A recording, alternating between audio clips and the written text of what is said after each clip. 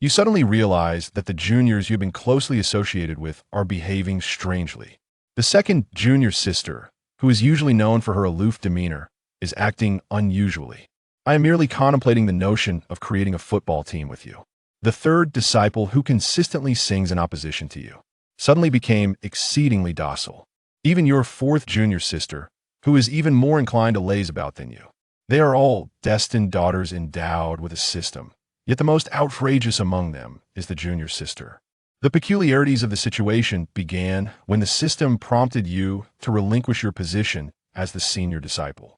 Originally, you thought you would lead a life of simplicity and tranquility. However, unexpectedly, a remarkable turn of events has unfolded before me. I wonder if they possess any form of system that guides them. Perhaps one should adopt a more long-term perspective. It remains uncertain how many time travelers exist in this world. I initially believed I was the protagonist, but it now appears that I may merely be one among the multitude of travelers. What if we were to be even bolder? Is it conceivable that we are not the first cohort of travelers to traverse this realm? Might it be possible that this world has long been inhabited by those who have journeyed through time? Amidst a flurry of conjectures, you are acutely aware that you lack the opportunity to validate them, at least for now. You casually discern a direction and set forth towards the rear mountain. At this juncture, I find myself inclined to suspect that my esteemed master may also be a traveler from another realm. As you casually pluck a spiritual fruit from the mountainside, you gnaw on it while quietly harboring your thoughts. After all, my master has taken in 75 disciples, each possessing extraordinary skills. What a remarkable coincidence it is that in this world, such a phenomenon could occur. If there were no hidden secrets surrounding my master, then you should leap from the peak of Qinglian. As you savor the sweet and subtly ethereal flesh of the fruit in your mouth, a frown inevitably graces your features. Given the possibility that numerous traversers may exist in this world, one cannot help but ponder the purpose of our arrival here. What profound implications lie behind our presence? Are you truly merely seeking to idle away your time, contemplating such trivial matters? Before you know it, you find yourself standing before a bamboo dwelling on the rear mountain. Each glance evokes a sense of wonder and admiration how extravagant your master truly is. You shook your head, took a few steps forward, and gently rapped on the door. As soon as you called out, "Master," the door swung open. You were not taken aback. Instead, you stepped inside and ascended the staircase to the second floor. Then I beheld a young maiden reclining on a soft couch, one hand grasping an apple and the other holding a novel. She took a bite of the apple, her gaze fixed upon the pages of the book, and inquired without lifting her head, "Is there something you need?" You tugged at the corners of your lips and offered a respectful bow to the cold and ethereal Shui, saying, "Master, your disciple has come to pay their respects." Your words are quite unrefined. Regardless, I trust you will eventually come to pay your respects to me. What has become of the bond of camaraderie between our master and disciple? What ist are you uttering? If you have something to say, speak freely. You observe the cool and aloof Shui, who continues to eat an apple while engrossed in her novel. No longer acting with formality, she speaks plainly. "It is as such I wish to relinquish the identity of senior brother." "No, master. In truth, at the very least, please heed my words. I shall not listen. I shall not listen. I shall not listen." Observing the ever-absorbed Lung Yoshua, who steadfastly refuses to lift her gaze from the novel, you feel a surge of anger. Raising your hand, you retrieve a volume from your collection. This is the latest release from Lin Shidu, a tale of tragic love within the realm of immortals. It is the 13th installment of The Escaping Little Wife of the Sword Immortal. Good apprentice, do you have anything to say? As soon as the words left your lips, the novel in your hands vanished without a trace, snatched up entirely upon its release. I never anticipated that you would manage to acquire it. Lung Yoshua eagerly opened it, meticulously flipping through the pages. The female antagonist truly repulsed me. If she were still alive in this volume, I would seek out the author for a conversation. "Master, why are you still here? Isn't this somewhat excessive?" "Very well. As the saying goes, one cannot bite the hand that feeds." Cold Yoshua, of course, could not genuinely cast away her esteemed disciple. Resigned, she tucked away her novel. "So, what exactly do you wish to convey?" "After careful consideration in recent days, I have come to the realization that In terms of both cultivation and moral character, I am not suited to be the esteemed elder brother. Do you no longer wish to assume the role of the senior disciple? I have agreed to 7. Indeed, upon witnessing this, you are filled with immense joy. However, I am too indolent to seek someone to fill your position. You must find a substitute for me. Master, you have 4 disciples. It would suffice to simply select one at random. Are they willing? Upon hearing these words, you are reminded of the bizarre experiences of today, rendering you momentarily speechless. However, considering the reward for completing the task, you swiftly gather your thoughts. Master, you are not merely their teacher, you are also the leader of the peak. Who would dare to defy the elder brother you appoint? Then I shall call upon you to take on the role. Upon hearing these words, you glanced at the cold and ethereal Shui, who was nibbling on an apple, and your lips involuntarily twitched. You thought to yourself, Master, yet, to put it another way, do not dwell on trivial matters. When will you find someone to replace you? Only then will I arrange a handover meeting for you. However, I have 2 conditions regarding the individual who will take your place. First, they must gain the recognition of those 4 little ones, and no form of coercion should be employed. Upon uttering these words, you raise your hand to shield your forehead, realizing that it would be quite challenging to accomplish the task within a short time frame. The intentions of my master are now clear to me. I shall exert every effort to discover a suitable entry. You approached Lung Yoshue and offered a respectful bow. Just as you were about to turn and depart, he had yet to make any move. I just heard the voice of Lung Yoshue. Furthermore, there is another matter. It seems that Xiao Luo recently confronted 7 individuals. Today, those individuals are likely to come to apologize. I fear that Xiao Luo may lack decorum during the reception and that another altercation might ensue. Therefore, I would like you to stand by and observe, ensuring that we do not lose the dignity of our Qinglian peak. At first glance, Lung Yoshue's words may seem rather problematic, for it is indeed rare for one who has wronged another to expect the offended party to come forth to offer apologies. Yet, you do not feel any sense of unease. You are well aware of your junior apprentice sister. Under normal circumstances, she would never resort to violence without cause. Thus, it is evident that the individual who was struck must have provoked her in some manner, prompting her to take action. The disciple comprehends, yet remains unaware of the precise moment the other party shall arrive at Qinglian Peak. Let us convene this evening. I shall inform Xiao Luo to seek you out at that time, cold Yoshue remarked, as she once again retrieved her novel and opened it, using her petite foot to gesture towards the staircase. Very well, if there is nothing further, you may take your leave. You bow your head once more, performing a respectful gesture before gradually turning away and making your way slowly towards the staircase. How is it that you have undergone surgery for your tumor? Do you still require my assistance in accompanying you? There is no need to trouble the esteemed master. I wish to wait a while longer to see if I can discern the heartfelt sentiments of Lung Yoshue. In response, you promptly provided 7 replies and then swiftly descended the stairs. Sensing your departure from the bamboo loft, Lung Yoshue raised her head from the novel. This young man, has he uncovered something? I am eager to know what he has discovered. It is truly astonishing that I have not heard the inner voice of my master. Why is that? No matter how one perceives it, my master appears to be the most suspicious figure. Retracing the path I once traveled, I continue to disrupt the love-struck creatures while becoming ensnared in contemplation. However, the inability to hear the inner voice does not necessarily signify anything definitive. It may be that my master is not a traveler from another realm, or perhaps it is due to their profound cultivation and elevated state, rendering them impervious to such communications. It is even conceivable that the inner voice is solely intended for the few disciples of mine.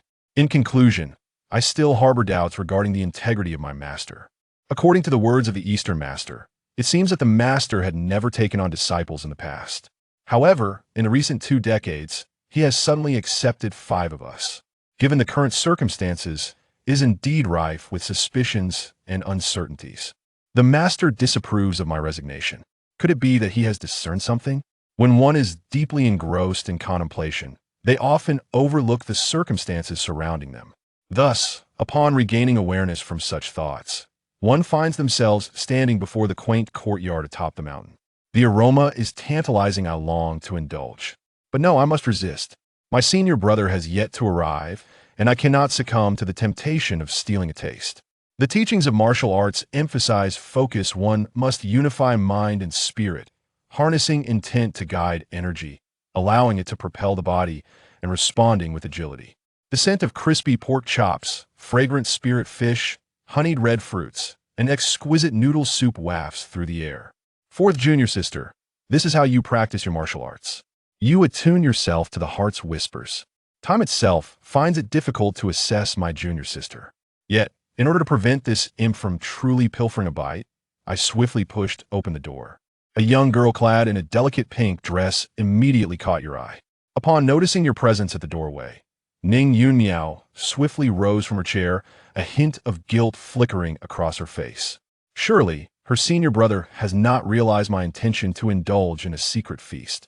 You composed your expression and gently nodded. The divine delicacies have been returned. At Qinglian Peak, Ning Yunmiao has always been responsible for delivering meals to the Ling Shantang for several fellow disciples of Qinglian Peak. With an air of pride, Ning Yunmiao raised her hand, gesturing towards the several dishes arranged upon the stone table, proclaiming, "I have brought back these." Additionally, I procured 2 portions of roasted spiritual fish accompanied by red jade fruits. You have surprisingly managed to secure the exclusive offerings from Ling Shantang. This revelation leaves you somewhat astonished, for such privileges are not easily obtained. In your past experiences alongside Ning Yunmiao, you often found it challenging to acquire them, especially given the recent influx of new disciples into the inner sect, which has rendered Ling Shantang exceedingly crowded. Ning Yunmiao, with her hands on her hips and her head slightly tilted back, exudes an air of triumph. With me, Ning Yunmiao, taking charge, securing these treasures is only natural. In truth, it was 2 junior brothers who assisted her in this endeavor, and they even vied to escort her back, displaying a commendable spirit of camaraderie. This current batch of junior brothers is notably amiable. Are they truly eager to assist others? I feel hesitant to articulate the truth. Each time new disciples are welcomed into the inner circle, there are always those unfamiliar with your identity who shower you with flattery. Have you not noticed anything amiss? Observing Ning Yunmiao's charmingly proud demeanor, you pondered for a moment before speaking.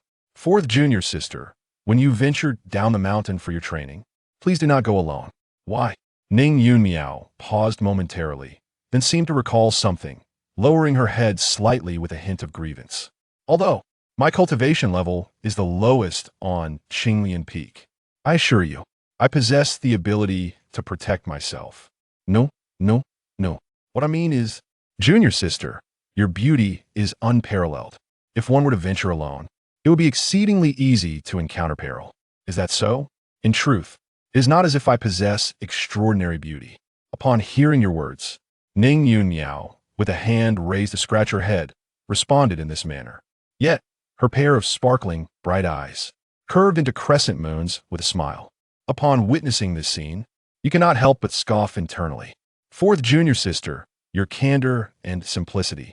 How have you concealed your identity as a time traveler from me for so many years? Am I truly blind? Very well. Let's deliver those spiritual delicacies to them. With a graceful gesture, Ning Yunmiao summoned forth a snow-white cat that materialized instantly in the midst of the gathering. The white feline let out a soft meow and, with a few dainty steps, approached Ning Yunmiao, affectionately nuzzling against her trousers. In an instant, Ning Yunmiao bent down and cradled the cat, known as Xiao Bai, in her arms. It is worth noting that according to the previous accounts of her fourth junior sister, she had fortuitously encountered and tamed this creature within the sect. However, now that the true identity of her junior sister was revealed, the implications regarding this cat began to surface. Just as this thought crossed her mind, the sound of Ning Yunmiao's voice resonated in her ears. He, when will you, little white, transform into a true white tiger? You're the only trump card granted to me by the system. Do grow swiftly, my dear. Indeed, the fourth junior sister also possesses a system. I've never witnessed such a phenomenon before, and it turns out to be a white tiger. Observing the white cat nestled in Ning Yunmiao's embrace, I ponder whether this might be a bit ironic. However, if little white truly is a white tiger, that would be extraordinary. Ning Yunmiao gently placed little white on the ground. With a flick of her wrist, She produced an unremarkable small pouch. With a subtle shake, the 3 portions of spiritual delicacies that were on the table vanished without a trace. All right, little white. Go and deliver the spiritual delicacies to them. Wait, leave Qingyin's portion behind and convey a message to her. Although, after today's events, you may prefer to avoid excessive contact with your second junior sister, it is difficult to defy the master's orders. Thus, you have resolved to nurture the tiger with your own essence. Ning Yunmiao, while retrieving the spiritual meal meant for Luo Qingyan from her small pouch, raised her delicate head in curiosity and inquired, "What do you mean? Your second senior sister assaulted someone a few days ago. I must summon her for an inquiry to clarify the specific circumstances."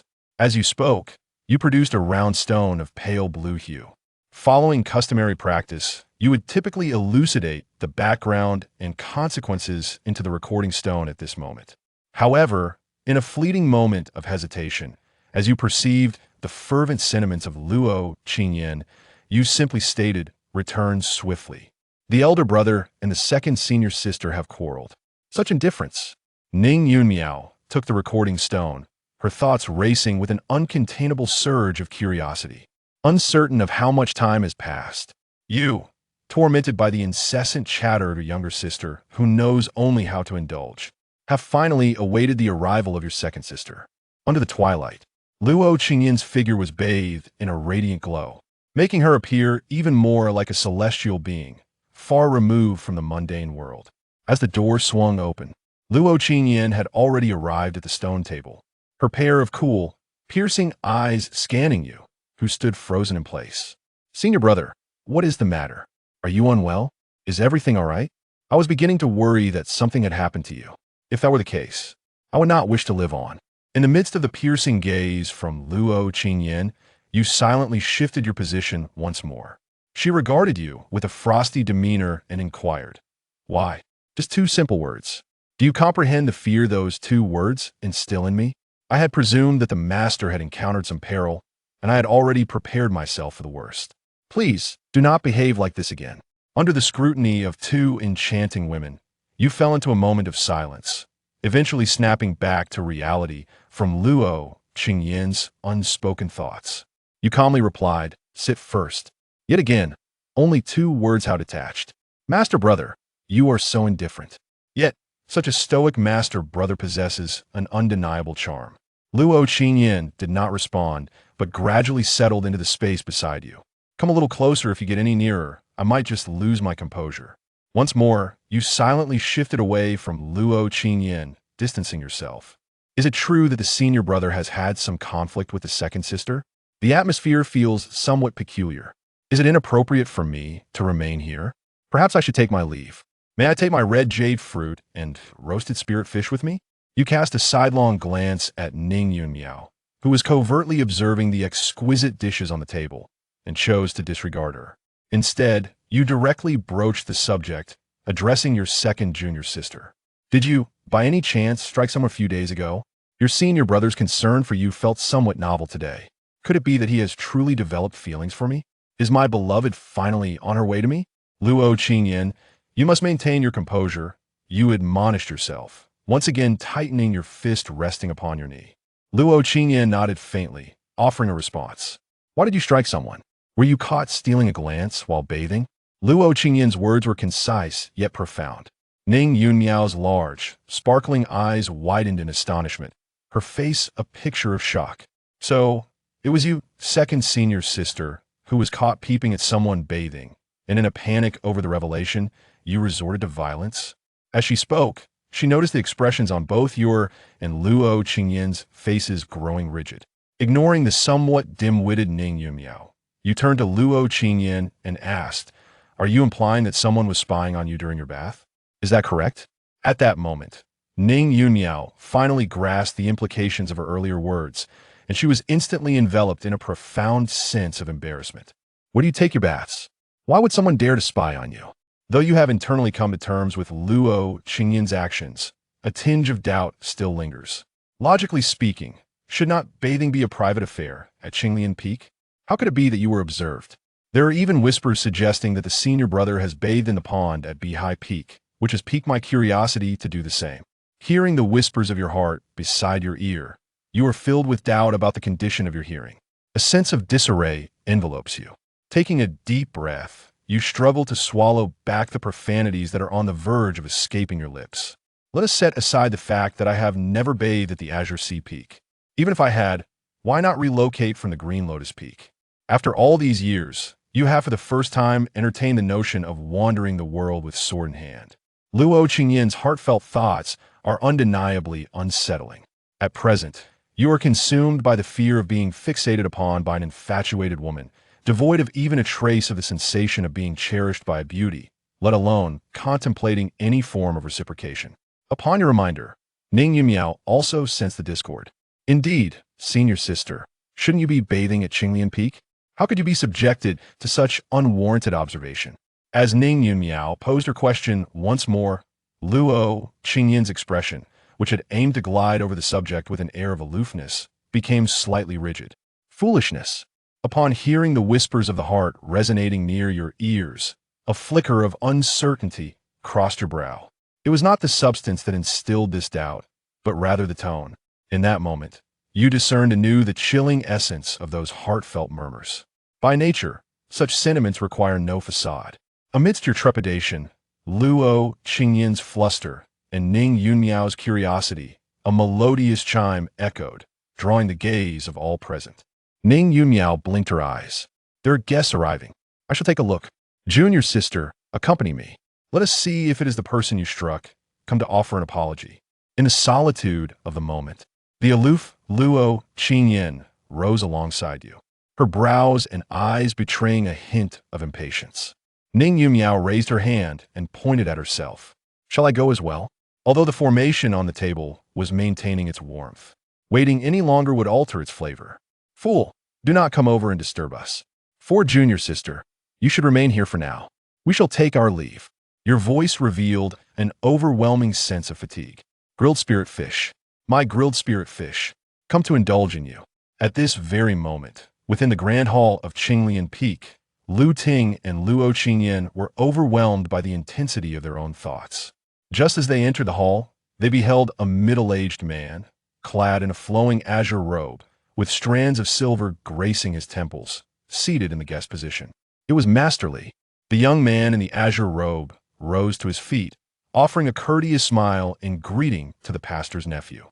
A young girl seated beside Li Qianhuan promptly rose to her feet, bowing respectfully to the two individuals. Sister, she addressed them politely. The gaze of this young woman towards the second junior sister seems somewhat unsettling. You, feeling a tinge of confusion, give a slight nod to Lu Qingdai. Li Ganhuan felt a fleeting sense of embarrassment, as if he were at a loss for how to continue the conversation. Upon witnessing this, the nearby Lu Qingdai was taken aback. Zhijia then exclaimed loudly, Senior Sister Luo, I acknowledge that my previous actions were misguided, but my feelings for you are genuine. Watching her small face flush, Lu Qingdai proclaimed loudly, and in that instant, your mind buzzed with confusion. What transpired?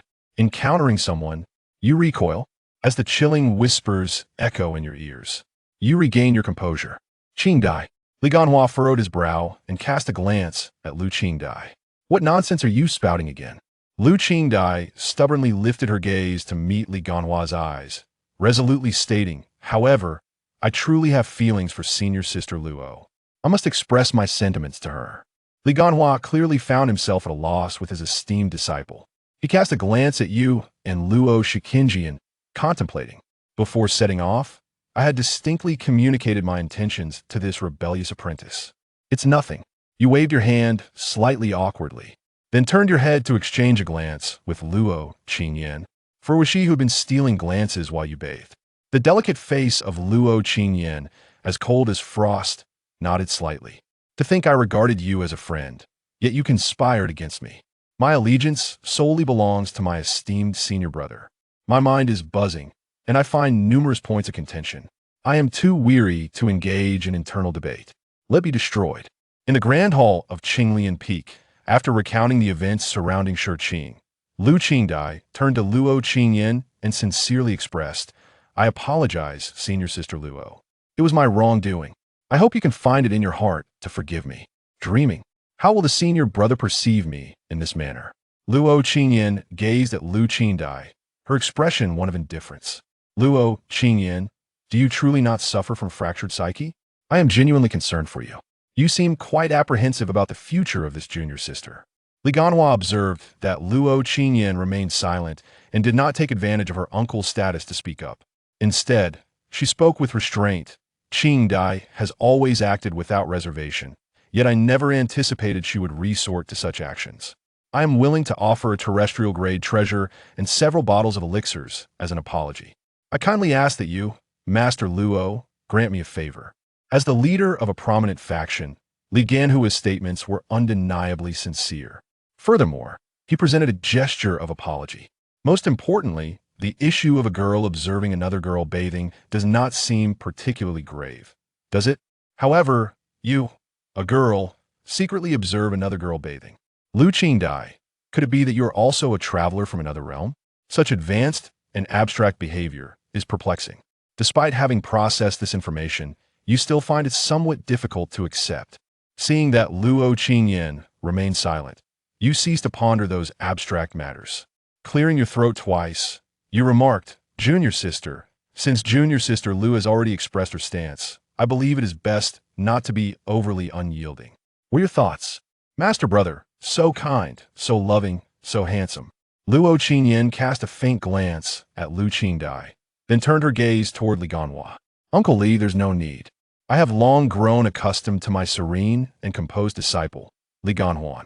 It is evident that the other party has forgiven Lu Qingdai and has also graciously declined my offer of an apology.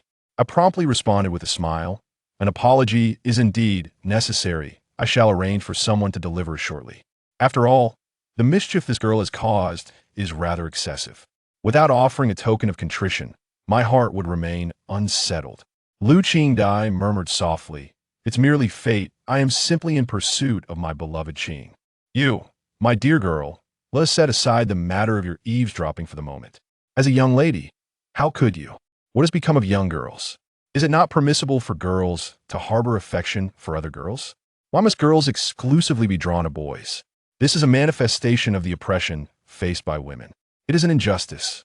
At times, when I contemplate these inequities, I become so enraged that my entire body trembles. In the sweltering heat, cold sweat covers my body, and my hands and feet grow icy. When shall we, the women, rise up? Oh my goodness! What a shocking first punch at Qinglian Peak.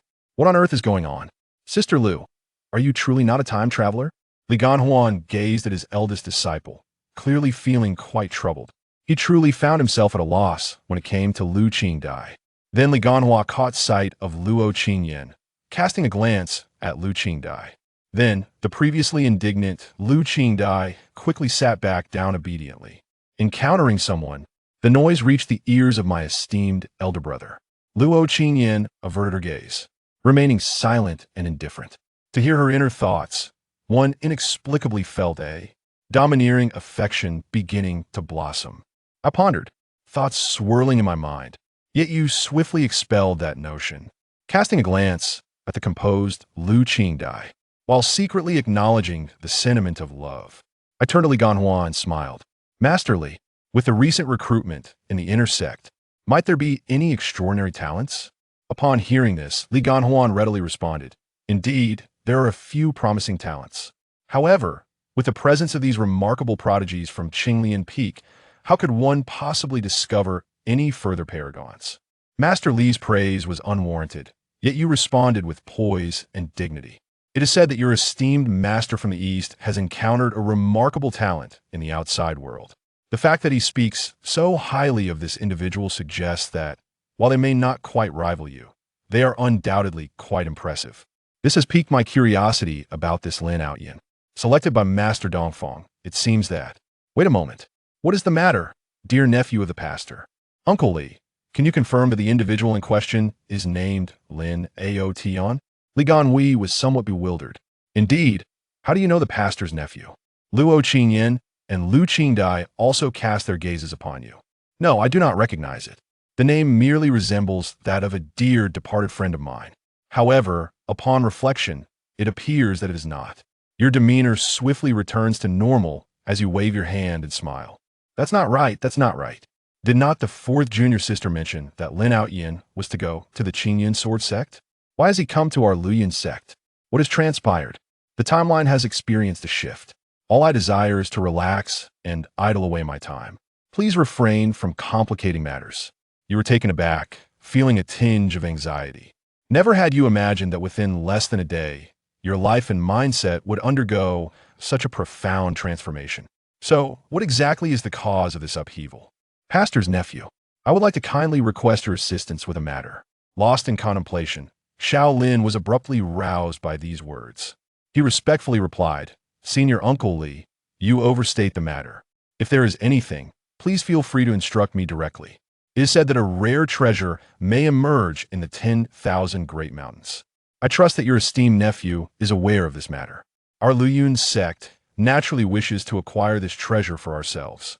Thus, I would like to request your nephew to inquire with the sect master regarding this endeavor, to see if she has any directives to impart. Upon hearing this, Lu Qingdai wore a puzzled expression. Why not go directly to the sect leader? Li Qianhuan displayed an expression of exasperation, sighing deeply as she spoke. Qingdai, you are new to the sect and may not yet be aware of the master's temperament. It is quite challenging to secure an audience with her. Why is the emergence of extraordinary treasures not considered a significant event? Would one seek an audience with the sect leader for such matters? Surely, the leader would not refuse a meeting with you, esteemed master. The remaining individuals present, including Luo Qingyan, responded in unison to Lu Qingdai's inquiry. Lu Qingdai was taken aback. She could not comprehend, yet she was profoundly shaken. Sister Lu, you shall come to understand this in due time. Your somewhat awkward attempt to speak reveals much. As the eldest disciple of Leng Yoshua, you are acutely aware that should Li Qianhuan seek an audience with Leng Yoshua regarding the matter of the extraordinary treasure, it is unlikely that she would even receive a response, let alone a meeting. I understand. Master Li, once I receive any news, I will inform you immediately. Very well, very well. Li Ganhuan wore a troubled expression as he finally managed to shake off the lingering feelings. Upon witnessing this, Lu Qingdai, filled with curiosity, inquired, since the sect leader is unwilling to address this matter, why then did you ask Brother Mu for assistance? Does Brother Mu possess a solution? What is the matter with this person? Brother Pastor, what are your intentions? Are you trying to attract the attention of the elder brother? I knew it all along. What do you mean by liking me? You simply wish to use me to get closer to the elder brother. Let me tell you, do not even think about it. You cast a fleeting glance at the silent and contemplative Luo Qingyan, pondering to yourself whether your junior sister is unwell. Despite the myriad of thoughts swirling in your mind, you swiftly recalibrate your demeanor and turn your attention to Lu Qingdai. Junior sister Lu, in due time, you shall come to understand. Brother priest, could you please articulate your thoughts more clearly? Upon noticing Luo Qingyan's gaze directed towards her, Lu Qingdai hesitated for a moment before ultimately opting for silence. The presence of the adversary is ubiquitous, yet there is little that can be done. After all, the senior brother is exceptionally talented. Henceforth, one must pay closer attention to the affairs of the 10 lines.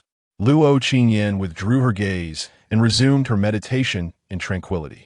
After bidding farewell to Li Ganhua and Lu Qingdai, you returned to the small courtyard with Luo Qingyan. Upon entering, you observed Ning Yunmiao sweetly asleep at the table. This individual seems to indulge in slumber daily, yet her cultivation remains unaffected. Could it be that her system possesses a feature allowing her to level up while sleeping? Then, upon noticing the 2 remaining plates of red jade fruit and roasted spirit fish on the stone table, you couldn't help but shake your head and smile. Luo Qingyan, with a stoic expression, approached the table and casually draped a blanket over Ning Yunmiao.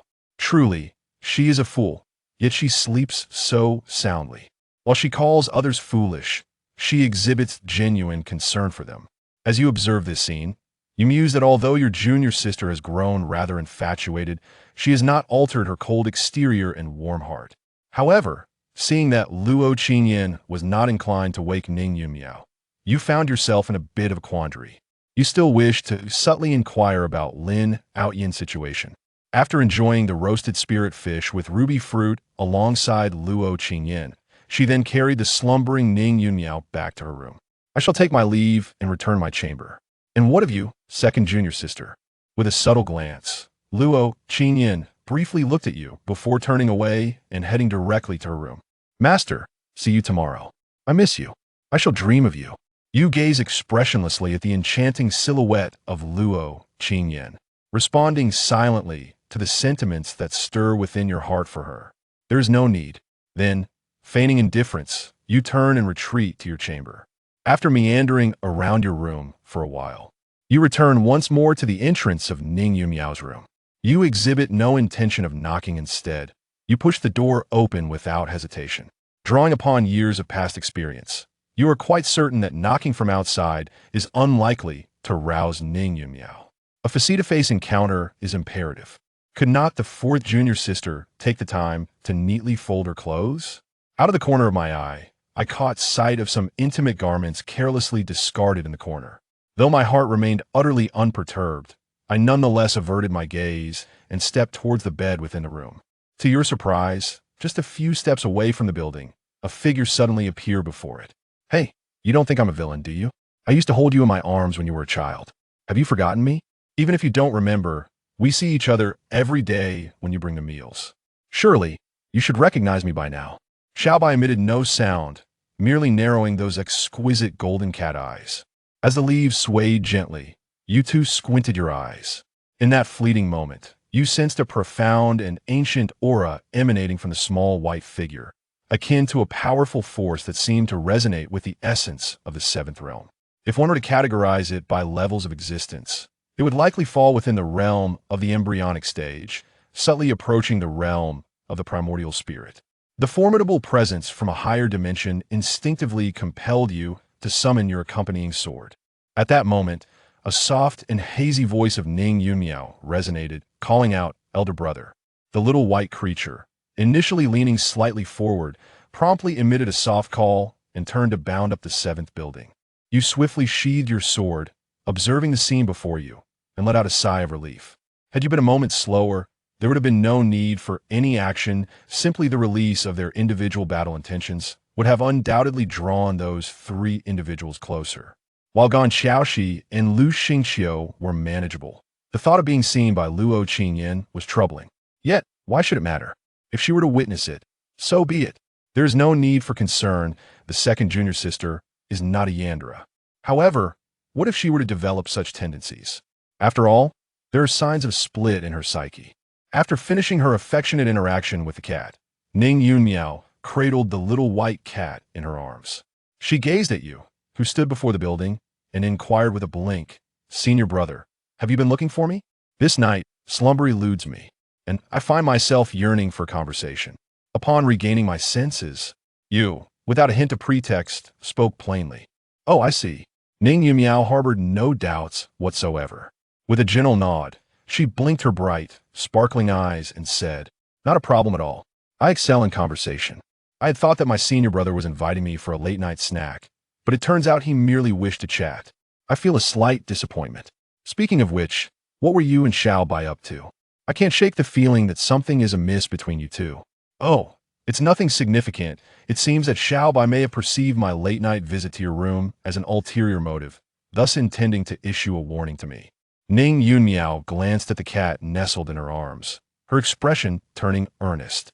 "Xiaobai, how could you think such a thing? My senior brother is a good person, you know. How could he harbor any ill intentions towards me? Even if there were any ulterior motives, it would merely concern the snacks I've hidden beneath the bed." Listening to the whispers of my heart, you subtly quiver your lips. Uncertain whether she comprehended Ning Yunmiao's words, the little white creature nestled in her embrace affectionately nuzzled against her, then turned to cast a wary glance at the latter. There's an ominous atmosphere, and you feel a shiver run down your spine from that piercing gaze. You nearly draw your sword, but alas, it seems this cat harbors a grudge against me. A sudden alarm grips your heart, as you contemplate whether to mention this to Ning Yunmiao. When she speaks up, saying, "Little Bai, you must remember, all those on Qinglian Peak are good people. When you grow up, you must not only protect me, but also safeguard everyone on the mountain. Do you understand?" This time, Xiao Zi fell silent for a moment before letting out another soft meow. With a gentle meow, you suddenly feel as if the burden upon you has lessened significantly. It seems as though you have just traversed the threshold of the netherworld. Is this the white tiger? Or perhaps a white tiger yet to mature? Look at others.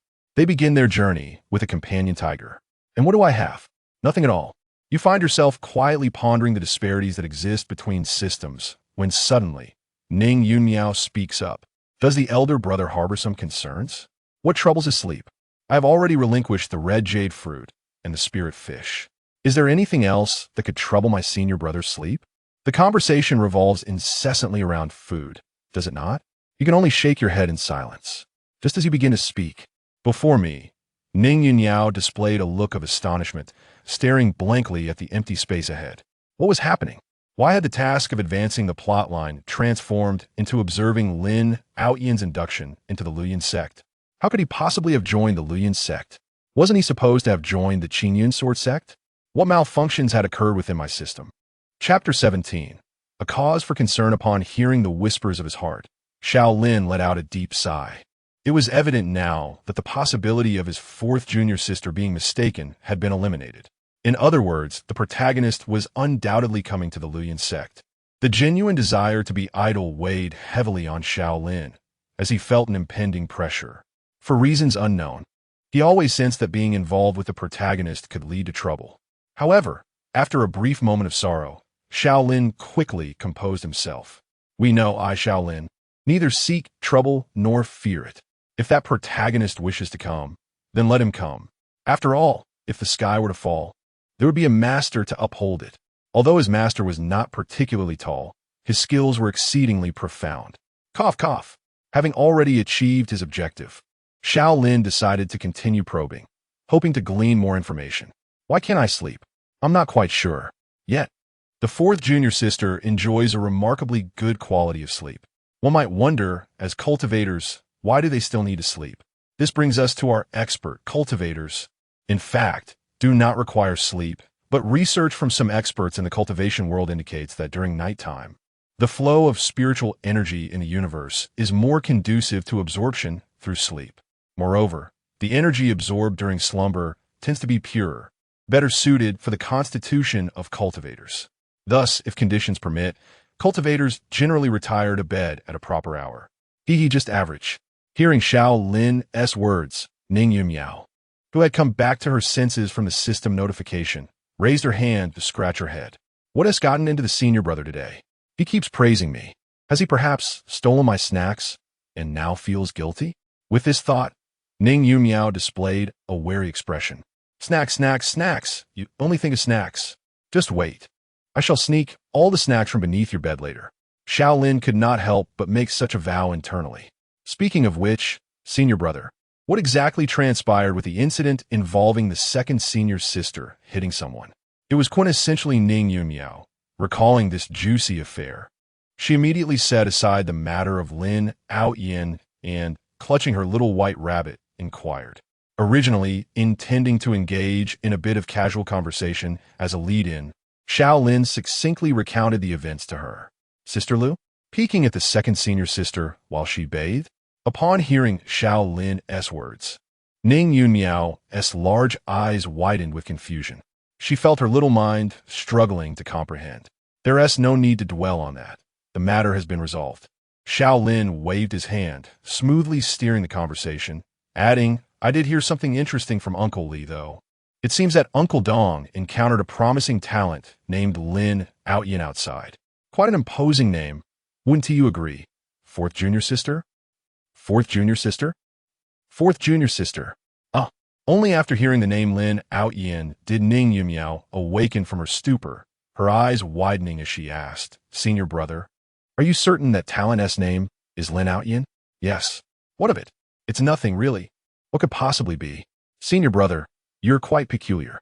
Sister, you truly are ill-suited for deception.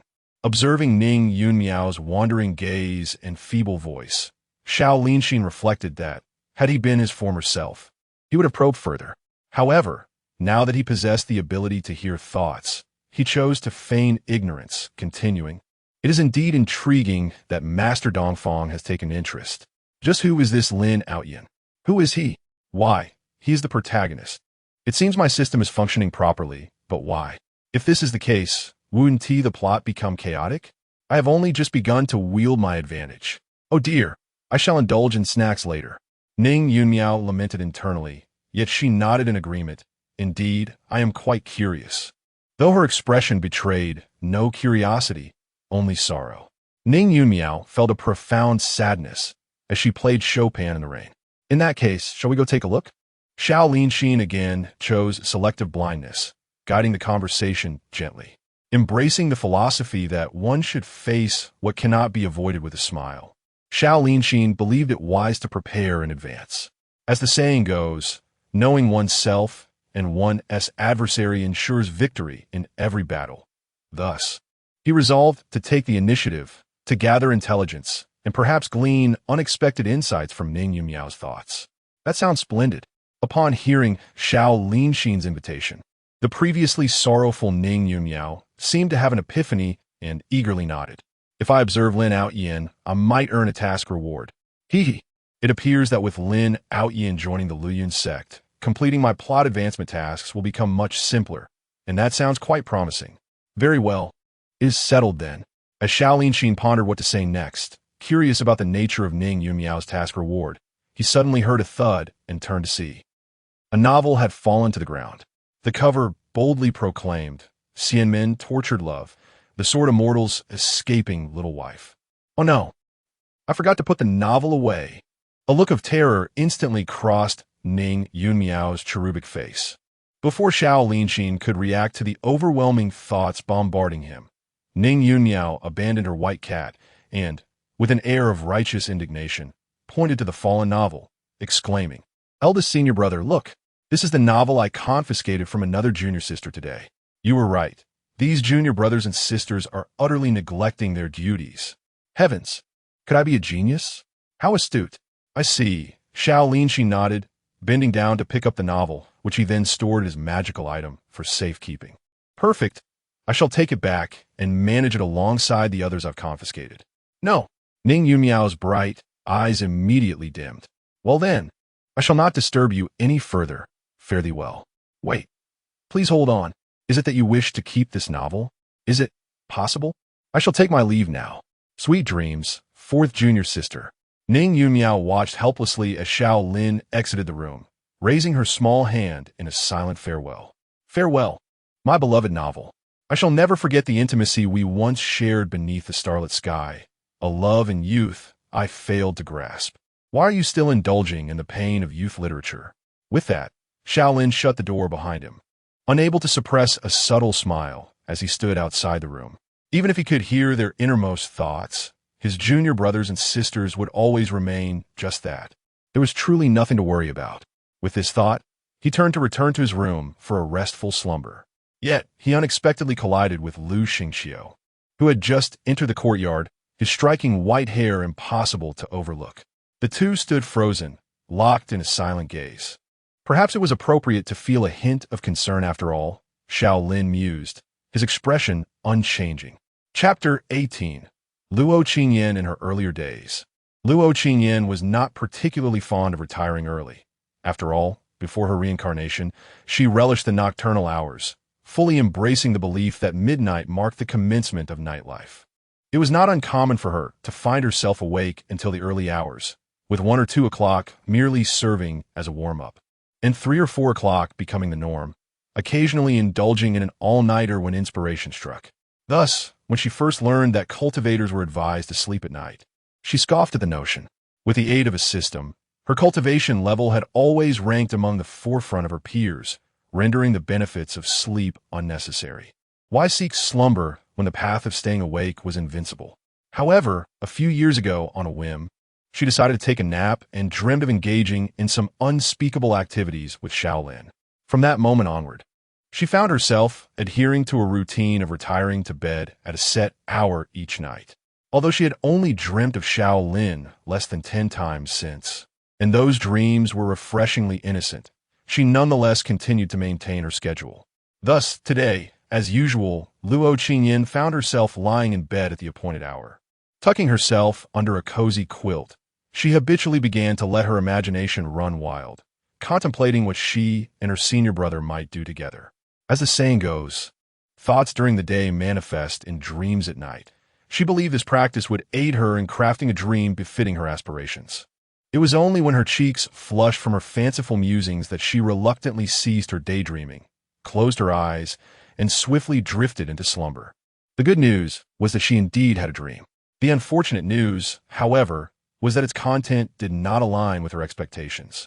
In a tranquil and orderly corridor, the lights on the ceiling cast a gentle glow, illuminating the walls, which were so white they appeared to reflect light. Neat rows of doors lined either side, marked with signs indicating patient rooms and consultation offices. Deep within her psyche, memories long buried began to resurface, and she could almost detect the faint scent of disinfectant. A young girl dressed in casual attire appeared in the corridor, briskly heading toward a certain patient room. The girl bore a striking resemblance to Luo Qingyan, albeit with a more youthful visage. Upon observing this, Luo Qingyan quickly followed in the girl's footsteps. The two entered a room at the end of the corridor, where an elderly woman lay on the hospital bed, engrossed in her mobile phone. Upon sighting the old lady, Luo Qingyan, trailing behind the girl, felt her eyes well up with tears. "Grandma, are you secretly playing games again?" Noticing her grandmother absorbed in her phone, the girl immediately spoke up with a hint of reproach. "Hey, why didn't you knock before entering the room?" The elderly woman, startled by the voice, hastily concealed her phone beneath the covers. However, her clumsy attempt at deception did not fool the girl, who stepped forward and snatched the phone from the blanket. Her expression serious, as she declared, "The doctor wants you to rest more, you know? But I still need to complete my daily tasks, check in, and send gifts to my characters." The old lady muttered softly. "It's just a game. How can it be that important?" The girl retorted, "It is very important. I worked hard for a long time to obtain that character. It's a 5-star character card." The young girl gazed at the elderly man, who appeared quite pleased with himself. Just as she was about to speak, the old man suddenly erupted into a fit of coughing, startling her into stepping forward to gently pat his back, aiding him in regaining his breath. Once he had calmed down, she picked up the medicine bottle from the table and administered his medication. "Cough, cough. You see, you snatched my phone away, cough, and caused my condition to flare up again. Mischievous cough, you mustn't do that in the future." The girl observed the old man's forced smile and, after a moment of silence, retrieved the phone she had set aside, returning it to him. "Grandma, how about this? You teach me, and I will help you log in and complete daily tasks, as well as send gifts to the characters. You can rest more, but I want to do it myself." "That's difficult, isn't it? Then don't do it. The phone is confiscated." Hey, hey. I will teach you. I will teach you. Why didn't you say so earlier?" Standing quietly by the bedside, Luo Qingyan observed the tender interaction between the old man and the girl, wiping the tears from the child's face before joining them. "Here, click on this, then this, it will automatically complete. And then click here. Grandma, don't you think this is a bit troublesome?" "What's troublesome about this? When I was playing the main storyline, the process was even longer. What about the gifts you mentioned? How do you send them?" "It's this one. Look, I finally drew this 5-star character card, Master Xiao Lin. Isn't it beautiful? Well, it's just average. Such poor taste for a young girl. Let me tell you, you can skip everything else. But remember to send him gifts every day and interact with him. Sometimes there will even be character storylines, so save those for me to enjoy." "Forget it. If there are character storylines, I will play it for you to watch, Grandma." "That works too. In any case, our goal is to raise his favorability to 100. All right, I understand, Grandma. Now lie down and rest well. I want to play a bit longer." "No way. TSK, you child. How frustrating. Where did you learn all this, Grandma?" Seeing the old man obediently lying down, the girl tucked him in, ensuring the blankets were snug, before pulling up a chair to sit beside him and began to help her grandmother complete the tasks she had not finished that day. Luo Qingyan reluctantly withdrew her gaze from the elderly man, watching the girl's somewhat clumsy actions as she interacted with Master Xiao Lin. Despite the smile tugging at her lips, her eyes grew moist once more. In her gradually blurring vision, the scene around her began to transform rapidly. The old man watched eagerly as the girl progressed through the storyline, urging her to complete gift dungeons. And his spirits soared with each increase in character favorability, revealing a brighter smile as if his ailments had lessened significantly. The girl, initially indifferent, began to take the task seriously, feeling frustrated when she selected the wrong dialogue during interactions, grinding through dungeons dozens of times for a specific gift, and staying up late to research strategies and take notes for a perfect character storyline. Ultimately, the scene froze on the moment when the girl raised her phone triumphantly. At last, 100 points of affection. The final affection story is unlocked. The young girl exclaimed in delight before swiftly exiting the game interface, eagerly preparing to make a phone call. However, before she could dial, another call came in. The girl, puzzled, answered the phone, her expression shifting from initial excitement to a state of stupor. The device slipped from her grasp, yet she remained oblivious to its fall. Luo Qingyan quietly observed this scene, no longer shedding tears, but simply watching in silence. She witnessed the girl attending an elderly man's funeral, being reluctantly escorted home by indifferent relatives, gradually becoming reclusive and cold. She saw the girl regard the character Xiao Lin, the elder brother from the game, as her only friend, whispering secrets to him.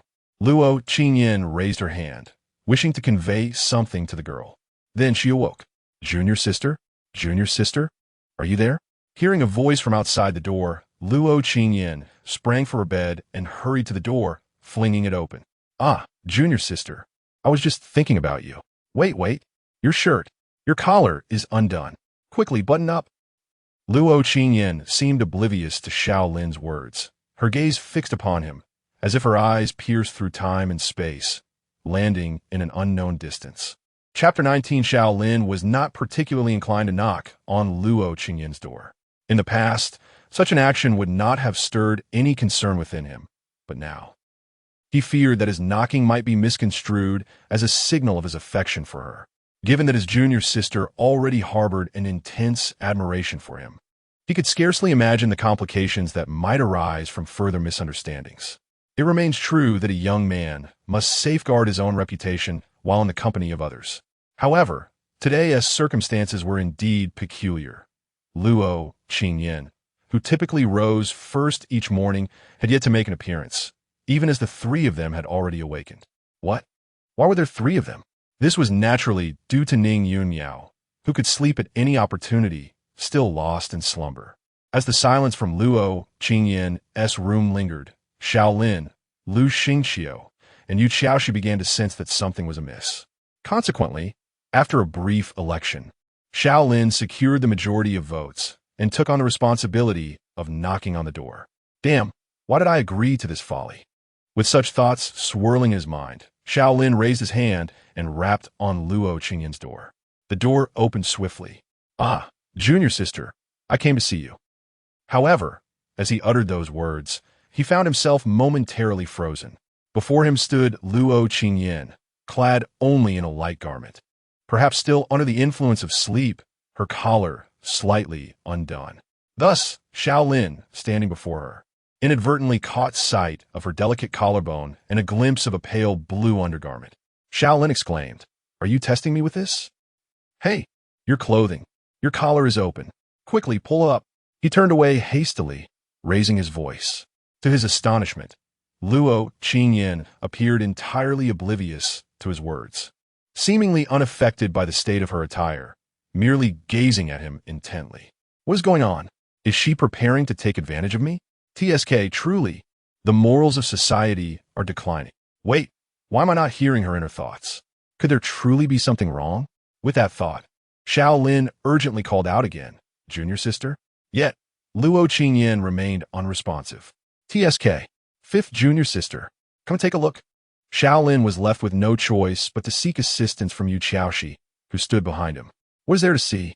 I have one too, she nonchalantly remarked, peering over Xiao Lin's shoulder at Luo Qingyan. I'm in for you to see what has happened to your second senior sister. Then why don't you look yourself? Has your eyesight failed? Senior brother? Why don't I look? Because I don't know what is going on. That is why I'm asking. You. Third junior brother, come and take a look. Senior brother, I simply cannot do that. Please forgive me. A bunch of useless individuals. What is happening? Just as Xiao Lin had finished berating his two junior siblings, he heard Luo Qingyan's cool voice pierce through the air. Senior brother is truly making a fuss. What difference does it make if you see? As long as you wish, I shall disrobe entirely.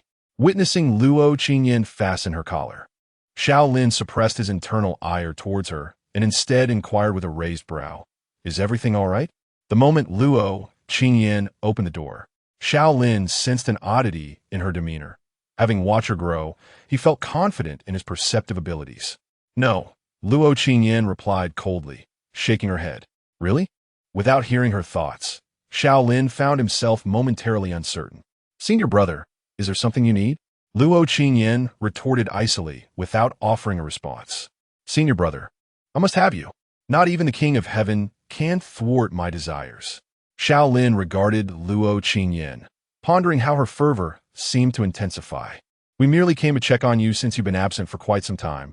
Yu Qiaoshi interjected nearby. "Did I ask you?" Luo Qingyan shot Yu Qiaoshi a frigid glare, ready to speak when her peripheral vision caught a flash of dazzling white, leaving her momentarily stunned. What madness is he exhibiting?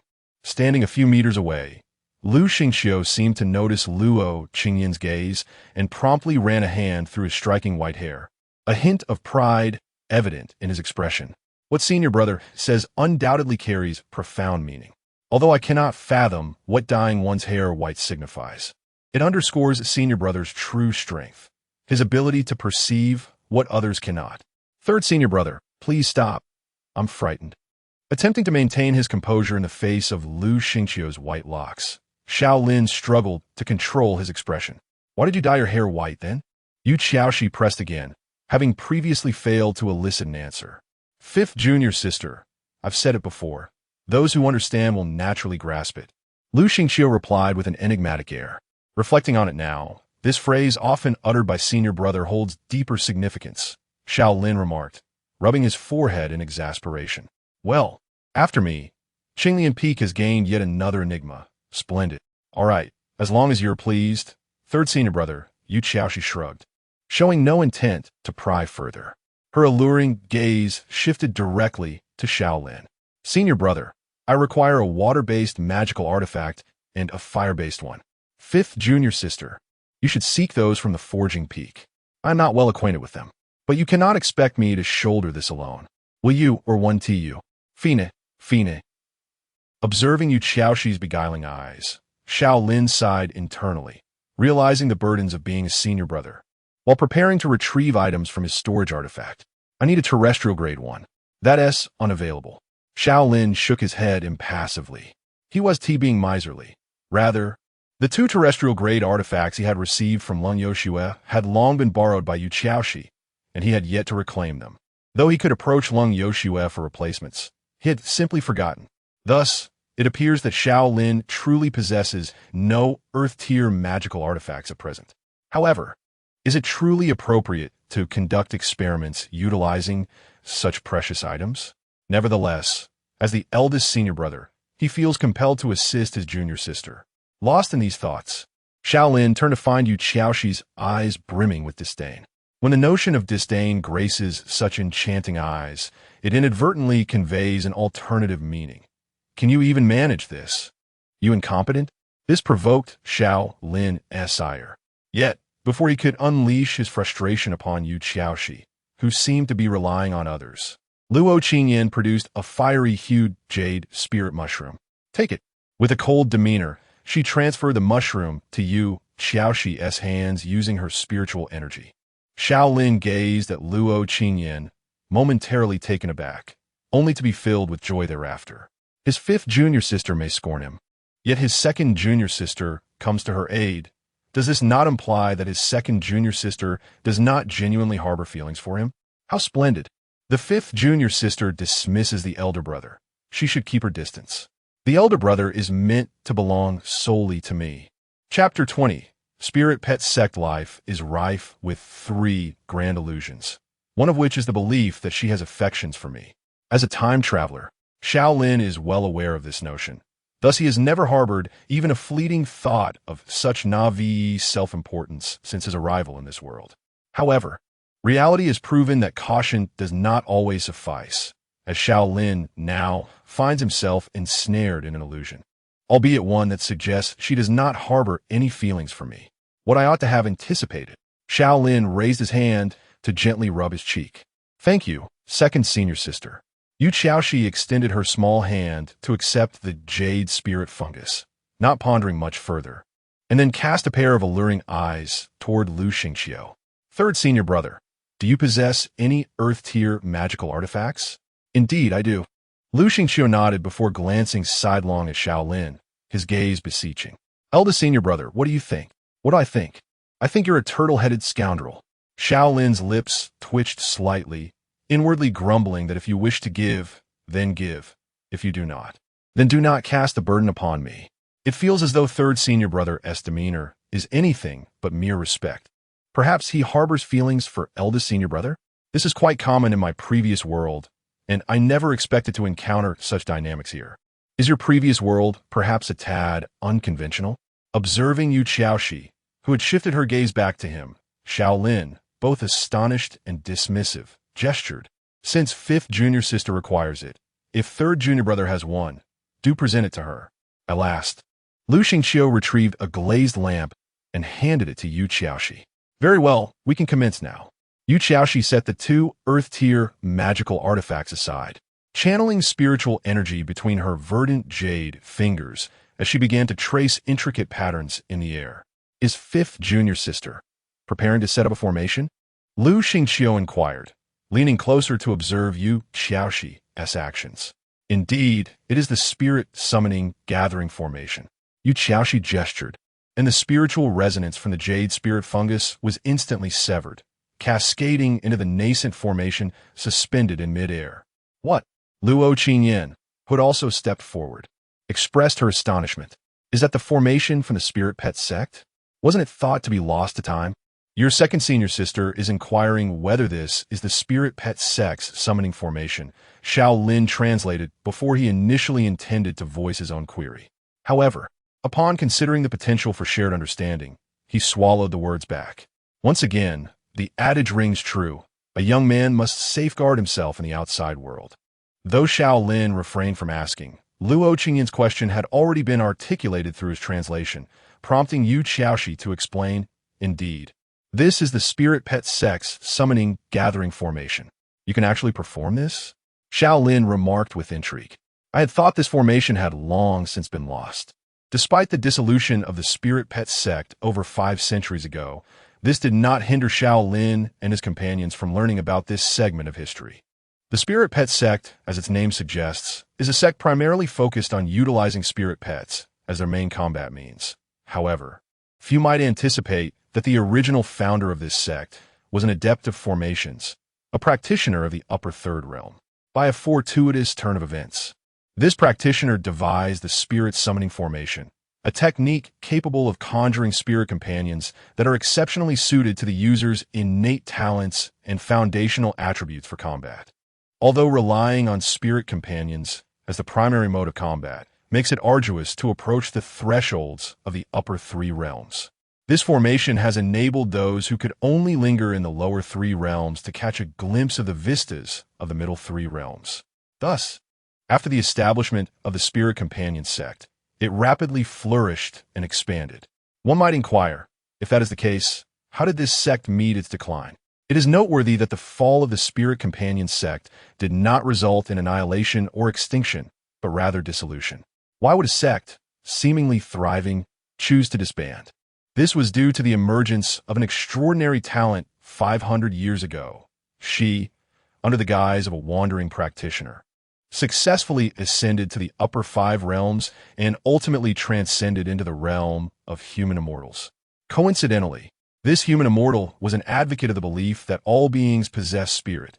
She had released fierce beasts, stray cats and dogs, grass, stones, and even drinking water back into the wild. It is not hard to imagine her discontent with a sect that enslaved spirit companions for battle.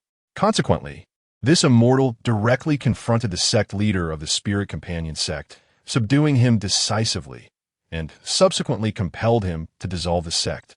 She then employed a supreme secret technique to bind all members of the sect, rendering them unable to utilize the spirit summoning formation for the rest of their lives or pass it on in any form.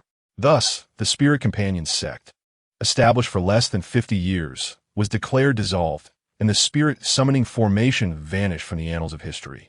Therefore, it is no wonder that the onlookers were astonished to witness Xiaoxi employing the spirit summoning formation, as it had indeed been lost to time.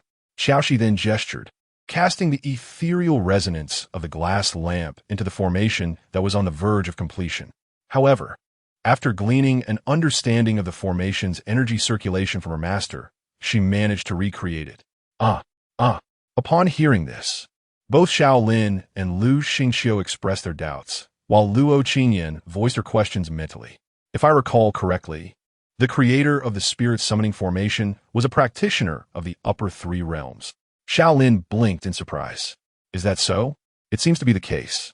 Without pausing her movements, Xiaoxi used one hand to grasp the already formed miniature formation, controlling it effortlessly in her palm, while the other hand, with fingers poised, gently tapped the miniature formation. Suddenly, the miniature formation radiated a brilliant light. Fifth junior sister, you managed to restore this formation by yourself? Lu Xingqiu inquired, astonished. You only relied on what you heard about the energy circulation of the formation from our master? I know our master is formidable, but in her previous life, fifth junior sister did not possess such talent. It seems that since my rebirth, aside from the eldest brother, the transformations of the other junior and senior sisters have been quite pronounced. I wonder if this change is influenced by my rebirth. No, third brother, this is not your issue, it is theirs. Xiao Lin pondered silently. Indeed, what is going on? With a graceful lift of her left hand, Yu Xiaoxi deftly liberated the miniature formation from its restraints. As if awakened by the wind, it expanded rapidly, transforming into a grand array that enveloped almost half of the courtyard. This formation is far simpler than the intricacies of magical calculus or structural magic. Restoring this array is less challenging than crafting a simple table. Magical calculus? Structural magic? TSK, fifth junior sister, your previous world seems to have been quite arduous. Furthermore, I shall refrain from commenting on the final remark. Xiao Lin pondered silently.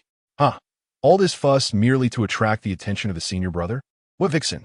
The folly of love, truly, is bewildering. Xiao Lin raised his hand to massage his temples. Then, he observed as Yu Xiaoxi pointed her hand skyward. The array in the air once again radiated brilliant light, and then, Chapter 21 then, a stunning beauty clad in a strapless outfit, voluptuous and alluring, emerged from the array. Of course, it was impossible. The formation shimmered with radiant light as a mass of substance slowly materialized. Why use the word mass? Because its texture resembled that of jelly, aptly described as such. The fifth junior sister was indeed a prodigy when it came to formations. Lu Xingqiu expressed his admiration sincerely, then glanced at the peculiar substance emerging from the array, raising an eyebrow and inquiring, "So, is this summoning a spirit pet?" "Yes," Yu Xiaoxi replied, maintaining the array's operation with her internal spiritual energy. "I encountered a bottleneck while researching other offensive techniques yesterday, feeling somewhat restless, so I decided to relax a bit by completing this formation." Relaxing and completing the formation? If the Academy heard that, they would probably come knocking at the door. Speaking of which, in my previous life, the senior brother was confronted by the Academy because of his forthrightness, yet he ended up winning the heart of the Academy head's daughter, infuriating her father to the point of spitting blood. Truly, he is deserving of the title senior brother. Continue pretending. Do you so desperately wish to attract the senior brother's attention? Originally, Xiao Lin had a plethora of retorts regarding Xiaoxi's words, but upon hearing the thoughts of the other two, he was engulfed by a profound sense of helplessness, even extinguishing his desire to complain. What is this all about? As their thoughts swirled, the mass of substance emerged further from the spirit summoning array. Xiao Lin stared at the half-formed spirit pet, momentarily stunned. Wait a minute, this is a slime? Hearing the familiar thoughts belonging to Luo Qingyan, Xiao Lin was reassured of his judgment. Though only half of the spirit pet was visible, its viscous, translucent body and rotund shape bore an uncanny resemblance to a creature known as a slime that he had encountered in various films and television shows before his transmigration. This spirit pet looks rather peculiar. Lu Xingqiu also noticed the oddity of the slime, stroking his chin in contemplation. Indeed, Yu Qiaoshi replied, though her expression betrayed a sense of nonchalance. After all, to think a slime was summoned. This formation is indeed intriguing. However, if it can summon a slime, why not a frost giant dragon? If a frost giant dragon were truly summoned, fifth junior sister, you would likely be captured for dissection and research. Xiao Lin had barely finished his thought when a soft pop echoed through the air. The massive slime, which had still been partially trapped within the array, broke free and landed on the ground. Oh, this creature looks rather formidable. Observing the slime with its pair of round, pure white eyes, Xiao Lin could not help but chuckle. The slime's body was not only half blue and half red, but also adorned with shimmering golden patterns that rendered it impossible to underestimate. This spiritual pet is truly unlike anything ever seen before. Lu Xingqiu approached with an expression of curiosity. Despite having lived 2 lives, he had never encountered such a creature. In contrast, Luo Qingyan's focus lay elsewhere. How could the 5th junior sister summon slime? This defies logic. She should never have encountered such a being. Or could there be an issue with the formation? Luo Qingyan cast a sidelong glance at Ning Yunmiao, a flicker of contemplation passing through her features. Luo Qingyan sensed an anomaly. Hearing her thoughts, Xiao Lin was suddenly alarmed. Though he was unaware if the 5th junior sister bore any restrictions that prevented the exposure of her identity as a traveler, it was undoubtedly best to keep such matters concealed. Thus, he quickly interjected, remarking that the spirit summoning formation could conjure a myriad of bizarre creatures. Sometimes even beings unheard of before, and today prove that to be true. Ah, I see. It must be the formation's influence. The senior brother truly is well informed. How delightful. The content of Luo Qingyan's thoughts shifted dramatically, taking on an unmistakably irrational tone. Phew, it's fortunate that the 2nd junior sister is infatuated. No, we aren't in a romantic relationship. One cannot call infatuation. It feels more like, a fervent, mindless fandom. As Xiao Lin's mind wandered, he heard a distinctly drowsy female voice behind him. Why is everyone here? Aren't we supposed to be cultivating? How dare you mention the word cultivation? Turning to see Ning Yunmiao standing at the door, rubbing her eyes, Xiao Lin's mouth twitched. Was the 3rd junior sister up this early today? Ning Yunmiao yabunet. A hint of tears shimmering at the corners of her eyes. Actually, it was Xiao Bai who wanted to come out. Before she could finish, Xiao Bai appeared in the courtyard, gracefully approaching the slime, her golden feline eyes surveying the stranger with curiosity. What is this? Following Xiao Bai's gaze, Ning Yunmiao spotted the slime and was momentarily taken aback. So this world has slimes as well? I had no idea. Speaking of which, this creature resembles jelly. It's been ages since I had jelly. How nostalgic. The 4th junior sister was truly a source of ease. With a blank expression, Xiao Lin let out a slight sigh of relief, but was suddenly struck by a sensation, furrowing his brow and glancing skyward. Almost simultaneously, Luo Qingyan made the same motion, followed closely by Yu Qiaoshi and Lu Xingqiu. Ning Yunmiao, noticing everyone looking up, followed suit.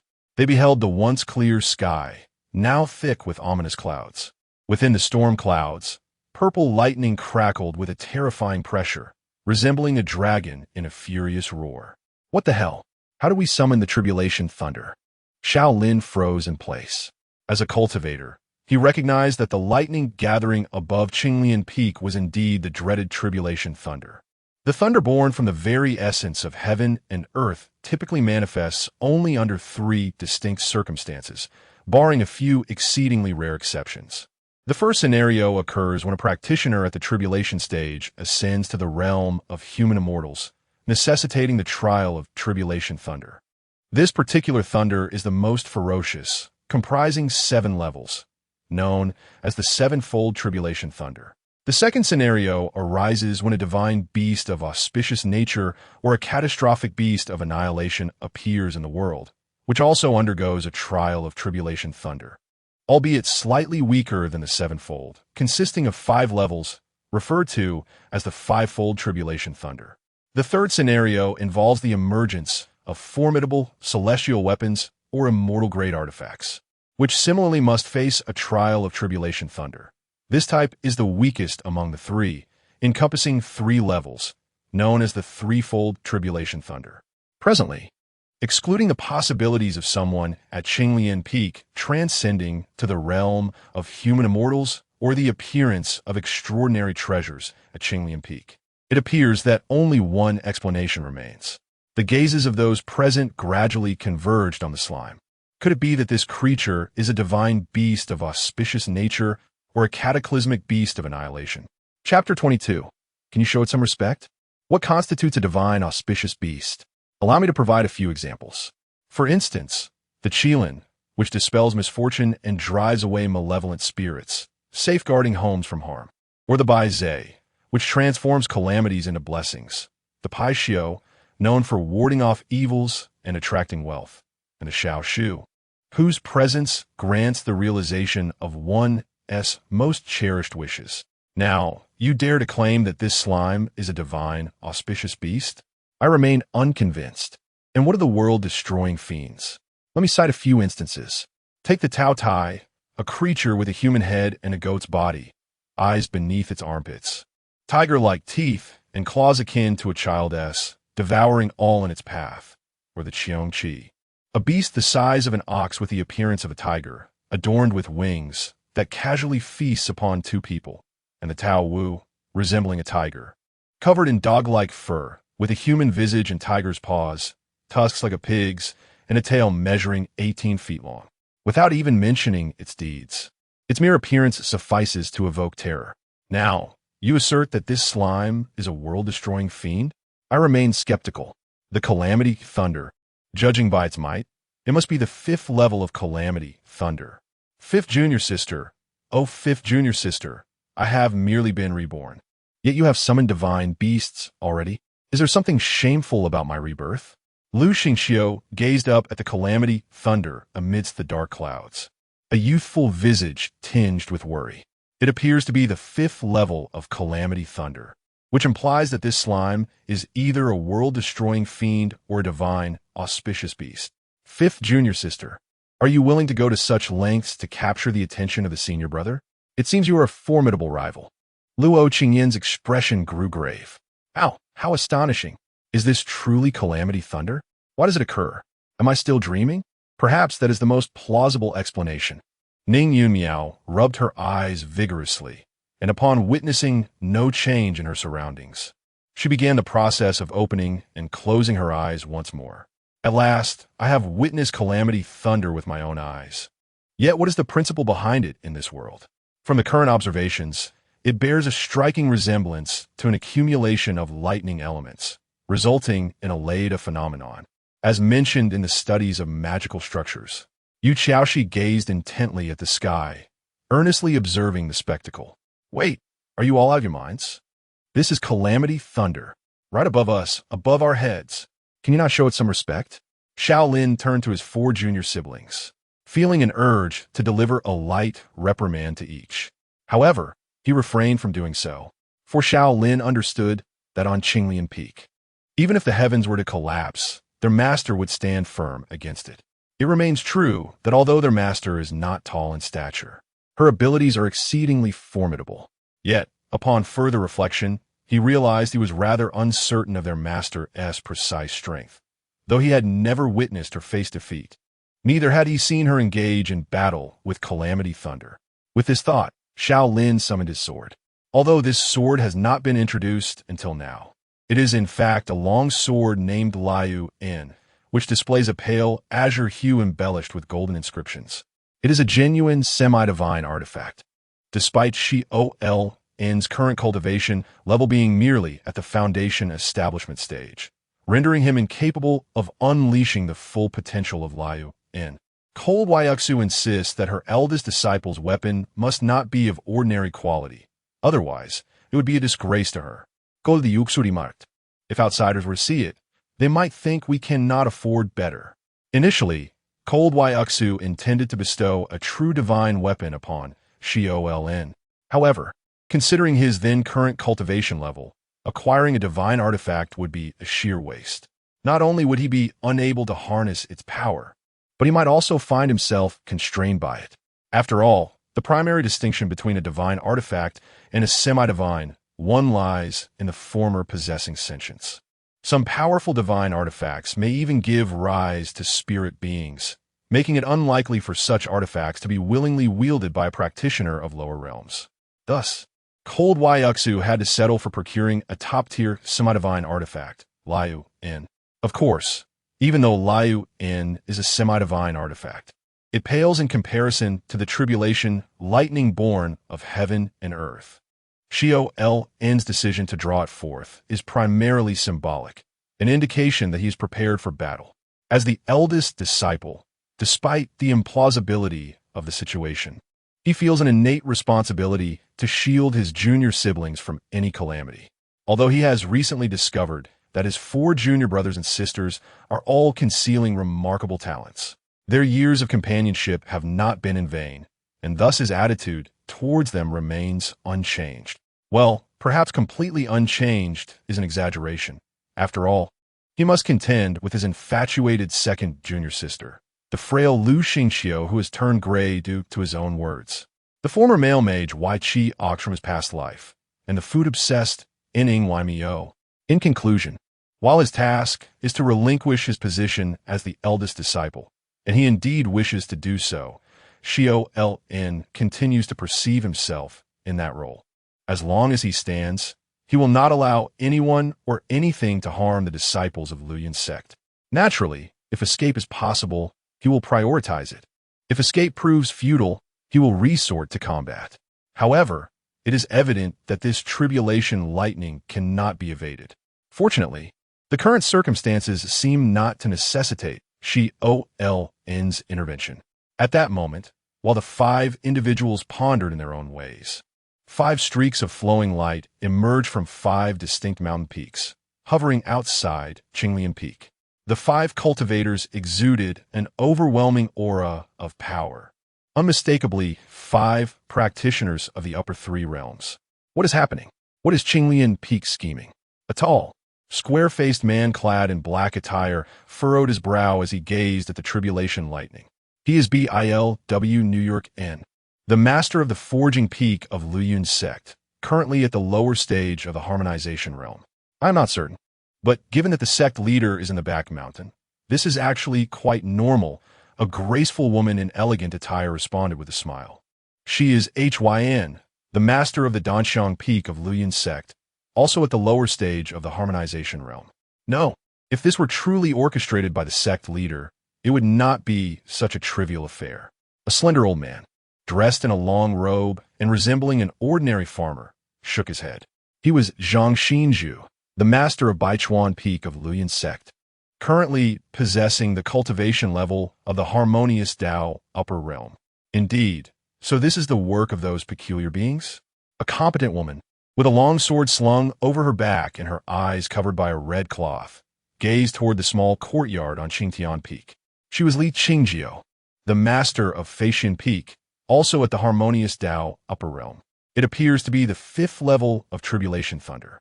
Li Yuhuan observed the increasingly ominous thunderclouds and remarked in confusion, but there are no auspicious divine beasts or apocalyptic fiends here. Just as Li Yuhuan's words fell, her brows suddenly shot up in surprise. The expressions of the other peak masters also shifted dramatically. Chapter 23 at this moment. The few individuals hovering in the air were all formidable practitioners of the upper 3 realms. Therefore, what caused their expressions to shift was not the terrifying presence of this young man. The thunderclouds, which had been rolling ominously, suddenly quieted for a brief moment before erupting with even greater ferocity.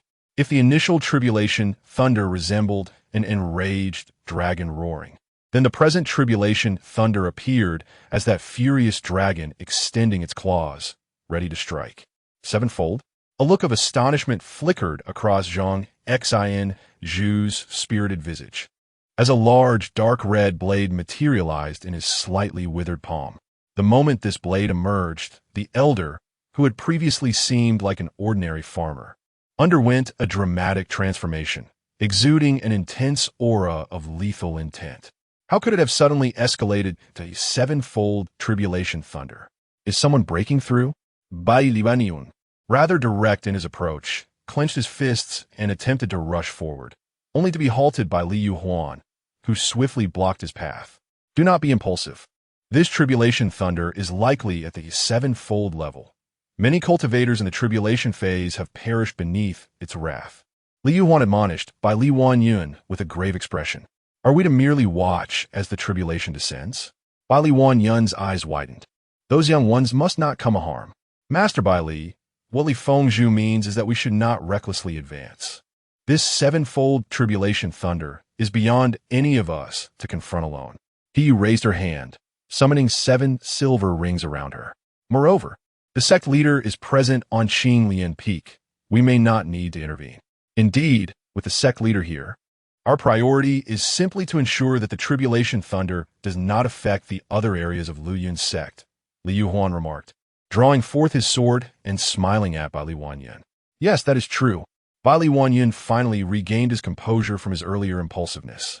The thought of their powerful sect leader alleviated much of the tension in the atmosphere. What if the sect leader believes we can handle this? Li Qingjiu suddenly spoke up. Upon hearing this, the others fell into a contemplative silence. Over the years, they had come to understand just how unreliable their powerful leader could be. When Luyun's sect was first taken over by Long Yushui, it had not yet gained the formidable reputation it now held within the cultivation world. Thus, it became a target for the enemies of a certain elder. To speak candidly, that adversary was indeed a formidable character, having bided his time for 2 centuries. Ultimately, he completed the demonic arts in his possession and successfully broke into the tribulation realm. At that time, among the peak masters of Luyun's sect, the most powerful was Zhang Exinju at the intermediate stage of the harmonious path, and the capable Li Qingjiu had yet to join. Thus, they were caught off guard as that foe assaulted their mountain gate. 30 years in the east, 30 years in the west. Today, I shall have your entire sect pay for his demise. The adversary, grinning maliciously, seemed poised to strike down the disciples of Luyun's sect. Then, Long Yushui appeared, effortlessly reducing him to ash with a single palm strike. In the aftermath, when several peak masters inquired why Long Yushui had not intervened sooner, waiting until the mountain gate was breached and the sect's disciples were in peril, her response was simply, I thought you could handle it. In conclusion, with this cautionary tale in mind, the several peak masters suddenly found a semblance of truth in Li Qingjiu's words. The atmosphere in the arena grew tense once more. Unfortunately, life seldom grants one the luxury of rehearsing thoughts. Before the peak masters could reach a decision, the ominous thunderclouds, which had been roiling and roaring for quite some time, struck down with a resounding crash. Almost instantaneously, the first wave of thunder had traversed the vast expanse between heaven and earth. The thunderous roar resembled the wrathful growl of a furious dragon as the violet lightning descended, imbued with overwhelming pressure and a savage aura. This was the wrath of the heavens, a thunderstorm heralding annihilation. With thunder, darkness was shattered. The frenzied waves of spiritual energy rippled outward, and the 5 peak masters concurrently ascended to the summit of Qinglian Peak, each preparing to unleash their most formidable techniques. The clash between the heavens and the practitioners was on the precipice of eruption. Then, the first wave of thunder collided with a protective shield. Subsequently, the first wave of thunder, which had stirred up ripples upon striking the shield, dissipated entirely as its energy was exhausted. A practitioner from the Luyun sect exclaimed, "What is happening?" The dissipated first wave of thunder pondered, "Who am I? Where am I? What was I meant to accomplish?" Meanwhile, Xiao Lin, wielding the flowing cold blade, gazed in astonishment at the now tranquil shield. This protective array had been meticulously crafted by Long Yushui, who had already established a formidable reputation in the cultivation world by that time, dissuading anyone from daring to trouble the Luyun sect. Little did they anticipate that this array's inaugural appearance would be to confront the thunderstorm, and it effortlessly held the thunder at bay. As Xiao Lin marveled at this, he heard the thoughts of his fellow disciples resonating in his ears. How is such a powerful formation constructed? How does the spiritual energy circulate? What enables it to withstand the onslaught of thunder? If only I could comprehend these mysteries, my understanding of magic would surely ascend to new heights. Just observing this, one can sense the terror of the thunder. Yet, Master merely relied on a formation to thwart it. Truly, a master who once battled celestial beings, incomprehensibly formidable. Thank goodness I didn't buckle and fall to the ground. That would have been utterly humiliating. This thunder appears genuinely fearsome. Speaking of which, there seems to be a fruit that grows only in thunderbolts, said to be exquisitely delicious. I wonder when I might get to taste it. If only the senior brother could profess his feelings under the thunder. That would be so romantic. Help! Just thinking about it makes me tremble. Indeed, the fifth junior sister remained wholeheartedly devoted to learning. The second junior sister continued in her whimsical reverie, and the fourth junior sister was focused on her meal. As for the third junior brother, it turned out that Master was once capable of battling celestial beings in a previous life. If so, then in this life, Master should be equally formidable. TSK. If that is the case, wouldn't that render him invincible? Xiao Lin rejoiced. After all, the more powerful Master became, the more delightful his life of leisure would be. While this stream of thoughts seemed lengthy, it transpired in merely a fleeting moment. Meanwhile, the second wave of thunder had already descended. Be cautious. Zhang Zin's Huzi gripped his long blade tightly, his battle spirit surging. The remaining peak masters were also well prepared. In almost an instant, the second wave of tribulation thunder traversed the chasm between heaven and earth. The thunder roared like an enraged dragon, with violet lightning emanating an overwhelming pressure and a savage aura. This was the wrath of the heavens, a harbinger of destruction. With thunder, it shattered the darkness. Then, the second wave of tribulation thunder collided with the protective grand formation. Subsequently, the second wave of tribulation thunder, which had struck the barrier and sent ripples cascading through it, ultimately dissipated as its energy was exhausted. History often bears striking resemblances. The second wave of tribulation thunder lamented.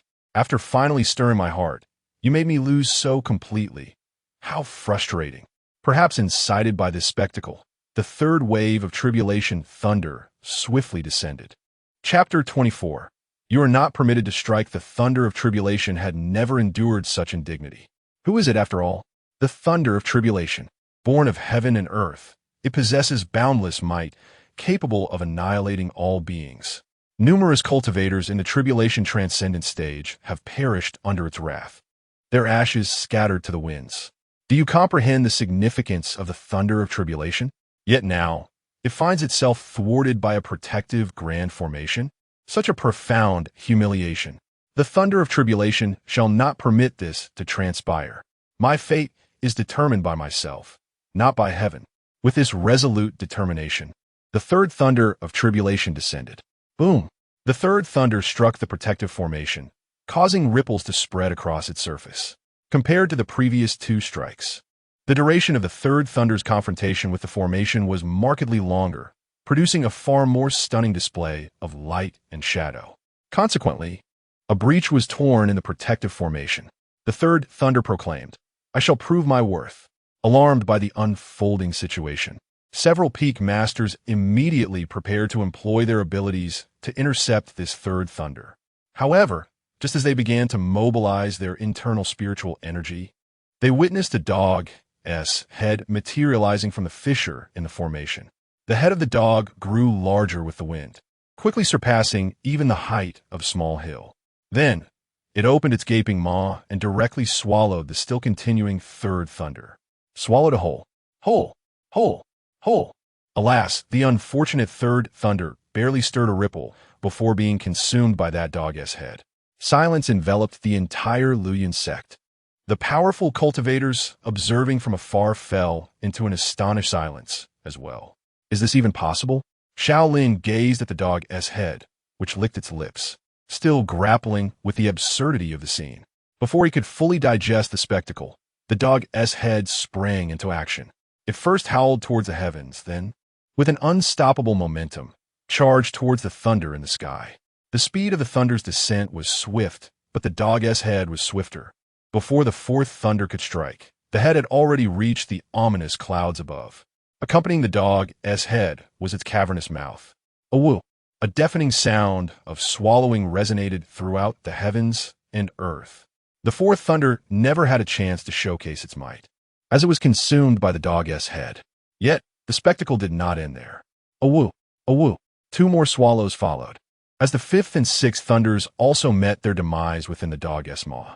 In ancient times, celestial canines devoured the moon.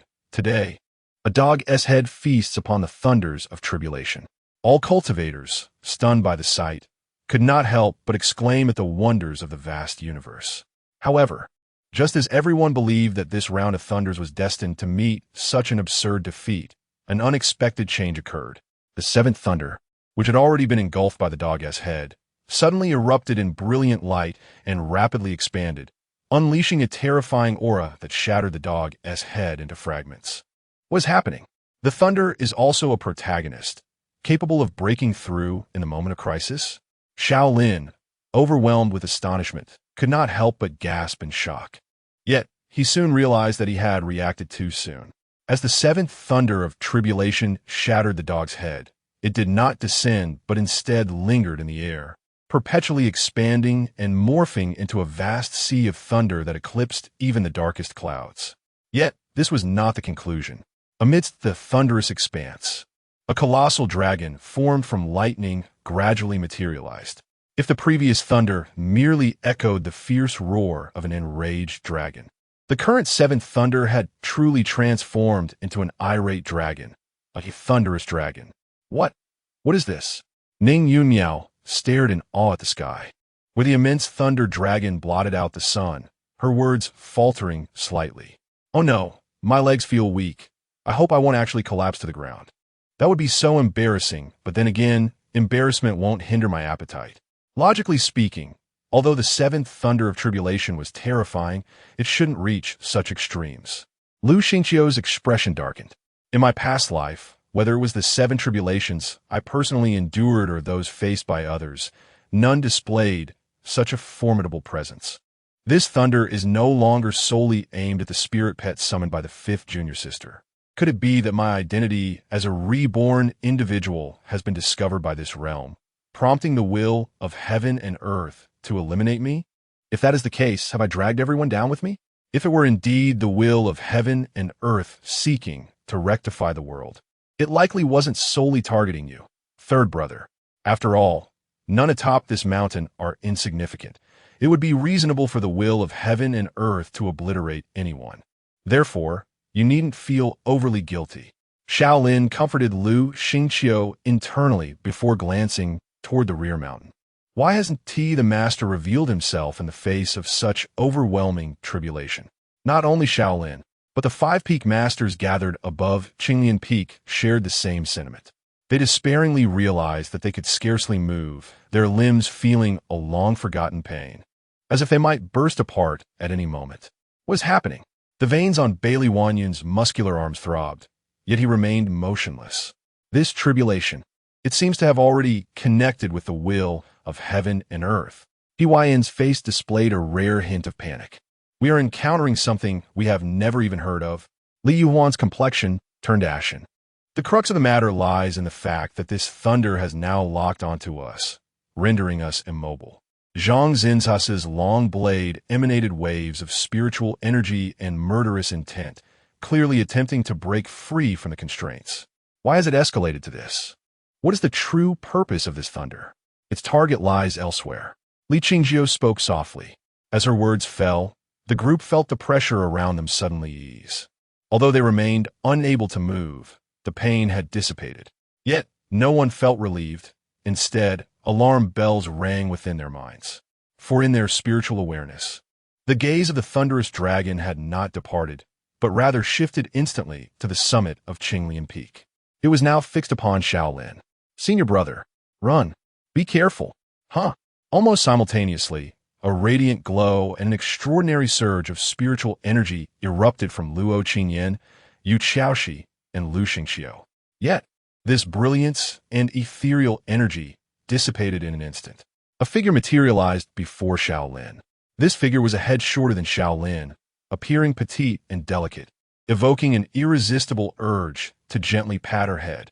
However, the moment this diminutive presence emerged, the ominous aura that had enveloped Qinglian Peak vanished without a trace.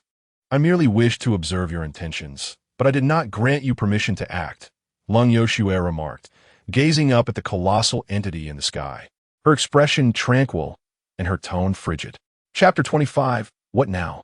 Upon the appearance of Lung Yoshue, the leaders of the peaks collectively exhaled a sigh of relief, followed by a tinge of perplexity. While it was universally acknowledged within the Luyun sect that the chosen disciples of Qinglian Peak were extraordinary, the peak leaders had always harbored the belief that Xiao Lin, the eldest disciple, was the least remarkable among them. It was not that Xiao Lin lacked talent. Attaining the lower stage of Dan condensation at such a young age certainly warranted the label of genius, perhaps even prodigy. However, in comparison to his peers at Qinglian Peak, he appeared somewhat ordinary. His fellow disciples, the second Luo Qingyan, whose rapid and stable ascension and cultivation, coupled with her terrifying talent in swordsmanship, promised an unlimited future. The third, Lu Xingqiu, though slightly lower in cultivation level, possessed excellent temperament and comprehension, often grasping concepts without a teacher, indicating boundless potential. The fourth, Ning Yunmiao, while also at a lower cultivation level, exhibited a rare and pure Tao heart, capable of profound growth. And the fifth, Yu Xiaoxi, despite a slightly lower cultivation, demonstrated exceptional talent in formations, having gained recognition from both the Academy's headmaster and Lung Yoshue, signaling a bright future ahead. In contrast, Xiao Lin seemed to lack any distinctive traits aside from his rapid progress, rendering him somewhat inferior among the talented. Thus, while the peak leaders were relieved, they were also curious as to why the Tribulation Lightning had chosen Xiao Lin. It is well known that Tribulation Lightning is born from the heavens and possesses its own pride, not striking indiscriminately. Typically, it would only take notice of those in the tribulation stage of cultivation. Unbeknownst to Xiao Lin, the thoughts of the peak leaders were far from his mind. Even if he were aware, he would not concern himself with it. Suddenly, a surge of blood rose in his throat, and he coughed up a mouthful, teetering on the brink of collapse. However, before he could meet the ground, a gentle aura enveloped him, preventing an intimate encounter with the earth. Master brother, everyone hold on. Lung Yoshue furrowed her brows and called out, halting Luo Qingyan and the others who were poised to rush over. Stay calm in the face of any situation. Do not rush, do not panic. What good is panic? As she turned her attention to Xiao Lin, she offered guidance to her disciples. But I truly am in a bit of a hurry. Cough, cough. Xiao Lin, with blood staining the corner of his mouth, cast a sorrowful glance at Lung Yoshue and whispered, barely able to speak, if I wait any longer, I fear my life may slip away. To be honest, though he had yet to fully comprehend what had transpired, in that fleeting moment, Xiao Lin distinctly felt his life was at stake. It was as if an invisible hand had tightened around his heart. His blood felt frozen, and an overwhelming sensation of impending explosion lingered, refusing to dissipate. He had even glimpsed the fleeting images of life flashing before his eyes. Xiao Lin had no doubt that had Lung Yoshue arrived even a moment later, he might have been reduced to a mere mist of blood. A moment's delay could have meant explosion, though he had narrowly escaped death. He acutely sensed that his meridians were now severed, and he was on the brink of demise. As Lung Yoshue gazed at Xiao Lin, a flicker of guilt passed through her exquisite brow and eyes. In truth, she should have appeared much earlier. However, upon witnessing the transformation of the fivefold tribulation lightning into seven, she felt compelled to observe what antics this calamity intended to unleash. Little did she know, despite her thoughts. When Lung Yoshue finally spoke, her tone was laced with a hint of disdain. Look at you, a mere tribulation lightning has brought you to this state. Truly a disgrace to my reputation. Master Ahem, perhaps you should reflect on your own shortcomings. If you had come out sooner, would I be in this predicament? Instantly displeased, Xiao Lin disregarded his dire situation and mustered the strength to retort. Could it be that you are incompetent? Is it possible, Ahem, that you, Master, are the one lacking in ability? Bold words, where Ahem, Master teaches well. Meanwhile, the five peak leaders, vigilant against the looming tribulation lightning, perceived this exchange with surprise. Although they had consistently relied on Xiao Lin to convey messages to Lung Yoshue, they had always assumed his position as the senior disciple, granted him the privilege of conversing more freely with the sect leader. They had no inkling that the bond between the two was strong enough to allow for such playful banter. This was not entirely their fault.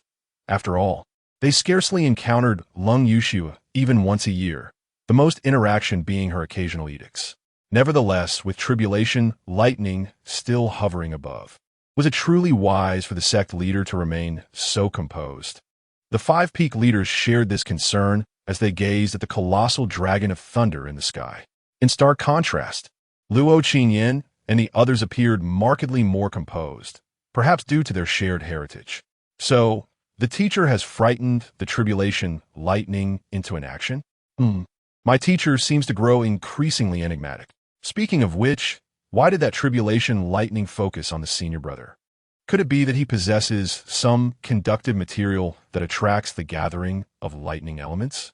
Given that this lightning is no ordinary foursome, while my teacher is difficult to study, the senior brother might be worth examining. Thank goodness the master arrived just in time. We need not worry about the safety of the senior brother or the tribulation lightning. It must be said, the senior brother is truly remarkable. Even at the core formation stage, he has drawn the attention of the tribulation lightning. Perhaps in this lifetime, he will ascend to become the holy son of humanity at an unprecedented pace. What close call! Did the senior brother nearly perish just now? Thankfully, the master came swiftly. According to tales, the master ought to be capable of vanquishing the tribulation lightning. Go, master, strike it down yet. The senior brother appears gravely injured. It must be painful. Should we not tend to him? Senior brother, what troubles you? You must not falter. What shall I do if something happens to you? No. He is clearly still alive, and with the master here, there is surely no cause for concern. However, will the senior brother be rendered incapacitated? Incapacitated? Then, wouldn't he, the senior brother, belong to me forever? Just as Xiao Lin was about to tactfully remind Lung Yushue of the tribulation lightning overhead, deeming the moment unsuitable for idle chatter, he felt a sudden tightening in his heart upon hearing the voices around him. The desire to study oneself renders any mention of the holy son of the human race trivial. Although the concern of the fourth junior sister warms the heart, there remains much to improve regarding the theoretical knowledge necessary for treating injuries. It is only natural that we must commend the heartfelt sentiments of Luo Qinyan. Alas, it seems the second junior sister may be developing a rather obsessive affection. Is it possible? What should I do? I must devise a means to prevent her. As Xiao Lin contemplated this, he felt an invisible force pry his mouth open. You little rascal, speak candidly. To give you this is truly a waste, cold Yoshua said, pinching a medicinal pill between her delicate, jade-like fingers and waving it before Xiao Lin. In truth, even without cold Yoshua's prompting, Xiao Lin could discern the nature of the pill. After all, it was a dark-hued elixir adorned with 3 golden patterns, exuding a rich fragrance and radiating a visible spiritual aura. Most crucially, a faint image of a mysterious tortoise could be discerned hovering above the pill. Medicinal pills are classified into 9 grades, with the highest being the first grade. The pill before him was undoubtedly a first-grade elixir, highly sought after in the realm of cultivation, often inciting fierce competition among practitioners of the upper 3 realms. However, since my master does not particularly require this, consider it a gift. As cold Yoshua spoke, she flicked her finger, and the pill found its way into Xiao Lin's mouth. Chapter 26. Is it my illusion? What is the flavor of a superior elixir? Xiao Lin had previously been oblivious, but now he understood. It was a taste that stirred an insatiable yearning within him. It is difficult to articulate. If one were to draw a comparison, it could be likened to the scent of a beautiful maiden's knee-high socks, confined in boots for a week, discarded into a refuse bin, and subsequently mingled with vomit before being heated in a microwave. What? Why invoke the imagery of a maiden's socks? TSK. It is simply because some have a penchant for such things, but I shall refrain from naming names. In any case, Xiao Lin was indeed on the verge of an overwhelming desire, and had it not been for the ethereal energy of Lung Yoshua sealing his mouth, he might have expelled this elixir, which would incite chaos and bloodshed. Nevertheless, it must be said that despite the unpalatable flavor, the effects were undeniably remarkable.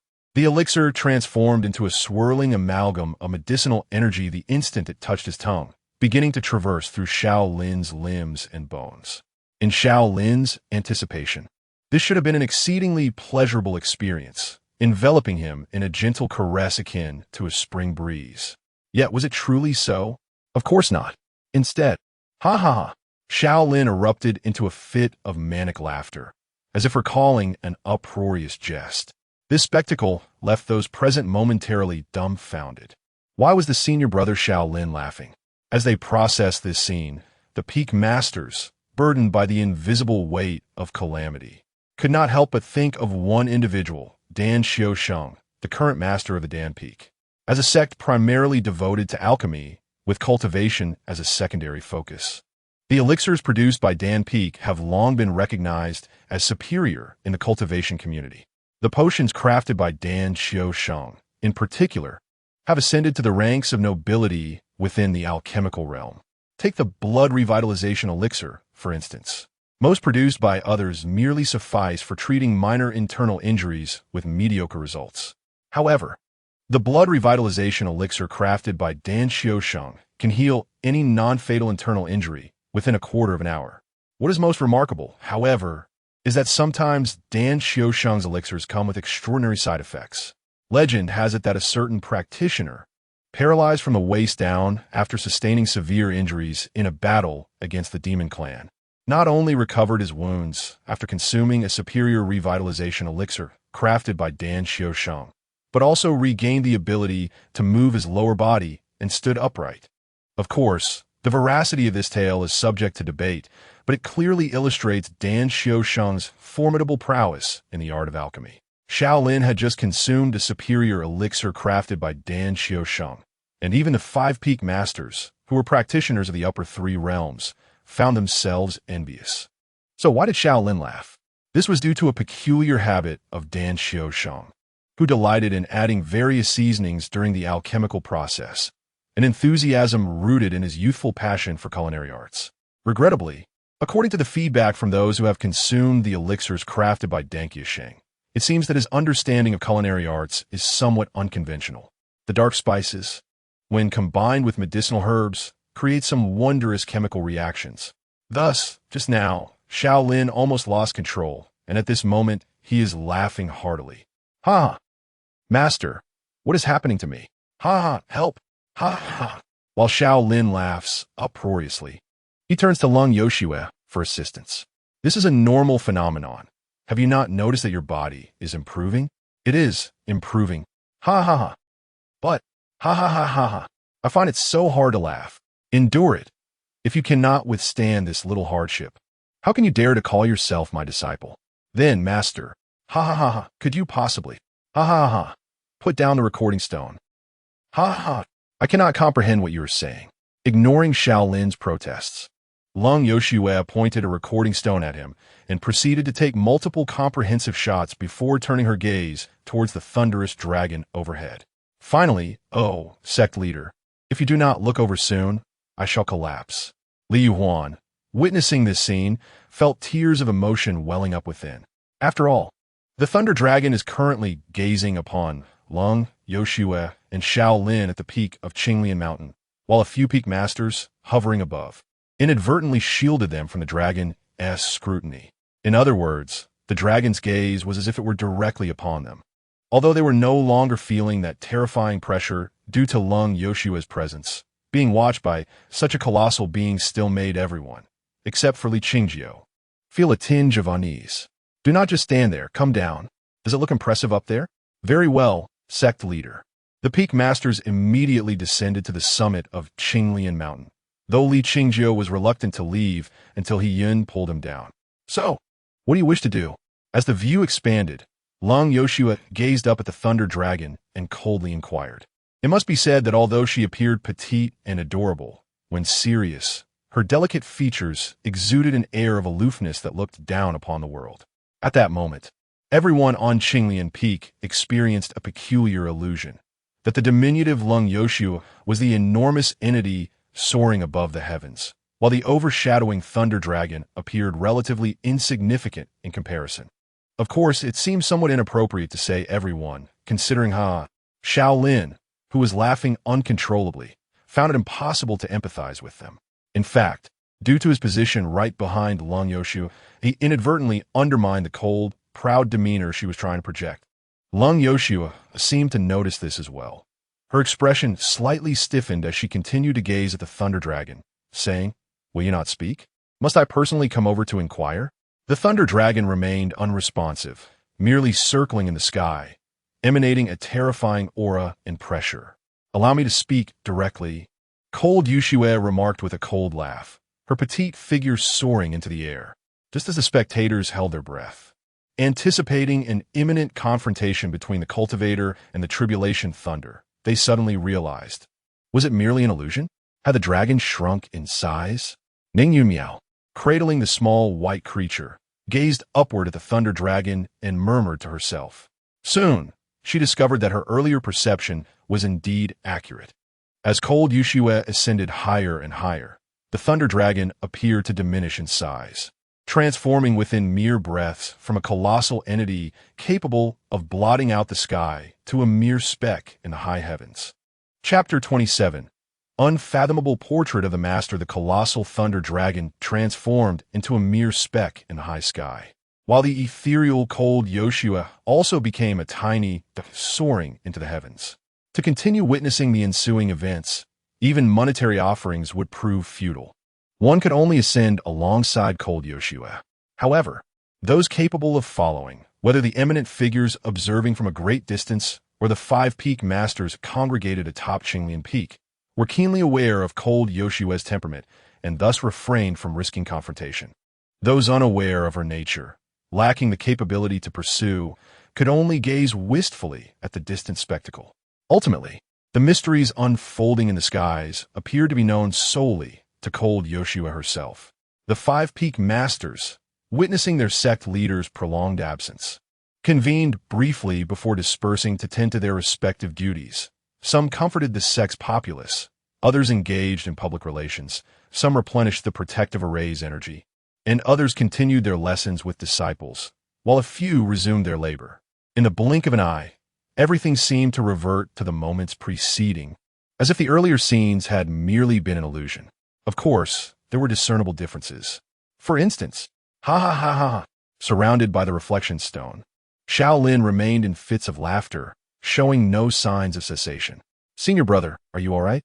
Would you like me to fetch you something to eat?" Ning Yunmiao approached Xiao Lin, cradling Little White, managing to utter this after a prolonged silence. Xiao Lin's laughter seemed to convey some message. Yet Ning Yunmiao was utterly perplexed. "It must be the effect of the elixir," Yu Xiaoxi remarked as she stepped forward, her curious gaze appraising Xiao Lin. "The elixirs here are quite similar to our potions. I wonder if their refining methods share any commonalities." My senior brother's consumption of such elixirs certainly holds research value. I've decided to seek an opportunity to study him further. I'll study your sister." Xiao Lin couldn't help but stifle an internal chuckle. The elixir their master had administered to him was evidently of high quality, and Xiao Lin should be fine now. After Lu Xingqiu spoke, he glanced curiously at his companions and tentatively suggested, "Should we be concerned about our master?" "I'm not worried about our master because I know her strength. Why aren't you concerned?" Xiao Lin expressed his confusion, sensing a profound lack of apprehension among them.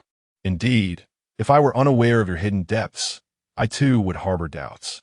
After all, the tribulation thunder is unlike any ordinary foe. To confront it is, in a sense, to challenge the will of heaven and earth.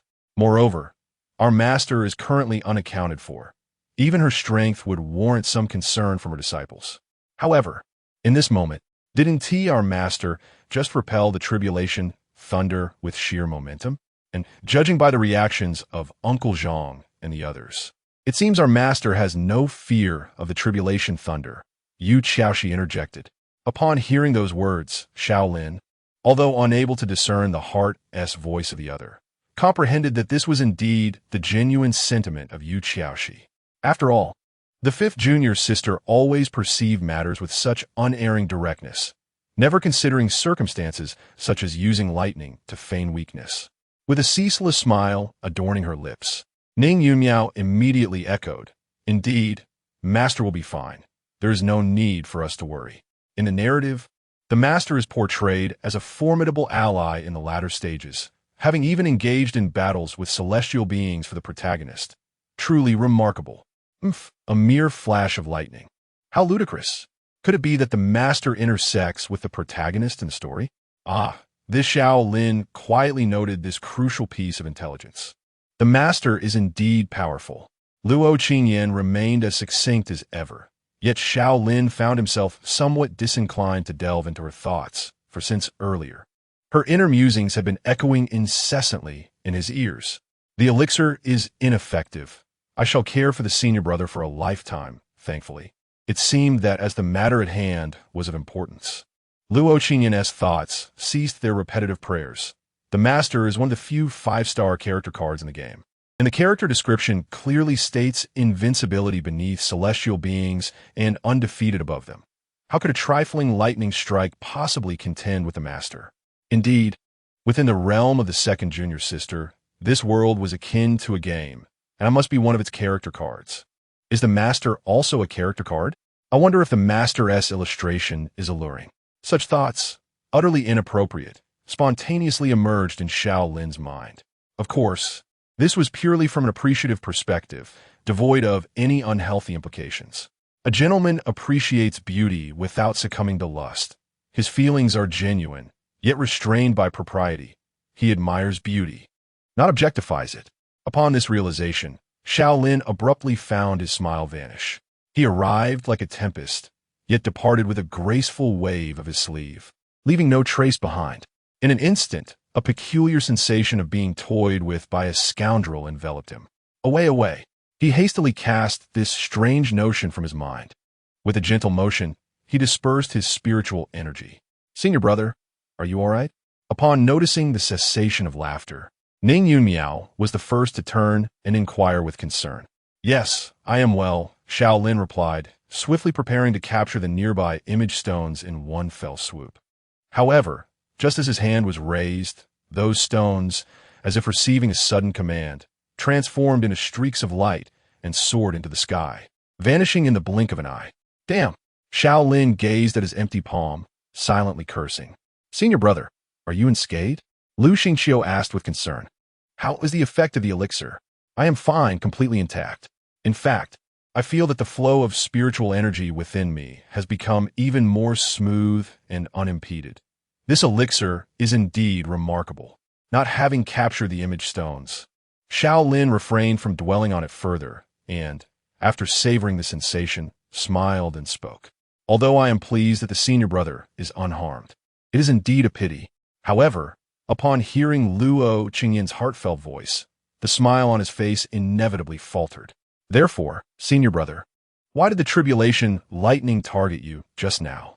Yu Xiaoxi, unaware of Xiao Lin's unusual demeanor, directly voiced her curiosity. Upon hearing her words, the gazes of those present converged upon Xiao Lin. The query posed by Yu Xiaoxi piqued their interest as well. After all, considering the previous circumstances, the sudden escalation from a 5-fold tribulation lightning to a 7-fold one seemed specifically aimed at Xiao Lin. Yet, under normal circumstances, the 7-fold tribulation lightning is the domain of formidable crossing tribulation experts. Why would Xiao Lin attract such formidable lightning? Surely it cannot be that his charm has incited jealousy from the heavens? Chapter 28. Not what you think in a certain light. This issue is indeed a rather private one. After all, if a cultivator at the condensation dance stage can attract the 7-fold calamity thunder, one can readily infer that there must be some profound secrets surrounding this individual, secrets that are seldom divulged easily. Previously, Zhang Xinshu had ventured out for public relations purposes, ostensibly to obscure the fact that Xiao Lin had drawn the thunder.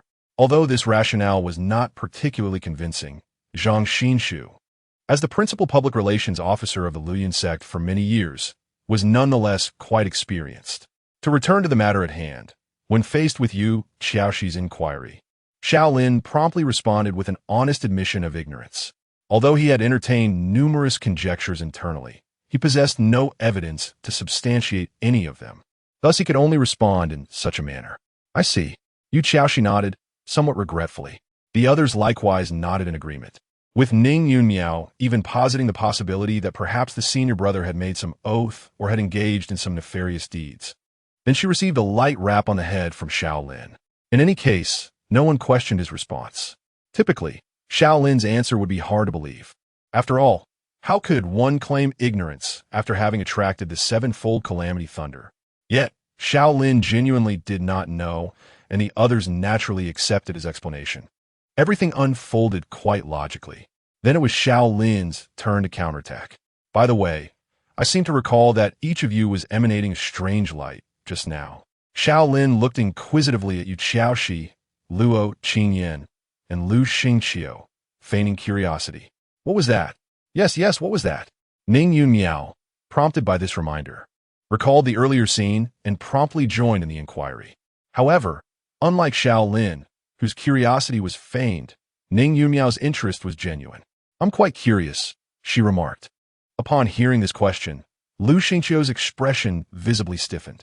Oh no, I almost revealed that celestial grade treasure just now. I was too hasty.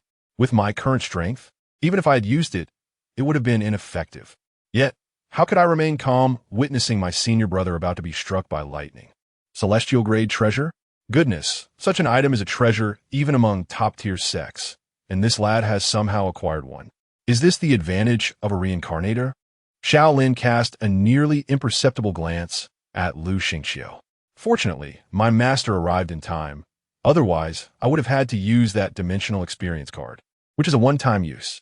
Though saving my senior brother would render that card trivial, setting aside the feasibility of actually rescuing him. I wouldn't know how to explain it afterwards. From this perspective, the best scenario would be for both my senior brother and I to be reduced to ashes. That way, we would be together forever. Stop right there. Do not entertain such thoughts any longer. I implore you. Xiao Lin caught a glimpse of Luo Qingyan from the corner of his eye, and his demeanor took a turn for the worse.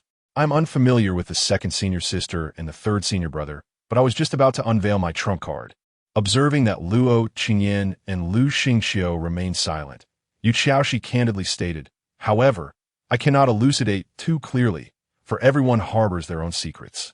I wonder if, with my current strength, I could withstand the calamity thunder using forbidden techniques? Forbidden technique. I truly wish to witness. Listening to Yu Xiaoxi's inner thoughts, Xiao Ling nodded and remarked, I see.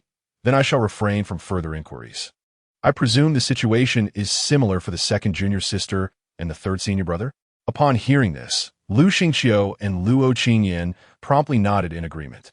While I am deeply touched that you risked your trump cards to save me, the reality is that, given the circumstances earlier, you might not have been able to assist.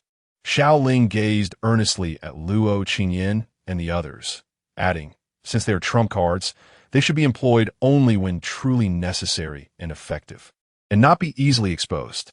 If I do not even attempt it, and something were to happen to you, Master Brother, I would never forgive myself. Lu Xingqiu, who typically heeded Xiao Ling's words, remarkably expressed dissent. Luo Qingyan nodded again, clearly endorsing Lu Xingqiu's sentiments. Master Brother, your argument is valid, yet it fails to apply to the practical situation. Yu Xiaoxi shrugged her shoulders. If we encounter danger, do you expect Master Brother to first rationally assess the situation and then decide whether to utilize his trump card based on that judgment? Well, perhaps not. Xiao Ling raised his hand to scratch his head. He then suddenly realized that he seemingly possessed no trump cards of his own. How peculiar. Given that I have a background, why do I feel as though I am faring so poorly? Indeed, one cannot generalize the experience of all traversers. Then there is nothing further to discuss. As for why Master Brother attracted the sevenfold calamity thunder, we shall inquire about it once our master returns. After Yu Xiaoxi spoke, she turned to the slime trailing behind her, asking, so, how should we handle this creature? Hearing this, the gaze of everyone in the room fell upon the slime. Although it may seem somewhat irresponsible to say, the root cause of this incident can indeed be traced back to this creature. So, is this a divine beast of auspicious omen? Lu Xingqiu asked, somewhat skeptically. It seems so. The initial fivefold calamity thunder was summoned by it. Ning Yunmiao set down her small white creature, crouching to observe the slime, her sparkling eyes brimming with curiosity. So this is a slime. It's my first time seeing a living one, and it looks so adorable. Speaking of which, I seem to recall often seeing slimes battling various beings online, which implies that slimes must be quite powerful. No wonder they can summon calamity thunder in this world. No. The slimes you saw battling online are not what you think. Xiao Lin's lips twitched as he dismissed the resurfacing, long-forgotten, unhealthy memories from his mind. He turned to you, Xiaoxi, and inquired, "Since it is your spirit pet, fifth junior sister, you should know at least some information about it, right?" "Indeed, I possess some knowledge." Yu Xiaoxi glanced down at the round-eyed slime at her feet and raised an eyebrow, inquiring, by the way, "Why did Elder Zhang and the others leave without a word? Do they perhaps know something?" "No, junior sister, you joined the sect a bit later, so you are unaware," Xiao Lin replied casually, waving his hand. "The master has long since issued directives to the peak leaders. They need not concern themselves with the happenings at Qinglian Peak. Hence, Elder Li and the others did not inquire further." After explaining, Xiao Ling found his thoughts wandering. Previously, he had thought nothing of it, merely assuming the master wished to avoid the disruptions caused by the elders. Yet now, it seemed the master indeed possessed certain knowledge. So that is the case. If I conduct forbidden experiments in the future, I can do so more openly. Even if some explosions occur, it should pose no issue. No. The master is simply reluctant to venture out. She hasn't passed away. Should anything explode, she would undoubtedly cast you down the mountain. Xiao Ling looked at Yu Xiaoxi in horror, pondering silently. Chapter 29. Ridiculous. Xiao Lin felt an urge to remind Yu Xiaoxi, yet he refrained from doing so, aware that such an action would reveal his mind-reading abilities. After all, his master had a sense of propriety. If something were to be lost, so be it. Besides, it was not he who would suffer the consequences.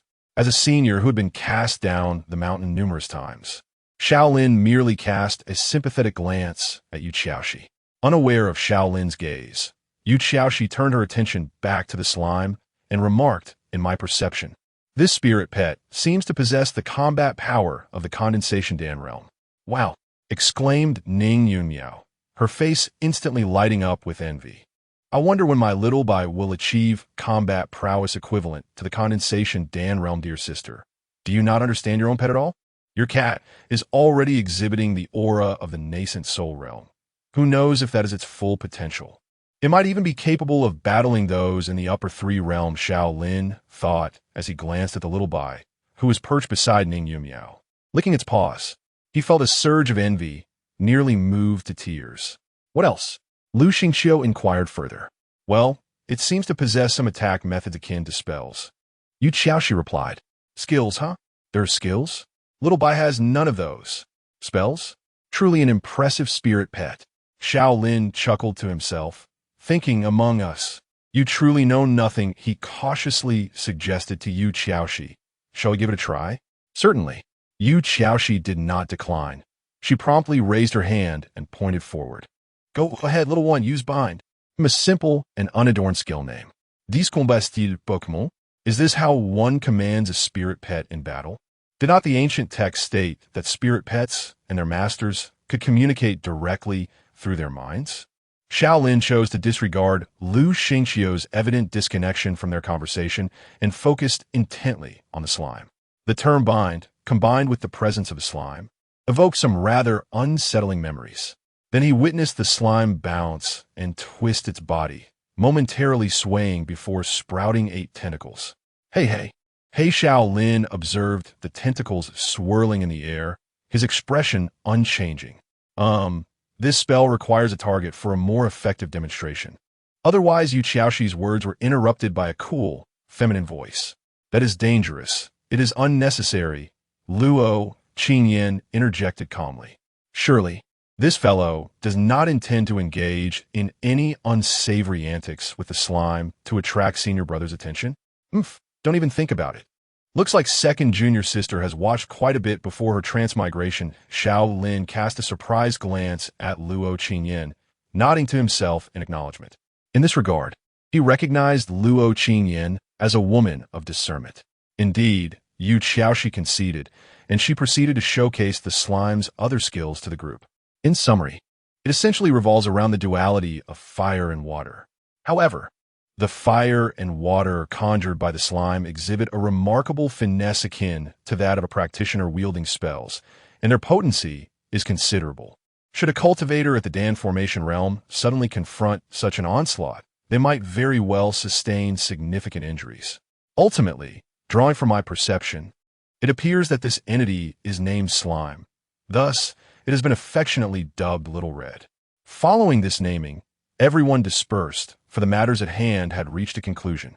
Although many questions lingered in their minds, it was evident that they could not resolve these enigmas on their own and would have to await the return of Lung Yoshi.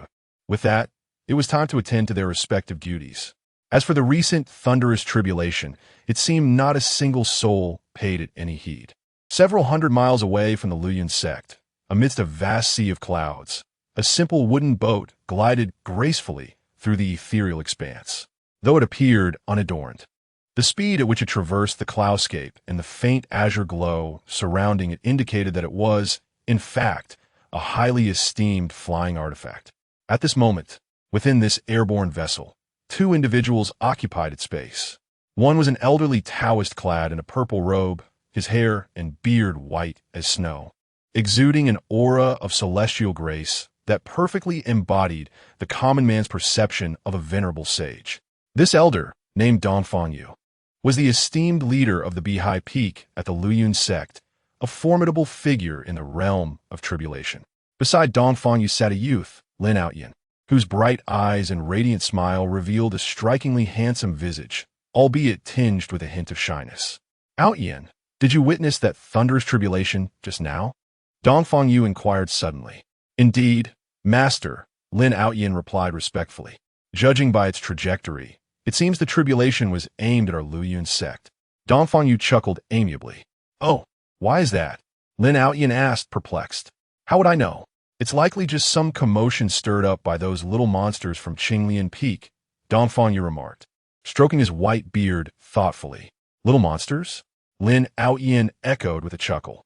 Outyin, let me tell you, once we arrive at Luyan sect, you may visit the other peaks frequently, but I advise you to steer clear of Qinglian Peak, Dongfang Yu cautioned. Understood. Master, Lin Outyin nodded, though hesitantly he added. May I inquire as to why? Because I fear your confidence may be undermined, Dongfang Yu replied. In any case, just avoid Qinglian Peak. Though the young ladies there are indeed beautiful, it would be best for your composure to refrain from visiting, he lamented, recalling previous disciples who had been so disheartened they could not recover. Is that so? I understand now, Lin Outyin affirmed with a nod. His gaze then fell upon a transparent square frame hovering before him. The main quest of the Luyan sect.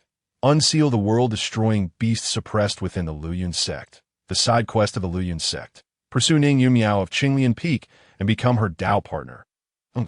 Old dang, you may prevent me from going, but I have no choice, for there is a side quest awaiting my completion. Lin Outyin mused inwardly. As for any blow to his confidence, he dismissed it entirely. What a joke. I am a transmigrator, equipped with a system. This is what they call a protagonist. It is always the protagonist who shatters the confidence of others. How could a protagonist ever be diminished by the indigenous folk? Could it be they possess a system of their own? Absurd. Alas, poor GLA. If the sect master has set his sights on him, his fate may be dire. Dongfang Yu's words captured Lin Outyin's attention, and after a moment of contemplation, he cautiously inquired, Master, what do you mean? The sect master can resist GLA? Hee. Once you arrive at the sect, you shall understand, Dongfang Yu replied with a hint of pride. This sect master is truly formidable. If she happens to be female, I must certainly win her over. After all, such sect masters are usually quite easy to charm. Lin Outyin's imagination began to wander. Chapter 30. I do not know, after Lung Yoshua ascended into the heavens, she did not return until dusk. However, no one seemed concerned for her absence. In fact, Ning Yunmiao lamented the unfortunate fate of the thunderbolt, wondering how badly it had been battered. Once everyone had gathered for dinner, they retreated to their respective chambers. As Xiao Lin entered his room, he retrieved the icy blade, Luan, and directed a fierce glare at the empty air before him. System, will you show yourself or not? If you refuse, I shall take my own life. Regrettably, His threats appear to have no effect whatsoever. After all these years of cohabitation, you can just let me perish without lifting a finger? He exclaimed, his demeanor akin to a love-stricken shrew, as he made a show of drawing the blade across his neck. In an instant, blood gushed forth, and as he spun dramatically, he collapsed to the ground, resembling a withered rose. Of course, such a tragic outcome was impossible. Although the blade did glide across his skin, a shimmering golden light enveloped him at the crucial moment, averting disaster. This was the effect of the garment he wore. Though it appeared to be an unremarkable blue shirt, it was, in fact, a treasure of the earth rank. Previously, when Xiao had sought an earth-ranked artifact from him, he had refrained from removing the garment, for he had no desire to run about in his birthday suit. How could you not be deceived? Xiao Lin, thwarted in his attempts to extract the system, sheathed Lu Han and slumped into a chair, his expression one of deep frustration. He yearned to inquire about the series of events that had transpired over the past few days. Yet the system remained obstinately unresponsive. Alas, why did that thunderbolt target me? And a 7th tier at that. What merit do I possess? He poured himself a cup of spirit tea from the pot on the table and took a sip, finding it utterly tasteless. His mind was beset with worry. After all, if a 7th tier thunderstorm struck today, might a celestial being representing the will of heaven come forth to eliminate him tomorrow? It was not beyond the realm of possibility. Why, among all reincarnated souls, does it specifically seek me out? I cannot fathom what sets me apart. Could it be my exceptional good looks? Confused are you, young lad? Startled by the sudden voice behind him, Xiao Lin swiftly drew his sword and turned around, only to find Lung Yoshue holding an apple. Master, could you please knock before entering? Xiao Lin said, his face devoid of expression as he sheathed Lu Han once more. Knock? What nonsense! Why must it be such a hassle for me to enter my disciple-s room? Lung Yoshue bit into her apple, speaking with a mouthful. What if I were in the bath? You've already seen me in my most vulnerable state as a child, so what is the big deal? Do you think I care about such things? Xiao Lin regarded Lung Yoshue's nonchalant expression and found himself reminiscing about that winter of his youth. At that time, perhaps due to having finally dealt a blow to an elderly woman from Zuan Peak, Lung Yoshue was in remarkably high spirits. She decided to procure some drunkenness elixirs and a fine jar of spiritual liquor, indulging herself to the point of inebriation. Do not question the existence of such an elixir. It suffices to say that where there is demand, there will be a market, and the denizens of Dan Peak would never let any opportunity slip by. It was the midst of a frigid winter, the world cloaked in pure white, as snowflakes descended like goose feathers. Amidst this pristine whiteness, Lung Yoshue, her cheeks flushed, directed a mournful wail towards the heavens. Why have I become like this? It's bad enough that I am as flat as a man. I am also a short winter melon. I refuse to be a short winter melon. Her lamentations echoed sorrowfully. Fortunately, the potent effect of the drunkenness elixir allowed Lung Yoshue to drift into a stupor. Otherwise, the words she uttered might have ensured that Xiao Lin did not survive the day. It is said that although her master claimed she was once a breathtaking beauty, circumstances had altered her appearance. It remained difficult to imagine what that illustrious visage might have looked like. As this thought crossed his mind, Xiao Lin's gaze inadvertently fell upon Lung Yoshue's chest, which was as flat as her back. Suddenly, an immense force struck his shoulder, causing him to kneel instantly. What are you looking at? The voice from above made Xiao Lin sweat profusely. Ahem, master, what do you mean by that? He looked up at Lung Yoshue wide-eyed, attempting to feign ignorance. Lung Yoshue discarded the apple core and, arms crossed, looked down at the kneeling Xiao Lin with a cold smile. Do not think I am unaware of your thoughts, rebellious disciple. Do you have no understanding of respecting your teacher? Master, it is an injustice. Do you look down upon my figure? Did you not say it did not matter? It does not. I cannot hear you. It does not. Master is a peerless beauty. Good, very spirited. Only then did Lung Yoshue nod in satisfaction, turning to sit in a chair from which she produced another apple, saying now, let's get to the point. You are perplexed, are you not? Yes, master. I wish to inquire. Have I told you to rise? Just as Xiao Lin was about to kneel again, he heard Lung Yoshue command, sit on the ground. All right. Xiao Lin promptly folded his legs and sat on the floor. You wonder why the five-fold tribulation lightning has transformed into seven-fold tribulation lightning? And why this seven-fold tribulation lightning has fixated on you. Taking a bite of the apple in her hand, Lung Yoshue began to ask, "Yes, indeed, please enlighten me, master." Xiao Lin immediately perked up, eager to listen.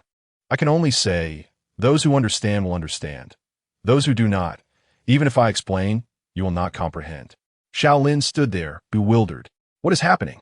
Is there now a third riddle master at Qinglian Peak? Alas, I should never have disseminated that remark so carelessly. Fortunately, it did not include any specific terminologies from our region that might have aroused suspicion in the second and fourth junior sisters. However, there is no need for excessive concern. For the time being, you are not in any peril.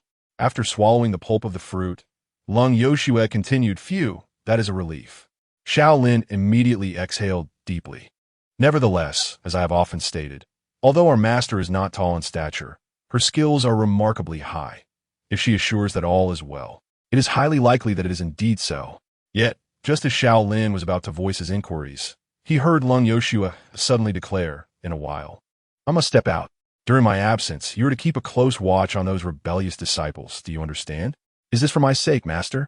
Primarily, I have heard that the author of Little Darling has released a new work, and I must seize a copy. Master, is the safety of your disciple not of greater significance than a mere novel? Very well, very well. I shall address your concerns along the way." As Lung Yoshue chewed on the fruit, she suddenly appeared to recall something, her expression turning somewhat grave. "What troubles you, master?" Xiao Lin, who had not yet had the chance to feel moved, felt a pang of anxiety. "By the way, do you have any insight into why that rascal Lu Xingqiu suddenly has a head of white hair?" I'm not certain." Chapter 31. The seal and Ning Yunyao. Lung Yoshue departed silently, vanishing into thin air without a trace after she had inquired about Lu Xingqiu's hair. Hey, I still have many questions." Master. Xiao Lin sprang to his feet, calling out in an attempt to awaken the remnants of reverence within Lung Yoshue's heart. Alas, his efforts proved futile. Perhaps there was no sense of duty in her heart to begin with. Sighing, Xiao Lin rose from the ground and sank into a chair, lamenting the fleeting nature of her presence. He understood all too well that since Lung Yoshue chose to leave at this moment, even if he found the opportunity to ask questions like, "What were you doing in the heavens, master?" or "What peculiar traits do I possess?" she would likely remain unresponsive. Could it be that I'm truly the protagonist? A sudden thought struck Xiao Lin. Yet, if the privileges of being a protagonist meant having a lesser golden finger and being struck by lightning, perhaps he would prefer to forego that title altogether. Just as this thought crossed his mind, Xiao Lin felt an unusual stir within his dantian. What is happening? Startled, he closed his eyes to introspect and was alarmed to find the spiritual energy within his dantian becoming increasingly chaotic. This discovery sent waves of panic through him. After all, in the realm of Dan formation, where one harmonizes and condenses spiritual energy, any turmoil within the dantian signified a serious issue, likely indicating a grave problem with his body. Although he had sensed some changes since consuming the Xian Gui soul-stabilizing pill, it had not escalated to the point of chaotic spiritual energy. Before he could call out for his master, he felt a surge of spiritual energy departing from the collective within his dantian, coursing through his meridians until it swiftly reached his right arm. What on earth is happening? Xiao Lin rolled up his sleeve and beheld a strange light illuminating his forearm.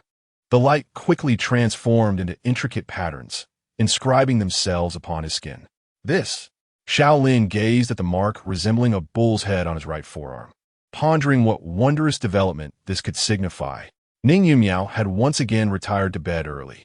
Though she often napped throughout the day whenever she had the chance, she believed that nighttime slumber was the true essence of rest, and thus she cherished her nocturnal hours of sleep. Typically, this period of rest left her feeling rejuvenated, as she would sink into a deep, sweet slumber that dispelled the fatigue accumulated from her daytime practices. However, today everything changed. Ning Yumiao was afflicted by insomnia. To be precise, it was not that she could not sleep from the outset, but rather that she was roused from slumber by a nightmare, leaving her wide awake. 99 roasted whole sheep. 100 roasted whole sheep. Ah, it's hopeless, I can't sleep. Ning Yun Miao sat up in bed, unleashing a cry akin to that of a distressed groundhog. The loss of her sleep felt akin to the West losing Jerusalem. Meow. Little White appeared beside Ning Yun Miao, tilting its head in confusion at the sight of the distressed girl, clutching her head in despair. Little White, I can't sleep. Ning Yun Miao's sparkling eyes had lost their luster. Meow meow, are you inquiring why I suffer from insomnia? Ning Yun Miao sighed. Perhaps it is due to a haunting nightmare. Speaking of nightmares, her adorable visage instantly transformed into one of indignation as she clenched her petite fists. Xiao Bai, do you know? I just dreamt of an insufferable man who claimed he wanted to pursue me. Not only did he incessantly utter cheesy lines, but he also attempted to invade my personal space. It was utterly revolting. Meow. Xiao Bai yawned.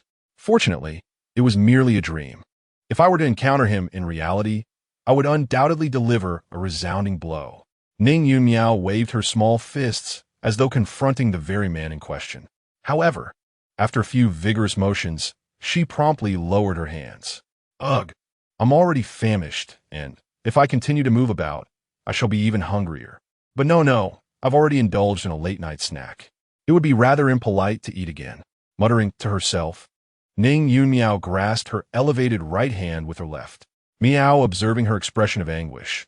Xiao Bai's golden feline eyes reflected a human-like sense of helplessness. Subsequently, it slipped off the bed and emerged from beneath it with a small food box. Xiao Bai, are you showing concern for your master? Since you are so considerate, how could I possibly refuse you? Ning Yun Miao raised her hand to wipe away non-existent tears, quickly bent down to retrieve the food box, and eagerly opened it to extract a piece of cake. As she delicately bit into the confection, the sorrowful expression that had previously adorned her charming face blossomed into one of satisfaction. Xiao Bai, you truly are worth your weight in affection. Xiao Bai, having leapt onto the bed, regarded Ning Yun Miao with a look of exasperation. Well, that's enough. If I consume any more, my stash of snacks shall dwindle. After devouring 2 pieces of cake, Ning Yun Miao took a sweet potato stick, closed the food box, and carefully returned it beneath the bed. I mustn't let my senior brother discover it. Once she confirmed the food box was safely tucked away, Ning Yun Miao reclined back on her bed. Still no sign of drowsiness. Oh well, Xiao Bai, allow me to recount my past to you. She nibbled on the sweet potato stick, gazing at the ceiling. Hearing this, Xiao Bai quietly curled up beside her pillow. Hee, primarily because I fear forgetting, I often share these tales with you as a means to reinforce my memories. Now let us begin. Ahem, Xiao Bai, you are aware that I am, in fact, a time traveler. Ning Yun Miao turned over, gently stroking Xiao Bai's head.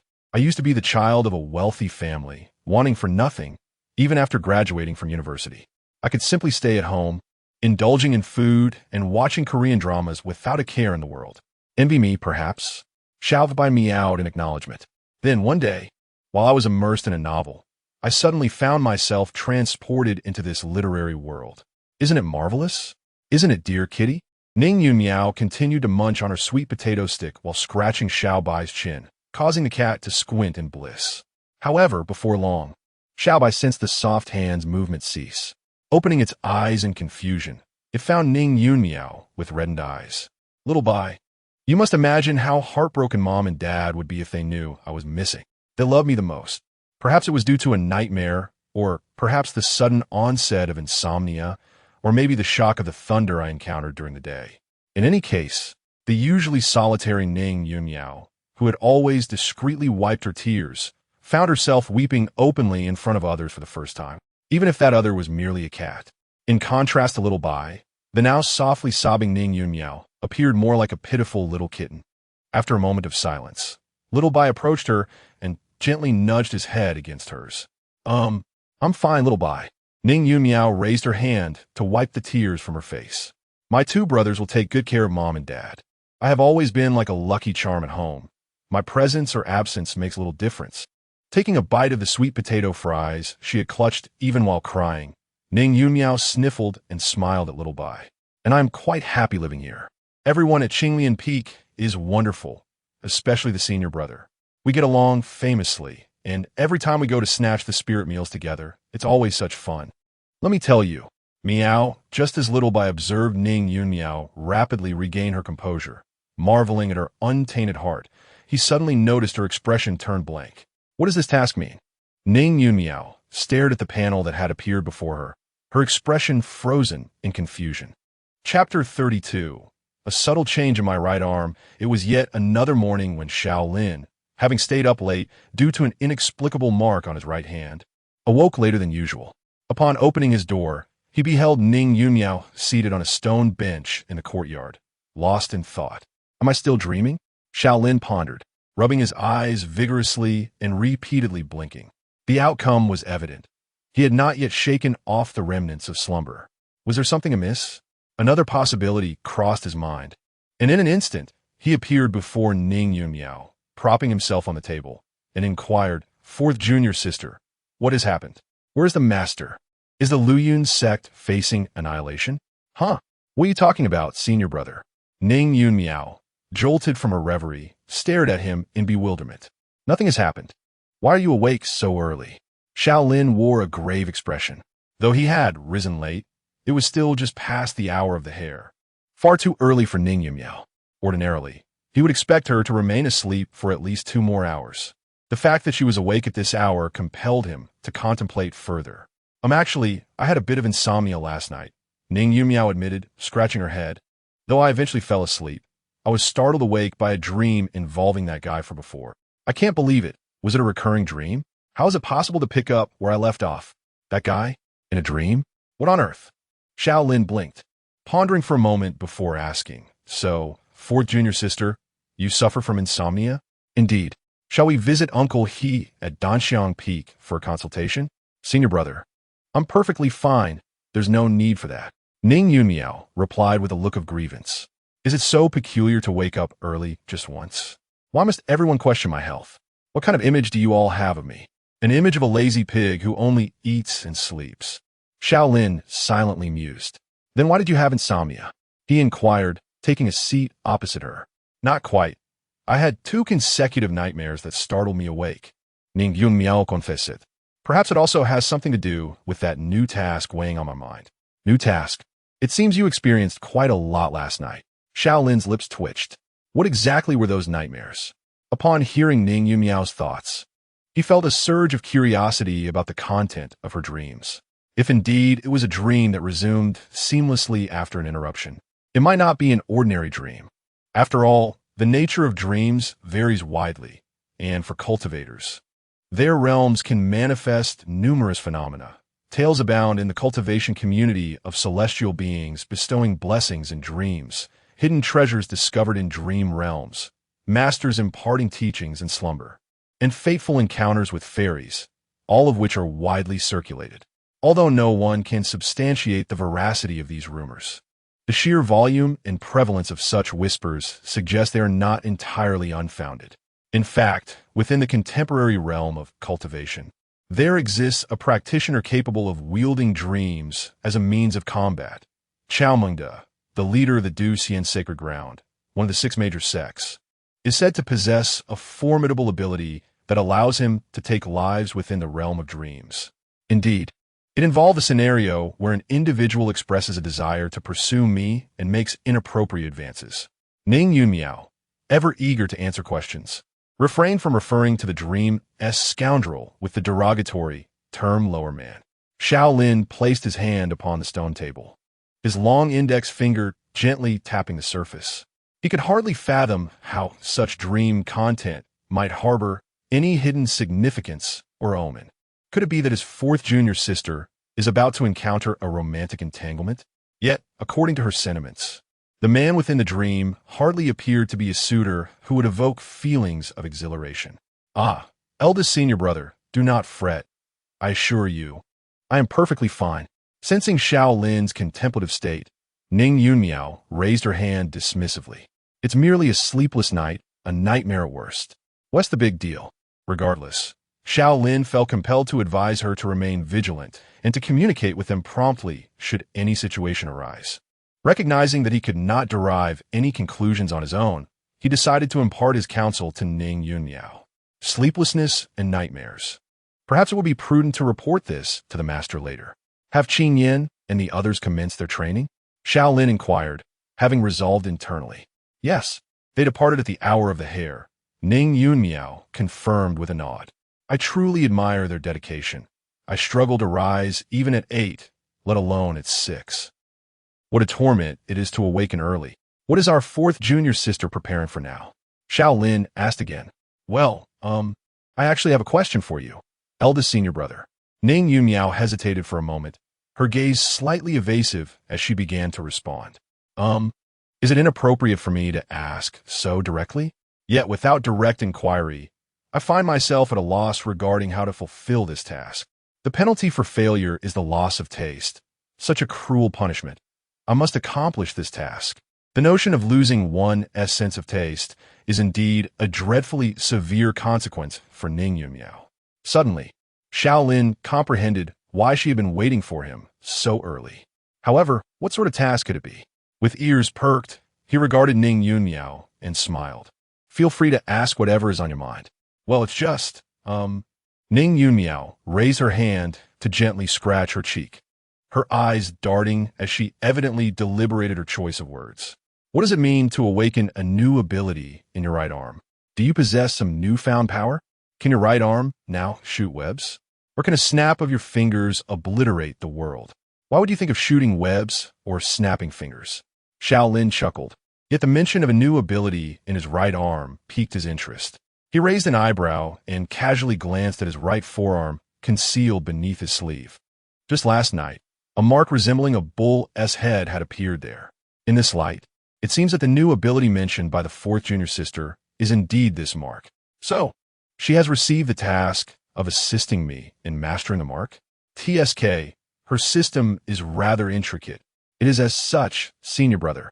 Ning Yunmiao appears to have finally devised her approach, gazing at Xiao Lin as she inquired.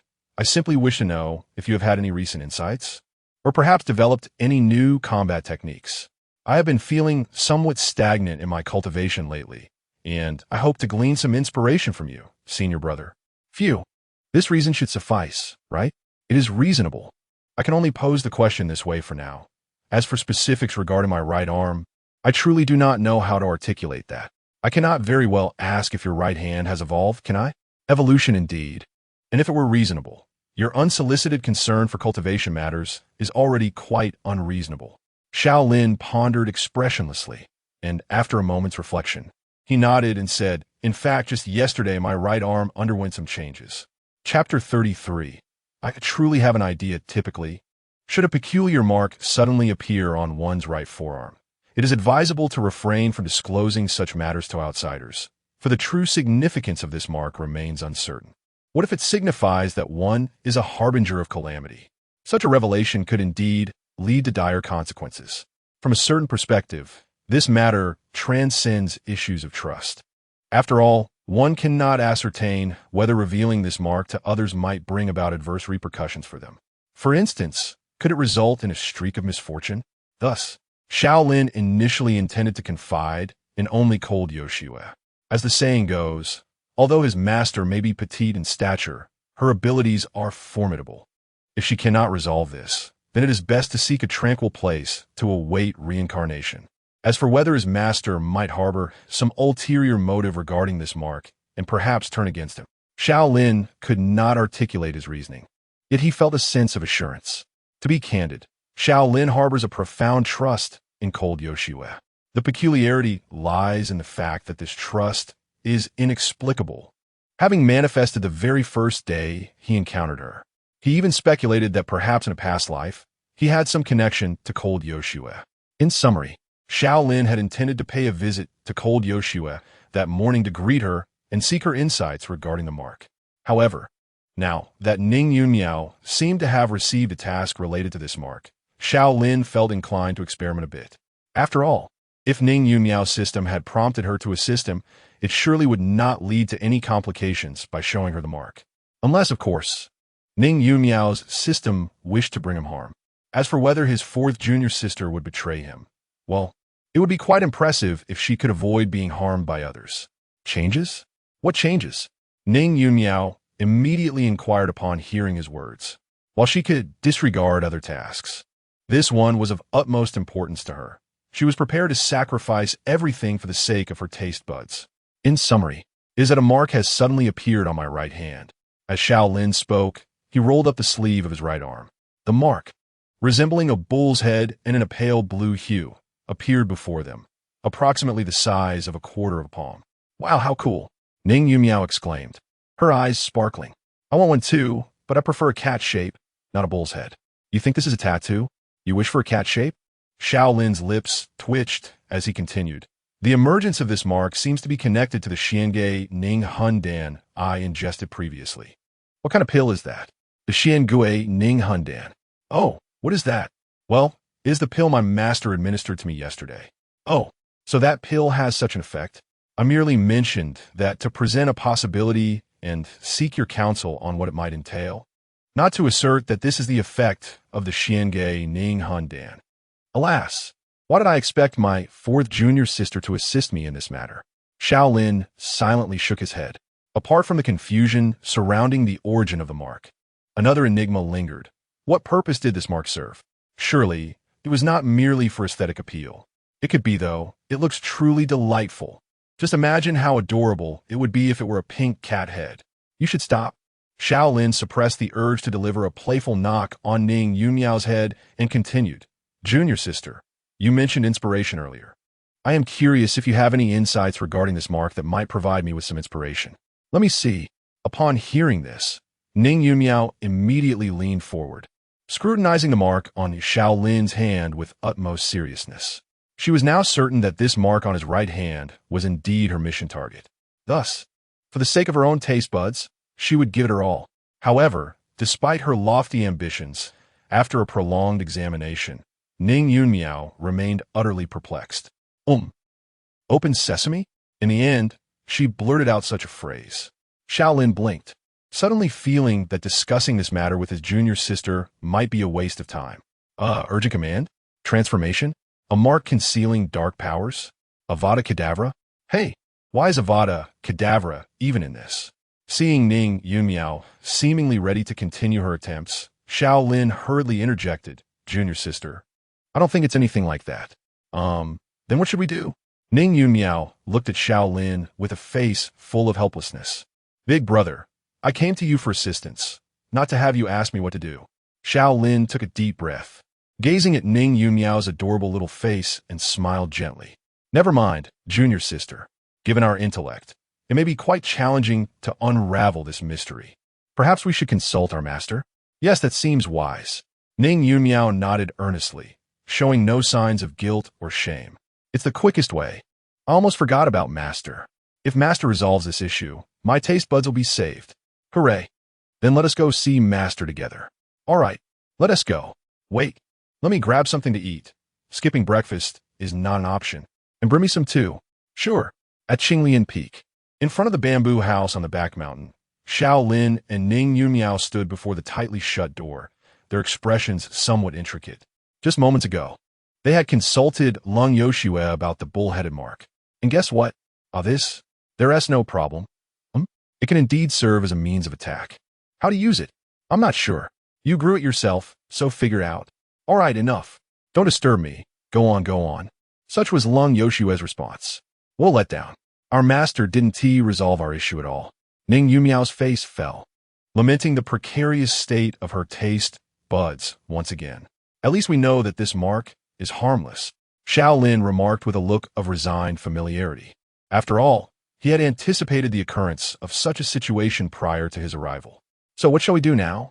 Since it poses no harm, let us proceed slowly. Eventually, we shall. No, senior brother. Xiao Lin gazed at the despondent expression of Ning Yunmiao and suddenly recalled that the use of this mark also pertained to her sense of taste. He awkwardly raised his hand to scratch his head. So, does junior sister have any good ideas? I do indeed have a thought. Ning Yunmiao raised her small fist to her chest, her expression earnest. Shall we give a try? Xiao Lin observed Ning Yunmiao's demeanor, a sense of foreboding creeping in that he might regret this decision. Chapter 34. subconscious resistance as Ning Yunmiao took Xiao Lin to experiment with her ideas. In a bamboo house on the back mountain of Qinglian Peak, Lung Yoshue held an apple in one hand and a novel in the other, indulging in both the reading and the eating with great delight. Ah, this ending is quite satisfactory, devoid of any tragedy, a warm and fulfilling conclusion, she mused, nodding in approval as she set the novel aside and finished the remaining apple. Ah, time for some rest. I stayed up late again last night. Late nights are detrimental to the skin, she sighed, casually tossing the core into the air. Lung Yoshue then gracefully reclined on the soft couch. Spring drowsiness, autumn fatigue, summer naps, and the unyielding slumber of winter months. How would humanity cope without sleep? I dare not even ponder. Murmuring softly to herself, she pulled a small blanket over her flat abdomen and closed her eyes, preparing to drift into slumber. However, after her eyelashes fluttered 7 or 8 times, she opened her eyes once more. Ugh, so bothersome. Sitting up, she extended her delicate hand forward. As she did so, the space she touched began to warp. From this distorted dimension, Lung Yoshue retrieved a token. The token gleamed in a pale golden hue, its material ambiguous. One side bore the inscription Lei Xiao, while the other showcased an intricate design. If Xiao Lin were present, he would surely recognize the image, as it mirrored the bull-headed motif on his right forearm, albeit transformed into gold due to the token's color. Lung Yoshue's gaze lingered on the design momentarily before she flipped the token to examine the inscription.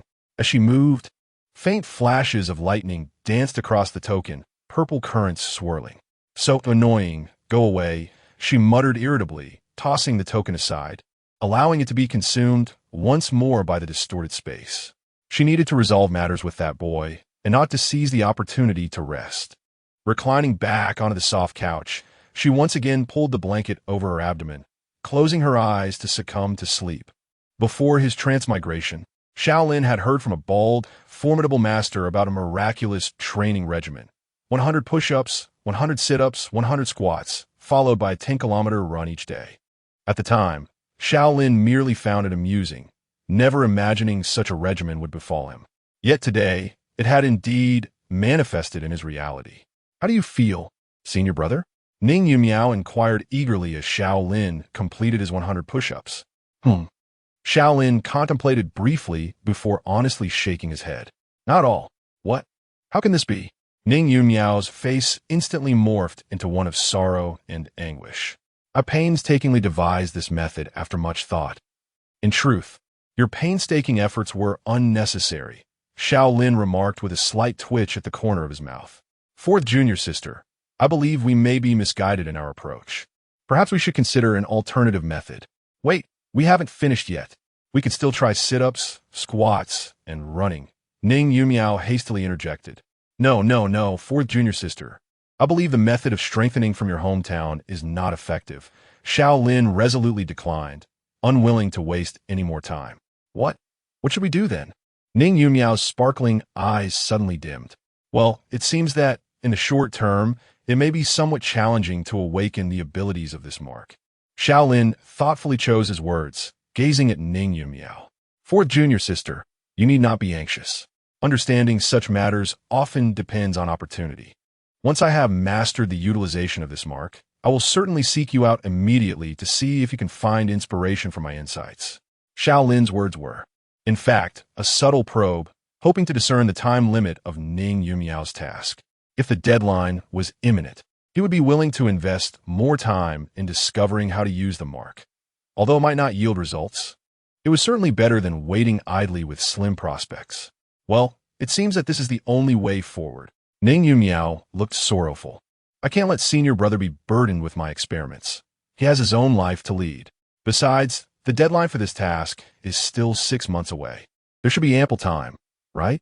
Why are you so anxious about a 6-month deadline? I thought you only had a few days left, Xiao Lin remarked, rubbing his forehead. Just as he was about to offer some subtle comfort to Ning Yumiao, he suddenly sensed something and turned to look in a certain direction. Hey, is someone coming? Ning Yumiao also noticed the commotion, quickly lifting her head to glance in that direction. The mountain gate of the Luyun sect was there, So any stir from that area indicated the arrival of someone, perhaps a returning disciple, an esteemed guest, or of course a potential enemy attack. However, the absence of any messages or ringing bells made it evident that it was not an enemy raid. Uncle Dongfang has returned. Xiao Lin raised an eyebrow slightly. Oh, it is Uncle Dongfang. Ning Yunmiao nodded. Just as she was about to ponder ways to help Xiao Lin awaken the mark's power, she suddenly realized and blinked. Wait, if Uncle Dongfang is back, does that mean Lin Outyin has returned as well? Indeed, Xiao Lin adjusted his green robe. Fourth junior sister. Since that is the case, let us proceed as previously discussed and pay a visit. Hey, where are you going? Ning Yunmiao, who had clearly intended to sneak away, paused slightly before returning to stand in front of Xiao Lin, her gaze evasive. I suddenly remembered that I left my clothes outside to dry. Fourth junior sister, as cultivators, a simple dust-cleansing technique renders our garments spotless. There is no need for laundry. At the very least, think your excuses through before concocting them. Then I forgot to feed Xiaobai today and need to go back and feed the cat. Xiaobai does not require food. Indeed, it is my friend's wedding, and I must attend to present my best wishes. Would you care to reflect on what you are expressing? At this moment, Ning Yunmiao realizes how poorly constructed the lie she hastily concocted is, her cheeks flushing a deep crimson. Oh dear, I truly cannot think of a suitable excuse. It is strange, for there was no issue before, yet now, the mere thought of meeting that protagonist instinctively fills me with resistance. Instinctive resistance? Xiao Lin, listening to Ning Yunmiao's inner thoughts, feels that something is amiss. Chapter 35. The Mountain Man's Ingenious Strategies. Lu Yun's Sect, by High Peak. The reason this peak is named by High Peak is not due to the presence of an actual sea atop the mountain, but rather because there exists a verdant lake, known as Bai Hai Lake, at its summit. At this very moment, at the peak of Bai Hai, beside Bai Hai Lake, Dongfang Yu, clad in a purple Taoist robe, was introducing Lin Outyin to his future fellow disciples. All right, Outyin, you have now met my 3 personal disciples. From this day forth, you shall become my 4th disciple. They will be your senior brothers and sisters. Do you understand? Dongfang Yu said, stroking his white beard as he addressed Lin Outyin. I understand, master. Lin Outyin responded respectfully, then earnestly saluted the 2 male and 1 female disciples across from him. Brother He, Brother Qi, Sister Zhang. Ha ha, splendid. Lin Junior brother, at such a young age, you can already channel Qi into your body and enter the Qi refinement stage. You truly are a little genius. Brother He laughed heartily. After this, I shall introduce you to the other fellow disciples, who will surely welcome your arrival. Just good fortune. Thank you, Brother He. Lin Outyin bowed again, expressing his hope for the guidance of his senior brothers and sisters in the future. Witnessing this scene, the onlookers displayed expressions of satisfaction. Such humility and politeness, combined with an unassuming demeanor, suggested that this youth not only possessed remarkable talent, but also commendable character. However, unbeknownst to the observers, as Lin Outyin bowed his head, a flicker of classic villainous malice flashed in his eyes. These 3 are merely individuals who have spent more time leveling up than I have, with slightly higher ranks. Give me some time, and I shall surpass all of you in no time. Once I gain favor with the sect leader, you shall all kneel before me. Yet, he pondered, this Sister Zhang does possess a pleasing appearance. Perhaps I should first make her my own. One must admit, Junior Brother Lin is indeed quite handsome. Sister Zhang remarked, gazing at Lin Outyin's youthful visage with a playful smile. I wonder if Junior Brother Lin has someone special in his heart? If not, perhaps you might consider me your elder sister. Sister Zhang, what do you mean by that? Caught in his own thoughts about how to win Sister Zhang's affection, Lin Outyin's already somewhat bashful face grew even more flustered as he hastily waved his hands in a flurry of confusion. Enough! Do not frighten our junior brother.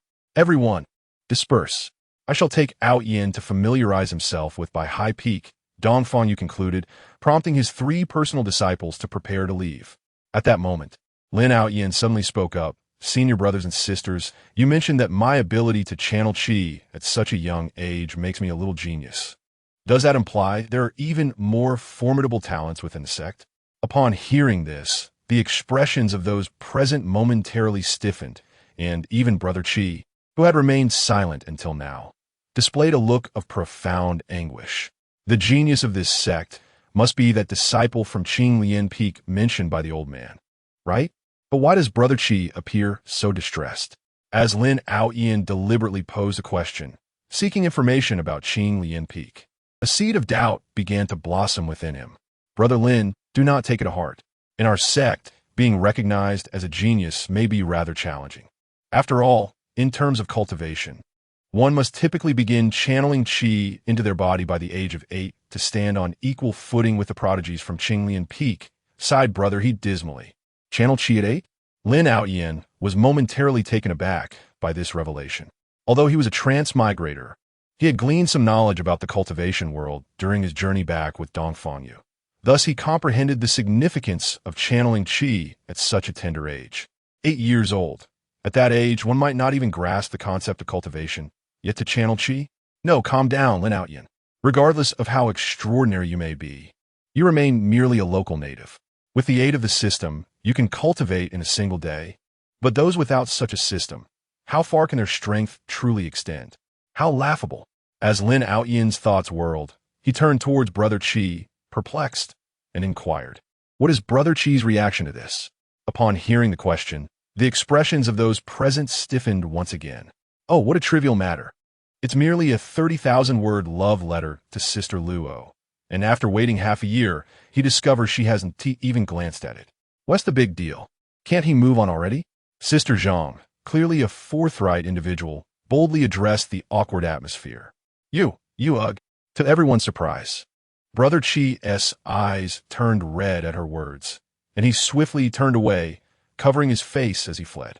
Lin Aoyan observed this scene, pondering how peculiar the members of this sect seemed. However, Sister Luo, it appeared that Xiao Peak indeed housed many beauties, which would serve splendidly for a harem. Lost in thought, Lin Aoyan noticed Sister Zhang, who also had reddened eyes, lamenting, "Why are you crying? At least you wrote a letter, unlike me, who only dares to secretly admire Brother Xiao, lacking the courage to confess." With that, Sister Zhang too turned and ran away, covering her face. Master, I will go fetch those two back, Brother He volunteered, immediately turning to leave. In the blink of an eye, only Dongfang Yu and Lin Aoyan remained. Well, it seems the people of this sect are rather unconventional, Lin Aoyan mused. Cough, cough. Aoyan, your senior brothers and sisters are simply a bit exuberant. You shall get accustomed to it, Dongfang Yu observed, his demeanor shifting from initial surprise to a composed explanation as he stroked his white beard. I understand, Master. With such spirited seniors, daily cultivation must be quite enjoyable, Lin Aoyan replied with a bright smile, fully embracing the situation. Before Dongfang Yu could continue, a startled exclamation erupted from the nearby bushes. Ah, it's that guy. Time shifted slightly forward, despite the inexplicable fear that welled up within Ning Yunmiao. She could not resist the relentless tugging of Xiao Lin and ultimately found herself dragged along to Beihai Peak. Ordinarily, even among fellow disciples, it was customary to state one's purpose before ascending the mountain, allowing the gatekeeper disciples to relay the message. The reason Liu Huan had ascended to Xiao Peak without prior notice was due to the absence of any gatekeeper disciples there. However, given that the rationale of wanting to observe newly admitted disciples seemed overly contrived and inconsistent with their status, Xiao Lin, adhering to the principle of not alarming the unsuspecting, refrained from notifying the gatekeepers. After conferring with Ning Yunmiao, he decided to embark on a covert approach. Although, with his condensation realm strength, it would be challenging to bypass the mountain's protective array without drawing attention. It is often said that where there is a will, there is a way, and the resourceful will always devise clever strategies. Chapter 36 features the rotund friend known to Xiao Lin prior to his transmigration. Whenever faced with adversity, he would simply reach into the depths of this friend's pocket, invariably retrieving an array of wondrous artifacts capable of resolving any dilemma. Although the passage of time has rendered Xiao Lin unable to recall his friend's name, this does not hinder him from affectionately bestowing upon his master the moniker Dora Cold Snow. After all, akin to that plump companion, whenever challenges arise, His master's magical treasures unfailingly assist Xiao Lin in overcoming obstacles, such as the present moment. Ah, how fortunate I am to possess my master's concealing raincoat. Otherwise, I would indeed be in a predicament. Xiao Lin murmured softly as he traversed the forest, his hands raised to support the oversized raincoat enveloping him entirely. This artifact is remarkably potent. Donning it renders us imperceptible to others. Trailing behind Xiao Lin, Ning Yunmiao, equally supporting the back half of the oversized raincoat, could not suppress a quiet exclamation of admiration. Soon after, as an anxious thought crossed her mind, she asked, "But what if we encounter seniors of significantly higher realms? Might we be exposed?" Rest assured, while this concealing raincoat is merely an Earth-tier artifact within the confines of Liyun's sect, thanks to my master's arrays enhancement, so long as we wear this, virtually no one aside from my master can perceive our presence. However, caution is still warranted. This item only obscures our aura, preventing detection by the discerning eyes of powerful beings, yet does not conceal our physical forms. "Ah, I am fully aware of that," she replied, slightly embarrassed. "I had thought that wearing this would make us invisible to all." My initial warning proved accurate, Xiao Lin mused, and then he remarked, "By the way, did you not notice that I've been evading others all along?" Just then, Ning Yunmiao posed another question. "So, senior brother, how did you come to possess such an artifact?" "Ah, I requested it from my master," Xiao Lin responded casually. "What purpose did you have in mind when you asked for this?" Ning Yunmiao inquired, her curiosity piqued. "Well, it was that I had a particular insight at the time, and I happened to require an artifact of this nature, so I beseech my master to create one." "Oh, I see." Noticing that Ning Yunmiao had ceased her inquiries, Xiao Lin exhaled in relief. To uncover the true purpose behind the creation of this concealing raincoat, one must refer back to Chapter 1. Does anyone recall that Xiao Lin was tasked with collecting 10 pairs of socks belonging to young maidens in past system quests? Ordinarily, such intimate garments would only be found within the female disciples' dormitory, where the dormitory supervisor, an elder of the soul formation stage, had developed spiritual awareness. Engaging in such clandestine activities beneath her watchful gaze would be exceedingly difficult without overwhelming power. At that time, Xiao Lin, still at the foundation establishment stage, sought the assistance of Lung Yoshua. After spinning a web of elaborate fabrications and providing her with 10 best-selling novels, he successfully acquired the upgraded concealing raincoat, blessed by Lung Yoshua herself. Cough, I seem to have digressed a bit. Let us return our focus to the present. The two, clad in concealed garments, skillfully navigated through the thicket and ultimately reached the summit of Beehigh Peak unscathed. "Phew, we are almost there. We nearly got discovered just moments ago." As Xiao Lin was about to finish his sentence while making his way through the underbrush, a figure suddenly dashed past them, covering its face and weeping. Could it be that my eyes deceived me? Did someone just run by, crying? Ning Yunmiao, trailing behind Xiao Lin, inquired softly. "No need to concern ourselves. It has nothing to do with us." "Very well." After concluding their brief dialogue and advancing a short distance, they encountered another figure, similarly weeping and covering its face. Rushing past them again, both Xiao Lin and Ning Yunmiao halted in surprise. "What's going on? Another repeat?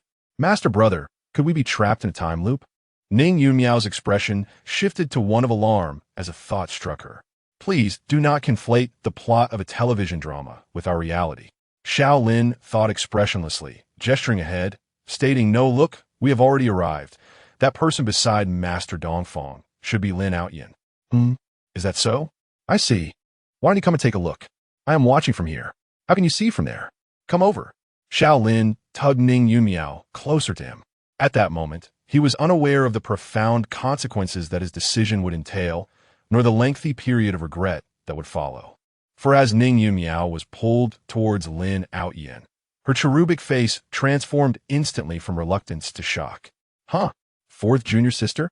Noticing Ning Yunmiao frozen in place, Xiao Lin could not help but softly call her name, feeling an ominous premonition arise within him. The next moment, his foreboding was validated. It's that insufferable man."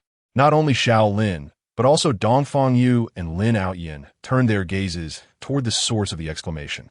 "What on earth, fourth junior sister, what are you doing?" Xiao Lin thought the situation dire and immediately prepared to drag Ning Yunmiao away. However, before he could make a move, he found himself and Ning Yunmiao standing right before Dongfang Yu.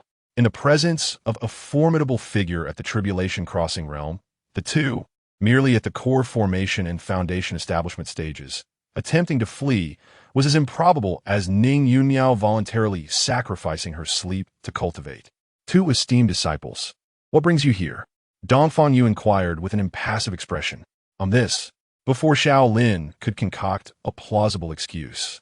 He sensed a subtle shift in Dongfang Yu's gaze and instinctively turned to follow his line of sight, only to behold Ning Yunmiao glaring furiously at Lin Outyin. That insufferable man. He is the reason I had such a terrible night as sleep. I was so restless. I just want to punch him. Wait, something seems off. Xiao Lin blinked and called out, "Fourth junior sister?" Oh, master brother, what is it? Upon hearing her name, Ning Yunmiao finally snapped out of her fury and turned to Xiao Lin, confusion etched on her face. Xiao Lin remained silent, merely observing the tightly clenched fists of Ning Yunmiao. As his gaze shifted, he soon realized how conspicuously her demeanor had betrayed her. Instantly, Ning Yunmiao relaxed her fists, playfully sticking out her tongue in apology. "I'm sorry, master brother, I suddenly recalled something rather infuriating. Fourth junior sister, that excuse might work on me, but no one else would believe it," Xiao Lin thought to himself. Just as this crossed his mind, Dongfang Yu inquired, "Ning Shitzi, do you know Ao Tian?" Chapter 37. Drink more hot water. Dongfang Yu was no fool, nor was he like Xiao Lin, who pretended to be one. Thus, upon witnessing Ning Yunmiao's peculiar behavior and hearing her utterly unconvincing explanation, he naturally felt compelled to question her. This senior sister, do we know each other? Lin Outyin, standing nearby, timidly inquired. To be honest, he was taken aback, not by Ning Yunmiao's attitude, but by her breathtaking beauty. She was incomparably more enchanting than the previous Zhang senior sister. Surely, this was what a celestial being ought to resemble. She epitomized the quintessential heroine, and her furious glare at me only reaffirmed my unique standing in her eyes. Following the narrative conventions of novels, it seemed she had developed some misunderstanding towards me. If I could just clarify this misunderstanding, it would serve as the perfect entry point to win her over. I am indeed the protagonist. While Lin Outyin was lost in these thoughts, Ning Yunmiao resolutely declared, "Don't speak. I do not wish to hear your voice." Lin Outyin, observing her disdainful expression, pondered whether this misunderstanding had escalated too severely. "Ning Shitzi, what exactly do you mean by this?" Upon hearing Ning Yunmiao's words, Dongfang Yu, who was Lin Outyin's master, furrowed his brow and inquired once more. As the de facto second-in-command of the Luyun sect, since the sect leader was rarely involved in affairs, Dongfang Yu was well aware of the temperaments of the young ones on Qinglian Peak. He understood that Ning Yunmiao would not act without reason. Thus, he continued to inquire rather than resorting to harsher measures. "Dongfang Shirshu, I apologize, I didn't mean to," realizing her instinctive utterance. Ning Yunmiao quickly waved her hand, saying, I'm merely, what should I do? I can't possibly say that Lin Outyin's face is identical to that of the man from my dreams, can I? That would be utterly unconvincing. Lin Outyin's face is exactly like that of the man from your dreams? Hearing this, Xiao Lin's alertness surged. The fourth junior sister had never encountered Lin Outyin before, making it improbable for her to dream of him. This implied that her dream had somehow foretold Lin Outyin's appearance. However, it could also be attributed to the frequent mentions of Lin Outyin recently, which might have led her to recall the descriptions of him from that novel. Nonetheless, even if it was due to the novel's portrayal, it seemed unlikely that they would be a perfect match in appearance. In a flash, thoughts raced through Xiao Lin's mind. He quickly turned to Dongfang Yu, first bowing respectfully and addressing him as Dongfang Shirshu, before articulating Dongfang Shirshu. It is as follows. The fourth junior sister experienced some health issues yesterday and suffered from insomnia throughout the night. Hence, she may be a bit disoriented today and occasionally speaks nonsense. I hope for your understanding. Insomnia throughout the night? Oh dear, that is quite a significant concern. Dongfang Yu exclaimed, astonished. Have you reported this to the sect leader? What did the sect leader say? This is rather serious. I merely lost a bit of sleep. Must everyone regard me as if I were afflicted with a terminal illness? Ning Yumiao silently clenched her small fists. Meanwhile, Xiao Lin, who was laughing heartily within, maintained a respectful demeanor and replied, "According to our esteemed master's perspective, fourth junior sister is merely experiencing some minor health issues, nothing serious. We appreciate Uncle Dongfang's concern." Previously, when they visited Lung Yoshua, he had casually mentioned Ning Yumiao's condition. Lung Yoshua's assessment was insomnia. Oh, that indeed sounds severe. Let me see. Ah, I see. Nothing serious. Just drink more warm water. In summary, it was nothing to worry about. Hearing this, Dongfang Yu finally exhaled in relief. The few peculiarities of Qinglian Peak essentially represented a significant portion of the future of Luyuan's sect, and any misstep was unacceptable. In light of this, should we not discuss how you managed to evade spiritual detection and the reasons behind your actions? Confirming that Ning Yunmiao was indeed fine, Dongfang Yu cast a scrutinizing glance toward Xiao Lin and Ning Yunmiao. Upon hearing this question, Ning Yunmiao immediately panicked. Oh no, I completely forgot to prepare an excuse in advance. Who knew we would be caught red-handed? What should I do? Breathe. Ning Yunmiao remained calm. At this moment, I just need to find a time machine to travel back. No, you are clearly in a state of panic. Xiao Lin's lips twitched slightly. Yet he did not spare a glance at Ning Yunmiao and directly addressed Dongfang Yu. In response to Uncle Dongfang, we actually evaded the spiritual detection of the esteemed seniors of Beihai Peak by relying on a treasured artifact bestowed by our master.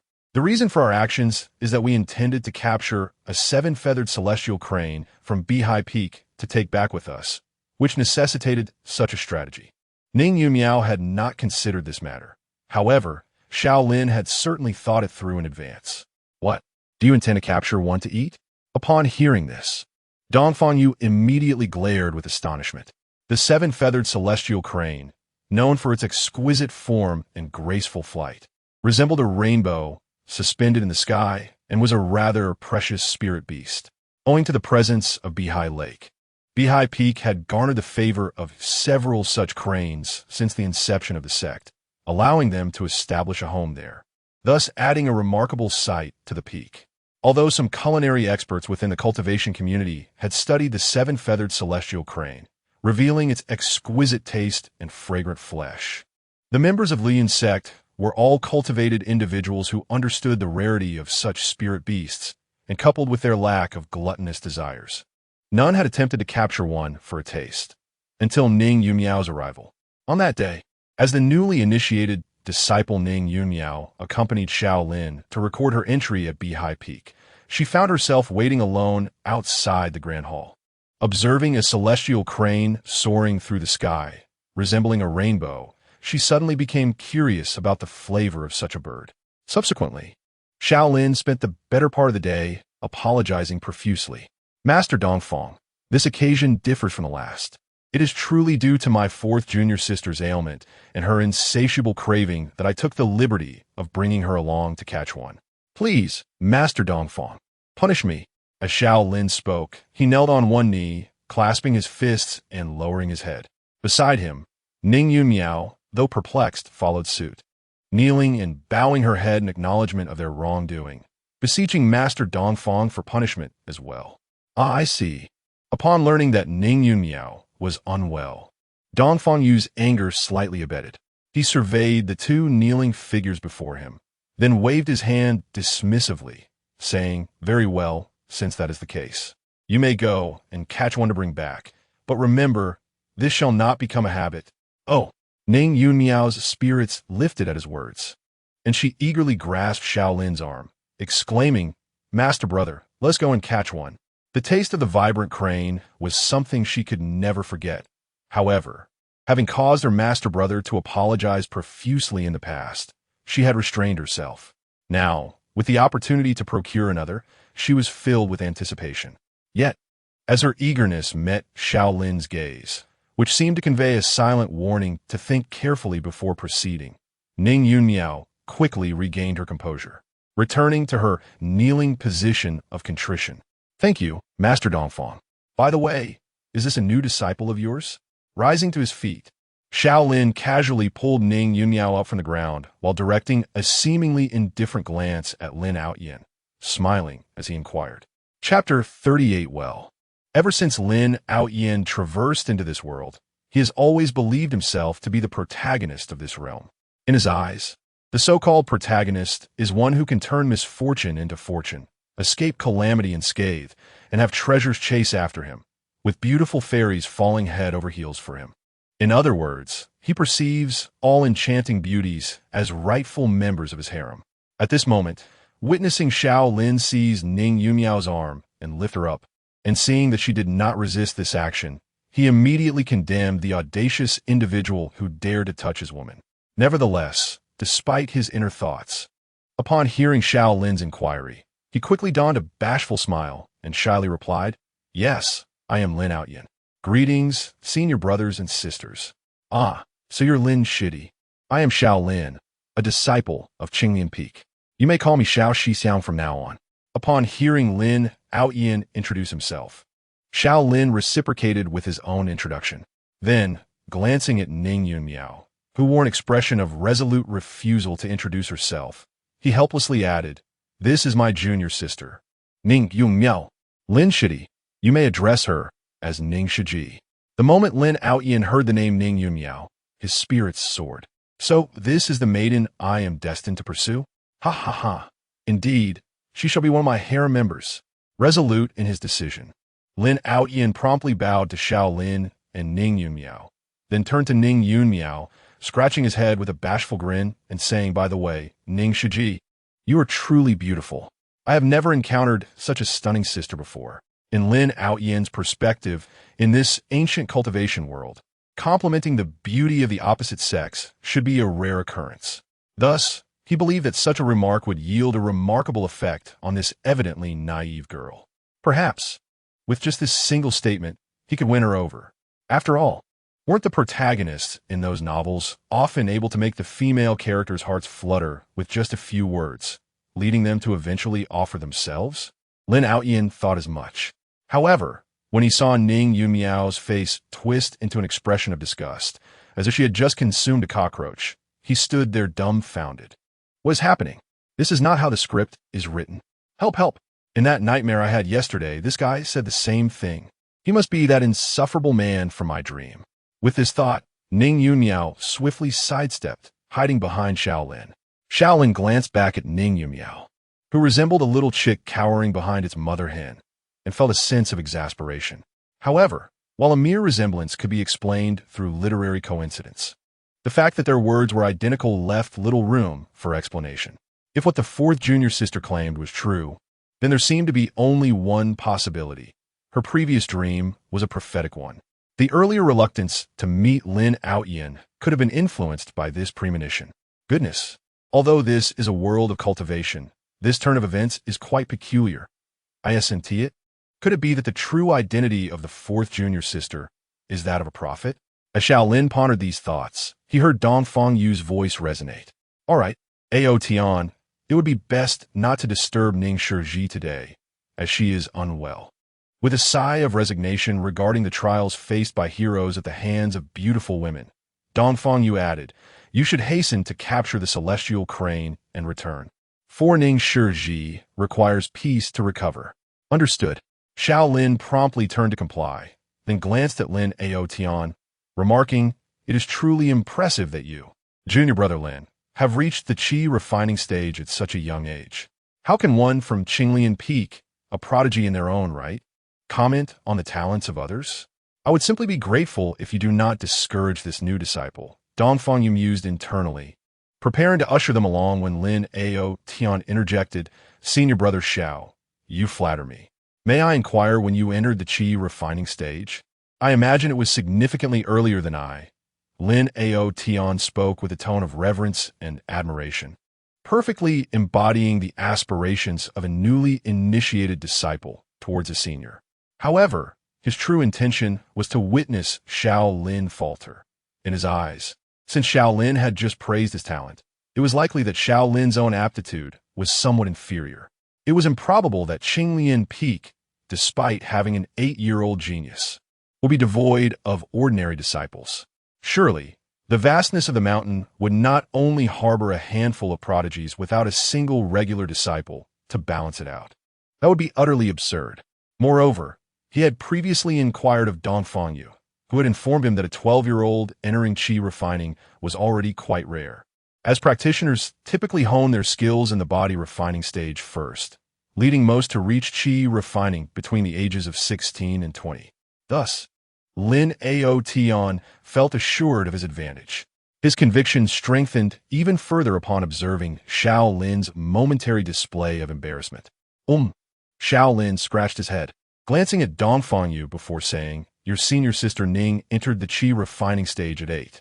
Ah, so she is the prodigious talent," Lin Ao Tian thought, immediately finding this more reasonable. The protagonist's harem must not only be beautiful, but also gifted. Enough of this chatter. Xiao Shiji, you should take your leave at once. Dongfang Yu suddenly interjected, casting several knowing glances at Xiao Lin. Master, I am genuinely curious about when senior brother Xiao entered the qi refining stage. Lin Ao Tian implored Dongfang Yu earnestly. This would provide me with a target to strive towards in my own cultivation. Seeing his disciple so eager, Dongfang Yu contemplated for a moment before nodding. Very well, since you're so determined. Xiao Shiji, please enlighten him. Alalicht. I entered the qi refining stage at 6. Xiao Lin, who had previously caused one of Dongfang Yu's favored disciples to suffer a blow to their confidence due to this achievement, raised his hand to scratch his head once more, expressing a sense of helplessness. Chapter 39. No way, what does it mean to flaunt superiority and slap someone in the face?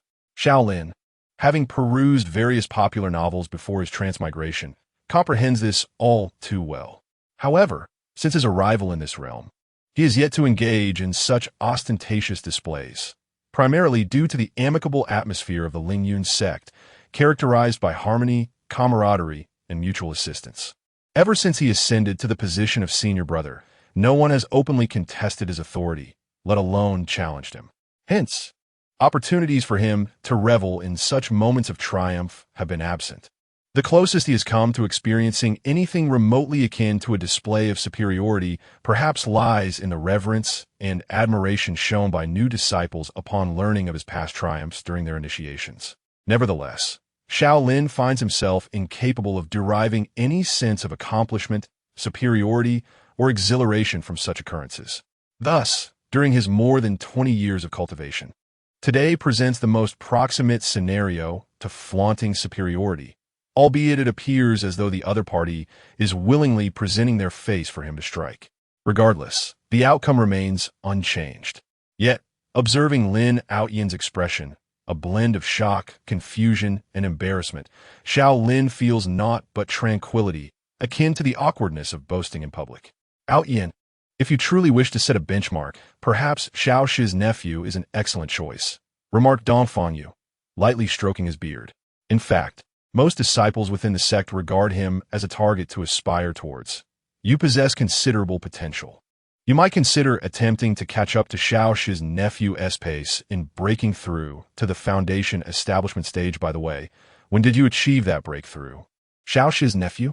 Dongfang Yu, momentarily forgetting this detail, turned to Xiao Lin for clarification. At the age of 14, upon hearing this response, both Dongfang Yu and Lin Aoyan fell into a contemplative silence. Ahem, Aoyan, it is not imperative to solely compare breakthrough speeds. We can master. I can do it. Lin Aoyan interjected with unwavering determination, emerging from a state of shock and embarrassment. I will definitely reach the foundation establishment stage before the age of 14. Breaking through in 2 years? Truly befitting of a protagonist. Such confidence, yet this inferior fellow is quite unsettling. Why hasn't he, the senior brother, departed yet? Ning Yungmiao, who had been hiding behind Xiao Lin, lamented inwardly. Fourth junior sister, I brought you here to gather intelligence about Lin Aoyan. Not to express disdain for him, Xiao Lin sighed internally, aware that this endeavor would likely yield minimal results. Unbeknownst to Xiao Lin, although he may not have garnered any intelligence, he inadvertently acquired a significant amount of animosity. Not only did he display intimacy with his harem, but he also embarrassed me publicly. Very well, Xiao Lin, I have set my sights on you. Is reaching foundation establishment at 14 truly so challenging? With the system, I could cultivate qi in a day. Perhaps in a few days, I shall directly achieve foundation establishment. Just wait until I can firmly press you into the ground. While Lin Outyin set his sights on Dongfang Yu, his thoughts were entirely consumed by Xiao Lin. In his mind, Xiao Lin had already become a pawn for his future displays of superiority. Junior brother Lin, your aspirations are commendable. With that said, Dongfang Shu, junior brother Lin, we shall take our leave now. Xiao Lin bowed respectfully to Master Dongfang and spoke with deference. Be cautious while capturing the celestial crane. Do not create too much commotion. Master Dongfang waved his hand, inwardly lamenting for the umpteenth time why Xiao Lin was not his disciple. Xiao Lin nodded, casting a glance at Lin Outyin before preparing to depart with Ning Yunmiao. However, he was interrupted by Lin Outyin's voice. Master, since I have joined the Luyun sect, should I not pay a visit to the sect leader? Upon hearing this, both Xiao Lin and Master Dongfang froze, while Ning Yunmiao wore an unmistakable expression of disdain. Does this insipid fellow truly wish to meet the master? If he follows the narrative of the novel, I will be forced to encounter him frequently. Absolutely not. Ning Yunmiao clenched her small fist behind Xiao Lin. Standing before her, Xiao Lin harbored a similar sentiment. According to the thoughts of the fourth junior sister, Lin Outyin was destined to connect with their master, and eventually, the master would even engage in battles against celestial beings for Lin Outyin. No, this narrative must not unfold. Since learning about the plot concerning the master and Lin Outyin, Xiao Lin was resolute in his determination to alter this storyline. It was not that he harbored a desire to monopolize the master or held any peculiar feelings towards Lung Yushua. Rather, he simply could not bear to witness Lung Yushua fighting celestial beings for Lin Outyin. What a joke. Those are celestial beings. Even if the master could contend with them without defeat, what if the celestial beings wielded some formidable weapon? What if those shameless celestial beings launched an evil assault? What if the master was in poor condition or injured that day? Any of these scenarios would suggest that Lung Yushue would be at a disadvantage or worse, imperiled during her battles with celestial beings.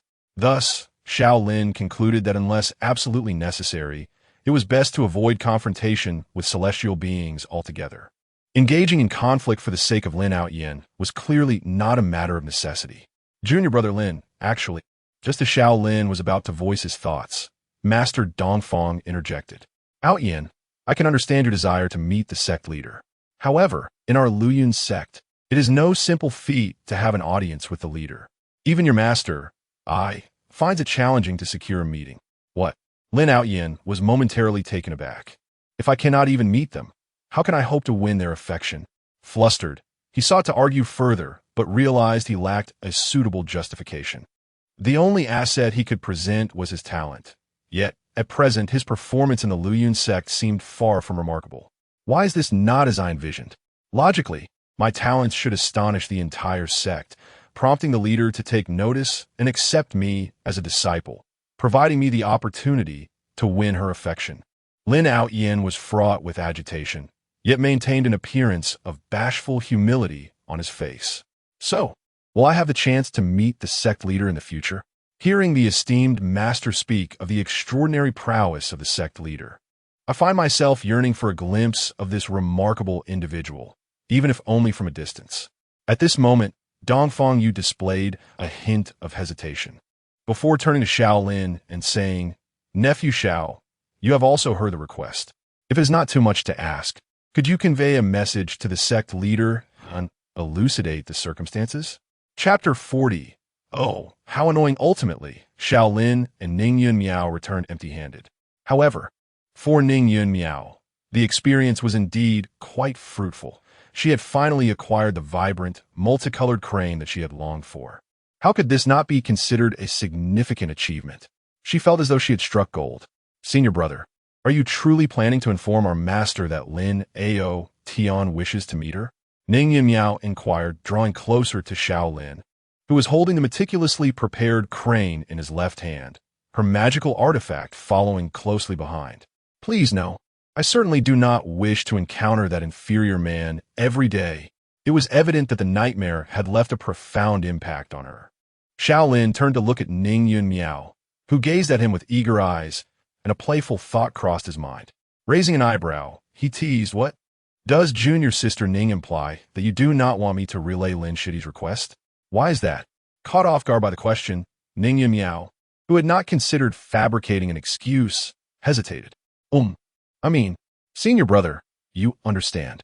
After stammering for a while, she finally concocted a reasonable explanation and quickly responded, "Ahem, I believe that our master is exceedingly busy and should not be disturbed for trivial matters."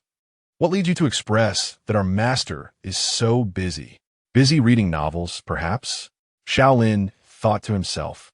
Yet he chose not to expose his fourth junior sister's reasoning. Instead, he nodded in agreement. "You make a valid point. Indeed, we should not trouble our master over such matters." "Indeed, that is precisely how I feel," Ning Yun Miao exclaimed joyfully upon hearing Xiao Lin's endorsement of her opinion. "Who would have thought senior brother would so readily acquiesce to my reasoning? It appears my justification is quite adept. He. I'm getting smarter. Well, as long as you're happy." Xiao Lin chuckled inwardly and refrained from dampening Ning Yun Miao's confidence. He shifted the conversation, speaking of which, fourth junior sister, it seems you hold quite an aversion toward Lin Shidi. Might you enlighten me as to why? Isn't it due to my physical ailment? You can deceive others, but do not deceive yourself. Actually it is because Ning Yun Miao proceeded to recount the uncanny resemblance between the man from her dream and Lin Aotian. As expected, fourth junior sister answers every question posed to her. Xiao Lin mused internally before continuing. "So, what negative impression did that person from your dream leave on you that causes such distaste?" This inquiry was the true intention behind Xiao Lin's line of questioning. He sought to glean further insights into Ning Yun Miao's dream, which would greatly aid him in understanding Lin Aotian, as well as exploring Ning Yun Miao's precognitive abilities. Indeed, he would whisper some rather cheesy love lines to me in his dreams. Cheesy love lines are a term from my hometown, which essentially means, Ning Yun Miao, with great enthusiasm, elucidated to Xiao Lin what cheesy love lines entailed, and then proceeded to lament the despicable actions of the man in her dreams who dared to invade her personal space. The most critical aspect was that within the dream, he was exceedingly sleazy and greasy, instilling fear with just a glance, leading to a night of restless slumber. Sleazy and greasy? Xiao Lin raised an eyebrow slightly. Greasy is also a term from my hometown, which signifies, I comprehend. We have a similar expression in my place. Oh, really? Ning Yun Miao chuckled upon hearing this. However, Xiao Lin furrowed her brow slightly. The Lin Outyin in her dream appeared sleazy and greasy. Yet the Lin Outyin she had just encountered did not exude such traits. Rather, he appeared quite shy and bashful. If viewed solely from this perspective, the conclusion of a prophetic dream seemed increasingly dubious. Furthermore, according to the fourth junior sister, the cheesy love lines spoken by Lin Outyin in the dream were primarily those widely circulated online. Could it be that Lin Outyin was also a time traveler? It is also plausible that due to the dreamer's influence, the Lin Outyin in the dream articulated those internet phrases. With such musings in mind, Xiao Lin engaged in casual conversation with the chattering Ning Yun Miao until they swiftly returned to the summit of Qinglian Peak. Well then, I shall go and become a crane. As soon as she landed, Ning Yun Miao eagerly dashed out of the courtyard with her crane. There was no kitchen in the courtyard, and open flames were prohibited. Fortunately, Ning Yun Miao possessed commendable skills in roasting chickens and geese, so she could easily gather some stones and branches outside to set up a simple cooking arrangement. At present, Lin Outyin did not seem to exhibit any dangerous tendencies. However, one could not disregard the possibility of knowing a person's face, but not their heart, thus necessitating continued observation. Xiao Lin settled onto a stone bench in the courtyard, pouring herself some spiritual tea while beginning to organize the information at hand. The fourth junior sister's dream indeed felt somewhat peculiar. This was something she could later report to her master and see what insights her master might offer. After lifting the teacup for a sip, she discovered the tea was cold. Xiao Lin glanced at the table, muttering in frustration about who had shut off the heating array. and promptly activated it again. As for the matter of reporting Lin Aoyin's desire to meet her master, I must apologize, Uncle Dongfang. Although I had already promised you, I find myself unable to comply. Not only am I incapable, but I may also need to obstruct any potential opportunity for Lin Aoyin to meet with my master in the future. Lifting the teapot, which had just finished heating, Xiao Lin poured himself another cup of steaming spiritual tea. He couldn't help but let out a deep sigh. It had only been a few days, yet the unresolved mysteries kept piling up. His master was a riddle himself, leaving Xiao Lin to navigate each step with trepidation. The pressing concern at hand was to decipher the usage of the bull-headed seal and to keep a vigilant eye on Lin Aoyin's movements. After all, the dreams of his fourth junior sister could not be mere fabrications.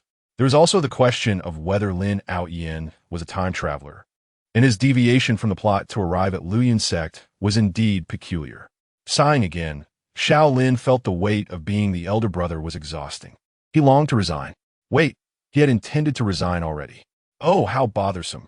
Just as Xiao Lin, whose heart ached from the spiritual tea, was about to rise and practice, he noticed the courtyard door being pushed open. Yu Xiaoxi walked in directly. Elder brother? What are you doing here?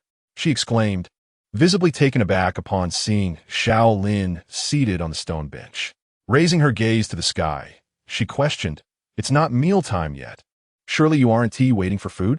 Am I ill to be waiting for a meal here? Xiao Lin suppressed the urge to retort, waving his hand dismissively. It's a long story. Why have you returned, fifth junior sister? Chapter 41. This is my last favor for you typically, as had been the case before. Even when mealtime arrived, these ungrateful individuals would not return for dinner, instead instructing Xiao Bai to deliver the spiritual meal. Moreover, Yu Xiaoxi, being a member of the well-to-do, had established a humble abode outside, making her the least likely to return among them. In fact, she was indeed the one who spent the most nights away. Xiao Linbo harbored no doubts. Were it not for the first-grade gathering spirit formation present in the courtyard, Yu Xiaoxi would undoubtedly have moved into her thatched cottage. Thus, Xiao Lin was perplexed as to why Yu Xiaoxi had returned at this time. Oh, I've recently been studying a formation and came back to gather some materials. Yu Xiaoxi replied, striding directly toward her room. In the past, he might have believed that she was genuinely engaged in her studies, but now, as Xiao Lin pondered this, he heard Yu Xiaoxi's thoughts echoing in his ears. Magical formations are indeed formations. There's no fault in that. That was undeniably true.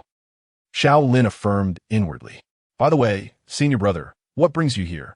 Yu Xiaoxi, having soon emerged from her room, passed the stone table, her enchanting eyes landing curiously upon Xiao Lin. Aren't you practicing? I encountered an issue that requires some deep contemplation. Xiao Lin shrugged. I see. Yu Xiaoxi nodded, refraining from probing further into the matter, yet continued to gaze at Xiao Lin. It's a rare occasion to be alone with senior brother. Isn't this a splendid opportunity for research? Upon hearing her thoughts, a question mark appeared over Xiao Lin's head, just as Yu Xiaoxi approached the stone table, resting her hands upon it and gazing intently at him.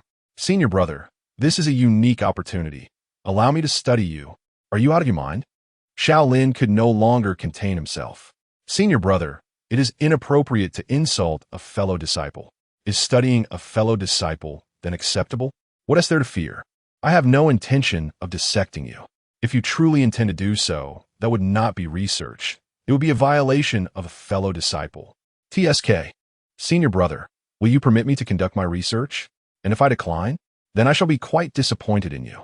Xiao Lin regarded Yu Xiaoxi's expression, which conveyed a sense of entitlement, and thought to himself how it seemed as though he were the unreasonable one. Very well, if you wish to study, then so be it, but it must remain within the bounds of my comfort. Otherwise, I shall not cooperate. Thus, Xiao Lin spoke at last.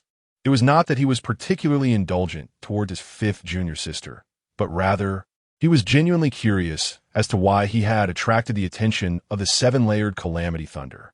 Although he did not believe Yu Xiaoxi could derive conclusive results, any clues she might uncover would be most welcome. After all, who could blame him for having a riddle master as a mentor? That's more like it. Yu Xiaoxi replied with satisfaction, then seated herself opposite Xiao Lin, beginning to rummage through her storage treasure for items. Initially, When Xiao Lin saw her producing various bottles and jars, he paid little heed, merely thinking that this girl certainly approached her tasks with a sense of ceremony. However, when he witnessed Yu Xiaoxi producing a treasure strikingly akin to a microscope, he began to sense something amiss. That junior sister is quite an unusual artifact, Xiao Ling remarked, blinking. Oh, this? I drew inspiration from an ancient tome and crafted it myself, Yu Xiaoxi replied, donning a pair of gloves as she spoke. Each item was either learned from her hometown or discovered within ancient texts, and intriguingly, these justifications seemed rather plausible. Xiao Ling silently scoffed, only to see Yu Xiaoxi retrieve a needle. Here, senior brother, allow me to draw a sample of your blood. I can manage this myself. There is no need for such fuss. Are you conducting the research, or shall I? You.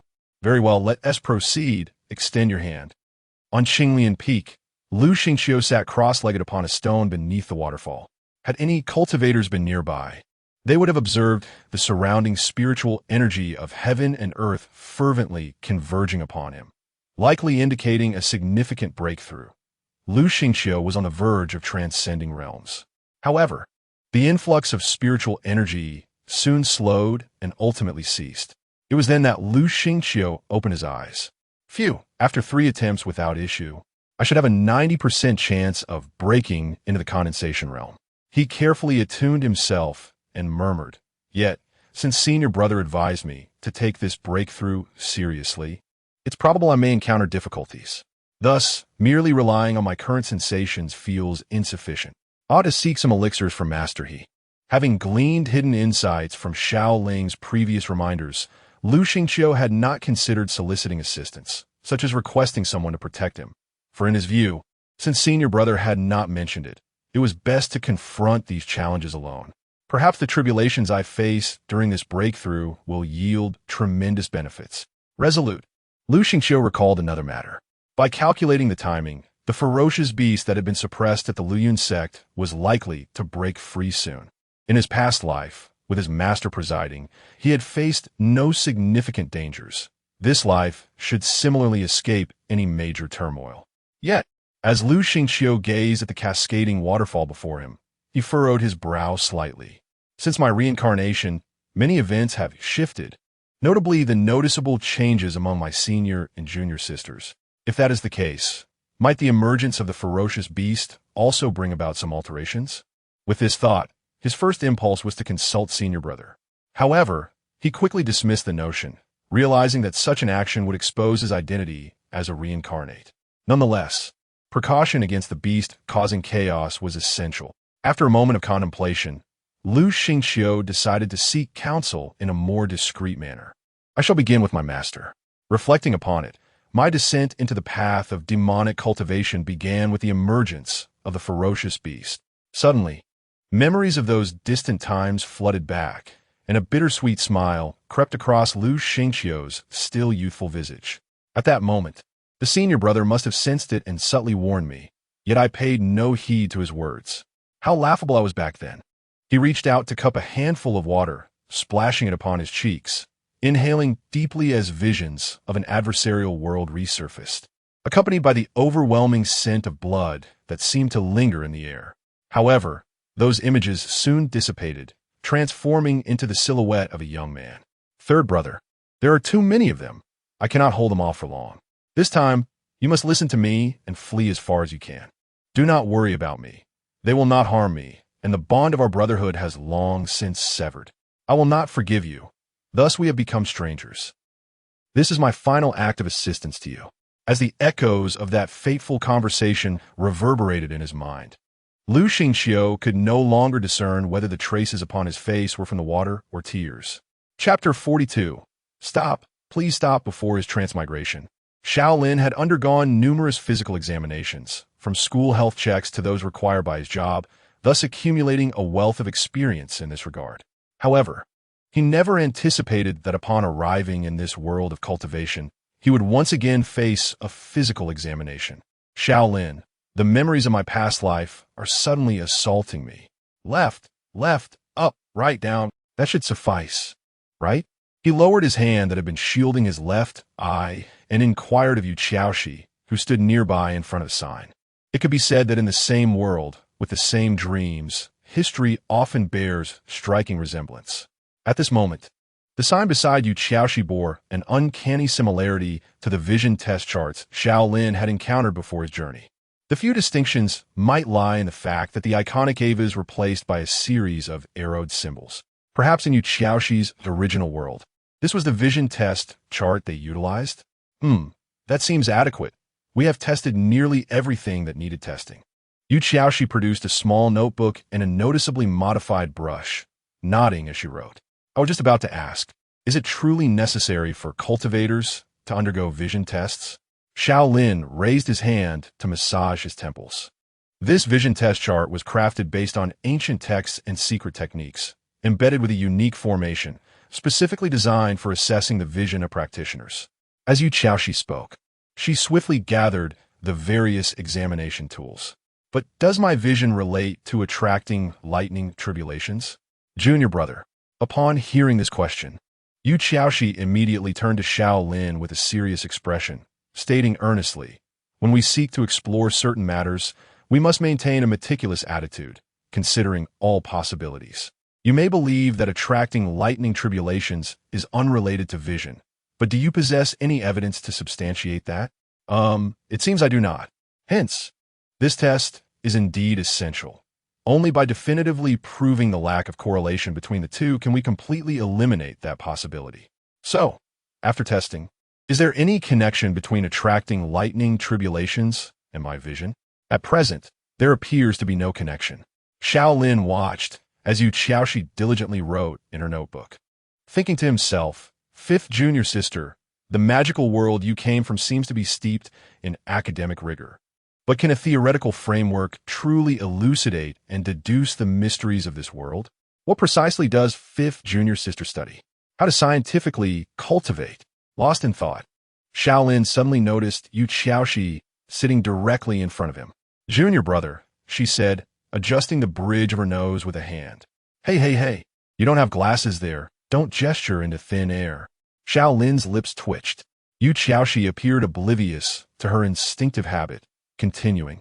Based on the analysis of the test results, I suspect that you're attracting the attention of the seventh layer lightning tribulation may be related to your physique or bloodline. Oh, hearing this, Xiao Lin was taken aback. Indeed, the words spoken by Yu Xiaoxi seemed far from mere fanciful chatter. Rather, they appeared to be well-prepared discourse. Could it be that she has truly conjured a scientific approach to immortality? Such a notion warranted immediate attention, prompting Xiao Lin to inquire further. The precise conclusions, however, remained elusive based on the current test results. Yu Xiaoxi perused her notes briefly and then queried, Elder brother, do you possess any insights or clues? Well, I do have something, though I am uncertain of its connection to the calamity of thunder, Xiao Lin replied, rolling up his right sleeve to reveal a peculiar bullhead insignia. Given that Lung Yoshue had already seen this mark without expressing any concerns, it suggested that displaying it to others would pose no significant risk. Moreover, considering that fifth junior sister Yu Xiaoxi had indeed demonstrated some scientific prowess, Xiao Lin deemed it prudent to involve her in the deliberation. What is this? Yu Xiaoxi's enchanting gaze fell upon the bullhead insignia, her brows slightly raised. A transformation mark? Does it allow one to become a bull-headed being? Xiao Lin internally scoffed, thinking to himself that her interpretation of the bull-headed being was rather literal. He then succinctly recounted the process through which he had acquired this mark. Although the two seem unrelated at first glance, the emergence of this insignia following the event leads me to believe it may indeed be a clue. Xiao Lin had harbored suspicions for some time, but had been unable to validate them, thus refraining from further exploration. Has Master seen it? What did she say? Master indicated that I should resolve it myself. This was indeed a statement befitting their master, to which Yu Xiaoxi nodded in agreement. She then produced several uniquely shaped artifacts, evidently modified by her own hand, and with a twinkle in her eye remarked, however, since Master instructed you to manage this, it implies that the insignia poses no grave danger, allowing for safe examination. Observing Yu Xiaoxi brandishing a surgical-like artifact, Xiao Lin felt a pang of regret for having disclosed the matter to her. It soon became apparent that a rigorous scientific approach does not always yield definitive conclusions. I cannot find any correlation at all, Yu Xiaoxi lamented, her alluring visage marred by a palpable sense of frustration as she gazed at her notes. If I cannot find it, then perhaps I should let it be. As Xiao Lin awaited the healing of the wound on his right arm after taking a medicinal pill, he sincerely addressed Yu Xiaoxi. I have heard of bloodletting therapies in the West, but never of bloodletting research methods. He genuinely feared that if their research continued, Yu Xiaoxi might very well dismember his arm, given her intense, focused moments prior. Indeed, I cannot think of a better approach for the time being, Yu Xiaoxi acknowledged, jotting down a few more notes with a specialized brush. However, I do have an idea regarding how to activate this insignia. Really? Casting a glance at the healing wound on his arm, Xiao Lin was now rather hesitant to entertain Yu Xiaoxi's proposal. Yes, and we can experiment with it right away, she declared, setting her notes aside as her gaze fell upon the surgical-like artifact on the table. Hello, what are you doing? My injury hasn't healed yet, Xiao Lin exclaimed in a panic, raising his left hand to grasp the treasured item. I was merely intending to put it away. Really? I find that hard to believe. Just as Yu Xiaoxi was at a loss for words, the voice of Ning Yunmiao suddenly echoed from outside the courtyard. The roasted crane is here.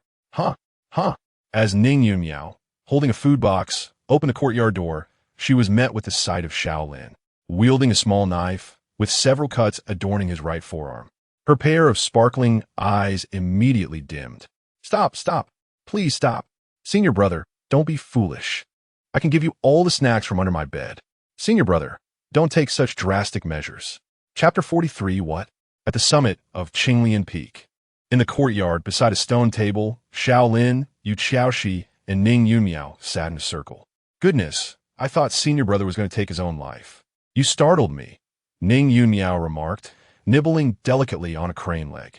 A cultivator, even in despair, would not resort to such a method, Xiao Lin replied, shaking his head while gnawing on a half-eaten crane wing. Well, that's a relief.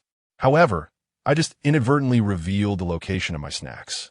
I hope senior brother did not notice. Even if he did, he wouldn't dare to sneak into my room for them, would he? Are you perpetually preoccupied with your trivial snacks? Xiao Lin responded lazily, his attention focused on Yu Xiaoxi, who was intricately carving a formation on the stone table. So, fifth junior sister, are you suggesting that this mark requires an energy supplement to function? Indeed, Yu Xiaoxi continued to etch the formation with her spiritual energy, explaining, similar to our protective array, which necessitates periodic replenishment with top-grade spirit stones to maintain its operation. I believe this mark may operate on a similar principle. After all, the magical marks on our side function in this manner. The principles of magical energy and spiritual energy have certain commonalities, given how closely this mark resembles those magical ones. The usage should be quite similar. The principles of magical energy and spiritual energy have certain intersections. So, mastering mathematics and chemistry will allow one to traverse the world without fear. Xiao Lin, who once struggled academically, mused that if he were to traverse into fifth junior sister's magical realm, learning even basic magic would be a formidable challenge. However, the notion of spiritual energy principles. It felt as though if fifth junior sister continued her research, she would uncover something extraordinary. While Xiao Lin was consumed with concern, Ning Yunmiao was brimming with excitement and curiosity. Fifth junior sister, have you drawn 3 formations? What are they? Can they assist senior brother in mastering the use of the mark? Ning Yunmiao licked the chili powder clinging to her rosy lips and asked with wide eyes. This one is the gathering spirit formation, this one is the transformation formation, and this one is the dispelling spirit formation. To be precise, I am not employing these 3 formations to assist senior brother, but rather I intend to deconstruct these 3 formations and recombine them into a new formation. Yu Xiaoxi replied softly, gazing at the 3 diminutive formations etched on the stone table. Deconstruct and recombine? Ning Yunmiao paused her nibbling, her sparkling eyes wide with wonder. Fifth junior sister, are you implying that you aim to create a formation? My goodness, is this not the hallmark of genius? Truly remarkable. Fifth junior sister. But speaking of which, Why does such an extraordinary individual seem to lack prominence in novels? Was I inattentive while reading? It is likely not your lack of attention, but rather that this fifth junior sister is entirely different from the one in your novels. Xiao Lin thought to himself, observing the slightly furrowed brow of Yu Xiaoxi. Did she not mention that she is deconstructing and recombining? She is extracting useful elements from the three formations, so technically, it cannot yet be deemed creation. Although the brilliance of this achievement is indeed remarkable, it is crucial to remember that she is not a sage of formations with millennia of experience, but merely a child in the foundational stage. Reflecting on this, Xiao Lin felt a sense of relief. The senior brother was right. Independently creating a formation is still somewhat beyond my current capabilities. Yu Xiaoxi's gaze darted between the three formations on the stone table, her small hands rhythmically tapping the surface. Just this alone is quite impressive. Ning Yunmiao exclaimed with genuine admiration, but then suddenly seemed to recall something, her brow furrowing in confusion. If it is a matter of charging, can't we simply have the senior brother inject spiritual energy into the mark, much like using a magical artifact? If I could inject spiritual energy, I wouldn't be at a loss regarding how to utilize this mark, Xiao Lin retorted with exasperation. He had already attempted to gather his internal spiritual energy towards the mark, but to no avail. He had no idea how to channel the gathered energy into it. This mark is akin to a formation, yet far more intricate. As Yu Xiaoxi addressed Ning Yunmiao's inquiry, she produced a small notebook and a specially crafted brush, beginning to sketch and jot down notes. According to my deductions, in order to utilize it through direct injection of spiritual energy, one must fully comprehend the principles of energy circulation within it. Otherwise, one wouldn't even know where to inject the energy.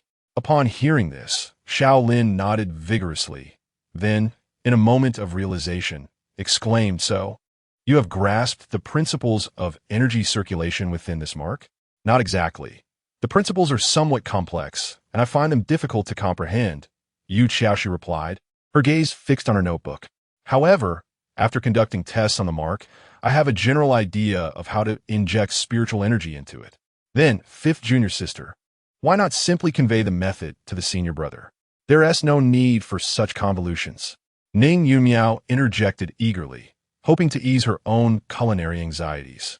Yu Xiaoxi paused her writing, lifting her gaze to Xiao Lin. "Are you certain you want to hear it, senior brother? I cannot guarantee that I can teach you." Xiao Lin blinked, not feeling angered by Yu Xiaoxi's words, but instead leaning slightly to glance at her notebook. Just a fleeting glance was enough for him to return to his seat. "Never mind. I will follow fifth junior sister's method." "Eh? Why?" Ning Yunmiao, perplexed, mimicked Xiao Lin's action and stole a glance at the notebook. One look robbed her of the sparkle in her bright eyes, and she promptly shut her mouth. Yu Xiaoxi shrugged and returned to her work. "Help! What did I just see? If you told me it was an abstract painting, I would believe you. Is this what they call a principle? I cannot comprehend it at all. It brings back the terror of high-level mathematics. No, this is far more terrifying than calculus. Absolutely dreadful." Ning Yunmiao set aside the gnawed bone, lifted her teacup, and took a sip of the steaming spiritual tea, finally emerging from her earlier astonishment. She had been rather hasty. If she truly had traversed into the world of the fifth junior sister, she might only be worthy of a commoner's existence. Xiao Ling pondered silently. However, before they could fully digest this revelation, Yu Xiaoxi lifted her head from her notebook once more. "Ready," she announced. "So soon?" Cough, cough, cough. Ning Yunmiao was taken aback and choked on the spiritual tea she had just sipped. "Are we starting the experiment directly?" Xiao Ling inquired, while gently patting Ning Yunmiao's back. "Yes, it should be fine. Let us begin," Yu Xiaoxi replied, putting away her notebook, dispersing the three formations, and then turning to Xiao Ling. "Remove your clothes, senior brother." "What?" Cough, cough, cough, cough, cough. Ning Yunmiao, who had just begun to recover, found herself choking again at these words. Chapter 44, The Mighty Bai Haifeng. Within Lin Outyan's newly assigned residence. Lin Outyan hurled the teacup from the table to the ground, shattering it into a myriad of fragments. "Where's the task? System. Why haven't you assigned me a task?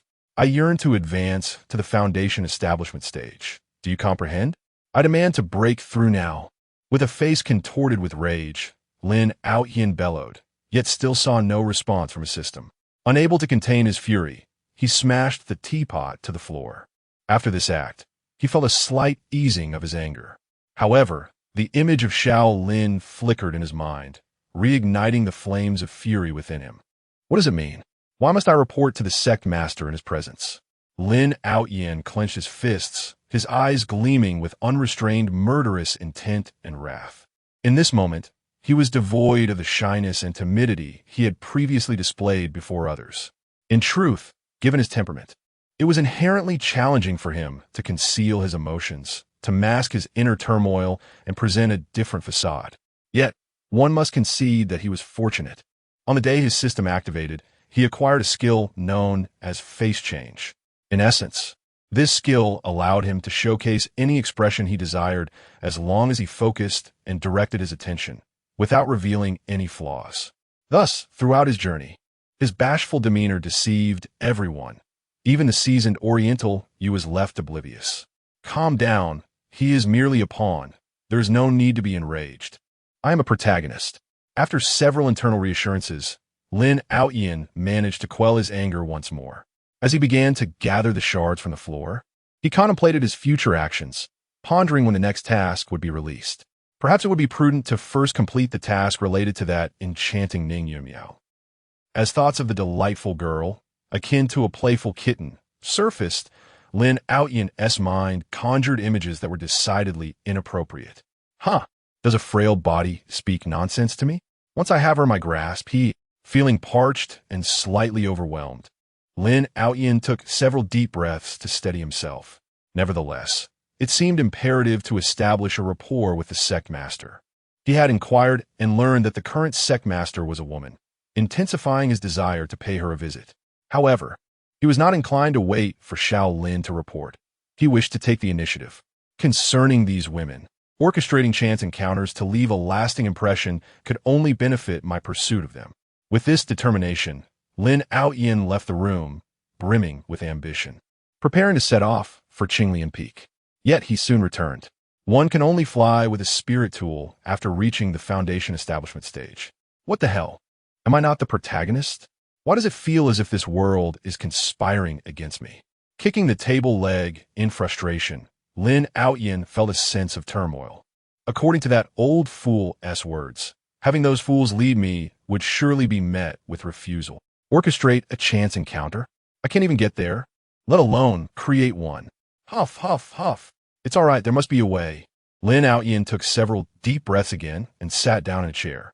Is it not just a matter of going there? He could hardly believe that with his protagonist aura, he would be unable to find solution. As a diligent protagonist, how could success elude him? Lin Outyin, who was wholeheartedly focused on charming women and seeking powerful allies, pondered thus. At Qinglian Peak, within Xiao Lin's chamber. Senior brother, I have finished the back. Shall I turn? With her hands as the brush and spiritual energy as ink, Yu Xiaoxi gazed at Xiao Lin's broad back, which, while strong, did not appear overly muscular, and nodded. Should I paint the front as well? Both sides are necessary. Very well. With his upper body bare, Xiao Lin turned around, simultaneously averting his gaze in embarrassment. To be candid, it was Xiao Lin's first experience of being shirtless in the presence of a young lady after being single for 2 lifetimes. As for why they were in the room rather than the courtyard, it was partly because Ning Yunmiao, the girl, was too shy to look, and partly due to Xiao Lin's concern that if Luo Qingyan were to return unexpectedly, it could lead to complications. One might wonder why it was necessary to remove clothing for merely setting up a formation. According to Yu Qiaoxi's theory, the answer was indeed affirmative. The explanation of the underlying principles was rather intricate, but suffice it to say, those who understood would comprehend. Why are you shy, senior brother? I'm not at all. We are acting openly and are not engaged in anything improper. As she continued to paint on Xiao Lin's skin, Yu Qiaoxi remarked with a smirk. Yet to be fair, one wouldn't expect it, but senior brother is quite robust. Indeed, my physique is rather solid. Xiao Lin thought expressionlessly, resigned to his fate. By the way, have you come up with a name for your formation, 5th junior sister? Perhaps to alleviate the awkwardness. He sought to strike up a conversation. Not yet, Yu Qiaoxi replied casually. Senior brother, why not help me come up with one? What specific functions does this formation serve? In simple terms, it can channel various energies, including spiritual energy, into the markings on your arm in the correct manner. What other energies besides spiritual energy? Theoretically, it can also convert external magical attacks into usable energy. So, it's akin to acquiring an additional layer of protection. To absorb an attack, one must allow it to strike their body. If one can withstand it, they can harness that energy. And if I cannot withstand it? All right, done. With a finger pointed at Xiao Lin's chest, Yu Xiaoxi nodded and said, her eyes sparkling, now go out and test it. But be careful not to damage senior brother's room. Understood. Xiao Lin paid no heed to naming the formation and promptly donned his shirt before following Yu Xiaoxi out of the room. Senior brother, fifth junior sister. Upon their emergence, Ning Yun Miao, gnawing on meat like a hamster, immediately sprang up from the stone bench. Wow, fifth junior sister is impressive. Her face isn't even the slightest bit flushed. Is this what it means to be a mature woman? Mature? According to the years one has spent in this world, you are indeed 1 year her senior. However, I believe that the reason why the fifth junior sister does not blush is not due to her prowess, but rather because, in her previous life, she was a man. After this thought crossed Xiao Ling's mind, he took a few steps to the center of the courtyard, slightly spreading his feet and adopting a stance. Yu Xiaoxi, on the other hand, led Ning Yun Miao to his side. Is it about to begin? Does the fifth junior sister wish to partake? No, thank you. Fourth senior sister, be cautious. If the mark is successfully activated, we do not know what kind of power it might unleash. Rest assured, I will protect the fifth junior sister. My cultivation level is higher than yours. It is I who should be safeguarding you. Fifth junior sister, you are rather heartless. Are you truly not going to eat? It is quite delicious. No, thank you. Listening to the discussion between the two junior sisters not far away, Xiao Ling felt somewhat speechless. However, upon catching sight of Xiao Bai appearing beside Ning Yunmiao out of the corner of his eye, he instantly felt reassured and began to draw upon the spiritual energy from his dantian. Chapter 45. I worry for my senior brother, to be frank. This was the first occasion for Xiao Lin to operate a formation on his body. However, one might argue there was nothing particularly extraordinary about it. The sensation was akin to utilizing a magical artifact, wherein one channels spiritual energy to establish an enigmatic connection. Yet, upon the formation fully activating and beginning to infuse energy into the mark, the feeling transformed. Xiao Lin no longer experienced that mysterious connection, but instead felt the mark growing warm. Could it be? A surge of joy filled Xiao Lin as he immediately raised his right hand to the heavens. Were it not for Ning Yunmiao's presence, he might have exclaimed demon convergence light cannon.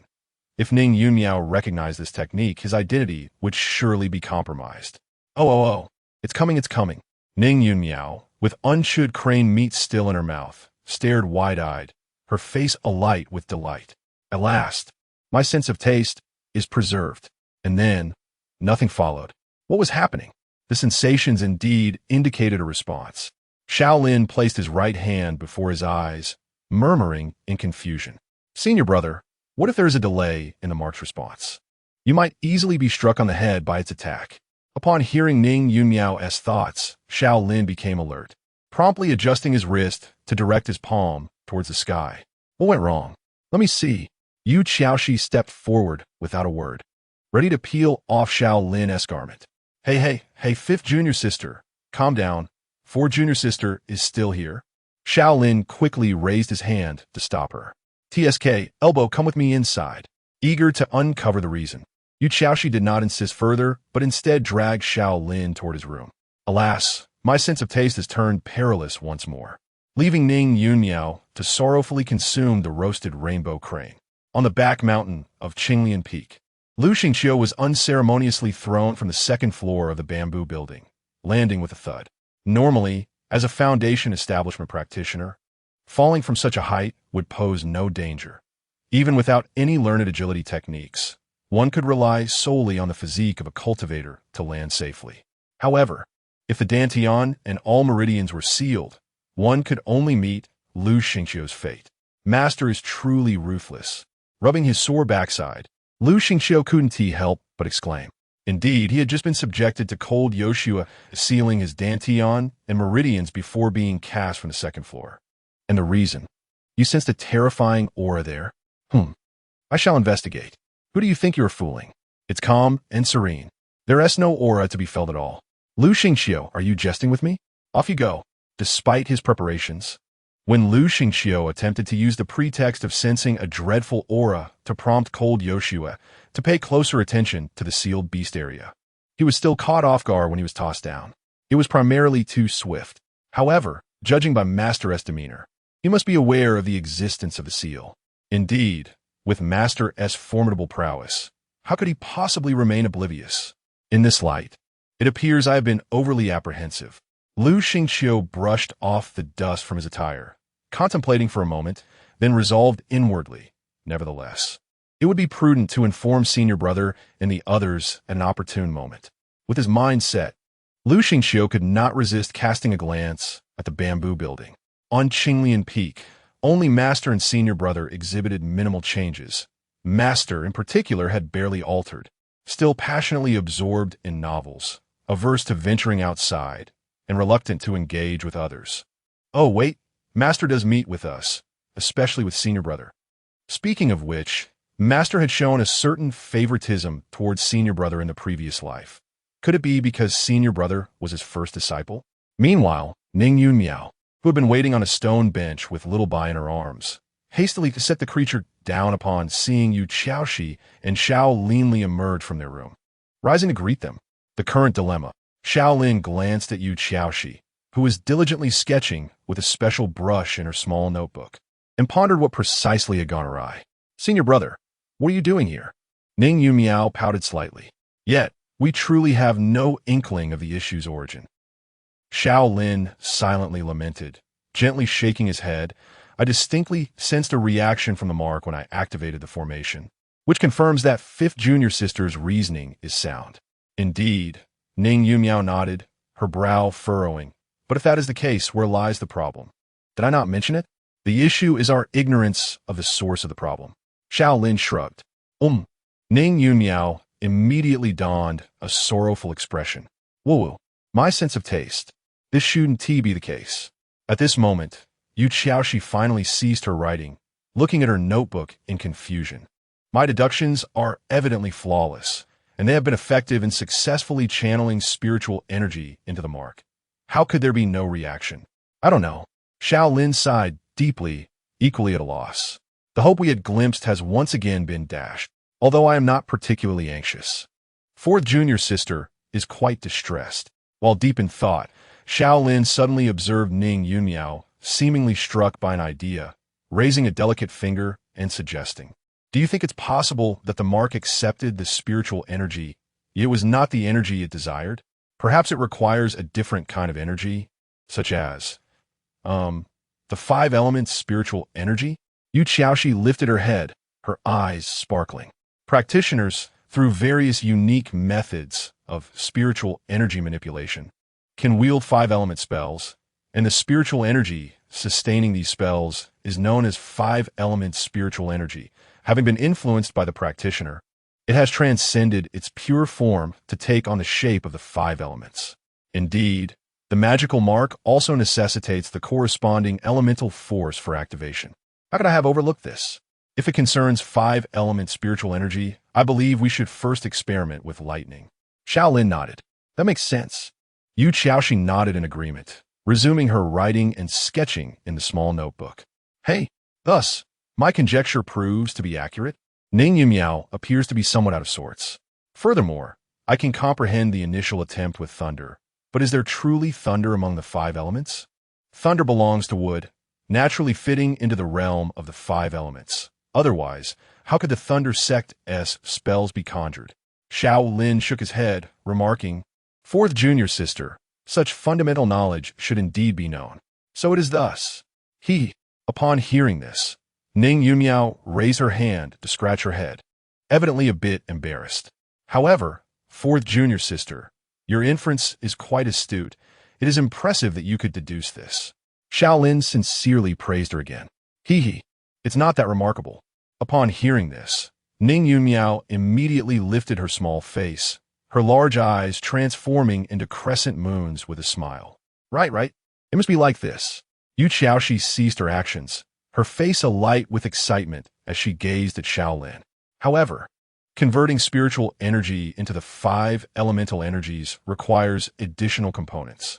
Senior brother, I will need some time. No worries, I'm not in a hurry. Actually, I'm slightly anxious. For senior sister, what are you anxious about? This.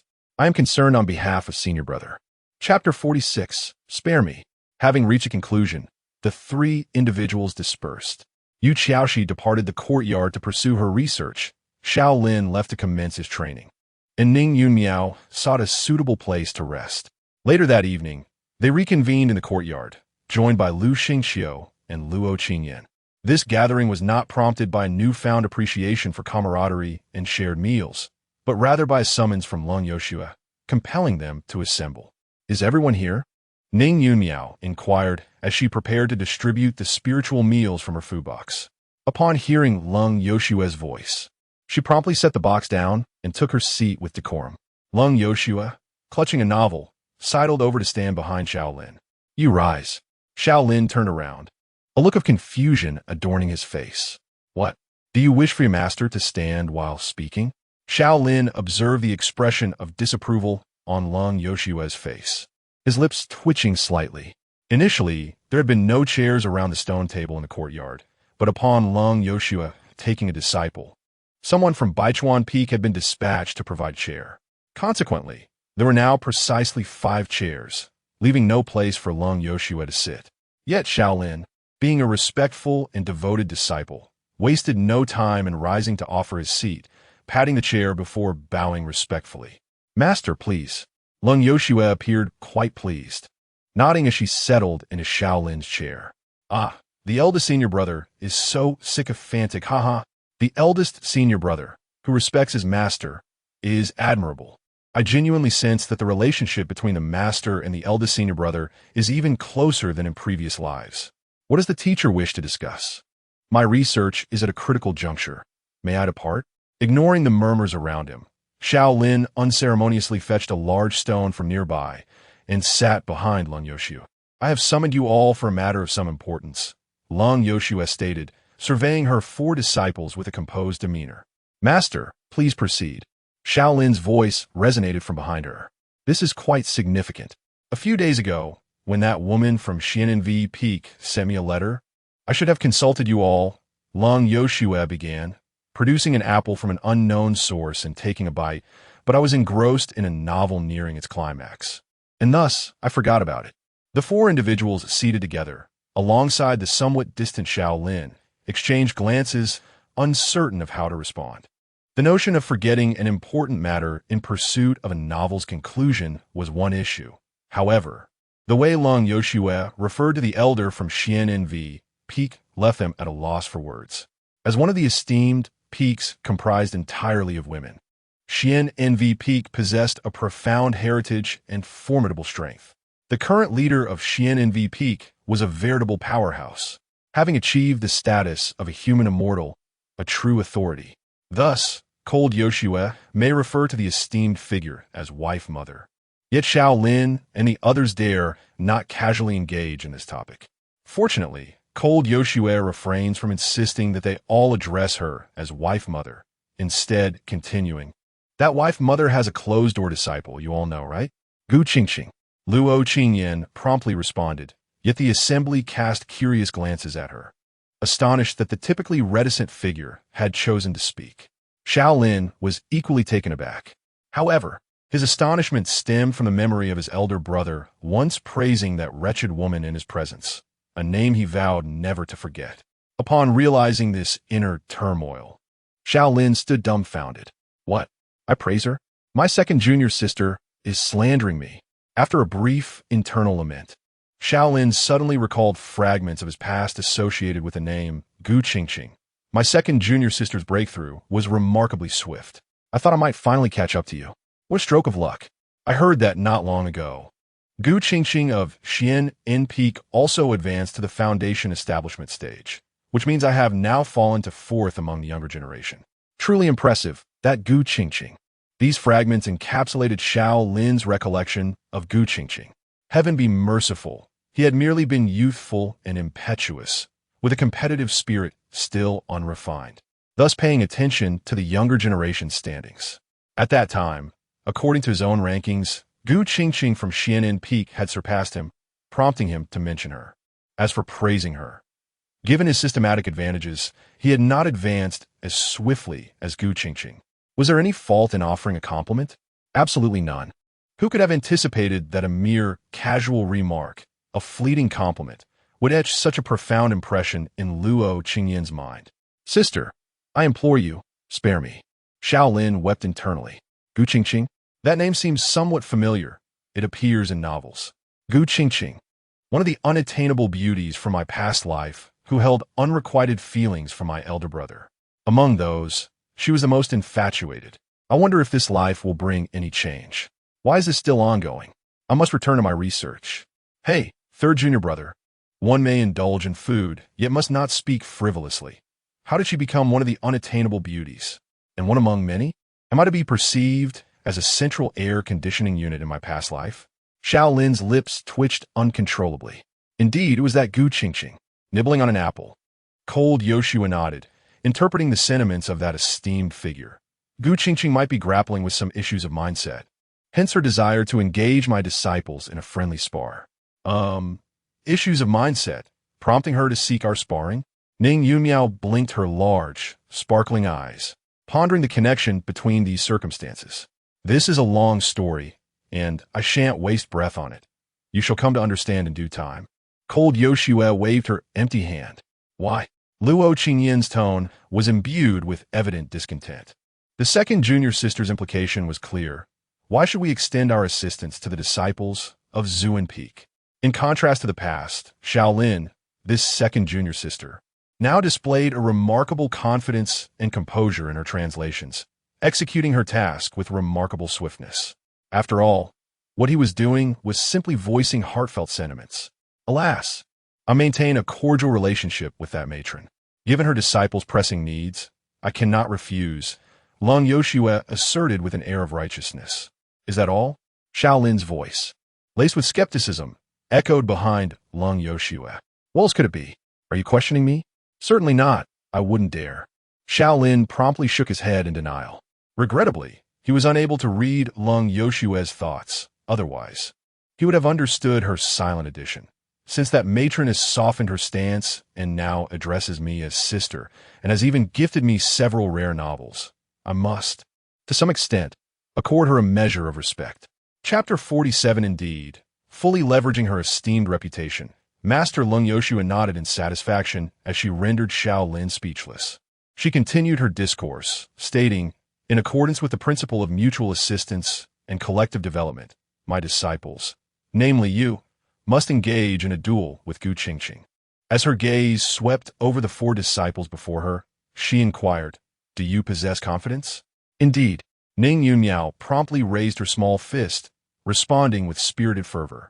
However, upon realizing that she seemed to be the only one responding, she awkwardly lowered her fist. What is the meaning of this?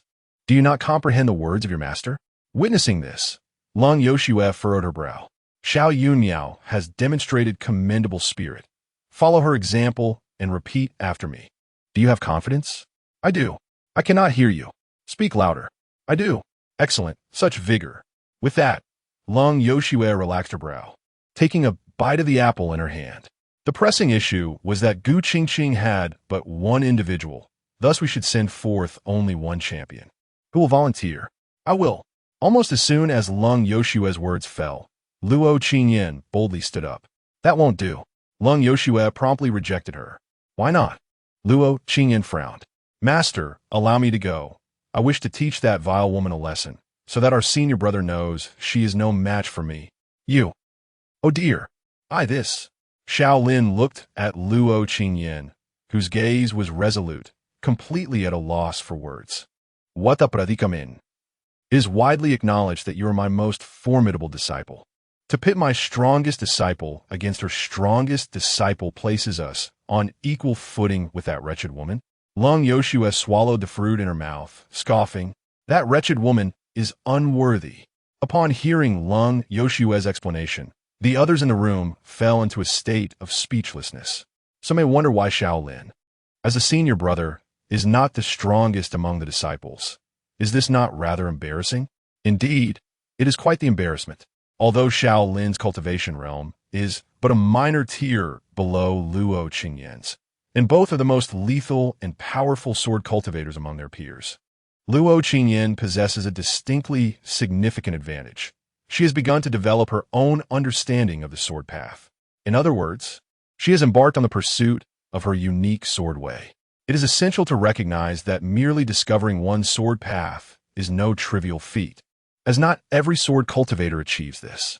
Many fail to comprehend their own sword path and instead resort to practicing the sword ways of their predecessors, often resulting in superficial mastery that fails to capture the essence. Consequently, they are likely to plateau at the harmonization realm, finding it challenging to ascend further. Truly formidable sword cultivators possess a sword path that is uniquely their own, even if it is derived from the teachings of predecessors.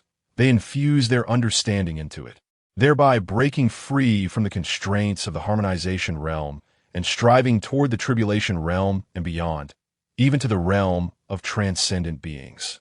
It is noteworthy that those sword practitioners who explore their own sword paths typically begin to make progress only upon reaching the spirit realm.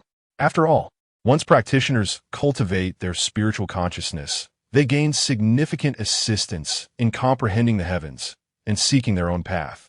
However, let it be emphasized, ladies and gentlemen, that Luo Qingyan, who is merely at the intermediate Dan condensation stage, is already embarking on her own sword path, despite being two major realms below the spirit realm. Who could withstand such a phenomenon? Thus, 5 years ago, when Luo Qingyan, having just broken through to the Dan condensation stage, represented the Luyun sect at the Qingyun Sword Sect's Dao Inquiry Conference, she astounded everyone and left the esteemed elders gasping in awe, exclaiming at the terror of her prowess.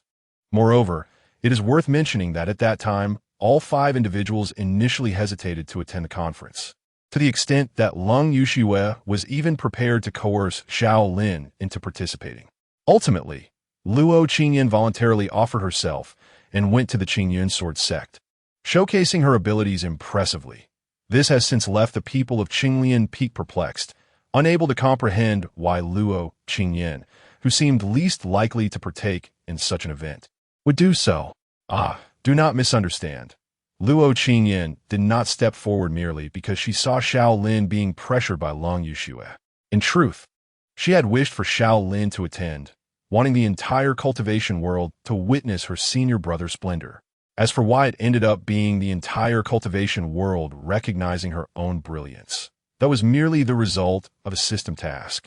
To summarize, it has become a widely accepted consensus within the cultivation community since 5 years ago that Luo Qingyan, possessing the highest realm and demonstrating terrifying talent in the sword path, is indeed Lung Yushue's strongest disciple. Therefore, the reasoning behind Lung Yushue's reluctance to dispatch Luo Qingyan is, in fact, rather unfounded. However, she holds the utmost authority in the Luyun sect, thus. Observing that Lung Yushue had no intention of retracting her command, Luo Qingyan could only begrudgingly take her seat once more. Besides Xiao Luo, is there anyone else willing to step forward? Lung Yushue inquired again. Unfortunately, this time, no one rose to the occasion. No one. Then I shall randomly select someone. Tossing aside the fruit pit, a slight smirk appeared on Lung Yushue's lips.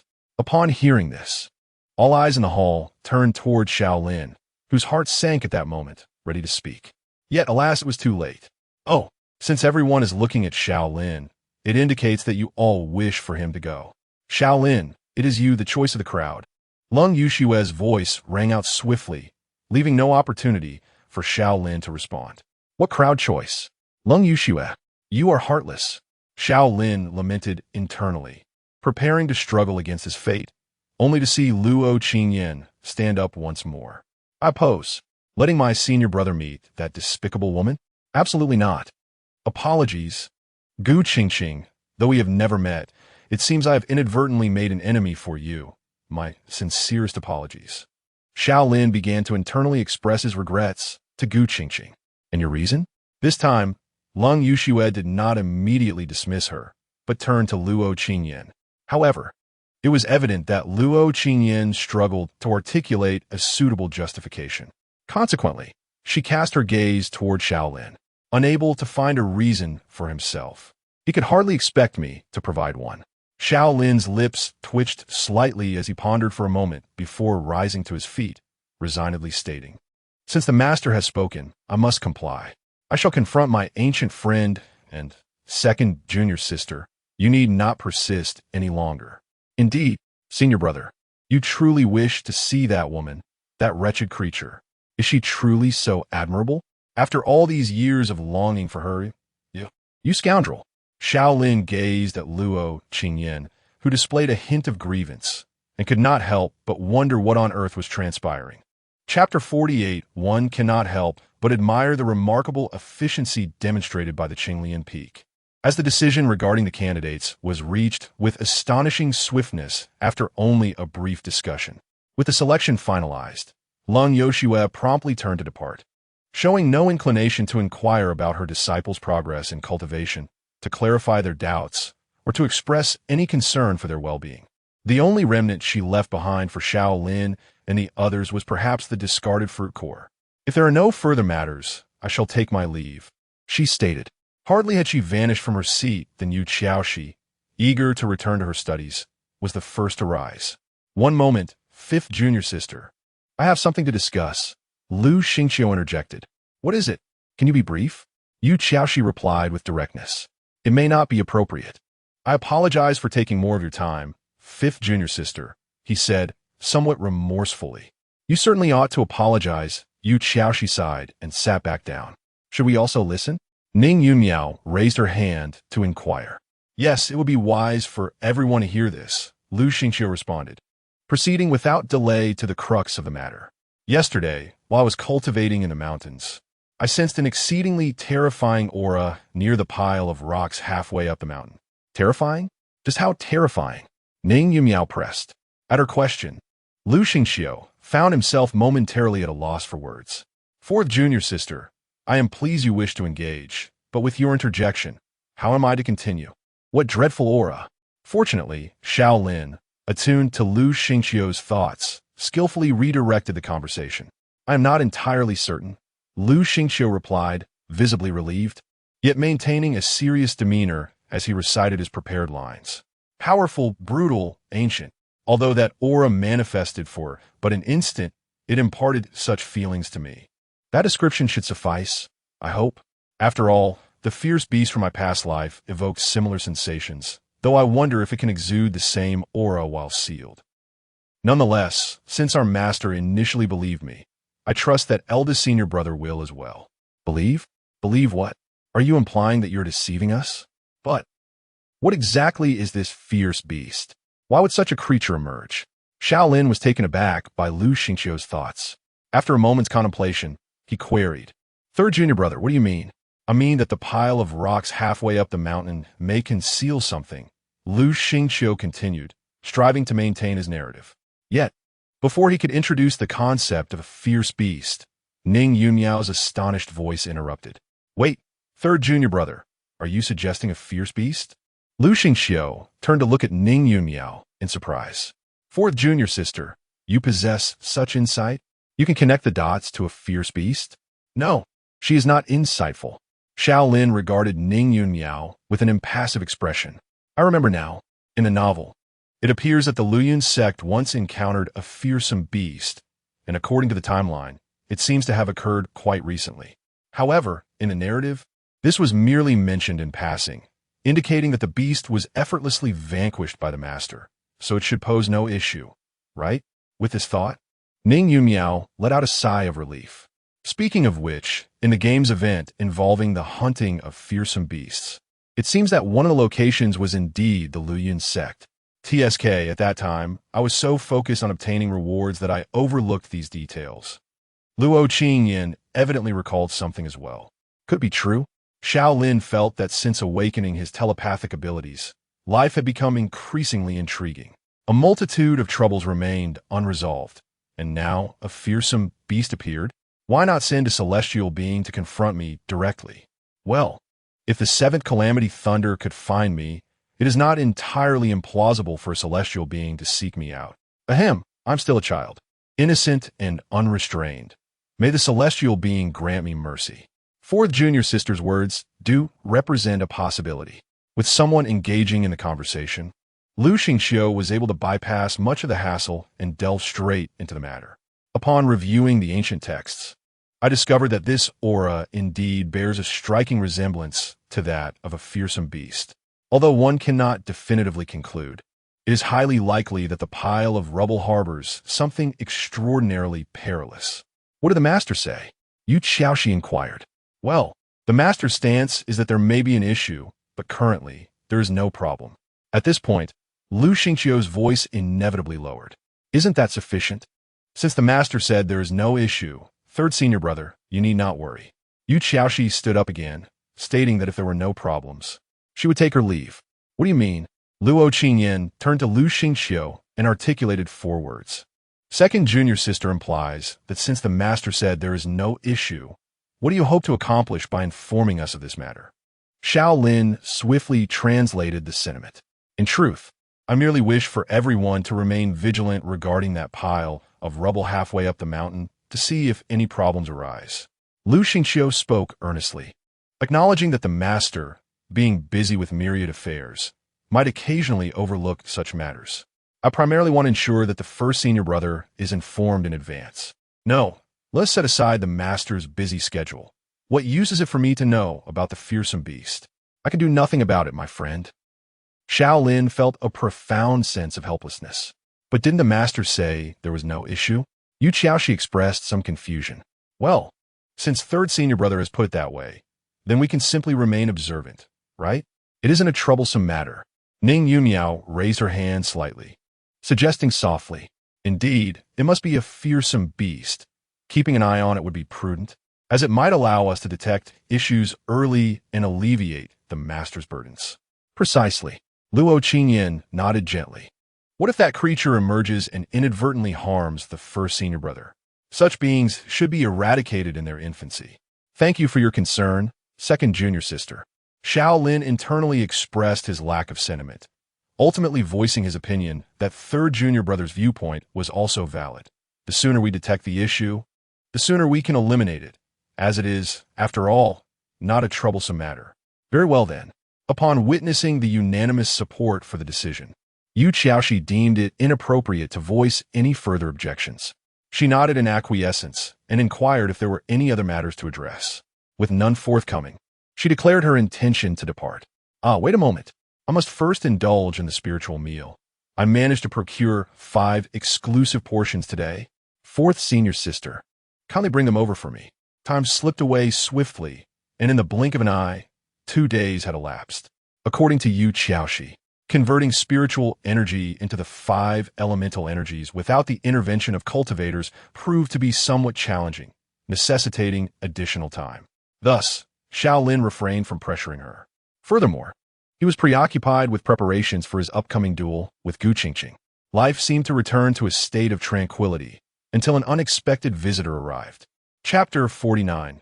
Returned for 2 solid days. Lin Aoyan devoted himself to procuring a skyward talisman from his senior brother He.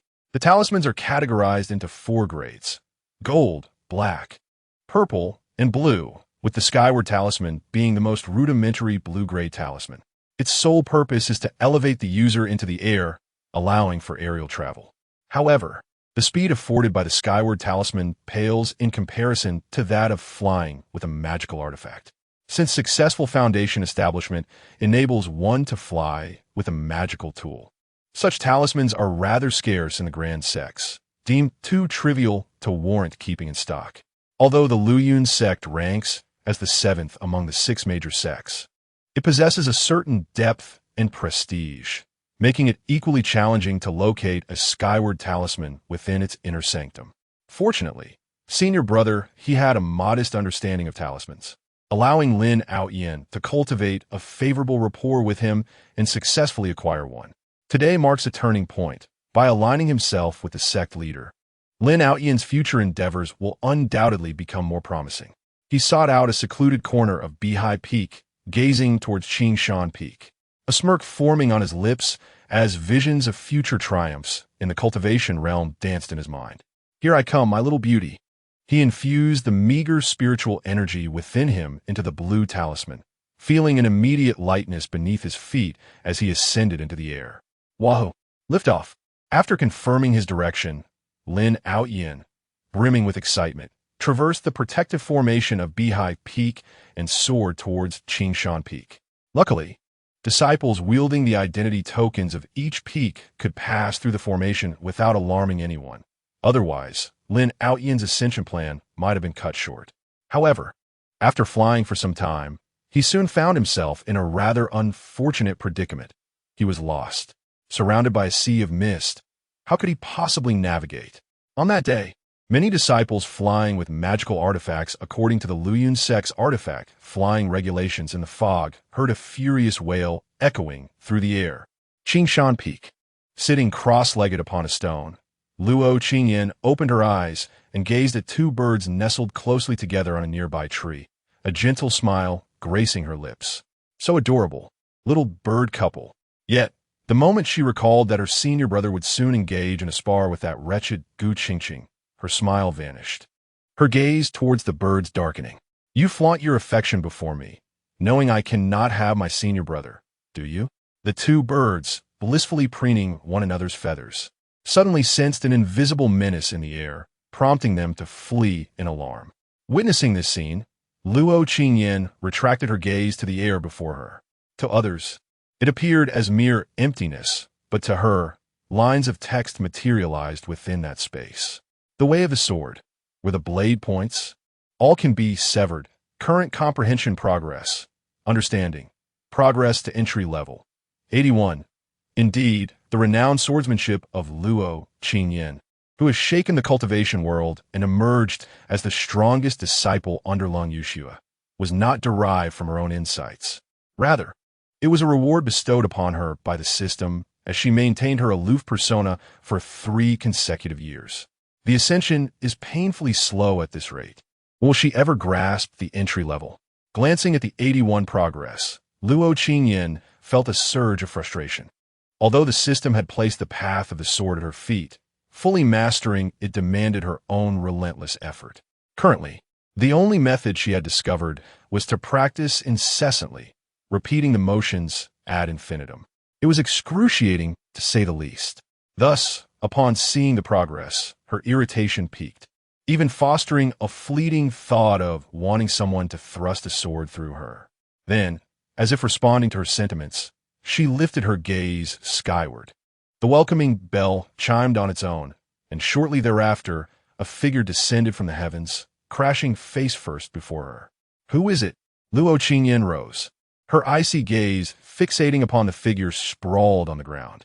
After spinning in the clouds for some time, Lin Outyan, having landed awkwardly, felt as though countless sharp objects had pierced his skin, causing him to plop back onto the ground in fright. A disciple? Upon noticing the tag hanging from Lin Outyan's waist, Luo Qingyan reined in the chill in her eyes, realizing he was likely a newly initiated disciple. After all, only those fresh to the sect would wear their waist tags with such pride, as if it were an unparalleled honor. However, with a discerning eye, Luo Qingyan, who could see Lin Outyan was merely at the qi refining stage, found herself puzzled as to why a qi refining cultivator would venture into the inner sect, and how he had arrived at Qinglian Peak.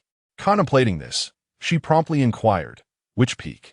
Recovering from the initial shock of the pain, Lin Outyan, still astounded by Luo Qingyan's ethereal beauty and demeanor, responded, I am from Beihai Peak, senior sister. My name is Lin Outyan, and I recently became a direct disciple of the Eastern Peak Master.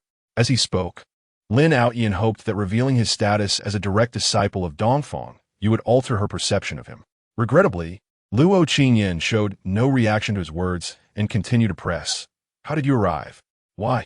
Upon hearing this, Lin Outyan realized her intent and promptly recounted his journey, emphasizing the challenges he had faced along the way, ultimately expressing his sincere desire to meet the sect leader. Return. After listening to Lin Aoyin's narrative, Luo Qingyan offered no further comment and simply uttered this phrase before turning to leave. "Hey, wait, senior sister." Observing Luo Qingyan's intent to depart, Lin Aoyin sprang to his feet and called out. In this moment, he temporarily set aside the matter of courting the chief, choosing instead to forge a connection with Luo Qingyan. She perfectly embodied his aesthetic ideals. Her ethereal beauty stirred a deep-seated desire for conquest within him. He had even resolved in his heart to reserve the position of his primary consort for Luo Qingyan. To Lin Aoyin's delight, upon hearing his words, Luo Qingyan indeed paused and turned around. Gazing at the enchanting figure draped in white, akin to a celestial being, Lin Aoyin displayed a bashful demeanor, clenching his fists as he boldly inquired, "Fairy sister, may I know your name? You are so beautiful, I may have fallen for you." Lin Aoyin understood that while confessing his feelings at their first meeting was somewhat presumptuous, the uncertainty of future encounters with this enchanting fairy compelled him to leave a lasting impression. Typically, individuals with an icy demeanor could not withstand such direct advances, and thus, he believed that expressing his feelings outright would likely breach her defenses and etch his presence into her memory. Such were his thoughts, until he beheld the frosty gaze emanating from Luo Qingyan. Chapter 50. Binding success under normal circumstances. Even upon hearing Lin Aoyin call her name, Luo Qingyan would not have turned around.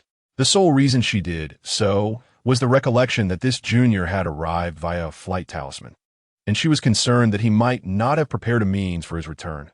Thus, she felt compelled to inquire. This was entirely out of her sense of responsibility as a senior sister, since they were all disciples of the Luyun sect. Luo Qingyan naturally could not abandon her junior brother. However, she was utterly unprepared for the words that escaped his lips. It had been quite some time since she had encountered such a direct confession, especially after the incident 3 years ago when she had reprimanded a male disciple who had declared his feelings for her in front of Xiao Lin. The most she had received since then were love letters, which she had promptly discarded as refuse. In truth, if it were merely a declaration of affection, although Luo Qingyan did not harbor any feelings, she would typically choose to ignore it rather than respond with the dismissive glare she currently wielded. Yet, as fate would have it, she was in a foul mood that day. Thus, after casting a cold glance at Lin Aoyin, she uttered a single word, "Leave." With that, Luo Qingyan turned on her heel and departed. He appeared bashful and earnest, yet he was, in fact, rather frivolous and insincere. Regardless of how he chose to return, it was of no concern to her. At that moment, Lin Aoyin, whose hair stood on end, finally regained his senses upon hearing her command. As he witnessed Luo Qingyan once more turning away, a flicker of conflict danced in his eyes. Requesting a second flight talisman from that individual surnamed, he would surely arouse suspicion, and given the time he had spent away from Beihai Peak, that old coot Dongfang you would undoubtedly have noticed his absence. If he returned only to be placed under scrutiny, gaining access again would prove exceedingly difficult. This time, he must achieve something. He must secure success, desperate to attach himself to a powerful ally and win the heart of a wealthy beauty. Lin Aoyin resolved to take a gamble. He boldly called out, "Goddess, even if you're unwilling to accept me now, at least allow me to know your name." I genuinely. His declaration was abruptly cut short as a pale blue longsword was pressed against his throat. I said, "Leave." In an instant, Luo Qingyan stood before Lin Aoyin, her sword poised threateningly, her icy gaze devoid of any emotion, resembling true frost. This was her first encounter with such an audacious individual, one who dared to persist in his pursuit despite her clear rejection. Given her current state of displeasure, she saw no harm in imparting a lesson to this newly initiated disciple. With that thought, Luo Qingyan advanced, drawing her sword without even a hint of murderous intent. However, possessing a cultivation level 2 ranks higher than Lin Aoyin's, coupled with the inherent lethality of a sword cultivator and her own mastery of the sword arts, the aura of death emanating from her was palpable. Thus, as the sword pressed against his neck, Lin Aoyin became acutely aware of a chilling sensation racing up his spine. causing his body to tremble uncontrollably. She intends to kill me. She truly would kill me. This singular thought consumed his mind, and in an instant, his composure shattered, leading him to wail in desperation, "Don't kill me. You can't kill me. Please, I beg you, do not take my life."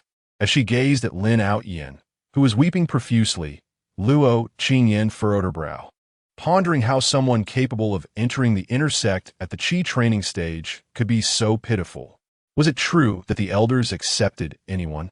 Junior sister, spare him. Put down your sword. Suddenly, she heard Xiao Lin's voice from behind her. Without hesitation, she sheathed her sword. The chilling sensation around her neck dissipated, and Lin Outyen collapsed to the ground, gasping for breath. "What is happening? Why did you strike him, junior sister?" Xiao Lin swiftly approached to ensure Lin Outyen was still alive before turning to Luo Qingyan.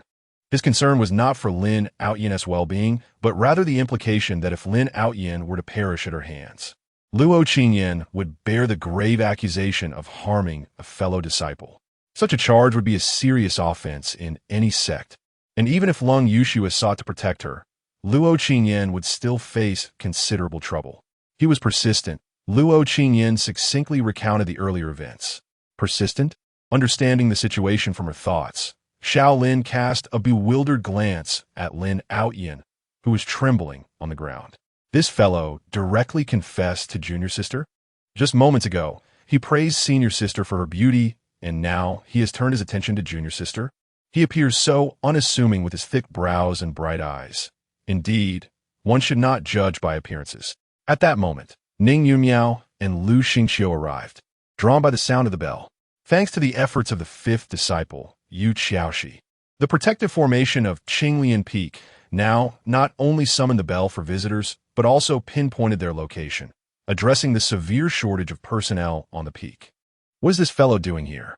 A clear expression of disdain crossed Ning Yunmiao's adorable face upon seeing Lin Outyen on the ground. Lu Xingqiu, however, had no particular thoughts. He was merely perplexed by the current situation. "So, Lin Shidi, what brings you to Qinglian Peak? Did you come alone?" Xiao Lin inquired, observing Lin Outyen's face smeared with snot and tears. Finally recovering from the earlier shock, Lin Outyen swiftly transformed his expression into one of shy grievance, wiping his face as he explained how he had arrived at Qinglian Peak using a skyward talisman, concluding with, "I merely wish to pay my respects to the sect master. I mentioned that I would inform the master, did I not?" Xiao Lin remarked, listening intently to the unspoken thoughts, but hearing none from Lu Xingqiu regarding Lin Outyen. Could it be that Lin Outyen did not exist in my previous life? This thought flickered through Xiao Lin's mind as he heard Lin Outyen continue, "I simply heard tales of the sect master's deeds and felt deep admiration. I could hardly wait, so I sneaked over." After observing Lin Outyen's guilt-ridden expression for a moment, Xiao Lin chose not to pursue that topic further and instead asked, "Then what is the story behind your pursuit of my junior sister?" "Huh? Pursuing junior sister? He truly is a lowly fellow. Dreams may ensnare me, but now you entangle yourself with my second senior sister?" Concealed behind Xiao Lin, Ning Yunmiao seethed with indignation. I merely fell in love at first sight with my senior sister." "Oh dear. Second junior sister, calm yourself. Sheath your sword." Blocking the unsheathing blade of Luo Qingyan with a raised hand, Xiao Lin turned to Lin Outyen, shaking his head. "Junior brother Lin, since my second junior sister has already declined your advances, you ought to refrain from pursuing her further." Enough, junior brother Lin, you may return. Your request to meet the master will be determined by him. And as for your affections for my second junior sister, since she has already turned you down, I kindly ask you to maintain your dignity." "Yes, brother Xiao." Lin Outyen rose to his feet, his face a mask of regret and guilt. Yet his heart seethed with resentment. The memory of his earlier disgrace, Luo Qingyan's acquiescence to Xiao Lin, and Ning Yunmiao's subtle gestures as she hid behind him all served to amplify his animosity towards Xiao Lin to its zenith. "Power, I crave power. Wretched system, bestow upon me strength swiftly. I yearn to eliminate this Xiao Lin, to annihilate, to obliterate, to vanquish you all." Detecting the location of the ferocious beast, binding it to the host, binding in progress, Binding successful. As Lin Outyin, nearly overwhelmed by fury, beheld the sudden appearance of the text before him, he was momentarily taken aback, only for a smirk to curl at the corners of his mouth. Chapter 51. The visitor among the rocks. Lin Outyin departed. It was Xiao Lin who had notified by high peak, and now it was Dong Fengyu himself, searching the world for Lin Outyin, who came to escort him. Xiao Lin recounted every detail of Lin Outyin's actions to Dong Fengyu. As Dong Fengyu's expression darkened upon hearing this, Xiao Lin realized that Lin Outyin would soon face repercussions upon his return to Bai High Peak. Although his initial strategy was to foster a good relationship with this protagonist, or at least maintain distance if that proved impossible, the current situation suggested that both options would be difficult to achieve. Given that Lin Outyin not only had designs on his master, but also on his two junior sisters, Xiao Lin resolved to take decisive action. If a battle was to ensue, then let it be. I have countless brothers. I, Xiao Lin, neither instigate trouble nor shy away from it. Watching as Dong Fengyu departed with Lin Outyin, Xiao Lin understood that Lin Outyin would likely be absent from Qinglian Peak for some time. Why is that junior brother Lin so insistent on seeing master? Pondered Lu Xingqiu, standing slightly behind Xiao Lin. According to him, it is admiration for master, Xiao Lin shrugged. Glancing at Lu Xingqiu, still devoid of any heartfelt sentiments regarding Lin Outyin, was it possible that this Lin Outyin truly had no role to play in his previous life? Why did senior brother glance at me just now? Is he hinting at something? Oh no, I completely missed it. What do I do? Third junior brother, your capacity for imagination is rather excessive. Xiao Lin's lips quirked. Admiration for master? I believe his motives are far from innocent. Ning Yunmiao crossed her arms and scoffed. Such a foolish man. While persistent pursuit may indeed be inappropriate, it does not warrant a harsh judgment on junior brother Lin's character. Lu Xingqiu countered, shaking his head. He might simply be expressing his affection for second junior sister. Silence. How distasteful, Luo Qingyin interjected coldly, cutting off Lu Xingqiu's words. Lu Xingqiu blinked, thinking poor junior brother Lin would likely find it difficult to return to Qinglian Peak in the future. Based on his previous interactions, Xiao Lin also suspected that this Lin Outyin might harbor ulterior motives. As he contemplated how to illustrate this to Lu Xingqiu, he overheard. Since senior brother has said so, that Lin Outyin must surely have nefarious intentions. How despicable that a scoundrel has infiltrated Lu Yun's sect. Hey, your change in attitude is rather abrupt. Xiao Lin's lips twitched, relieved to save his energy for fabrication, and continued, however. I trust that Uncle Dong Feng will discipline junior brother Lin properly. But what a second junior sister? She faces no issues, does she? He had now come to the conclusion that Lin Outyin's demeanor was not as shy and bashful as he pretended. Have you ever seen someone who is truly shy confess their feelings upon first meeting? Most likely, the one in fourth junior sister's dreams was the real Lin Outyin. Recalling Ning Yunmiao's description of the oily and lecherous Lin Outyin, Xiao Lin felt a genuine concern for Luo Qingyan. However, he would soon find himself regretting that concern. Master brother is concerned about me. He truly cares for me. He has feelings for me. He is confessing his love. He is proposing. He wants me to bear his children. He desires twins. What is all this? Are you out of your mind? Gazing at the seemingly cold and indifferent Luo Qingyan, Xiao Lin felt an overwhelming urge to point a finger at her and chastise her. However, he refrained from doing so, merely watching as Luo Qingyan coldly uttered two words. Nothing's wrong. There is no need for a response. The way you are acting irrationally tells me everything is fine. At the midpoint of Qinglian Peak, there lies a chaotic pile of stones. Many rocks are haphazardly stacked there, towering above an adult in height, with sharp angles and facets, bearing the marks of time, exuding an aura of antiquity and mystery. No one knows how long this pile of stones has existed, nor do many pay attention to such a disordered heap. Yet today, whether by fate or the unspoken understanding among peers, this chaotic pile has welcomed visitors, many visitors. Is this the place? Luo Qingyan pondered as she surveyed the disarray of rocks before her. Upon closer inspection, she noticed the arrangement of these stones possessed an intriguing significance. With this thought in mind, Luo Qingyan swiftly closed her eyes and began to attune herself to the surroundings. Unfortunately, she could not perceive the terrifying aura spoken of by Lu Xingqiu. Nevertheless, since the third junior brother had mentioned it, and given that the game indeed featured an event involving fierce beasts at Luoyin's sect, Luo Qingyan raised her hand and gestured several times in the air, causing a circular disc to materialize in her palm. The disc was larger than her hand, adorned with the symbol of yin and yang, appearing rather unremarkable. With a casual glance at the ground before her, Luo Qingyan infused a portion of her spiritual energy into the disc. The disc quivered slightly before transforming into a radiant beam of light, swiftly piercing into the earth before her.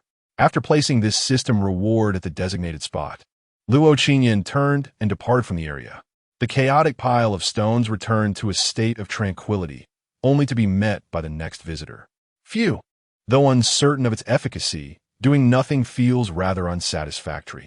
Lu Xingqiu approached the rock pile, uttering his thoughts aloud as he summoned several flags. He planted the first flag into the ground before him, using it as a starting point to insert flags at regular intervals. By the time he had placed all the flags in hand, he had circled the chaotic pile of stones. Phew! I hope this ancient formation can manifest its power in my hands.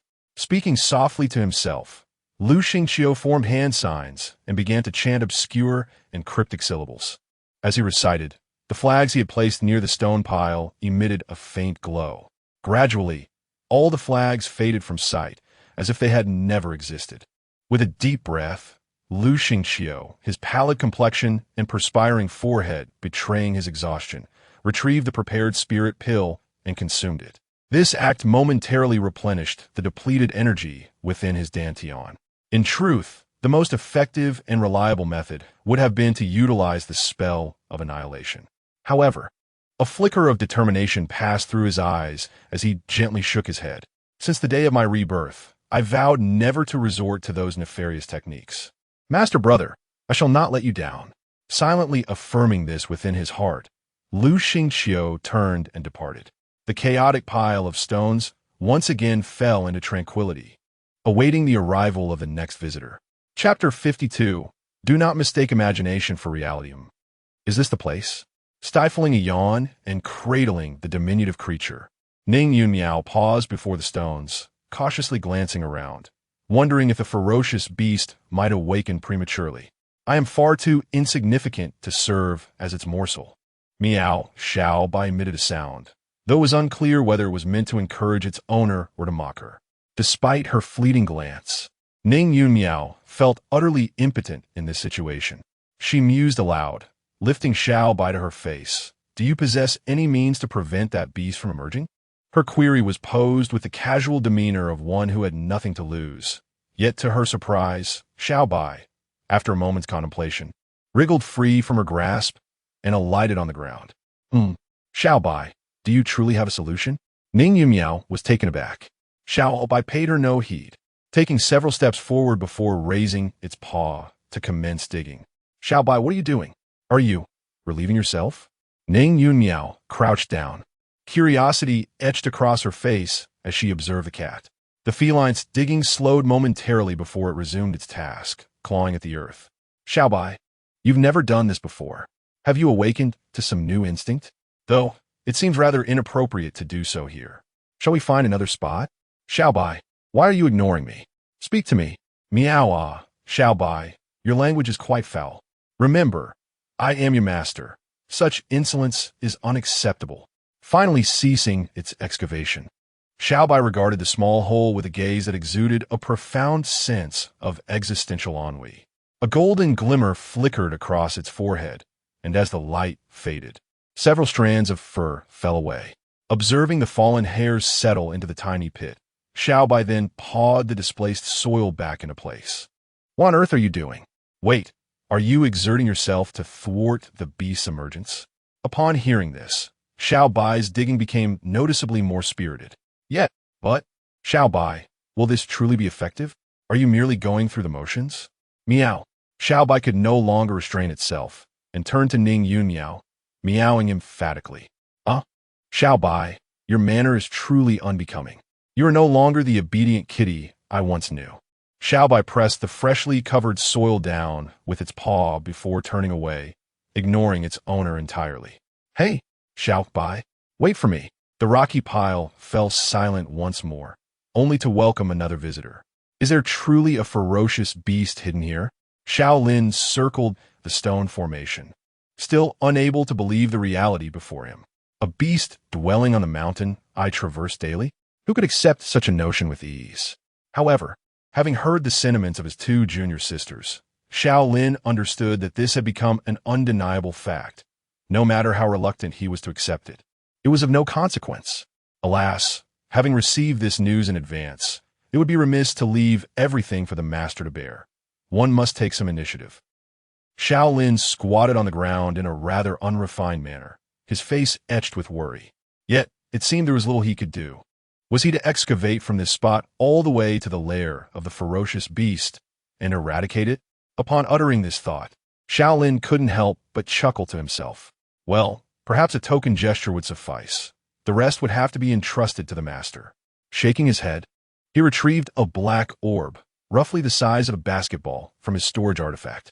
This was the new earthly-grade artifact, the Thunder Pearl, he had received from Lung Yoshua, under the pretext that his previous earthly-grade artifact had been taken by Yu Qiaoshi.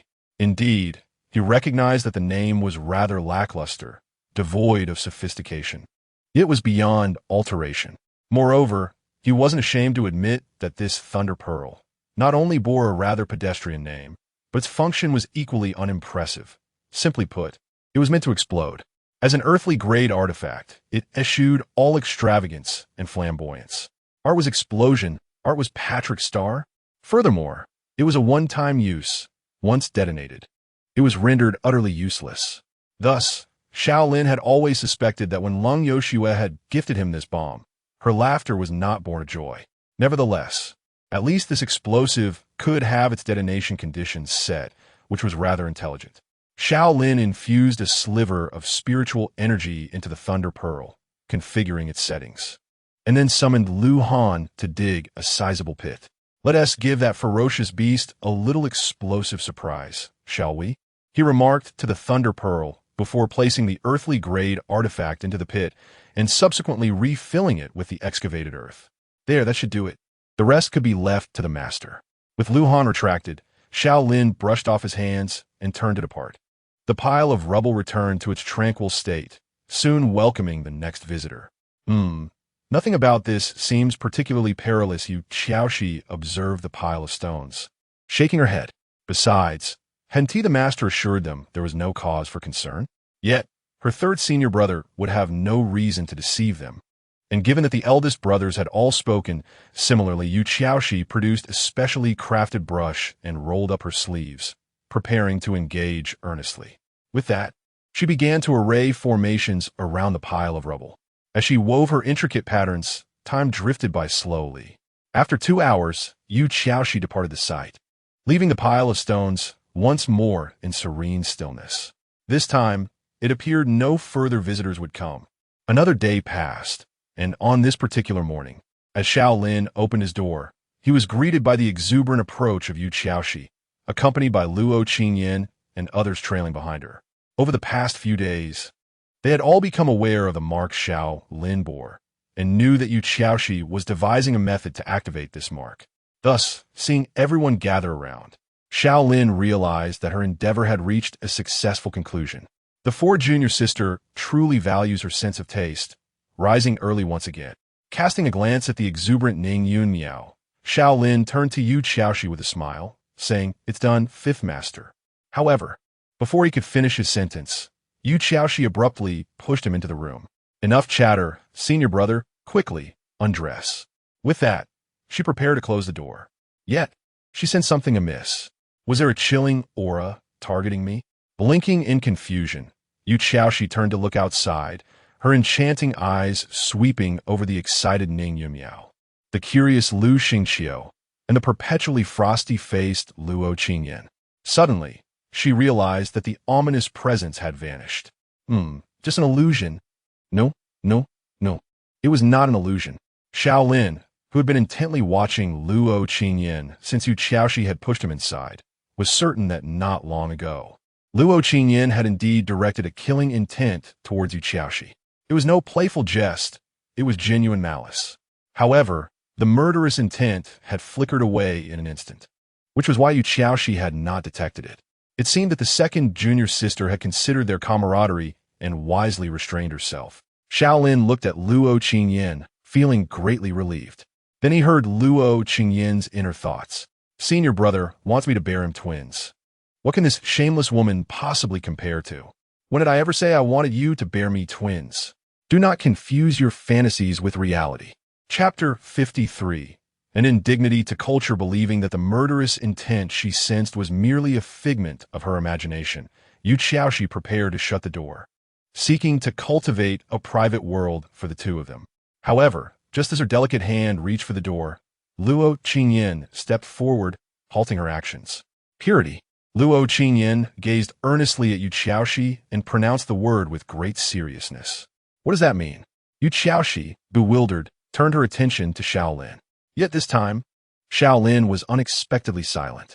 Previously, he had felt he had no choice, but now, he was resolute in not aiding the unjust any longer. He had always been adept at interpreting Luo Qingyan's intentions, which had likely given her the mistaken impression that he harbored affections for her. From this day forth, he would no longer be Luo Qingyan's translator. I am free, Xiao Lin thought to himself. Then, he noticed Lu Xingqiu and Ning Yunmiao both turning their gazes toward him. What is wrong with the senior brother? Why isn't he translating? What is wrong with the senior brother? Why isn't he interpreting? Shortly thereafter, he saw Luo Qingyan also looking at him. What is the matter with you, senior brother? Why aren't you speaking? Speak up, senior brother. TSK. So they have decided I am merely a translation device, have they? This time, I absolutely refuse to translate. Even if I were to leap from Qinglian Peak, I would not utter another word.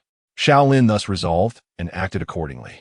However, it seemed the others were not inclined to let him off the hook. Luo Qingyan, Ning Yunmiao, Yu Xiaoxi, and Lu Xingqiu, staring Luo Qingyan, Ning Yunmiao, Yu Xiaoxi, and Lu Xingqiu, staring Luo Qingyan, Ning Yunmiao, Yu Xiaoxi, and Lu Xingqiu, staring all right. I will translate. Is that what you want? Xiao Lin, exasperated, ran his fingers through his hair and declared, what the second junior sister means is that if I and the fifth junior sister were to be alone in a room, it might compromise the fifth junior sister's purity. In this instance, Xiao Lin indeed conveyed what Luo Qingyan intended. Since he had decided to translate, he would not resort to falsehoods, primarily to avoid further provoking the second junior sister's relentless stare. Oh, what was I worried about? Ning Yunmiao was the first to wave her hand dismissively, chuckling, there's no one else on this mountain. We want to go spreading rumors, right? Third senior brother? Looking at Xiao Lin and seeing no directive issued, Lu Xingqiu hesitated momentarily before nodding. Indeed. Even if we did speak of it, what of it? Second junior sister. You are overthinking this. It does not concern me. Yu Xiaoxi, who had once lived as a man in her past life, casually waved her hand, ready to continue closing the door. Concern. Luo Qingyan raised her hand once more to stop her, asserting without room for dispute. What the second junior sister means is that you, fifth junior sister, should care. Xiao Lin begrudgingly translated once again. What should we do then? Second junior sister? Yu Xiaoxi inquired, clearly baffled. Upon hearing this question, Luo Qingyan seemed momentarily taken aback, before softly replying, together, I witness. This time, there was no need for Xiao Lin to translate. Yu Xiaoxi understood Luo Qingyan's intention and nodded directly, saying, I thought it was something else. I mainly want to avoid fourth senior sister. If you wish to witness second senior sister, please come in. Poor Xiao Lin was about to remark that having two women with one man would only fuel imagination, when he saw Luo Qingyan stride into the room and decisively close the door behind her. Let's begin. Turning to face Xiao Lin, Luo Qingyan spoke with undeniable authority. This formation has undergone my modifications and can now convert ordinary spiritual energy into thunderous spiritual energy. However, senior brother, you must be cautious when you... Senior brother?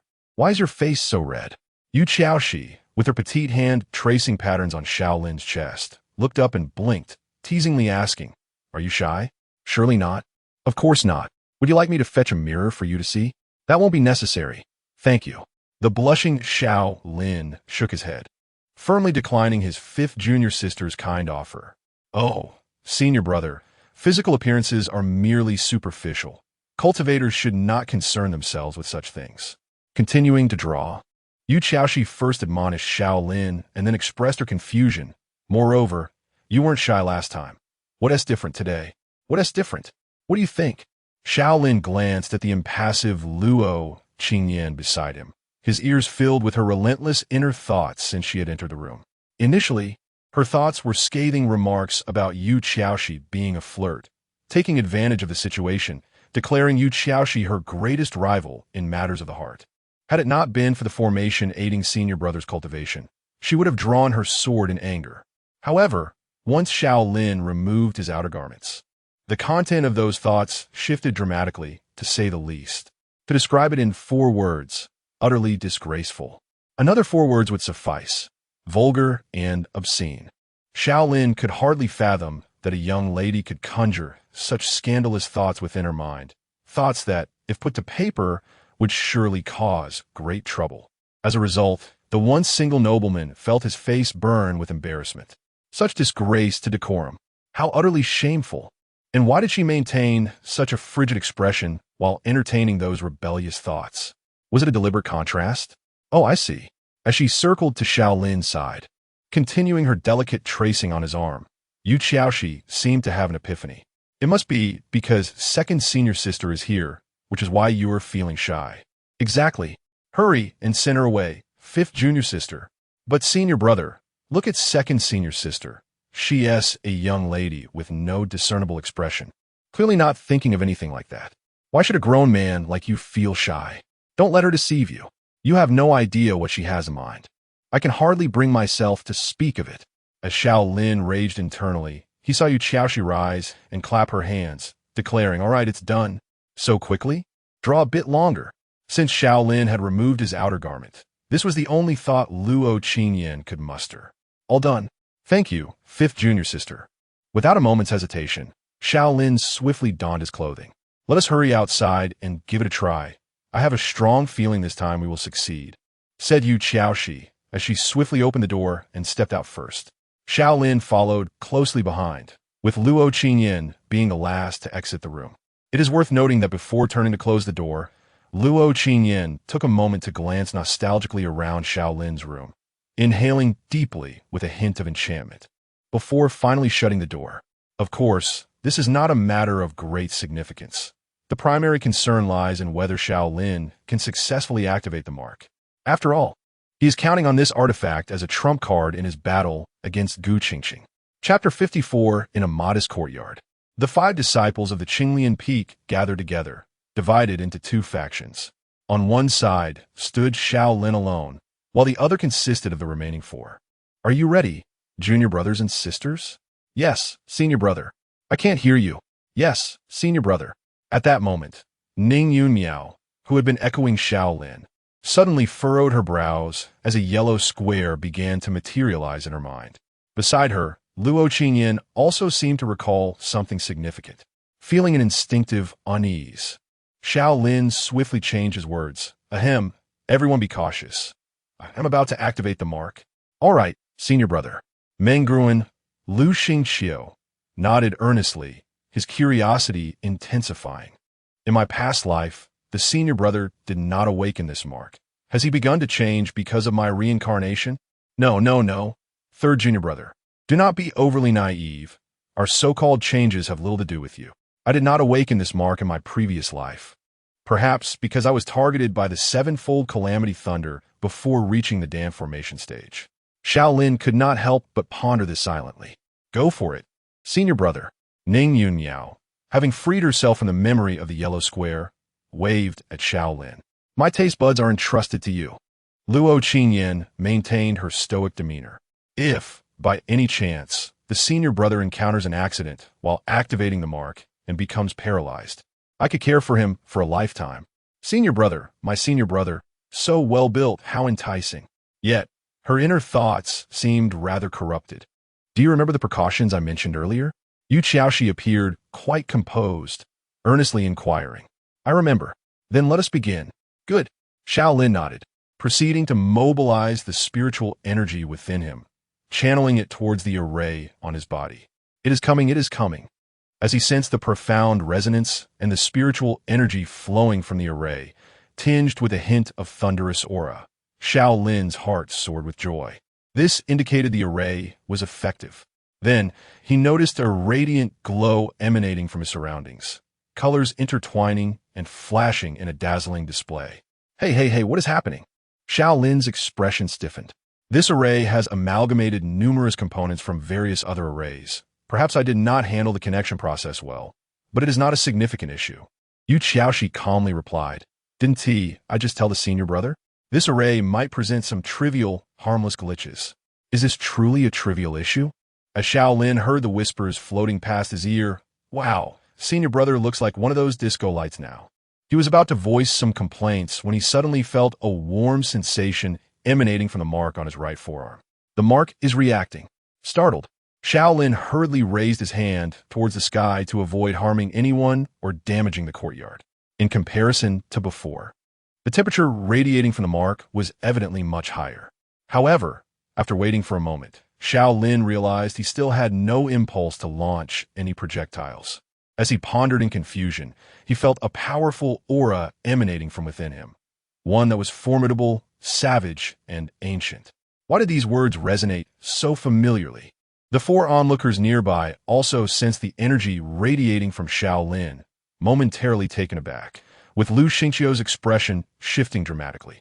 The aura that Xiao Lin exuded was strikingly reminiscent of what he had encountered in his past life when facing ferocious beasts.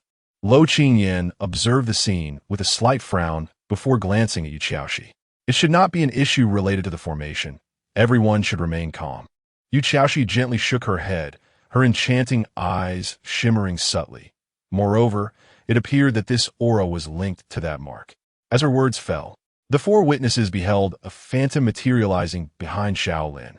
This apparition, composed of purple lightning, bore a striking resemblance to a colossal bull, albeit with only one hoof and no horns. Undeniably, this creature possessed a rather unique appearance. However, the attention of Lo Qingyan and her companions was not focused on its looks. The moment the phantom appeared, a profound sense of pressure descended upon them, akin to the weight of a mountain pressing against their hearts. This sensation differed from the hierarchical suppression exerted by higher-level practitioners over those of lower tiers. Instead, it felt more like a suppression stemming from their very bloodlines, emanating from a superior existence. Thus, the oppressive feeling weighed upon their hearts rather than their bodies. Meow suddenly, Xiao Bai materialized on Ning Yunmiao's shoulder, its golden eyes fixated on the phantom, pupils narrowing into slits. Huff, huff, huff. Xiao Bai, how did you get out? Ning Yunmiao gasped, as if awakening from a dream, her breath heavy with trepidation. I feel like I stopped breathing just now. Help! What kind of monster is that? No one responded to her inquiry. At that moment, a purple lightning bolt gathered in Xiao Lin's raised right hand.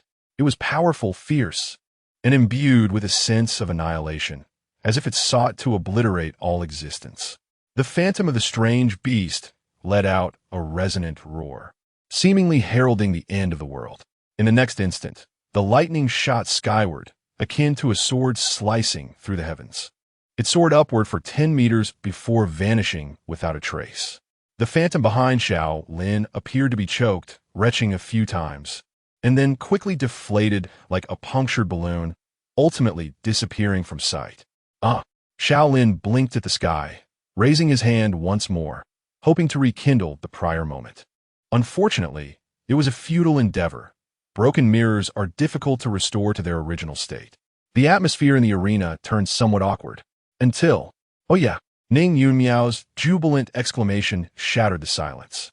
However, after a single jubilant leap, she sensed the gazes of those around her upon herself, and quickly realized that her cheer might have been ill-timed. She reined in the smile born from having retained her sense of taste, clearing her throat and saying, Senior brother, it's nothing. It's just a little shorter, right? A little bit is still quite adorable. There is no need to console you if you do not wish for it. With a slight twitch at the corner of his mouth, Xiao Lin retracted his hand and turned to Yu Xiaoxi. Do not look at me. Given the current circumstances, my formation is undoubtedly sound.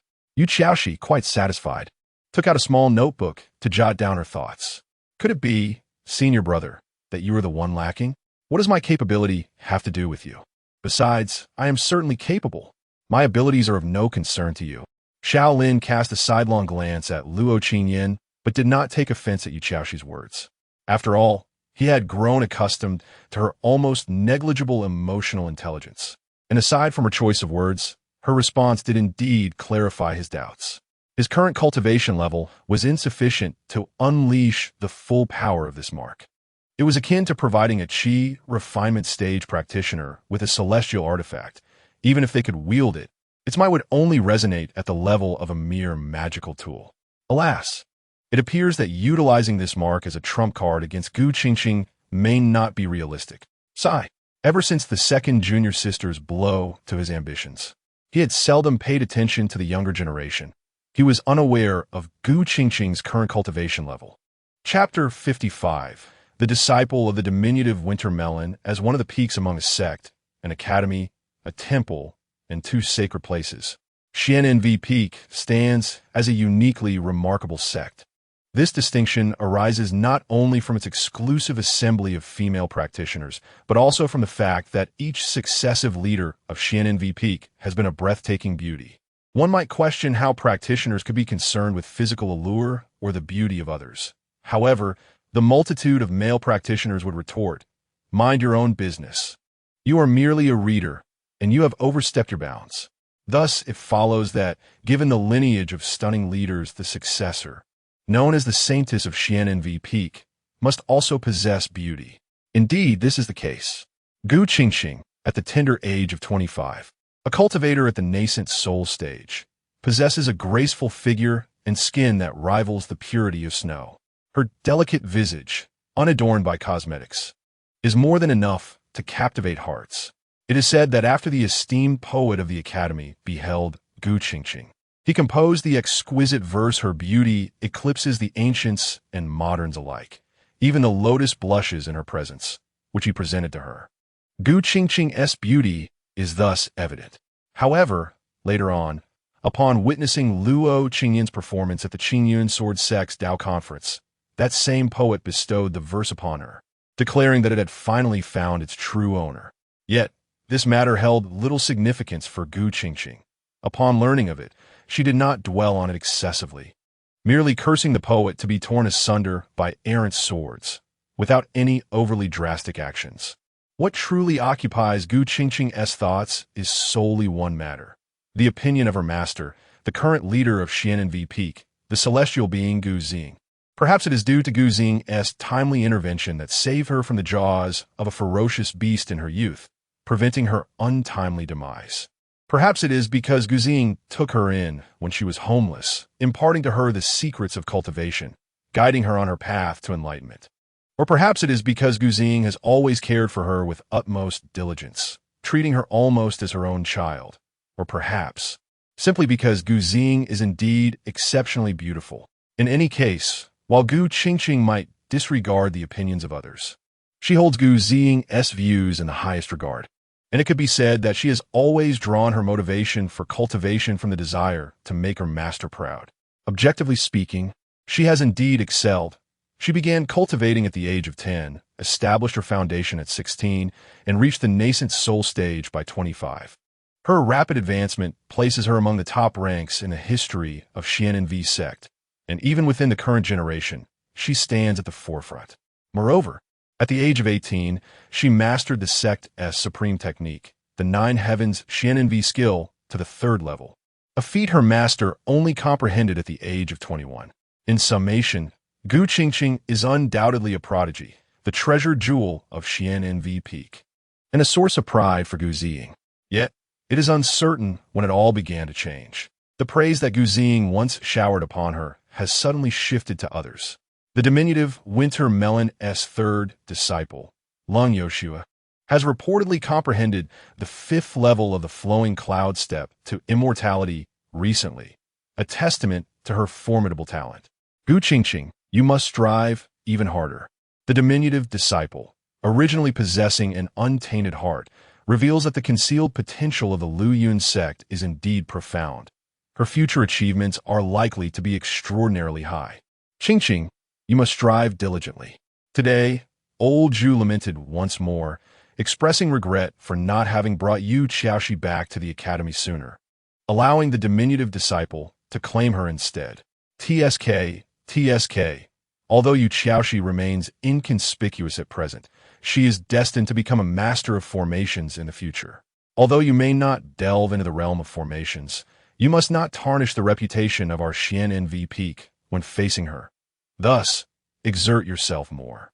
Alas, the diminutive disciple's eldest has already reached the condensation stage. While your progress was once swifter than his, yet now you find yourself trailing behind. You must persist in your efforts. The diminutive disciple's second disciple, Luo Qingyan, has astonishingly begun to comprehend her own sword path, despite only having reached the condensation stage. Is there no sense of fairness left in the world? Regrettably, you were unable to attend the Dao Inquiry Conference during your recent seclusion, to witness just how formidable that child has become. In any case, you must endeavor even harder. The disciples of the diminutive disciple, the disciples of the diminutive disciple, the disciples of the diminutive disciple. Gu Qingqing finds it increasingly difficult to receive any praise from Gu Xing, who has reserved all her commendations for the diminutive disciple students, leaving Gu Qingqing with nothing but the admonition to keep striving. This is something Gu Qingqing cannot accept, especially when she realizes that no matter how hard she tries, she seems unable to catch up to those disciples. She feels despondent, crumbles under the weight of her emotions, and secretly wipes away her tears. For a time, even her dreams were haunted by the disciples of the diminutive teacher. Gu Qingqing fears that if this continues, she may very well give rise to inner demons. For cultivators, the emergence of such demons can have dire consequences on their future breakthroughs into the higher realms. Coincidentally, she recently succeeded in reaching the condensation stage. Thus, she resolved to bring matters to a conclusion. She dedicated 6 months to stabilizing her realm before presenting her intentions to Gu Xing, seeking her assistance in challenging the strongest disciple of the cold sect, Luo Qingyan. After a moment of silence, Gu Xing acquiesced to Gu Qingqing's request. Yet she clarified that while she could extend the challenge, the diminutive teacher might not be inclined to send Luo Qingyan to battle. Gu Qingqing remained unfazed. Should Luo Qingyan refrain from combat, she could first contend with others, and once she defeats the cold sect's other disciples, the master would inevitably dispatch Luo Qingyan to face her. No matter how formidable or extraordinary the cold sect's disciples are reputed to be, she harbors no fear. She is resolute in proving that she surpasses the disciples of the diminutive teacher. Having activated the mark, he successfully restored Ning Yunmiao's sense of taste, resolving an urgent matter, and Xiao Lin temporarily set his mind at ease. Though the manifestation of this mark did not align with his expectations, it mattered little. What truly concerned him was the shadow that emerged upon activating the mark. However, after inquiring fruitlessly with Long Yoshua, he somewhat relinquished his pursuit of answers. In any case, since his master had not indicated any danger, there should be no pressing issues for the time being. First, let us engage in a friendly exchange of skills before proceeding further. Chapter 56. What a simple dichotomy of good and evil senior brother. Senior brother, I found it. While diligently adhering to the task assigned by the system, Xiao Lin, who was crouched on the ground observing the ants at work, instinctively exclaimed, "Beast, what have you stumbled upon?" Huh? Lu Xingqiu, who had hurried over, momentarily froze in place. Cough, third brother. What have you discovered? Realizing his oversight, Xiao Lin quickly rose to his feet, a beaming smile directed at Lu Xingqiu. Alas, my tongue has betrayed me. Thankfully, it is the third junior brother. Had it been the second or fourth junior sisters, my identity might have been compromised. Lu Xingqiu blinked, beads of sweat beginning to form on his youthful visage. Did senior brother just scold me? Have I committed some grave error recently? Oh no, what should I do? Quick, think, Lu Xingqiu. Reflect on what you have done these past few days. Was it when I spoke up for Lin Outyin? No. That wouldn't warrant a scolding from senior brother. What is it? What could it be? Perhaps I should just kneel and apologize to senior brother? 3 question marks popped up above Xiao Lin's head as he overheard this lengthy inner monologue. He promptly placed a hand on Lu Xingqiu's shoulder, speaking earnestly. I was a bit distracted earlier and spoke some nonsense. Third brother, please do not take it to heart. He genuinely feared that if he delayed any longer, Lu Xingqiu might indeed kneel before him. Oh, is that so? Lu Xingqiu visibly relaxed, then quickly shook his head, smiling. Not at all, senior brother. You needn't dwell on this matter. So what have you found? Xiao Lin swiftly redirected the conversation. Well, regarding the ethereal figure that appeared behind you when you activated your mark, I believe I have uncovered its prototype. Upon broaching the subject, Lu Xingqiu's excitement was palpable. Oh, let me see. Xiao Lin's interest was piqued.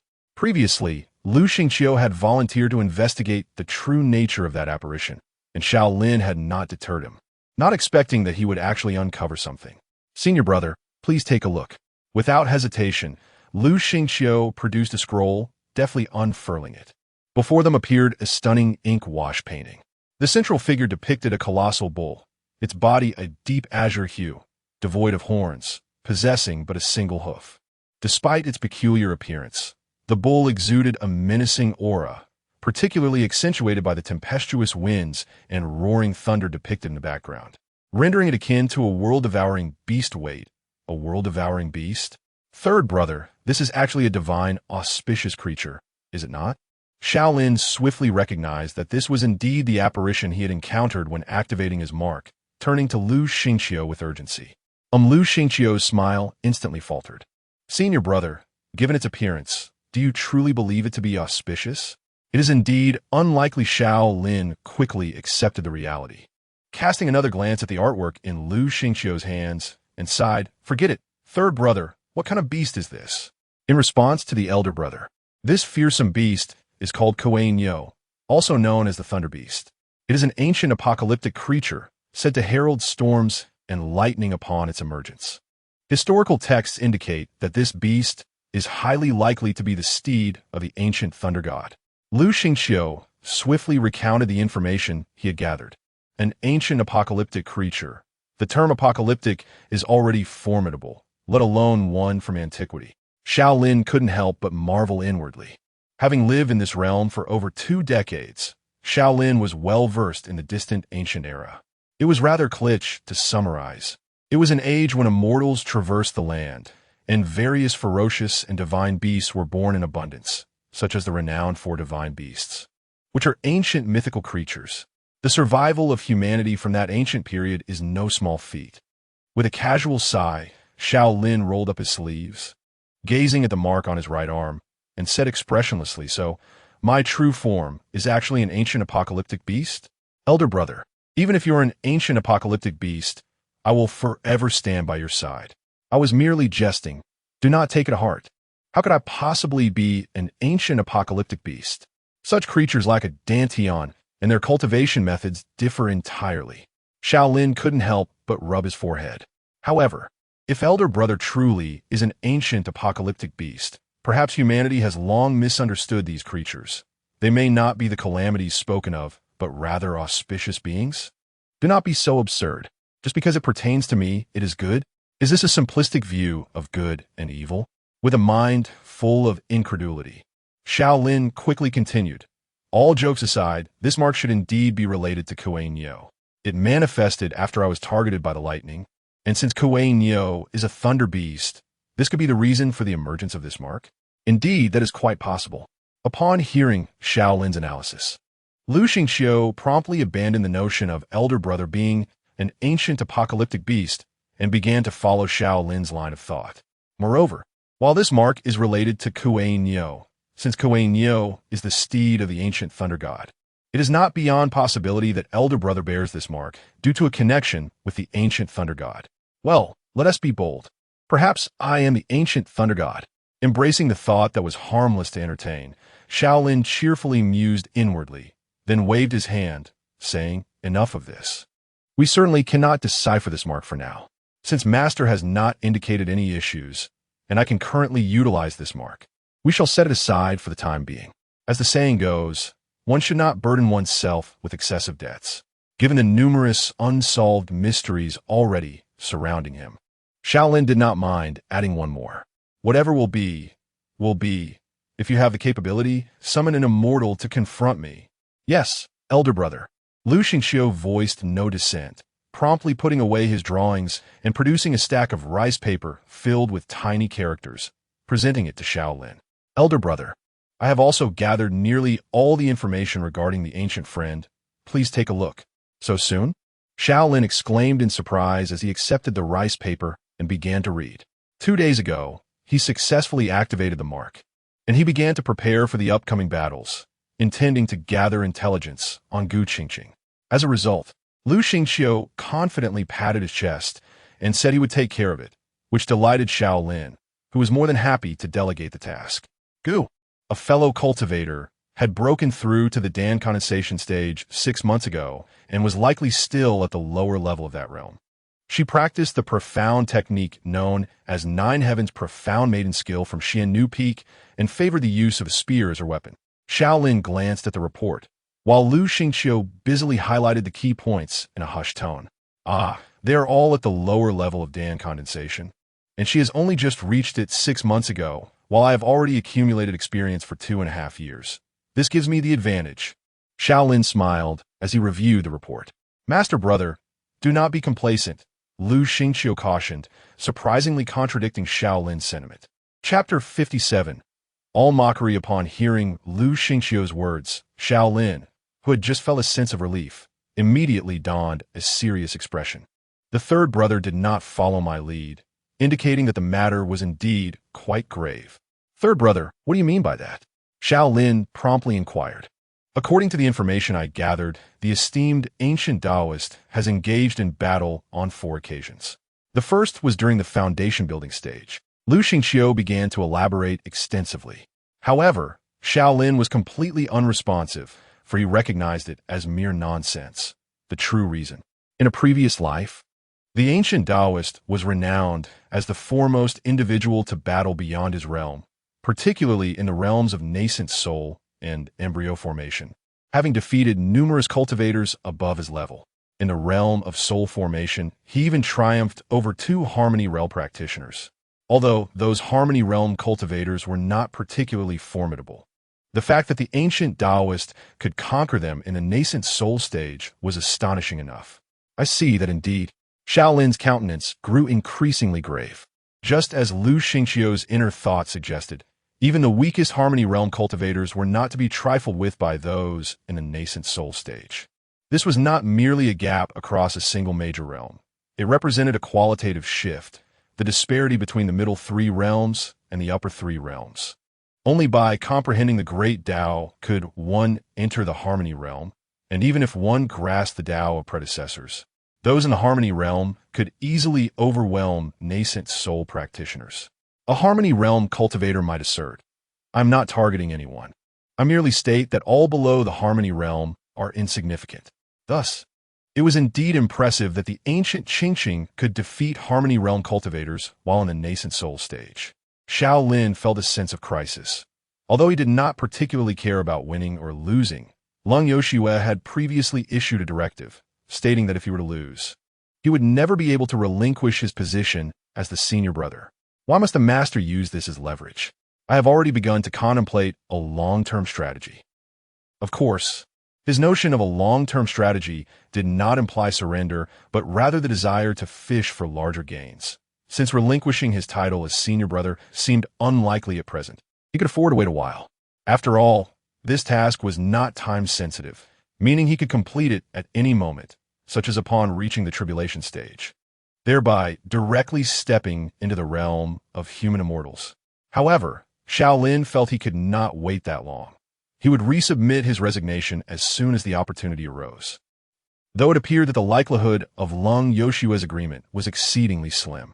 Unprincipled employers exploit their employees, and not only do they prevent them from resigning, but they also use the approval of resignation letters as a means of coercion. Disgusting. After internally venting his righteous indignation towards Lung Yoshue, Xiao Lin turned to Lu Xingqiu and tentatively asked, based on the information you have gathered, What would you suggest is the safest approach to dealing with the ancient Taoist? In translation, he sought to inquire of Lu Xingqiu, who possessed memories of the past, whether there were any weaknesses in Gu Qingqing that he could exploit. What? A grown man seeking to uncover the weaknesses of a young woman? Is that not somewhat shameless? Apologies, but Xiao Lin was indeed rather shameless. A woman can only influence the speed at which I draw my sword. The master brother is seeking my counsel. This. Breathe deeply. Remain calm. I must contemplate the weaknesses of my ancient companion. Having crossed blades with her in a past life, I am certain I can recall something. Lu Xingqiu evidently understood Xiao Lin's intention and immediately began to ponder deeply. However, after a brief moment of reflection, his expression turned slightly grim. Alas, even from a perspective of my past life, my ancient companion possesses no discernible weaknesses. If I must insist, she may have but one vulnerability. Listening to these thoughts, Xiao Lin, that is, master brother, who can render my ancient companion devoid of reason.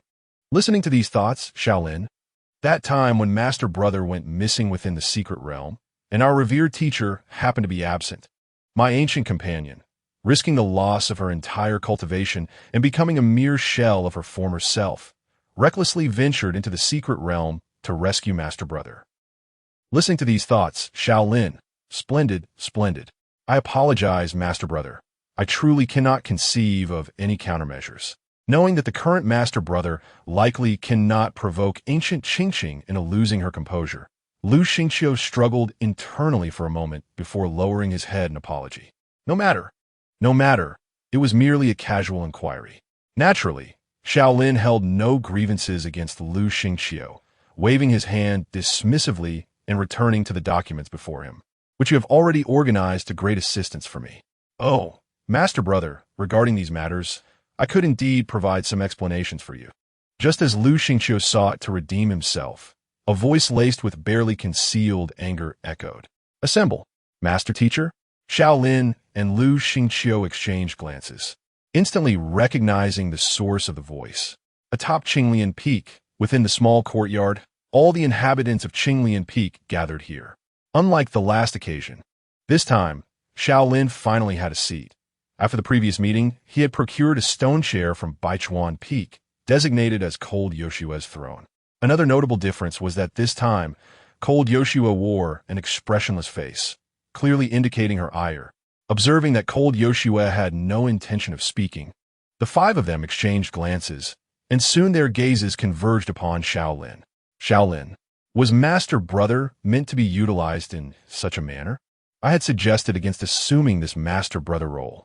The corner of Xiao Lin's mouth twitched, yet he did not disappoint the expectations of those four rascals. Turning to Cold Yoshua, he cautiously inquired, Revered teacher, is there something amiss? Is there or isn't there? Can't you discern it? Then, may I inquire what troubles have befallen the revered teacher? You are hoping for my misfortunes, are you not? No. That is not my intention. What? You do not wish to alleviate my burdens? This. Xiao Lin gazed at Cold Yoshua, who wore an expression that seemed to question how she had acquired such a rebellious disciple, opening his mouth yet ultimately saying nothing. To speak too much would lead to missteps. Even if he were to compliment her beauty today, she would likely interpret it as sarcasm. Observing this, Luo Qingyan and the others silently rejoiced. Fortunately, there is the master brother. Just now, that troublesome woman sent me another letter. After making things difficult for Xiao Lin, it seems that Lung Yoshua's mood has improved somewhat. With one hand holding an apple and the other tossing a letter onto the table, she smirked. As the other four rascals turned their gazes towards her, Xiao Lin let out a cold laugh. Yet he still reached for the letter, tore it open, and read it swiftly. The more he read, the more vivid his expression became. In essence, this letter conveyed a singular message. Lung Yoshua, are you afraid to send Luo Qingyan into battle, perhaps out of fear of my Gu Qingqing? One might wonder why such a trivial matter warranted an entire letter. The answer lies in the fact that 90% of its content is rife with mockery. Chapter 58, The Temporal Perspective of Practitioners Before His Transmigration. Xiao Lin often assumed the role of an online provocateur, engaging in verbal duels with some ill-mannered netizens. At that time, his typing speed was astonishing, allowing him to effortlessly face off against 10 adversaries simultaneously, employing a myriad of rhetorical strategies and a repertoire of insults devoid of vulgarity, alongside an array of ambiguous phrases. It can be said that prior to his transmigration, Xiao Lin rarely encountered worthy opponents in the digital realm, residing in a state of solitary elevation. However, today, in this internet-less world, Xiao Lin has come to a profound realization of his own ignorance before his transmigration. This letter, sprawling across thousands of words, devoid of even a single curse, nonetheless epitomizes the pinnacle of sarcasm, showcasing the artistry of invective. Is this merely a letter? No. It is the holy scripture of the realm of provocateurs, a true treasure. It is no wonder that the master was so incensed. Even one as battle-hardened as Xiao Lin found it somewhat overwhelming. Xiao Lin silently marveled as he handed the letter to the other four. Luo Qingyan and the others immediately began to examine it one by one. Almost everyone's countenance transformed upon finishing, leaving them speechless, except for Ning Yunmiao, whose adorable little face wore a singular expression of confusion. I recognize every word in this letter. Yet why is it that I struggle to comprehend the meaning when they are strung together? What on earth is this Gu Zhongzhu attempting to convey? And why does everyone else appear so unsettled after reading it? Behold the true artistry of a provocateur, insulting others without them even realizing it. Xiao Lin couldn't help but exclaim in admiration. Now that you've all read it, let us share our thoughts, Lung Yoshue remarked as the last to finish. Yu Xiaoxi set down the letter while munching on an apple. The four of them were taken aback, then simultaneously turned their gazes toward Xiao Lin. Xiao Lin replied, I shall remain silent. Even if a knife were in my throat, I would not speak. He then noticed Lung Yoshua turning to him with an expression that seemed to say, Do share, my esteemed disciple. Xiao Lin sighed. It appears that remaining silent is no longer an option, though it may be inappropriate for someone of my standing to say so. I believe that Gu Zhongzhu has indeed overstepped his bounds. He pondered aloud.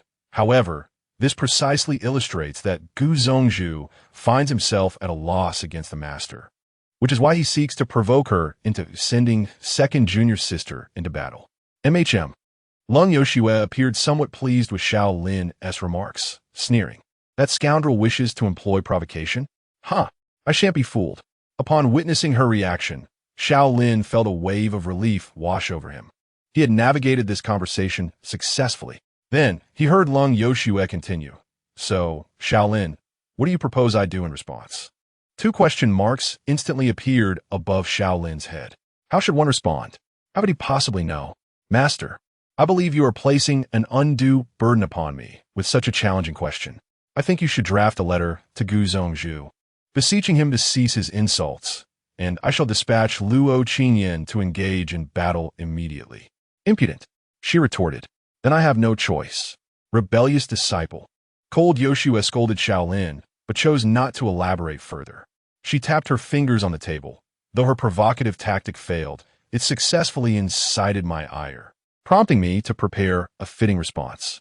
With a cold chuckle, Cold Yoshua took a fierce bite of her apple and beckoned, Come closer, you all. Upon hearing this, Xiao Lin and the others leaned in. I have a plan. We shall proceed thus, and so Cold Yoshua, while munching on her apple, quietly outlined her scheme. What do you all think? Upon concluding, she displayed a self-satisfied grin, as if to proclaim her genius. Xiao Lin cast a glance at Cold Yoshua, suddenly deepening his suspicions regarding his master's identity as a time traveler. Could it be unwise? Ning Yunmiao, her expression subtly shifting, half raised her hand and spoke softly. The others nodded in agreement. What is the matter? She came here to vex me, so I shall return the favor. Cold Yoshua swallowed the fruit pulp and huffed. However, this isn't merely about annoying Gu Zhongmin, but rather about troubling Gu Qingqing, right? After all, according to your plan, Master, you will lure Gu Zhongmin away. Lu Xingqiu ventured cautiously. You do not comprehend. Gu Qingqing is that woman's prized possession. Vexing Gu Qingqing is far more effective than vexing her. But enough. Cold Yoshua glared, and the crowd instantly fell silent. I am informing you, not seeking your opinions. Rising to her feet, She incinerated the remaining apple core into ashes with a flicker of flame, pointing at the others. What you must do is follow my instructions when the time comes, understood? Understood, not loud enough. How many times must I repeat myself? Understood. Now that's more like it. Young people should possess a bit more vigor.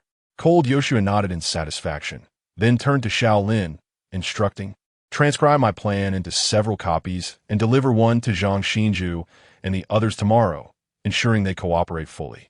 As her voice faded, she had already vanished without a trace, leaving Xiao Lin with a perplexed expression. Did Master just instruct me to inform several peak masters? Hey, don't leave. Come back. Help me think of a solution. In the mountains, time passes unnoticed. For most practitioners, what they lack most is not time. After all, cultivating qi can extend one's life by 200 years, and upon forming a dan, one can live directly for 500 years, not to mention the millennia that await upon entering the upper three realms. To some practitioners, these extensive years may seem insufficient, not allowing them to ascend higher on the path of enlightenment, while for others, this lengthy span may lead to a sense of ennui. Those who find this type of existence mundane can actually be categorized into two distinct groups. One group consists of individuals lacking innate talent, who have glimpsed the limits of their potential and, recognizing that further effort will yield little improvement, opt for a path of complacency. The other group, on the contrary, possesses exceptional aptitude. For them, relentless toil yields far less reward than embarking upon journeys to experience the world and gain profound insights. This is not mere fanciful thinking. Historically, there have been practitioners who, while listening to the enchanting melodies at the Melody Pavilion, attained enlightenment, leaping two significant realms from the infant stage to the harmonious stage, leaving many who remain sequestered in their caves, diligently practicing, utterly infuriated. Thus, it can be concluded that for those practitioners frequently beset by boredom, seeking amusement is indeed of considerable importance. And among various sources of entertainment, what captivates practitioners the most? Undoubtedly, the spectacle of others engaged in combat. Consequently, the news of Gu Qingqing's impending challenge to Xiao Lin swiftly reverberated throughout the entire realm of cultivation. Chapter 59. Who is Gu Qingqing? She is the sole disciple of the immortal Gu Ziying, the contemporary saintess of Xian'envi Peak, one of the 6 major sections. And who is Xiao Lin? He is the foremost disciple of the 7th sect, Lu Yun's sect, and the esteemed pupil of the formidable Cold Yu Shui in the cultivation world. What? What does it mean to be the overlord of the cultivation realm? Ah, it is merely a nickname bestowed upon Cold Yu Shui by the cultivation community, although she is not fond of it. Thus far, except for Gu Ziying, no one has dared to utter this title in public, as no one can ascertain whether the overlord of the cultivation realm might pay a visit. Ahem, I digress. In summary, this upcoming duel is a contest between the foremost disciples of 2 prestigious sects, which undoubtedly excites the onlookers of the cultivation realm, particularly Gu Qingqing, who only broke into the condensation dance stage 6 months ago, now possesses an enigmatic combat prowess, while Xiao Lin, having reached the same stage 2.5 years ago, has not made an appearance in the cultivation world for quite some time, rendering his strength equally mysterious. This uncertainty only heightens the anticipation among the spectators, and even the other 5 sects within the 6 major sects have begun to take notice of this event. After all, aside from entertainment value, the strength of the chief disciples from Lu Yun's sect and Xian'envi Peak is vital intelligence. In short, the entire cultivation world is abuzz with discussions about this matter. However, when it became known that the battleground was set at Lu Yun's sect, disappointment swept through the crowd. Lu Yun's sect, how shall I put it, lacks the decorum one would expect from a major sect, having expelled uninvited guests on more than one occasion, including the leaders of the 6 major sects, yes, expelled by Cold Yu Shui herself. According to her public statement, if Lu Yun's sect invites you, you may come.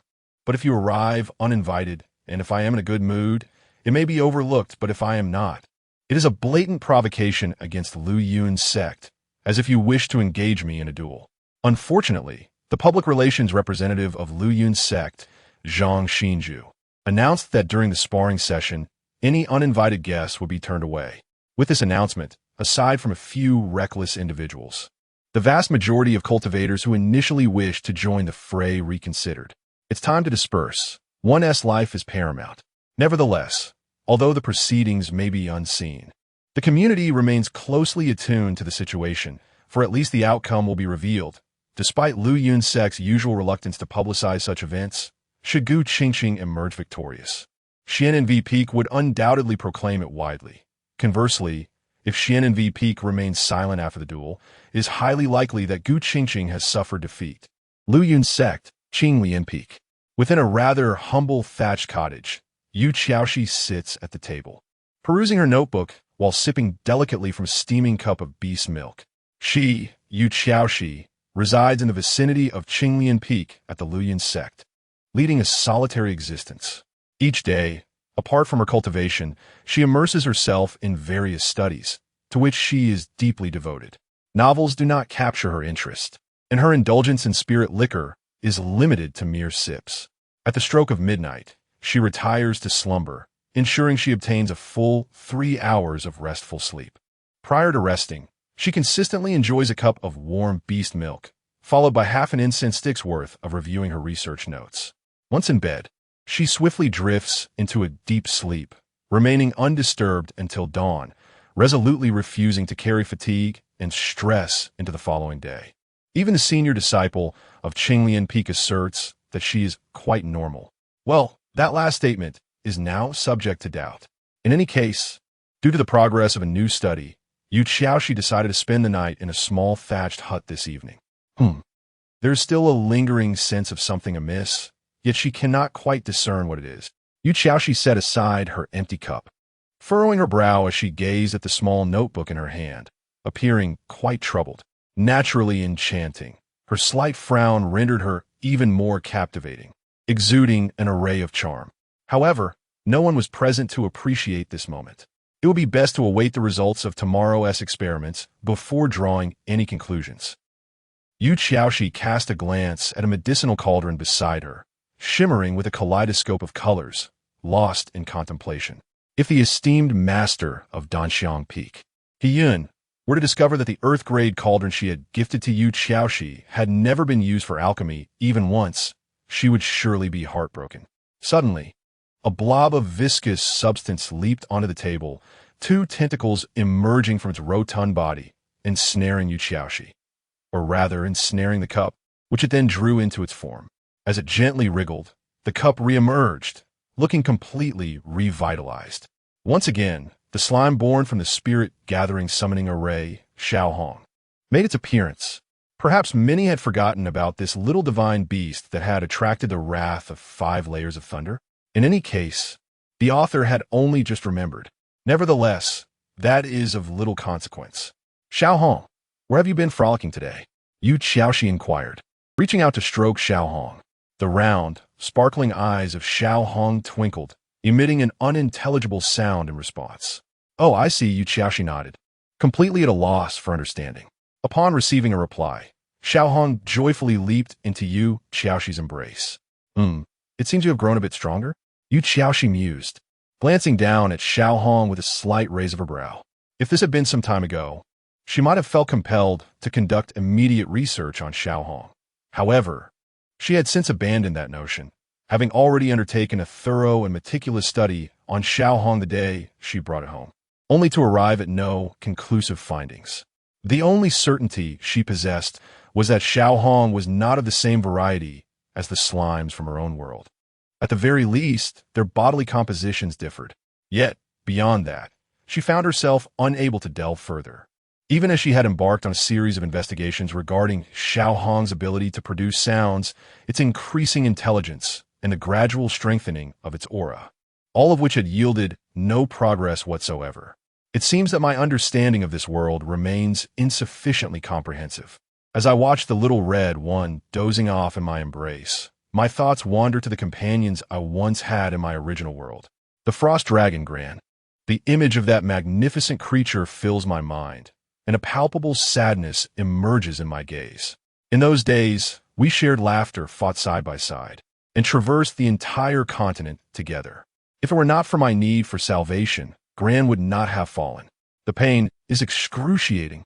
This is why I willingly traverse the portal to the dark realm, to seize the possibility of becoming a grand sorceress and to resurrect Gran through forbidden arts.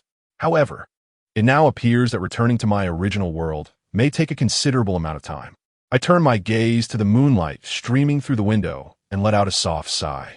I must not neglect my cultivation, nor my studies in forbidden magic, and I cannot afford to overlook the research into the knowledge systems of both worlds. Alas, just thinking about it gives me a headache. Perhaps it would be simpler to study under my elder brother. Chapter 60, Xiao Lin's Visit to the Peak Master, Part 1. At the break of dawn, Xiao Lin departed from Qinglian Peak, a meticulously copied 5 plans in hand, soaring through the skies on his sword. The command of his master was absolute, despite his reluctance. He had no choice but to present these somewhat absurd proposals to several peak masters. It had been quite some time since he had last paid a visit to them. As he noticed a glimmer of light piercing through the mist ahead, Xiao Lin halted his flight, waiting for the radiance to fade. Just as he was about to resume his journey, a voice emerged from the clouds, instructing the disciples turning left to hasten, while those proceeding straight should wait a moment longer. A question mark floated above Xiao Lin's head. He mused how long it had been since he left Qinglian Peak. And now the Luoyuan sect had practitioners assigned to manage traffic with red and green lights. Reflecting on the inevitable progression of the times, he patiently delayed for a moment until the voice sounded again, prompting him to steer his sword towards the faintly visible mount in the mist. Baichuan Peak, the designated hub for miscellaneous affairs within the Luoyuan sect, hosted most public facilities, including the Spirit Dining Hall, the Library Pavilion, and the Craftsman's Hall. It was also the only peak among the 7 peaks of Luoyuan that required no prior notification for entry. Nodding in acknowledgement to various Luoyuan sect staff members along the way, Xiao Lin ascended directly to the library pavilion located at the summit of Baichuan Peak. There, an elderly man was sweeping the ground with a broom, occupying a significant portion of the peak's top. Zhang Xinju, the master of Baichuan Peak. Uncle Zhang, Xiao Lin approached with respect, bowing low in greeting. Ah, Xiao disciple, have you come because the sect leader is looking for me? Zhang Xinju paused his sweeping, turning with a warm smile directed at Xiao Lin. At this moment, he resembled an amiable, ordinary farmer. Yet, Xiao Lin understood that anyone who underestimated Uncle Zhang as merely a common farmer would surely suffer greatly. This man had ascended to the upper 3 realms as a loose cultivator. Before joining the Luoyuan sect, he had achieved unparalleled prowess with his blood-drink knife, claiming victory over opponents of equal rank. A late bloomer, he had broken through 2 realms within a century, successfully entering the harmonization realm, and was regarded by countless cultivators as the next eminent knife cultivator of the new era. Regrettably, many years ago, while battling a fearsome beast, he succeeded in slaying it, but was also severely injured, forever losing the hope of advancing to the Tribulation Crossing realm. Nevertheless, even in the harmonization realm, Zhang Xinju remained the foremost figure of his time. Uncle Zhang, my master entrusted me with a message for you. After briefly reflecting on Zhang Xinju's past, Xiao Lin presented one of the plans while succinctly conveying the strategy described by Lung Yoshua the previous day. It does resemble something the sect leader would undertake. After Xiao Lin finished speaking, Zhang Xinju withdrew his gaze from the plan, smiling as he replied, "Though it feels somewhat inappropriate for a senior to accept such a task from a junior, I shall comply, as it is the command of the sect leader. Thank you for your efforts, Xiao disciple. Your words are too kind, Uncle Zhang."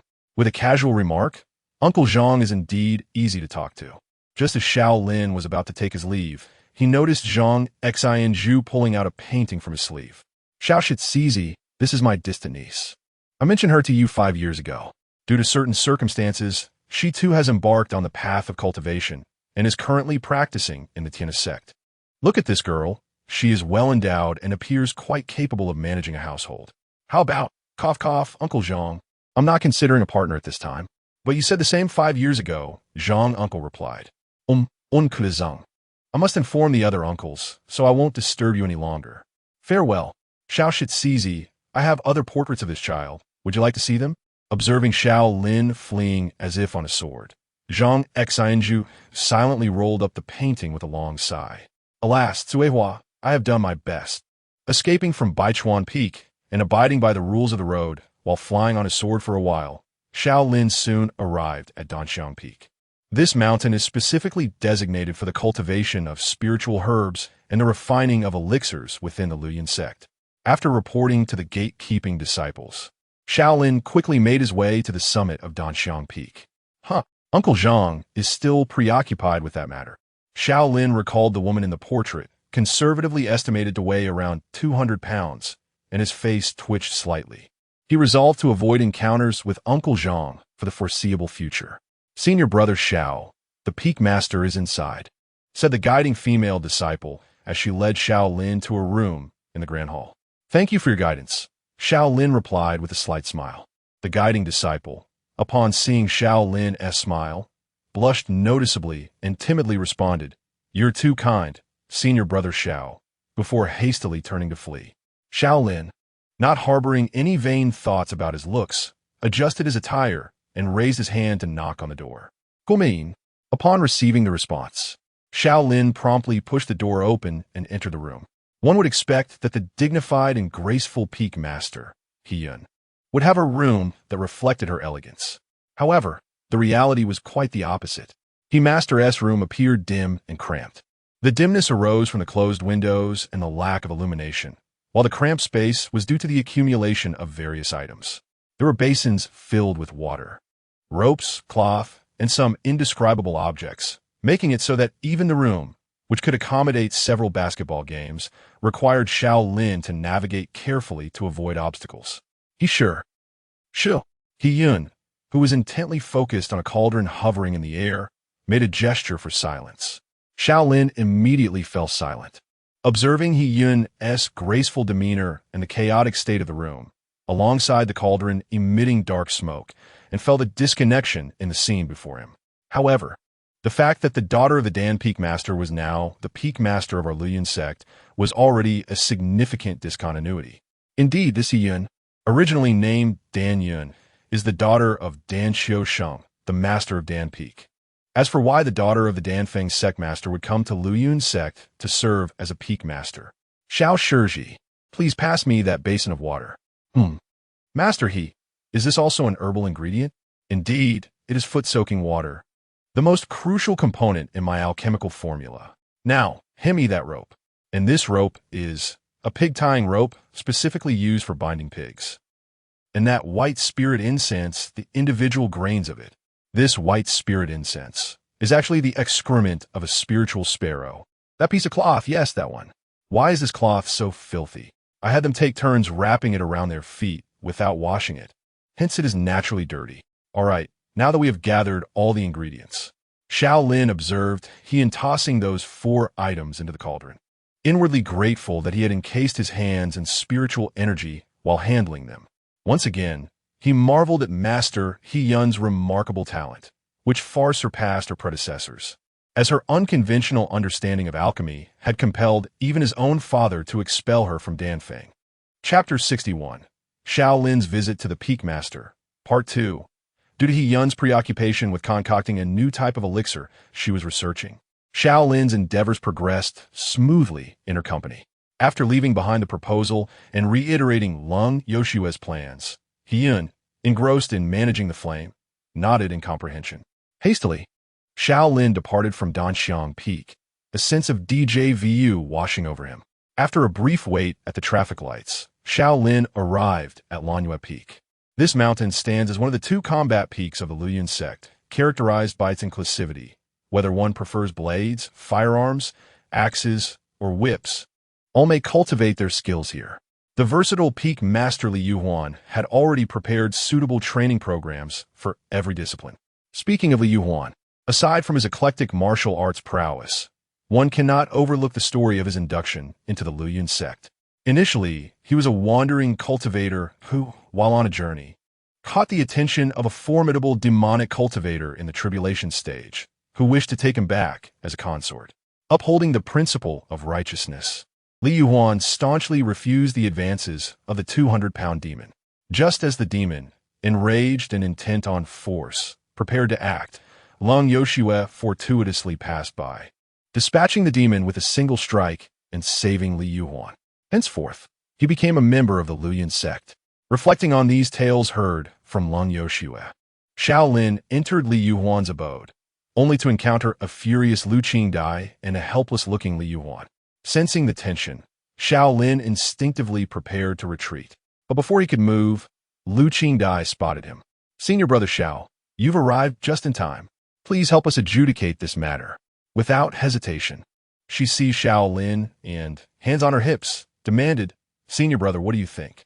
Is it reasonable that a particular cultivation technique is reserved solely for men, prohibiting women from practicing it? There is indeed no justification for that." Xiao Lin, still grappling with the situation, nodded reflexively. "Right? Senior brother Xiao, you share my view, don't you?" Upon hearing agreement, Lu Qingdai's confidence surged. She turned to Li Yuhuan, asserting, "Master, your views truly need revising. Who says women are inferior to men? There is no distinction between the two. It is societal norms and biases that create such differences. Therefore, Master, I rightfully deserve the opportunity to practice that technique." Indeed, masterly, is there truly a gender divide in cultivation techniques? Xiao Lin, influenced by Lu Qingdai's fervor, found himself speaking up. He glanced at Li Yuhuan, who appeared increasingly exasperated, and then a sudden inspiration struck him. "May I inquire, Master Li, could I borrow that book of cultivation techniques mentioned by junior sister Lu for a look?" "This one," Li Yuhuan said, handing him a booklet. The title 3 Mysterious Childhood Techniques left Xiao Lin momentarily stunned. Upon opening the first page, he read, "To practice this technique, one must first cultivate masculine energy," which utterly disarmed him. Then, addressing Li Yuhuan, he concluded, "Master, I believe that disciplining disciples may, at times, warrant physical intervention. What you say, Master Xiao, is indeed correct. I share the same sentiment. Allow me to assist you." "Splendid. Master Xiao, Master, what are your intentions? Do you still harbor disdain for women?" Please, no striking the head." The notifications from Lanyue Peak were executed swiftly and efficiently. After giving Lu Qingdai a thorough lesson alongside Li Yuhuan, Xiao Lin proceeded to follow the appropriate procedures, conveying Lung Yoshue's plan. Li Yuhuan responded with hearty laughter, complimenting the sect leader's playful nature.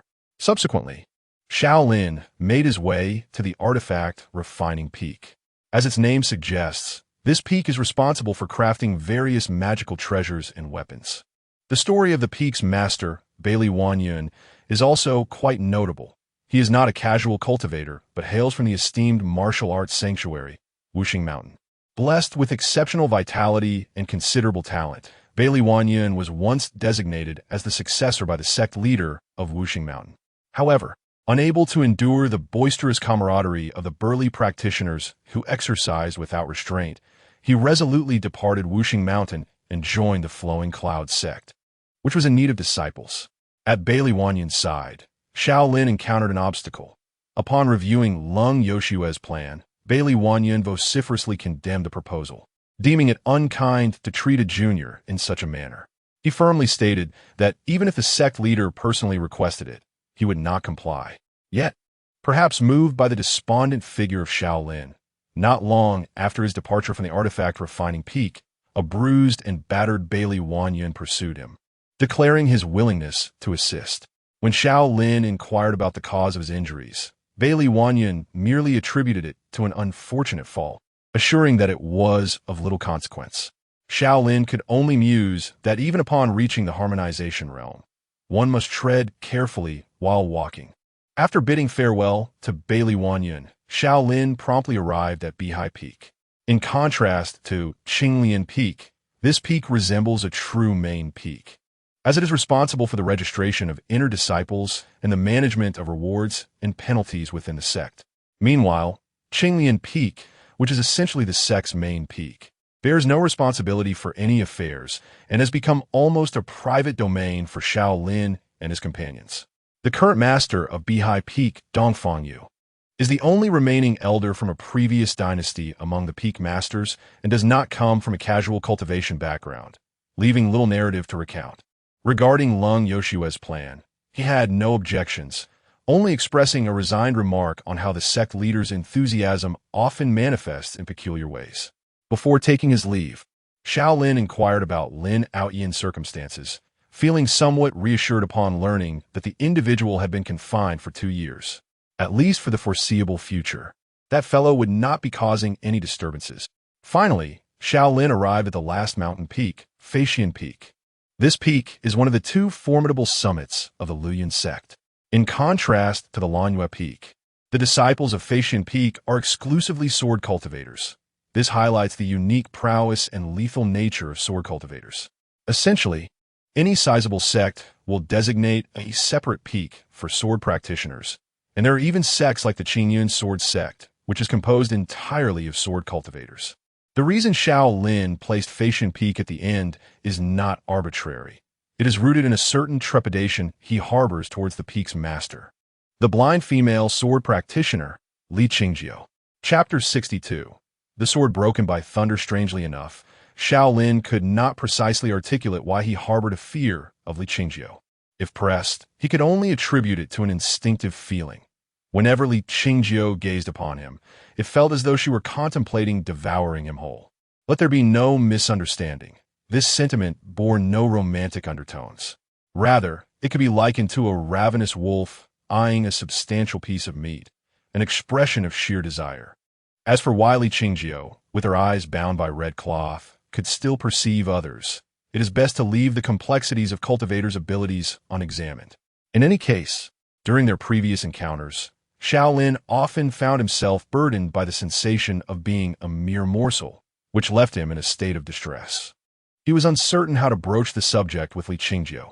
He could hardly ask her directly, "Master Li, why do you feel such a yearning for me?" Xiao Lin had sought counsel from Long Yoshue regarding this matter, only to receive the rather dismissive remark, "Do not be overly confident, young man. Why not declare that all the women in the world yearn for you?" Thus, over time, Xiao Lin began to minimize his interactions with Li Qingjiu. After all, attracting the attention of a formidable figure from the upper third realm was hardly a pleasant predicament, especially when he remained clueless as to why she regarded him in such a manner. However, with the recent decree from his master, he found himself compelled to comply. Guided by a junior disciple, Xiao Lin arrived before a bamboo cottage. It is worth noting that Master Li is indeed a remarkable individual. Observing the pristine and orderly bamboo dwelling, he recalled tales of Li Qingjiu. This enigmatic woman, veiled in red cloth, was a formidable warrior. Even in the nascent stages of her cultivation, she dared to confront a demon cultivator of the crossing tribulation realm simply because she perceived them as a formidable opponent. Friends, what kind of audacity is it for a cultivator from a middle third realm to challenge one from the upper third realm, particularly 1-2 major realms above? Such an act borders on the reckless. Fortunately, the demon cultivator, smitten by Li Qingjiu's beauty, sought to abduct her as a prize, merely inflicting grievous injuries upon her and sparing her life. Subsequently, that very demon cultivator met his demise at the hands of the passing Long Yoshue, who reduced him to ashes, thus liberating Li Qingjiu, who thereafter joined the Flowing Cloud sect. This anecdote serves as a reminder that beauty can be perilous. It highlights that although Long Yoshue seldom ventures out, she invariably seizes opportunities when she does, a true connoisseur of chance. Although that may not quite capture the essence. In any case, after several deep breaths, Xiao Lin retrieved the final copy of his plan and raised his hand to knock upon the door. The moment his hand made contact with the bamboo panel, the door swung open of its own accord, revealing Li Qingjiu clad in simple red garments, her eyes still shrouded in red cloth, a long sword slung across her back. "Have you arrived?" Li Qingjiu inquired coolly from behind the desk. Xiao Lin offered no response, instead performing a swift bow before speaking rapidly. "Greetings, Master Li. I have come to convey a message from my master. It is regarding tea." Before he could utter another word, Li Qingjiu interrupted him. "Ah, Master Li, I am not thirsty. I came here merely to enjoy some tea." Xiao Lin looked at Li Qingjiu, who was elegantly brewing tea with her delicate hands, and mustered the courage to say, "Master Li, to be honest, I do not particularly enjoy tea." Although this statement could be seen as an excuse, he genuinely did not relish the beverage. Despite his previous declarations of dismissing cultivation, claiming he preferred tea at mealtime, those had merely been idle boasts. In reality, he usually consumed spiritual tea solely to quench his thirst. "No, you do like it," Li Qingjiu responded earnestly. A question mark seemed to hover above Xiao Ling's head. What kind of overbearing CEO rhetoric was that? "Master Li, perhaps we should discuss serious matters." "One can speak while sipping tea," she replied, turning her gaze towards him. After a brief moment of silence, Xiao Ling found himself unable to conjure an excuse like being allergic to tea, so he reluctantly sat down across from her. It must be said that although Li Qingjiu's lovely face was partially obscured by a red cloth, her exquisite features were evident enough to reveal her beauty. Watching her brew tea was indeed a picturesque scene. However, Xiao Ling found himself devoid of any inclination to appreciate such beauty. The sensation of being a large piece of meat under the watchful gaze of a hungry wolf resurfaced, even more intense than before. Would there be any sleep-inducing herbs in this tea? Such a thought crossed his mind as he gazed at the cup of tea she offered him. "Drink," Li Qingjiu said, lifting her own cup and taking a delicate sip before looking at Xiao Ling with a calm expression. Determined not to miss the opportunity, Xiao Ling raised the cup and gulped it down. "How is the tea?" Li Qingjiu inquired softly, refraining from reproaching him for his hasty consumption. Xiao Ling smacked his lips, struggling to articulate his thoughts, finally managing to say, "This tea is a bit hot." Upon hearing this response, Li Qingjiu paused for a moment before nodding in acknowledgement. "Great vulgarity breeds great elegance. It seems that you are well versed in this principle. See, this is the difference between being cultured and uncultured." Xiao Ling felt a slight twitch at the corner of his mouth, but he resolved to get straight to the point. He handed the final draft of the plan to Li Qingjiu with both hands and said, "Master Li, thank you for the tea. However, I have come specifically to convey a message from my master. I kindly ask you to review it." To Xiao Ling's relief, Li Qingjiu promptly accepted the plan and began to examine it seriously. He took the opportunity to relay the details of Leng Yoxue's plan. "Since it is the request of the sect leader, I shall comply," Li Qingjiu stated succinctly, placing the plan on the table. "Then I shall return to report to my master." "Farewell, Master Li," Xiao Ling said, rising and preparing to make his exit. "Wait." The word "wait" from Li Qingjiu caused him to sit back down, having already left his seat. "Master Li, is there something else you wish to discuss?" Xiao Ling asked with an awkward yet polite smile. "Young Master Xiao, it has been quite some time since you last visited Feishan Peak." Li Qingjiu gently rotated the teacup in her hand, suggesting that he should visit more often. Master Li, I've been quite busy lately, so it may be difficult for me to find the time." Xiao Lin was prepared to decline immediately. "Then I shall seek out Xiao Shizhi instead. However," she continued, "since you have expressed such a desire, I shall certainly make an effort to carve out some time." With a smile plastered on his face, Xiao Lin hesitated for a moment before inquiring, "But, Master Li, why do you wish for me to visit Feishan Peak?" Given Li Qingjiu's statement, he felt compelled to seize the opportunity to ask for clarification. "Because I wish to see you." Listening to Li Qingjiu's monotone, Xiao Lin mused in his heart.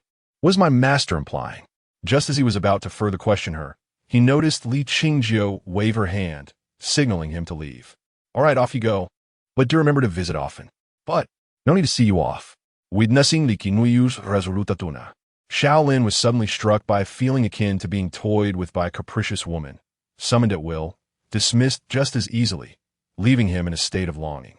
Nevertheless, being a respectful disciple, he chose not to voice his doubts any further and took his leave. As the door closed behind him, Li Qingjiu sipped her spiritual tea, her gaze drifting to the cup Xiao Lin had previously used.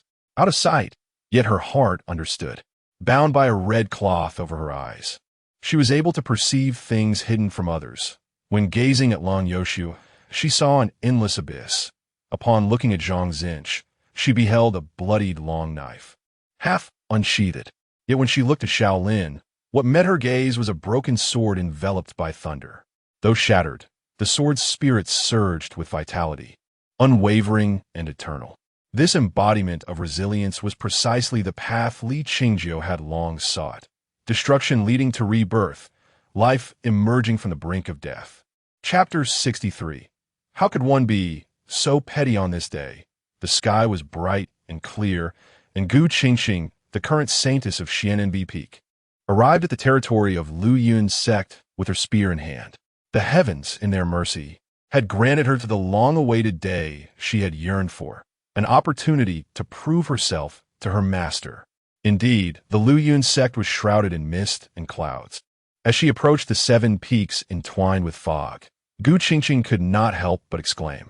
She recalled the words of caution her master had imparted before her departure. Qingqing, prepare yourself. That short fellow has a history with me, and will undoubtedly find ways to trouble you. Surely it couldn't be the head of the sect. Master Lung, how could he be so petty as to make things difficult for a junior like me? Gu Qingqing remained skeptical, though a tinge of concern crept in as she found herself alone. Logically, Xian'an Peak would not have sent her alone. They had initially intended for Gu Xing to accompany several elders. However, a message from Zhang Zinch had arrived, stating that Lu Yun sect was currently undergoing construction and would not permit group entries, allowing only 2 individuals to enter. Anyone could see through the falsehood of the construction excuse, yet there was little that could be done, given Lung Yoxue's formidable reputation in the cultivation world. Moreover, this competition had been initiated by Xian'an Peak, so after Gu Xing had vented her frustrations toward Lu Yun's sect, she ultimately proceeded alone with Gu Qingqing. Upon entering the territory of Lu Yun's sect, Lung Yoxue suddenly emerged, and after exchanging heated words with Gu Xing, led her away to an unknown location. Thus, Gu Qingqing found herself alone. It matters not. I issued the challenge without cause. The fact that Master Lung accepted already favors me greatly. Even if Lu Yun's sect intends to make things difficult for me, I can withstand it. With this reassurance, Gu Qingqing descended with her spear and soon arrived at the foot of a mountain gate, where an elder awaited her. Zhang Zinch, the master of Baichuan Peak of Lu Yun's sect, greeted her with a smile. Is it little friend Gu? Junior Gu Qingqing pays respects to Senior Zhang. Gu Qingqing quickly dismounted her weapon and bowed respectfully. She had learned much about the esteemed figures of Lu Yun's sect from her master, and her respect was genuine. There is no need for such formalities, little friend Gu, Zhang Zinch chuckled. May I inquire if you possess an invitation? An invitation? At this question, Gu Qingqing was momentarily taken aback. I have not received any invitation. However, we sent the invitations a few days ago. Zhang Zinch's expression turned grave, puzzled as to where the issue lay. Senior Zhang, is the absence of an invitation a significant matter? Gu Qingqing instinctively asked, her voice tinged with anxiety as she observed Zhang Zinch's demeanor. A few days ago, our esteemed leader promulgated a decree for the sect. Due to certain peculiar circumstances, outsiders wishing to enter our Lu Yun sect must possess an invitation. However, has not the Zuin Peak already made arrangements with the Lu Yun sect? We kindly ask for your understanding regarding the sect's decree, esteemed Gu. What shall we do? Observing Zhang Xinju's words, Gu Qingqing, feeling flustered without the presence of her elders, suddenly had a flash of inspiration and suggested, perhaps you could provide me with an invitation right now? That is indeed a clever idea. Zhang Xinju nodded, swiftly producing brush, ink, paper, and an inkstone, smiling amiably as he said, however, our invitations are not distributed indiscriminately. I kindly ask for your cooperation with our procedures. Please fill out this form first. Understood. Aware that major sects place great emphasis on such protocols, Gu Qingqing did not question further and began to fill out the paper. Name, age, gender. Gender? Gu Qingqing paused at her writing, looking up at Zhang Xinju. Please comply with our procedures. Zhang Xinju maintained his friendly smile. Gu Qingqing's lips twitched slightly, but she lowered her head and continued to fill out the form.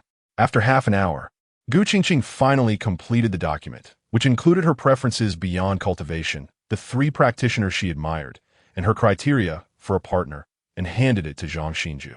All done. Next, esteemed Gu, you simply need to proceed to our Beihai Peak and have Brother Dongfang stamp it for you. Zhang Xinju returned the paper to Gu Qingqing and stepped aside to clear the path.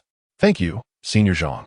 Having expressed her gratitude, Gu Qingqing immediately flew into the Lu Yun sect atop her weapon. At that moment, she felt that the regulations and procedures of the Lu Yun sect were rather intricate, and she did not ponder too deeply. However, after navigating through the dense cloud and mist, asking numerous people, and finally locating Beihai Peak. Only to discover that Dongfang Yu was not available. She was met with the response, "Esteemed Gu, today is Dingqiu Day. According to the sect's decree, we do not process stamping affairs on this day at Beihai Peak. If you wish to obtain a stamp, you must first submit an application at Feishan Peak." Sensing something amiss, Gu Qingqing hurriedly made her way to Feishan Peak, where she received the following response from the peak's master, Li Qingjiu. "Esteemed Gu, I have received your application, and the results are expected in 2 days. Of course, you may also pay 2,000 superior spirit stones to expedite the process." At this point, Gu Qingqing was thoroughly enraged and promptly left Feishan Peak, contemplating finding Qinglian Peak to confront the aloof master's elder disciple directly. Yet, after wandering through the clouds for some time without locating Qinglian Peak and noticing that those who had previously guided her had vanished, along with her inability to contact her master, Gu Qingqing recalled her master's words. "Qingqing, prepare yourself mentally. That short and stout fellow has had past grievances with me and will undoubtedly find ways to make things difficult for you." She recalled her previous thoughts regarding her master's words. Surely it couldn't be so. The esteemed leader of the cold sect. How could he be so petty as to make things difficult for a mere junior? No, the leader of the cold sect could indeed be so, perhaps even gathering the strength of the entire sect against her. Sigh. The fact that the leader accepted the challenge was already a significant favor, sparing her from the emergence of inner demons. All of this was trivial. She must endure. Qingqing endure. After a moment of psychological self-counseling, the quietly resolute Gu Qingqing returned to Flying Immortal Peak and submitted 2,000 high-grade spirit stones. Subsequently, she visited Beihai Peak, Danxiang Peak, Duanqi Peak, and Baichuan Peak, obtaining various items such as the special pass, the guarantee letter for the special pass, and the specially crafted token for outsiders, complete with the activation seal. After spending 3 hours at Luyun Sect and expending 10,000 high-grade spirit stones, Gu Qingqing finally arrived at Qinglian Peak. Chapter 64. What is happening in the Luyun Sect on the Qinglian Peak along a narrow path midway up the mountain? A solitary table stood in the center of the road, obstructing passage. However, the chair behind the table was conspicuously empty. Where had its occupant gone? Ah, there she was. "Hey, little white, are you curious about what this is?" Ning Yun Miao inquired, having extracted a large clump of mud from the extinguished fire pit. Glancing at the small creature beside her, who was busy grooming its fur, "Meow, little white," responded enthusiastically, albeit its attention remained fixated on its own coat. "In our region, this is considered a delicacy known as beggar's chicken," Ning Yun Miao mused, gazing at the mud in her hands with rapture. "Though it resembles dirt, that's merely its exterior. If you peel away the layers, you will uncover a delectable beggar's chicken."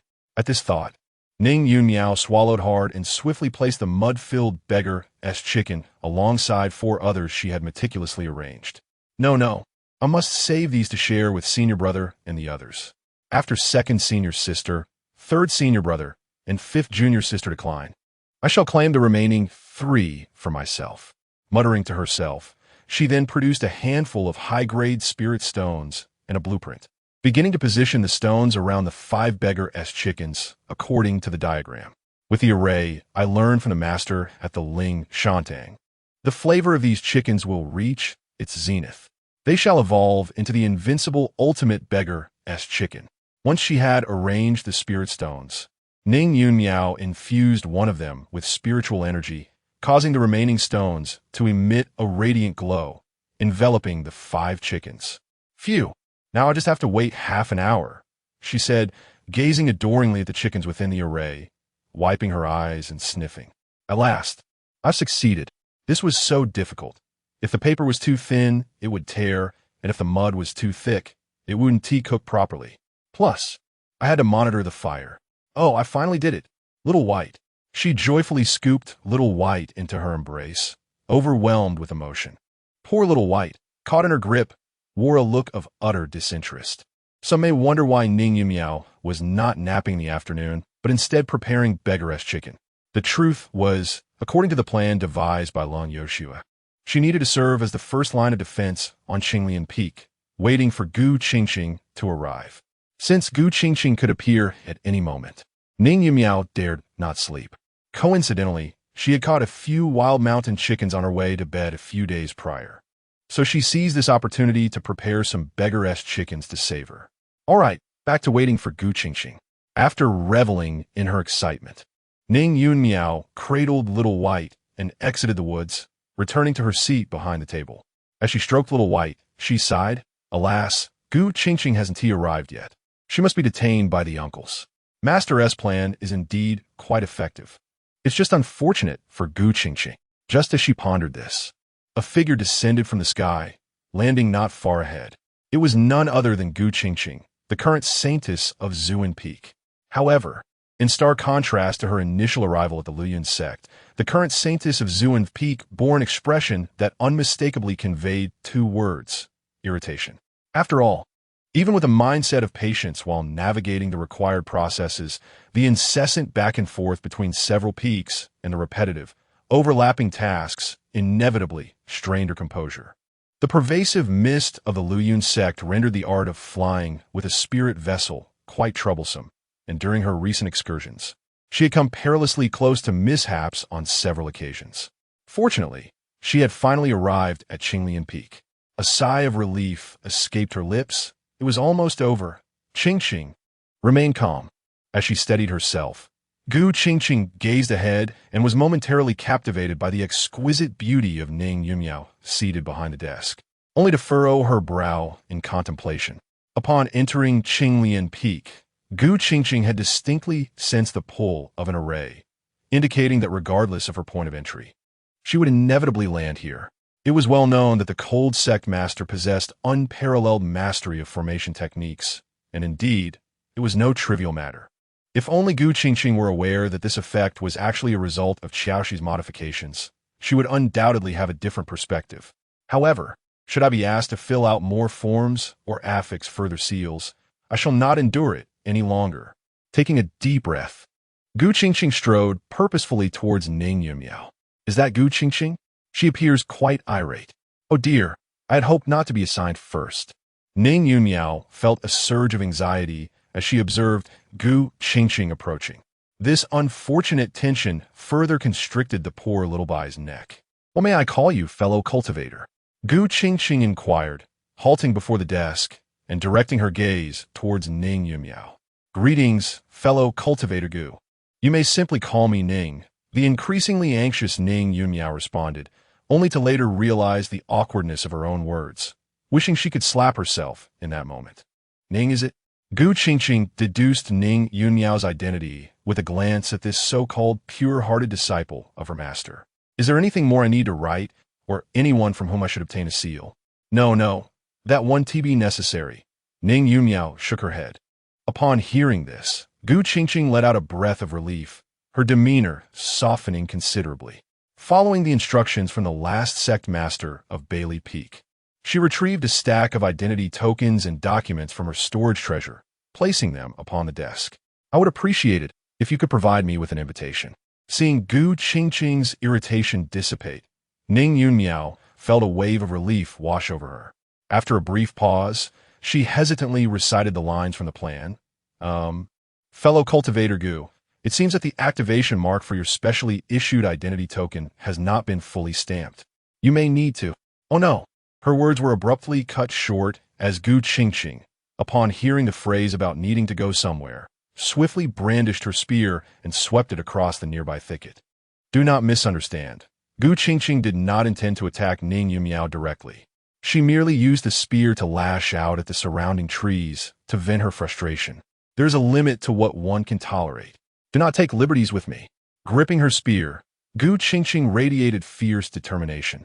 Then she noticed that Ning Yumiao, seated behind the table, first lost the sparkle in her eyes, and then, to her astonishment, tears welled up as her eyes turned red. The anger that had filled Gu Qingqing's heart suddenly diminished considerably as she stared at Ning Yumiao, momentarily rendered speechless. What was happening? Was it just a matter of knocking down a grove of trees? Is it really necessary to cry over that? Surely, it cannot be reality, proved Gu Qingqing's understanding to be flawed. Because woo-woo-woo, my beggar's chicken, I spent 2 hours making beggar's chicken. You must compensate me for my beggar's chicken. Chapter 65. Kindred spirits, once again we find ourselves at Qinglian Peak at the mountainside along that familiar path. However, the company has changed. In addition to Ning Yunmiao and Gu Qingqing, there are now Xiao Lin, Lu Xingqiu, and Yu Qiaoxi. Due to the provocation of a certain letter, Leng Yoshue has even forbidden Luo Qingyan and Gu Qingqing from meeting. Thus Luo Qingyan remains absent. Junior sister, do not weep. It is but a few chickens, is it not? Surely the chefs at Ling's Hantang can prepare a few for us. Lu Xingqiu consoled the sobbing Ning Yunmiao. It is different. This is a dish that is popular in my hometown, and it cannot be found here. Moreover, I labored for 2 hours to prepare it. Ning Yunmiao, clutching Xiao Bai, sniffled before glancing hopefully at Xiao Lin. Senior brother, as a fellow glutton, you must understand my plight, do you not? You have a clear understanding of your own identity, which pleases me. However, I take offense at being labeled a glutton as well. Yet, it is indeed disheartening to see one's efforts squandered, Xiao Lin remarked with a resigned smile, gently patting Ning Yunmiao's head. It is truly unfortunate. But since the matter is beyond repair, we must accept it. Gu Daoyu did not act with malice. Did you, Gu Daoyu? Indeed, I did not intend for this to happen. Gu Qingqing, having put away her spear and standing like a chastened schoolgirl, immediately offered a sincere apology. I am sorry, Ning Daoyu. Please forgive me. While she did not fully grasp why a few roasted chickens could hold such significance. Seeing Ning Yunmiao's tears escalate into louder sobs brought home the gravity of the situation to her. Though she did not understand, she respected the sentiment. I am merely pained. I do not hold Gu Daoyu responsible, so there is no need for your apology, Ning Yunmiao hastily replied. Upon witnessing this, Xiao Lin breathed a sigh of relief. Feeling fortunate that Gu Qingqing had aimed her weapon at the trees and not at Ning Yunmiao. Otherwise, Xiao Bai's claws might have found their way onto Gu Qingqing. All right, Gu Daoyu, here is your invitation. Take good care of it. At this point, Xiao Lin abandoned his initial plan and directly presented the invitation, which he was supposed to hand over at the conclusion of their encounter. Ah, truly, senior brother, you accomplished with ease what we could not. Now we need not offend anyone. You are giving it away just like that? I spent last night memorizing lines and procedures for this. Woo-woo, my beggar's chicken, my beggar's chicken. Xiao Lin inwardly scoffed at their lamentations. Thank you. Gu Qingqing quickly reached out to accept the invitation, unable to resist appraising the individuals before her once more, from both their cultivation levels and the authority they wielded in conversation. She recognized that the one presenting the invitation was none other than her future challenger, Xiao Lin. The remaining three, all in the foundation establishment stage, were clearly not Luo Qingyan. Having formed a judgment in her heart, Gu Qingqing directly inquired, May I ask, Daoist Xiao, is Luo Qingyan present at Qinglian Peak? Her intention remained unchanged. She still sought to challenge the strongest. Not only was she present, but she was also quite close by. Listening to the whispers that floated through the air, Xiao Lin maintained a composed demeanor, smiling as he replied, Esteemed Daoist Gu, junior sister Luo is currently in seclusion for her cultivation and is unable to receive you. After a brief pause, Xiao Lin continued, Moreover, Daoist Gu, you have come here to discuss and spar with me, have you not? Although a smile graced his face, the aura surrounding him subtly shifted, compelling Gu Qingqing, who had been skeptical of his reasoning, to instantly focus her thoughts.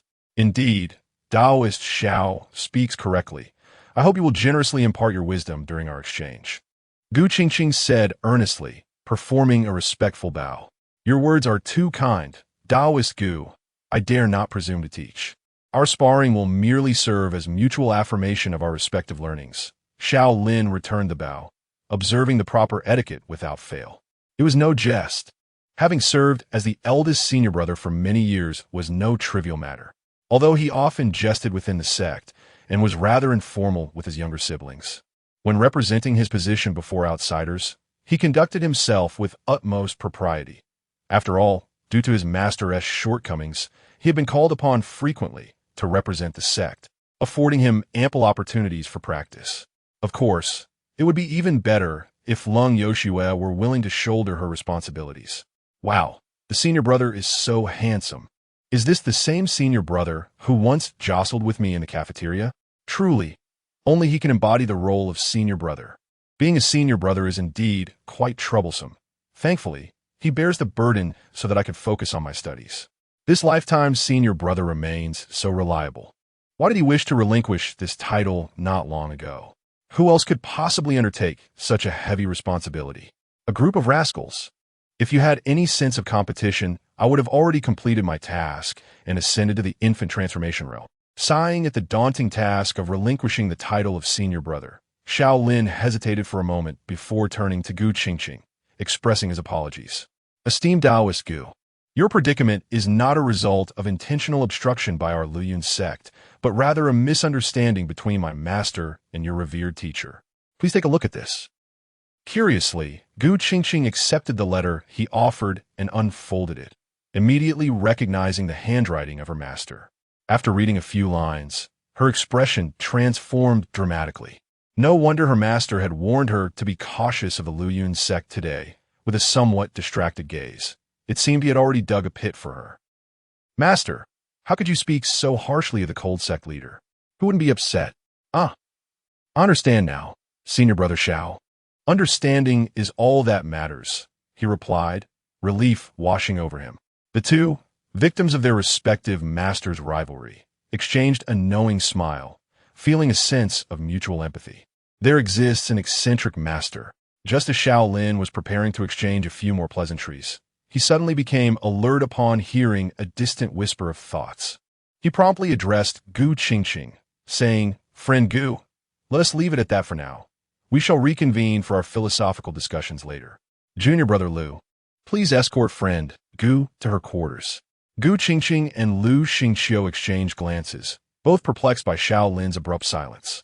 Why did it seem as though their senior brother had suddenly been struck by an ominous revelation? Yet, despite their confusion, Lu Xingqiu swiftly stepped forward, guiding Gu Qingqing toward her lodgings. The Qinglian Peak lacked guest accommodations, but just days prior, the craftsman from Baichuan Peak had industriously constructed a modest dwelling halfway up the mountain. As Xiao Lin observed Gu Qingqing's retreating figure, he silently commended his own prudence. Had he not chosen to remain silent, Gu Qingqing might have unwittingly become the sworn enemy of Luo Qingyan, who lurked in the shadows. However, upon hearing Luo Qingyan's thoughts wafting back to him once more, Xiao Lin's expression shifted again. This will not do. A discussion with junior sister is imperative tonight. Chapter 66. The groundhog's silent scream that night, at the Flowing Cloud sect, atop the Qinglian Peak, within a quaint courtyard, lay the chamber belonging to Luo Qingyan. Under normal circumstances, the mistress of the room would have succumbed to slumber by now, leaving the space shrouded in darkness. Yet, amidst the dimness, a young maiden sat composedly at her desk, Luo Qingyan herself. Unlike her usual inclinations to indulge in unsavory daydreams involving Xiao Lin, she was currently in a state of anticipation. She awaited the moment when the others in the courtyard would finally drift into sleep. Then she would seek out Gu Qingqing. Having clandestinely observed the events of the day, Luo Qingyan had resolved that since Gu Qingqing had come seeking her, a confrontation was inevitable. Once they clashed, the latter would surely retreat. At that juncture, Gu Qingqing would no longer hold any sway over her senior brother, and Luo Qingyan could demonstrate her superiority, proving to him that the other woman could not compare. It was a flawless plan. Initially, Luo Qingyan had not intended to act upon such thoughts. However, witnessing the shared smile between Xiao Lin and Gu Qingqing had pierced her heart with an undeniable pang. Her senior brother had never smiled at her in such a manner. Xiao Lin, you always wear a stern expression and never smile. How could I ever share a smile with you? Ultimately, after that moment, Luo Qingyan could no longer remain passive. Fear gripped her heart at the thought of Xiao Lin being stolen away by Gu Qingqing. While in terms of status, they seemed quite equal in beauty, physique, cultivation level, and combat prowess, Gu Qingqing appeared slightly inferior. Yet what if her senior brother had a preference for that type? He had been known to reminisce about that woman, and had even praised her. Moreover, sparring often leads to mutual admiration, lingering thoughts, blossoming feelings, and eventually a family. Bang! The mere thought shattered the teacup in her grip. Her fists clenched, resolute. Calm down. Luo Qingyan. There is still a chance. Taking a deep breath to steady her racing heart, she glanced at the sword resting on her table, her determination solidifying. Since her master and the sect leader had yet to return, this was an opportune moment.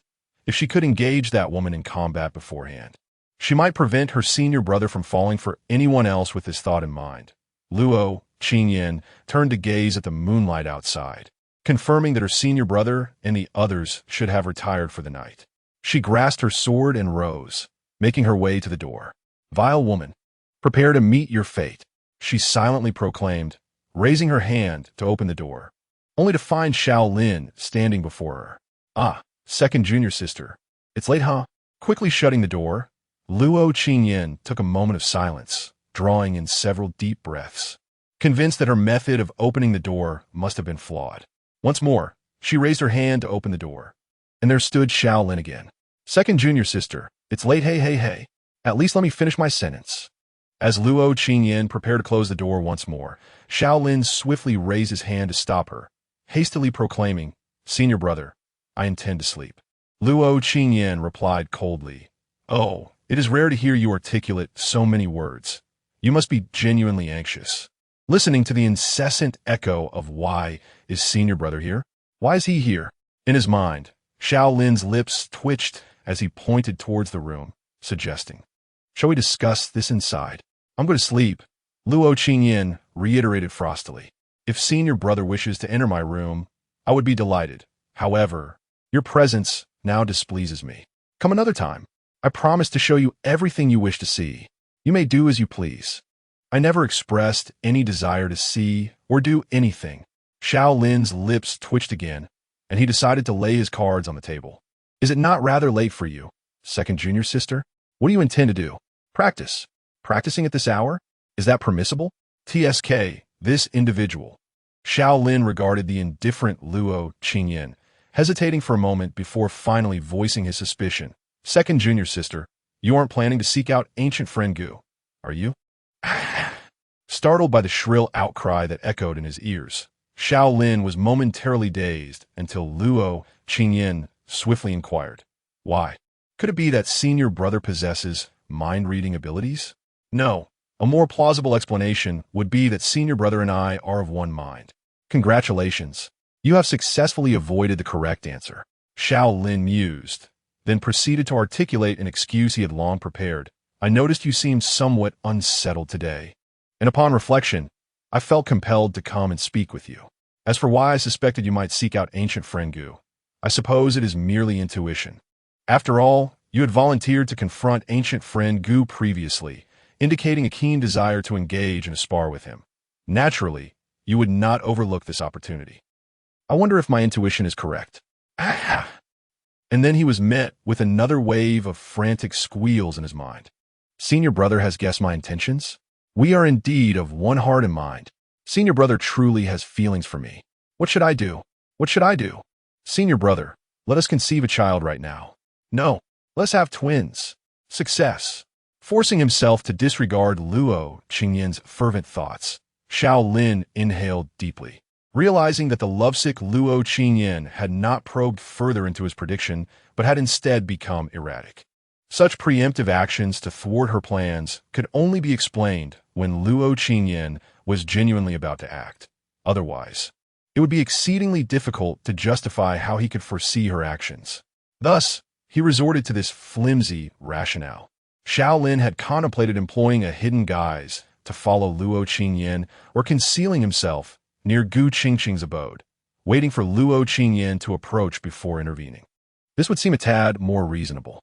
However, he worried that Luo Qingyan might misconstrue his late-night presence near Gu Qingqing's dwelling, leading to undesirable thoughts. He knew he would be unable to provide a convincing explanation, and should Luo Qingyan become infatuated or develop a dark obsession, it would pose a significant problem. Thus, he ultimately abandoned that plan. In summary, upon hearing the concealed thoughts of Luo Qingyan during the day, he had nearly discerned her intentions and resolved to thwart her plans. However, he could not permit Luo Qingyan to seek out Gu Qingqing alone.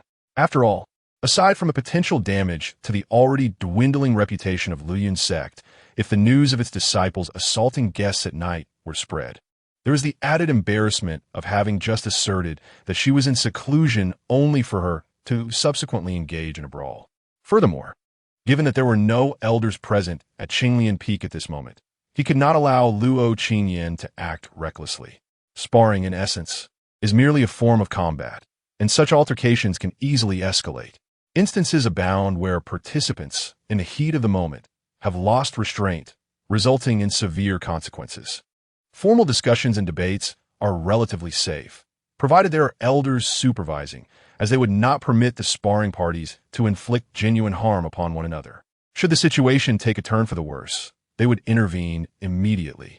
However, in the absence of guardians, should both parties ignite true animosity, the sparring could swiftly devolve into a full-blown conflict or even a duel, potentially leading to grave repercussions.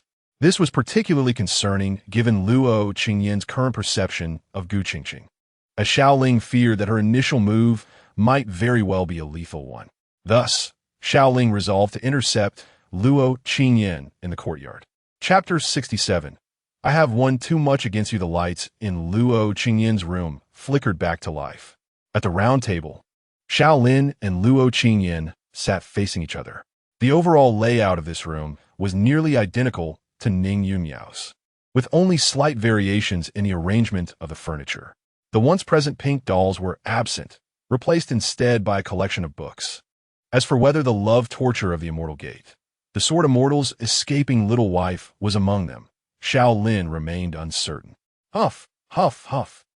Is the senior brother truly in my room? Might something happen between us? Should I orchestrate an accident, feigning a wardrobe malfunction, or perhaps pretend to faint, or act as if I were under the influence of a love potion? What about spirit wine? Why haven't I thought to keep some on hand? How can I seize an opportunity without getting intoxicated? Boys must truly safeguard themselves when outside. Retracting his gaze from the room, Xiao Lin silently shifted his chair slightly further from Luo Qingyan before finally speaking. Junior sister, are you genuinely intending to seek out Gu Daoyu? Yes. Luo Qingyan emerged from her contemplative state, nodding gently. Although she could easily deny Xiao Lin's inquiry, she felt compelled to respond. Senior brother, did you hear that? Yes, indeed. Your speculation is correct. We share a profound connection. Do you understand? We are in sync. No, I do not comprehend. Xiao Lin's lips twitched as he steeled himself to continue. Junior sister, while I recognize your desire to spar with formidable opponents, such recklessness is unwise. A formidable opponent? Senior brother, do you truly believe she is stronger than I? Rest assured, I shall demonstrate that I alone am worthy of being your wife. Focus on what matters. Xiao Lin gazed at the silent and cold Luo Qingyan, suppressing the impulse to deliver a playful smack, and proceeded to elaborate on the potential adverse effects and consequences should Luo Qingyan indeed seek out Gu Qingqing. Thus, junior sister, you must refrain from such impulsiveness next time, especially in the absence of our master. Sparring can occur at any time. There is no need for haste. Xiao Lin concluded his earnest counsel, gazing at Luo Qingyan with hopeful anticipation. Surely, after his heartfelt admonition, she would glean some wisdom from it. However, upon witnessing Luo Qingyan's expressionless nod, he heard, Senior brother, rest assured, I shall prove to you that I alone deserve to be your wife. TSK, this girl truly is impervious to reason. Xiao Lin rubbed his forehead, troubled. If he failed to persuade Luo Qingyan today, she might stealthily seek out Gu Qingqing thereafter. The question remained, how could he elucidate reason to someone so enraptured by love? Attempting to reason with someone in love was an inherently futile endeavor. Xiao Lin sighed inwardly and resolved to employ one last tactic, not from a standpoint of grand principles, but rather by addressing Gu Qingqing directly. Contemplating thus, Xiao Lin displayed a nostalgic expression and spoke, Junior sister, as long as you understand. Speaking of which, during my foundational cultivation phase, I was perpetually attentive to the affairs of the younger generation across the realm. According to my records, at that time, Gu Qingqing ranked ahead of me. Hence, I retained a slight impression of her. The senior brother merely has a faint recollection of Gu Qingqing. The bait has been set. Observing Luo Qingyan, who remained as indifferent as ever, Xiao Lin placed a slightly yellowed piece of paper on the table. Forgive my frivolity, but I managed to unearth a ranking I compiled previously. Back then, he would routinely gather information and update it, and while he initially sought it for potential persuasion, he was pleasantly surprised to find a tangible record. Luo Qingyan, maintaining her aloof demeanor, cast a serious glance at the paper, discovering not only Gu Qingqing's name, but also those of other remarkable youths, including her own. Notably, her name, Luo Qingyan, occupied the foremost position on that list. I rank higher than Gu Qingqing. I hold the top spot in the senior brother's eyes. It must be noted that this was merely a ranking. During that period, your cultivation level coincidentally placed you as the foremost among the younger generation. Xiao Lin, hearing Luo Qingyan's inner thoughts, silently scoffed and continued. However, I ceased to pay attention to such matters afterward. Had it not been for the sparring session, I might have forgotten entirely. Speaking of which, this list reminds me of an amusing incident. Without responding, Luo Qingyan merely shot him a frosty glance, inquiring silently about the matter. Haha, I must admit, I felt somewhat embarrassed back then. Upon witnessing your remarkable progress, I truly wished to commend you. But when the moment arrived, I hesitated and instead praised another individual. Who was it I praised back then? I can't quite recall, Xiao Lin remarked, deliberately adopting a perplexed expression. So the senior brother intended to praise me back then? And he has even forgotten the compliment he gave to Gu Qingqing. Luo Qingyan stared at Xiao Lin, momentarily frozen in place. Subsequently, Xiao Lin experienced the third instance of hearing the groundhog-like cries emanating from her heart. Xiao Lin, it seems my ears are about to betray me. Sighing, he remarked, why am I indulging in such trivialities? Let us return to the matter at hand.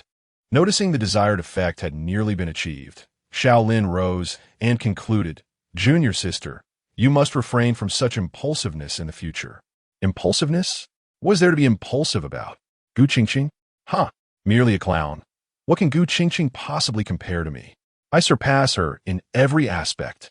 Overwhelmed with joy, Luo Qingyan nodded lightly and replied, very well. Phew, mission accomplished. Gu Qingqing, rejoice.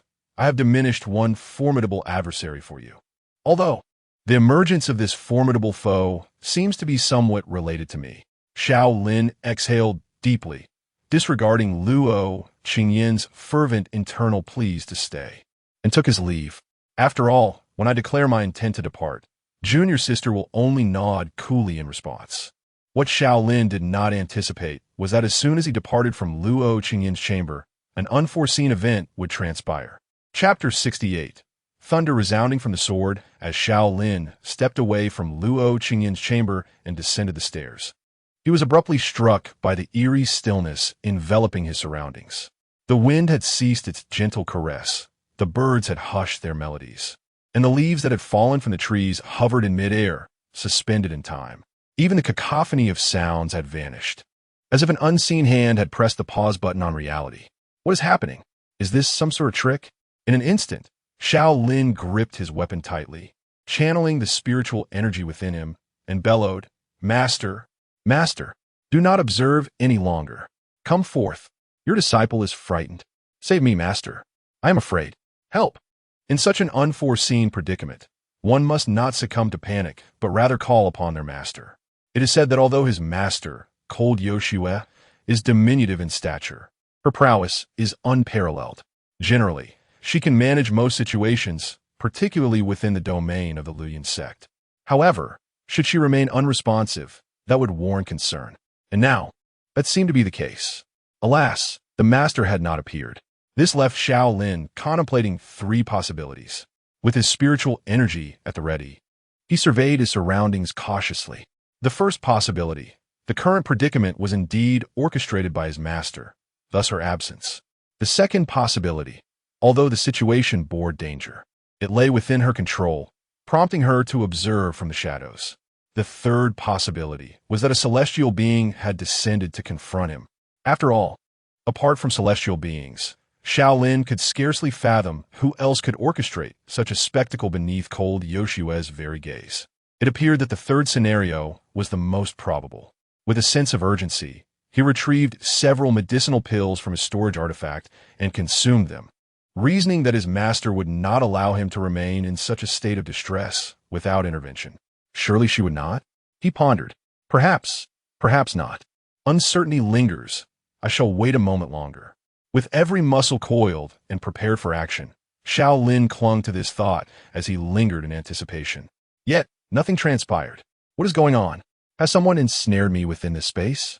He mused, his brow furrowing in confusion. Refusing to yield to despair, he summoned his voice anew. Master, Master, do not frighten me. Please rescue your disciple. I shall bring novels to honor you. Yet once more silence reigned. Very well, given the circumstances, it is highly probable that my master cannot assist me. Taking a deep breath, Xiao Lin steeled himself, preparing to explore his surroundings. With no aid forthcoming, he could only rely on himself, and since he had waited in vain, he resolved to brave the potential dangers ahead. It was preferable to remaining stagnant. However, just as he selected a direction and took a few strides, the landscape around him began to shift. Before him, the very fabric of space contorted, giving rise to a void from which a figure gradually emerged. Before him stood a man clad in a striking ensemble of purple and white, adorned with a resplendent purple-golden crown. Yet, the luminous pure white mask obscured his features, leaving them shrouded in mystery. Could it truly be a celestial being? Xiao Lin regarded the figure with trepidation, gripping his weapon, Luhan, with a sense of urgency while internally beseeching the whimsical innocence of youth, pleading for mercy and forgiveness. Alas, despite his fervent mental cries, the masked man remained steadfast, not retreating into the void. Alas, my fate is sealed. Xiao Lin's expression was devoid of emotion. It was then that he heard the masked man speak. Young lad, do you wish to learn the art of the sword? The moment the words left the man's lips, Xiao Lin froze, not due to the proposition itself, but because the man's voice resonated with an electrifying timbre. Good heavens! Xiao Lin could hardly believe that after traversing 2 decades, he would encounter such an authentic sound of electric music. Ah! A wave of nostalgia washed over him. May I inquire, esteemed senior, where exactly are we at this moment? Yet, Xiao Lin quickly regained his composure, sheathing Luhan and bowing respectfully to the masked figure. I do not know. Then, did you bring me here? I do not know. Might I ask for your name, revered senior? I do not know. Xiao Lin gazed at the masked man, who seemed blissfully ignorant, and thought to himself, your guidance could use some improvement. At that instant, he surmised that he had stumbled upon some extraordinary encounter. After all, to appear before him while eluding the watchful gaze of Long Yoshua suggested that if the intention were malevolent, it could have been executed with far greater ease, without the need for such elaborate discourse. Yet this encounter seemed modern, almost electric. Contemplating this, Xiao Lin resolved to abandon further inquiries and directly stated, Senior, you previously mentioned teaching me the sword. What is its name? This sword is called. The masked man paused for a moment, hands clasped behind him, tilting his head slightly upward before proclaiming, the ultimate Wuji, the supreme thunder sword, reigning over the 8 desolations. How utterly pedestrian, so painfully low, especially when paired with this electric sound. Xiao Lin regarded the poised masked man with an impassive expression, his toes tapping furiously against the ground. What do you think? Do you wish to learn? The masked man struck a pose before looking down at Xiao Lin once more, inquiring, not particularly eager, as it felt rather embarrassing. Xiao Lin thought, yet he replied, could you demonstrate a move or two, esteemed senior? I wish to see before making a decision. Very well. To Xiao Lin's astonishment, the masked man showed no hesitation, raising his right hand, from which an unremarkable iron sword materialized instantly. Observe closely, this technique is called falling thunder. As the masked man's electrifying voice resonated, the previously serene night sky transformed. Dark clouds gathering ominously. Lightning illuminated the heavens as if it were day, while thunder reverberated through the earth, creating a sensation as though the world itself was on the verge of annihilation beneath the impending storm. Yet, before long, that terrifying sight vanished without a trace, and the sky resumed its tranquil state, devoid of both moonlight and stars, while the thundering roars faded into oblivion. It was as if all that had transpired was merely a figment of the imagination. Xiao Lin, gazing up at the heavens, blinked in disbelief, pondering whether it appeared more formidable than a tempest, yet questioning if it was too brief or perhaps lacking in depth. In the next moment, driven by a sudden intuition, he swiftly lowered his gaze, instantly rendered motionless. His eyes were fixated on the long sword pointed at him by the masked man. The sword appeared unchanged from before, yet facing its ominous blade, Xiao Lin beheld a scene of profound terror, lightning illuminating the night sky and thunder reverberating through the earth. Everything that had transpired between heaven and earth seemed to have condensed into this singular longsword, which was imbued with the essence of a tempest. Chapter 69. I'm uncertain of my own identity. Xiao Lin felt a wave of relief wash over him as the sword ultimately did not strike him.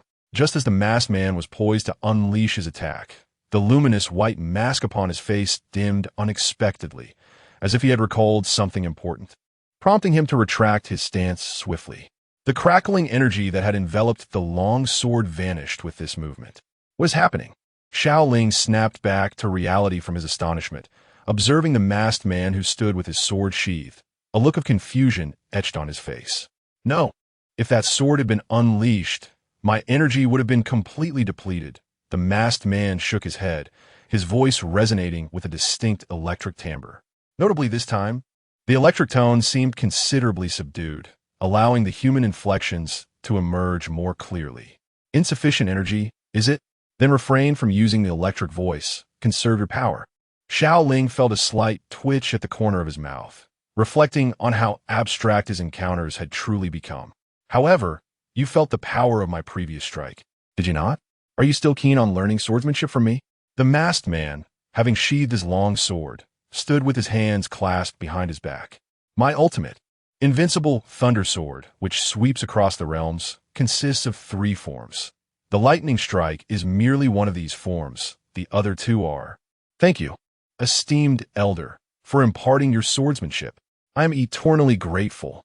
Before the masked man could finish his sentence, Xiao Lin knelt on one knee, bowing his head in reverence. The masked man gazed at Xiao Lin in silence for a moment before speaking. Do you not think this is a bit too mercenary? At least allow me to finish my explanation. I am simply a fervent admirer of the sword path. I beg your pardon, esteemed elder. The masked man fell silent again, then nodded. Very well. In light of your unabashed enthusiasm, I shall teach you my ultimate, invincible thunder sword. Rise. Esteemed elder, I have a question I dare to ask. Speak. Might I inquire if this sword technique has any other names? Xiao Lin stood, tentatively asking. That name is quite difficult to remember. Surely there must be a simplified version. You also find that name lacking in grandeur, do you not? The masked man chuckled heartily, lifting his head slightly. In truth, I share your sentiment. This technique indeed possesses another name, which is the peerless sword art of the unmatched in heaven and earth, the eternal sword path. Akin to a dark chamber where my sword illuminates, the ultimate invincible thunder sword. However, this name appears to be somewhat unpopular, hence I have refrained from using it. Now that you wish.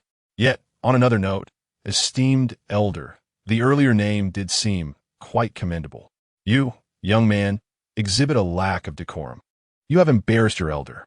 Enough, enough. Let us return to the matter at hand. The masked man waved his hand dismissively and continued. I wish to inquire, young man, what do you deem the most crucial aspect of learning my ultimate, invincible thunder sword? A sword is essential. Precisely. Anything else? Perhaps one must possess insight. Let us avoid such abstract notions and focus on the practical. Then, one must don a mask? The masked man glanced at Xiao Lin, saying nothing. Yet it felt as though he had conveyed everything. Very well, I shall enlighten you, he sighed, engaging in a self-dialogue. The essence of my supreme, invincible, and unparalleled thunder sword lies not solely in the word sword, but also in thunder. Thunder? Xiao Lin observed his right arm with a composed demeanor. The previous strike, which summoned lightning, had been so astonishing that he had momentarily overlooked this detail. Could my peculiar fortune be linked to this Kuan Yu mark? He pondered. However, fret not. The masked man laughed heartily. We are fated to meet. You, young lad, are remarkably attuned to my supreme, invincible, unparalleled thunder sword. Rest assured, you will grasp it swiftly. Before we commence sword training, may I dare to pose another question? Xiao Lin inquired, emboldened by the masked man's nod. Might I ask, esteemed senior, is your willingness to teach me this supreme, invincible, thunder sword merely due to our fateful connection, or is there another reason? Cut to the chase. You, young lad, are rather impudent. The masked man bellowed with an electric voice before responding. It is indeed due to our fateful connection. Otherwise, how could you possibly encounter me? My existence is solely to pass on the supreme, invincible, unparalleled thunder sword, and your ability to see me proves you are the chosen one. Is that all? At this juncture, Xiao Lin had discerned the masked man's temperament. Thus he boldly pressed on with another question. What else could it be? The masked man glanced at him. Xiao Lin did not provide a direct answer, but remarked, I believe that every gift carries its price, albeit a matter of time. Oh, that is an intriguing notion. The masked man mused for a moment before waving his hand dismissively. Do not overthink it, young lad. If I truly wished you harm, why would I go through such trouble? That is indeed a valid point. I am merely curious about what this fateful connection entails, Xiao Lin persisted, unwilling to let the opportunity slip away. The more he contemplated, the stronger his conviction grew that the masked man was likely connected to the Kuei Nyo. In other words, the masked man might possess the answers he sought, or at the very least, provide some clues. You, young lad, ask an inordinate number of questions. The masked man responded with a hint of exasperation. As for the nature of this connection, I'm not entirely certain. Perhaps you should know better, considering you bear the essence of Kuei Nyo. Your insight is commendable.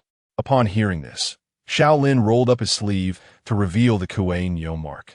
Esteemed senior, the essence you mentioned likely emanates from this. May I inquire what this mark signifies? Or do you know why it has manifested upon me? I do not know. The masked man glanced at the Kuei Nyo mark on Xiao Lin's right forearm, his tone laced with confusion. In truth, I'm entirely ignorant of what Kuei Nyo even is. I merely sense an aura emanating from you that feels oddly familiar, and the term Kuei Nyo naturally materialized in my mind. Then, esteemed senior, what do you recall? Xiao Lin furrowed his brow. I remember nothing.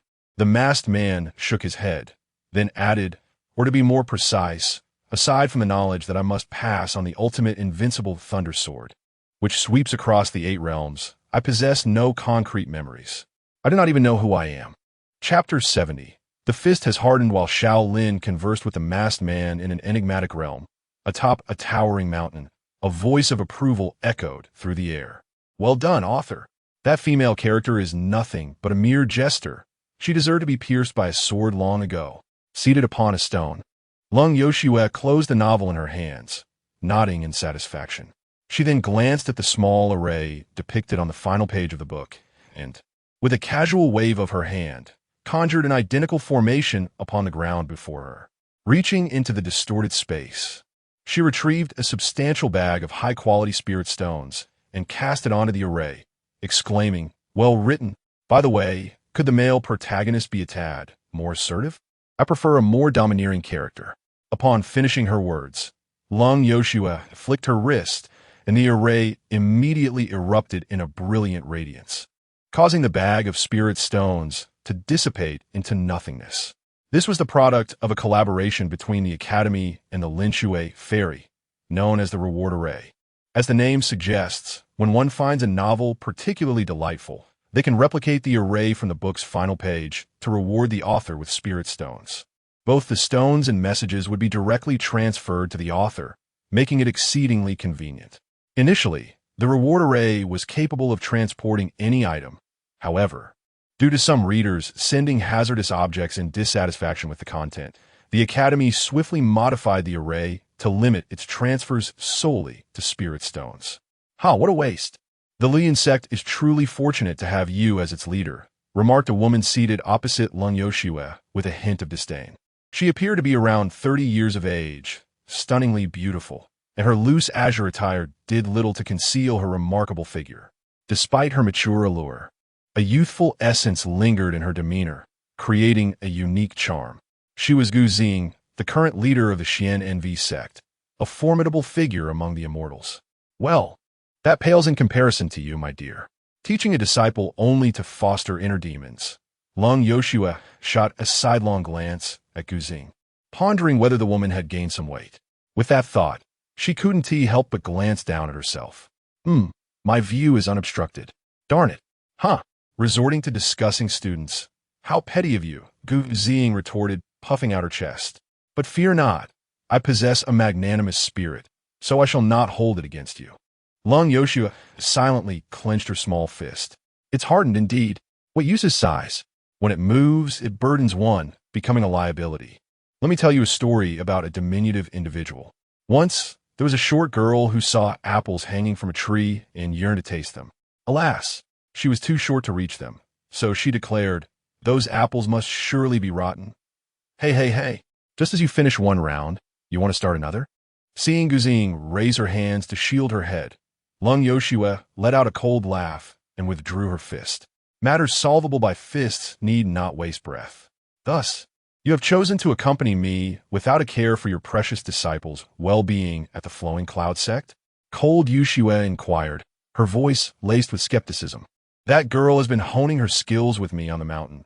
It would serve her well to refine her state of mind, Gu Xing replied, lowering her hands from her head and shrugging nonchalantly. You cannot possibly believe that her current struggles are solely her own doing, can you? Cold Yoshua cast a sidelong glance at Gu Xing. Certainly not, Gu Xing retorted, rolling her eyes. After a moment of contemplation, she spoke softly. This predicament indeed bears significant responsibility on my part. My intention was merely to motivate her, yet I failed to consider her feelings. Occasionally voicing such sentiments is one thing, but your incessant comparisons to other disciples are unbearable. Cold Yoshua exclaimed, as she retrieved an apple, ready to take a bite. Suddenly recalling the story Gu Xing had shared earlier, she found the apple unappetizing and stowed it away. Even if my disciple is exceptional, you ought not to behave in such a manner. Your disciple's excellence has little bearing on you. Does it? I am their master. Reflect on your conscience. Are you truly a deserving mentor? Of course. It seems you lack a conscience. My apologies for my oversight. Dear wife. Cold Yoshua was poised to retort, but abruptly halted, her gaze shifting sharply towards the Flowing Cloud sect. What is it? Gu Xing inquired, noticing Cold Yoshua's serious demeanor, and immediately growing solemn herself. Why has that boy's aura suddenly vanished? He has left the Flowing Cloud sect? Impossible. I would surely know if he departed. Cold Yoshua frowned, lost in thought. Something is amiss. Ignoring Gu Xing, Cold Yoshua furrowed her brow and raised her hand, attempting to calculate with her fingers, only to yield no results. TSK. She clicked her tongue, waving her hand as layers of formations enveloped her.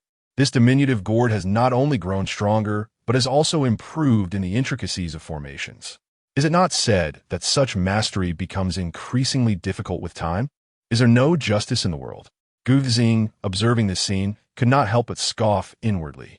Unfazed by Gu Xing's gaze, Cold Yoshua completed the formations before attempting to calculate once more.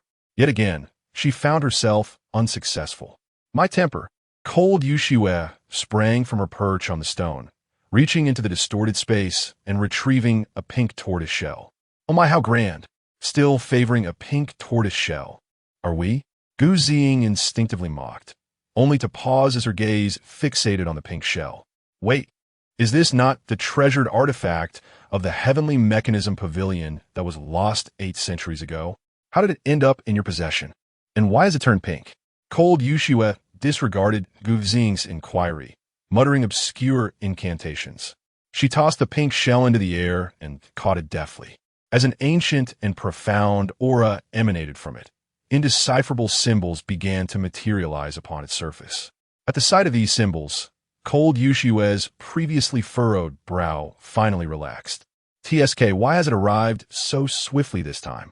It seems I must set out earlier. Tossing the pink shell into the distorted space, Lung Yoshua pondered in silence. I presume, little winter melon, that what you just calculated pertains to your disciples. Gu Xing inquired tentatively, noticing the softening expression on Lung Yoshue's face. What makes you say that? Lung Yoshue turned a glance at Guzing. Only your few disciples could elicit such a reaction from you. Guzing shrugged, then continued earnestly. Lung Yoshue, although I'm unaware of the backgrounds of your disciples, particularly that eldest one, and I do not grasp your intentions, I must advise you to contemplate matters carefully. To act against the heavens is perilous. Who told you I intend to act against the heavens? Lung Yoshue retorted. Using the Xuanwu Tianyan stone for divination is, in itself, a rebellious act against fate. The Tianji Pavilion would prepare extensively before employing it. Moreover, any matter requiring such a celestial-grade treasure for divination is undoubtedly of great significance. That does not imply I am destined to act against the heavens, she continued. Indeed, yet my intuition suggests that your ambitions are considerable. Guzing sighed lightly, adding, do not be deceived by the fact that the heavenly tribulation was frightened off like a mere dog. You should recognize that the tribulation does not truly represent the will of heaven and earth, but rather is merely the tip of the iceberg. Do not leap into the fire pit. Upon hearing this, Lung Yoshue fell into silence, and after a long while, she softly replied, this time is different. What do you mean? I mean, mind your own business. Chapter 71a. The focus shifts back to Xiao Lin.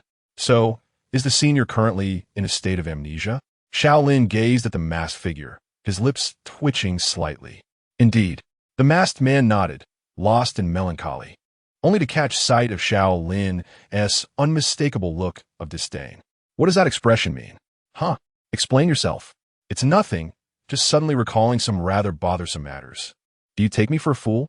Listening to the masked man's electronic voice, Xiao Lin chose silence, suppressing his genuine distaste.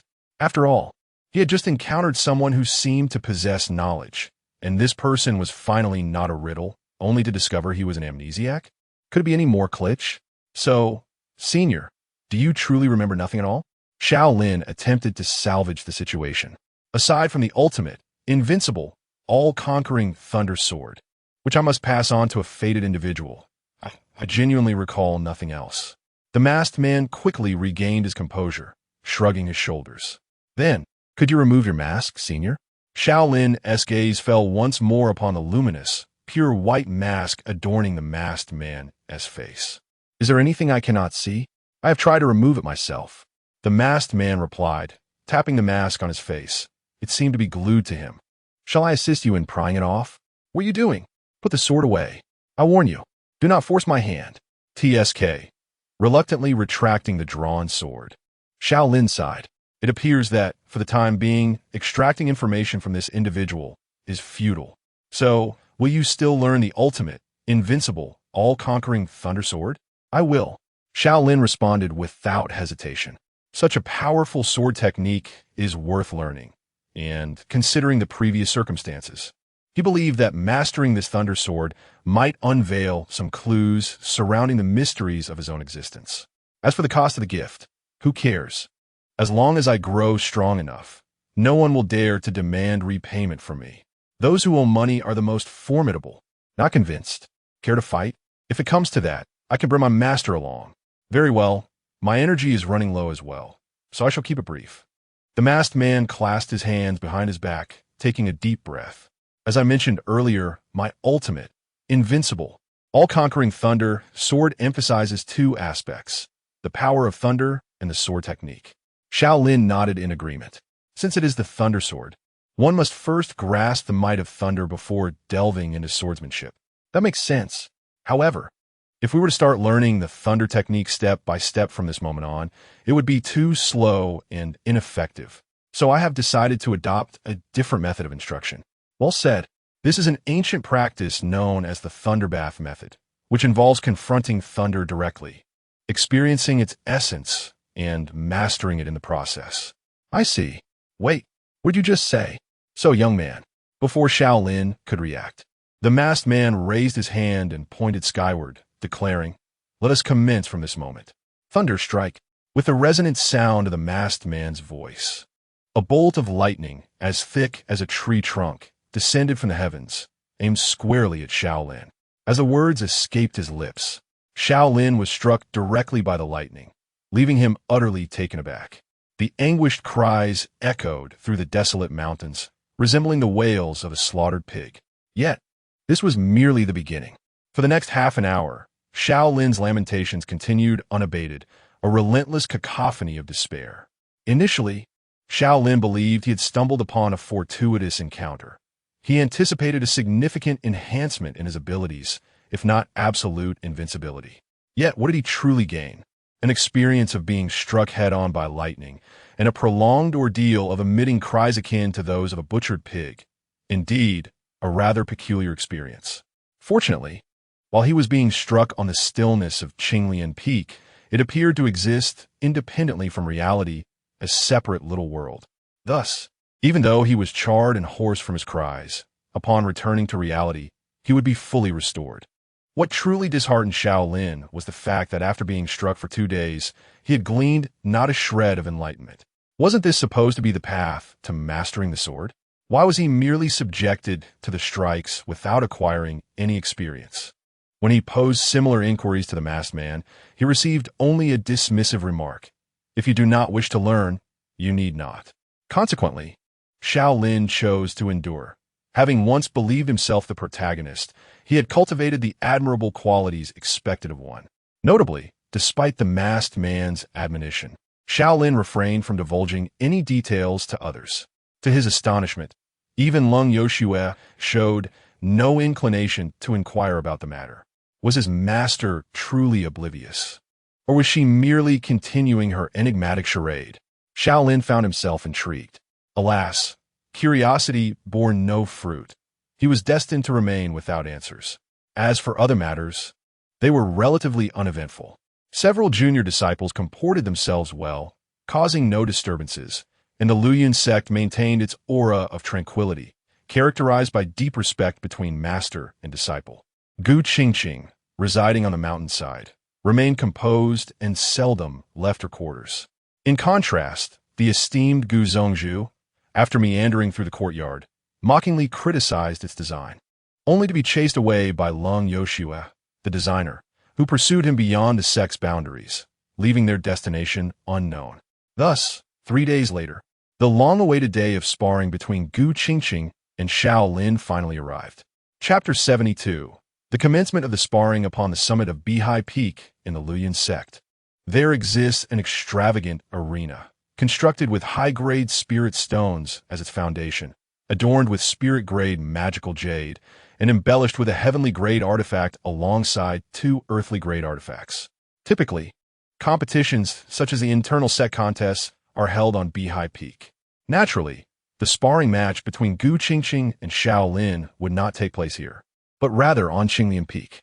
To be frank, this was unforeseen even by Xiao Lin himself.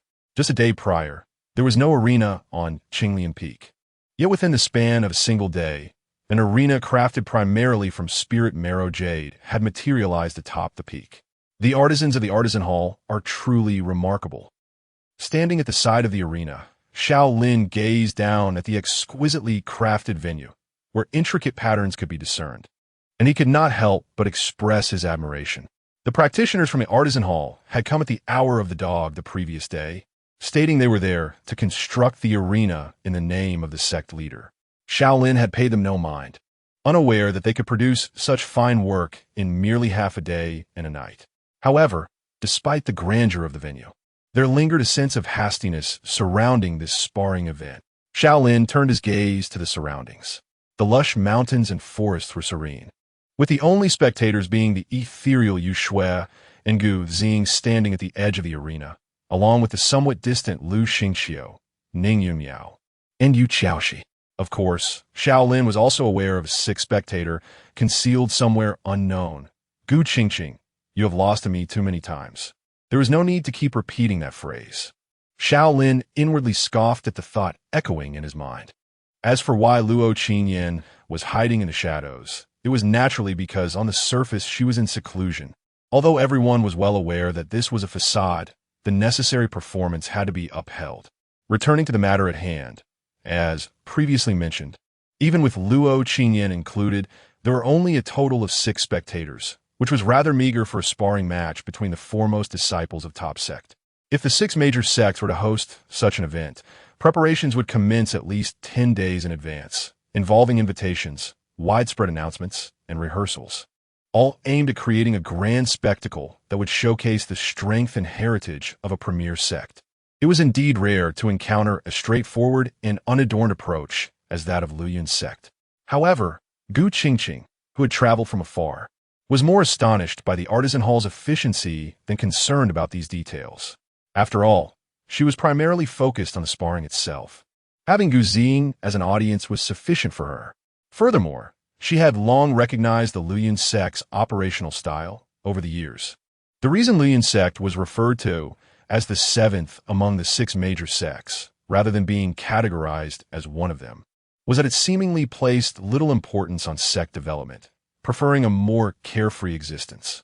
To say nothing of the 7 peaks within the inner sect, which could merely be likened to the scale of a second-tier sect, their land area could not possibly compare to the dozens of peaks occupied by the 6 major sections. Yet, was it that Liu Yun sect refrained from expansion due to a lack of strength or resources? According to Lung Yoshua, the reason for no plans to expand is the overwhelming number of mountain peaks, which are cumbersome to manage and visually distressing. At one point, she even contemplated relocating 2 peaks, leaving only 5. However, Liu Huan and Bailey Wanyun, along with a group of elders, persistently pleaded outside Qinglian Peak, ultimately persuading the irritable Lung Yoshua to retract her decree. The reason for Liu Huan and Bailey Wanyun leading the pleas is that the 2 selected peaks are Lanyue Peak and Duanqi Peak. This encapsulates the operational principles of the Liu Yun sect, which even constructed a training ground specifically for this contest. Quite frankly, Gu Qingqing felt a twinge of emotion at this gesture. Nevertheless, none of this is of paramount importance. There is but one task before me, to defeat him. Gu Qingqing gazed at Xiao Lin from a distance, her long spear in hand and a serious expression on her face. She had confined herself indoors for days. Now in peak condition, victory was imperative. Ah, the materials are all made of spiritual jade. How affluent you are, why not lend me some? At the edge of the training ground, Gu Xing turned to Lung Yoshua with a smile. Do you think you are worthy? Lung Yoshua retorted while munching on an apple. Why wouldn't I be worthy? Is it my heart that lacks breadth? Out of the corner of her eye, Lung Yoshua noticed Gu Xing puffing up her chest, prompting her to bite harder into the apple. While the 2 sect leaders debated about character, not far away, Lu Xingqiu and his companions were focused on the training ground. Go, senior brother. Avenge my grievances. Why hasn't he started yet? Hurry up and finish. I'm at a critical juncture in my research on that forbidden technique. Will this contest serve as an opportunity for senior brother and Gu Daoyu to rekindle their past? I've heard that in a previous life, Gu Daoyu sought after senior brother but was unrequited, leading her to the Vodou clan to seek a connection for their next life. I wonder if it's true. Senior brother appears particularly dashing today. Gu Qingqing, how can you bear to battle such an attractive senior brother? If it were me, I would simply stand still and let him strike me twice. Senior brother, I miss you, I love you. Well, let us set aside those 3 for now. What do you mean by that, third? Gu Qingqing had a past with my old self? The Vodou clan sounds rather dubious. Gu Qingqing, you would have truly gotten involved, would you? A sense of panic washed over Xiao Lin. Why does it feel like Gu Daoyu's gaze toward me has shifted? Gu Qingqing, standing on the opposite side of the training ground, blinked. Yet, she quickly dismissed the thought, raising her spear. Xiao Daoyu, please advise me. Xiao Lin, with his own spear poised, smiled back. Gu Daoyu, please enlighten me. With hardly a spectator present, there was no need for a host. So, as their exchange concluded, the duel officially commenced. Gu Qingqing was the first to strike. With a spirited shout, she surged forward, her spear cutting through the air as she closed the distance of several meters in an instant, standing directly before Xiao Lin. The pale blue spear was adorned with a touch of frost. Gu Qingqing, without a moment's hesitation, brought the spear crashing down toward Xiao Lin, who appeared momentarily stunned. It was only when the spear was mere inches from his head that Xiao Lin made a move. He took 2 deliberate steps to the right, an unmistakable act of walking.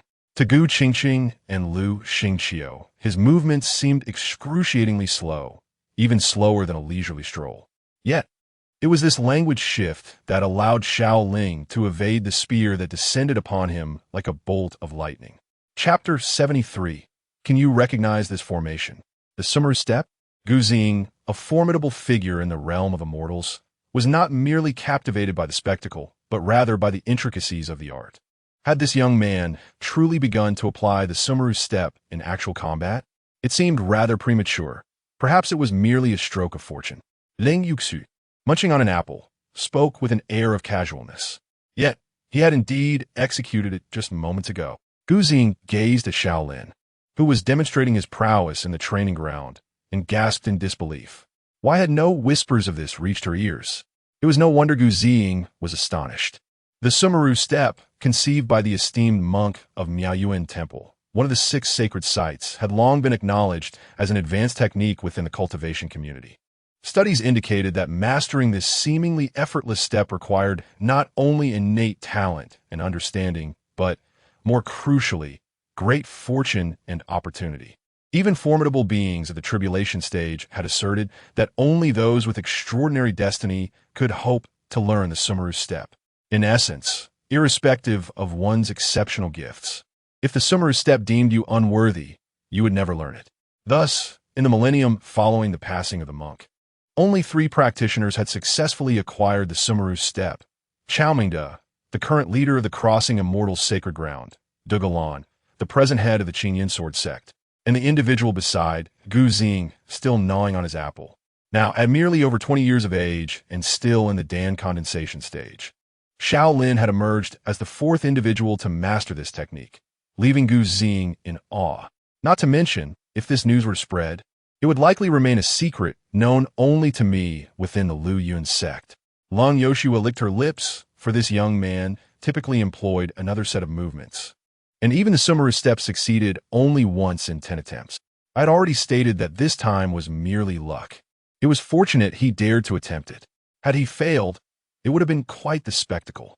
The Sumeru Step is not something that can be simply conjured through luck, even if it cannot yet be truly applied in combat. Its mere demonstration signifies that this young man possesses remarkable fortune and opportunity. Upon hearing this, Guzing's gaze flickered toward Xiao Lin. She had always sensed that this young man, Xiao Lin, was extraordinary. Though it was merely an intuition, it was one she held with conviction. What secrets are concealed within you, young man? While Guzing pondered, Luo Qingyan and the others were lost in their own thoughts. Wow, so handsome. What does this move call, Master Brother? Ghost Step? Is this the Sumeru Step? Master Brother has learned the Sumeru Step in this lifetime, and so early? He surpasses his past self. Finally, it has begun, yet it seems we are far from the conclusion. Let me calculate in my mind first. Master Brother, so handsome. Love you. Love you so much. Hush, quiet down. I am in the midst of battle, in a training ground. Before Xiao Lin could revel in his successful execution of the Sumeru Step, he was distracted by the cacophony of voices ringing in his ears, particularly one that was exclaiming with unrestrained enthusiasm. After a moment of internal frustration, he swiftly regained his composure, his hand wielding the flowing cold energy, striking at an acute angle towards the wide-open flank of Gu Qingqing. Previously, he had merely acted on a whim, subconsciously employing the Sumi Step. Now, having regained his composure, he resorted to conventional moves, hesitant to take further risks. The odds of success were slim. Why gamble when one could lose everything? He refrained from contemplating the dire consequences had he not utilized the Sumi Step earlier. What kind of footwork is this? Gu Qingqing's spear missed its target, leaving her startled, yet she swiftly composed herself, wielding the long spear as if it were an extension of her own body, narrowly deflecting Xiao Lin's sharp blade. The clash of metal echoed, and a wave of spiritual energy surged forth. The 2 combatants separated momentarily before colliding once more. The sounds of their weapons clashing reverberated, and the fluctuations of spiritual energy rippled outward as their figures danced across the arena, engaging in over 100 exchanges in mere moments.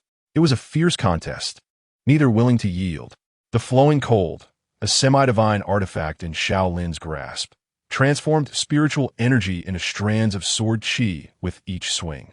amplifying his strikes alongside his own cultivated sword energy. Meanwhile, Gu Qingqing's pale green long spear, also a semi-divine artifact, emanated a chilling aura that not only augmented her attacks, but subtly slowed her opponent's movements. It must be said that although both were merely at the Dan condensation realm, the two semi-divine artifacts in their hands unleashed remarkable power, rendering the battle visually captivating. "Your eldest disciple is indeed impressive," Gu Ziying remarked, observing the unfolding spectacle and nodding slightly. "If this momentum continues, Qingqing may face defeat. Isn't it said that those practicing the nine heavens, Xian, new technique benefit from prolonging the fight?" Lung Yoshua interjected, now producing a second apple after finishing the first. "Indeed," Gu Ziying replied with a slight smile. "The outcome is often determined by a single strike." "Humph. The nine heavens Xian new technique is merely a cunning technique." Lung Yoshua scoffed. This time, Gu Ziying refrained from retorting, acknowledging the truth in Lung Yoshua's words. The unique heart technique from the Xian new peak possesses many formidable aspects. But its most astonishing feature is that practitioners can convert a portion of their spiritual energy into Xian new breath during combat. This special energy possesses far greater explosive power than ordinary spiritual energy. When accumulated to a sufficient level, it can merge with spiritual energy at a pivotal moment, exponentially enhancing the practitioner's attack. To simplify, it is akin to accumulating rage during a fight. Once the anger reaches its peak, a powerful move can be unleashed. Thus, Lung Yoshua asserted that prolonging the fight would benefit Gu Qingqing, as the Xian new breath theoretically has no upper limit, unlike the finite bursts of rage. In truth, Gu Qingqing was indeed biding her time, waiting for the Xian new breath to accumulate to a decisive level. Fortunately, everything unfolded as she had meticulously planned. Xiao Lin, the esteemed disciple of the Luyun sect, exhibited strength that fell entirely within her expectations. Although she felt herself subtly at a disadvantage, she knew that complete defeat would still require some time, ample enough for her to gather the celestial energy necessary to turn the tide in her favor. "I had only recently entered the condensation Dan realm for 6 months, while fellow Taoist Xiao had been in this realm for 2.5 years. Had I also accumulated experience for 2.5 years, it was not inconceivable that I could directly overcome fellow Taoist Xiao." Just as Gu Qingqing contemplated this, she noticed that Xiao Lin, having been momentarily repelled by her spear, swiftly surged forward once more, his weapon now imbued with a dazzling golden light.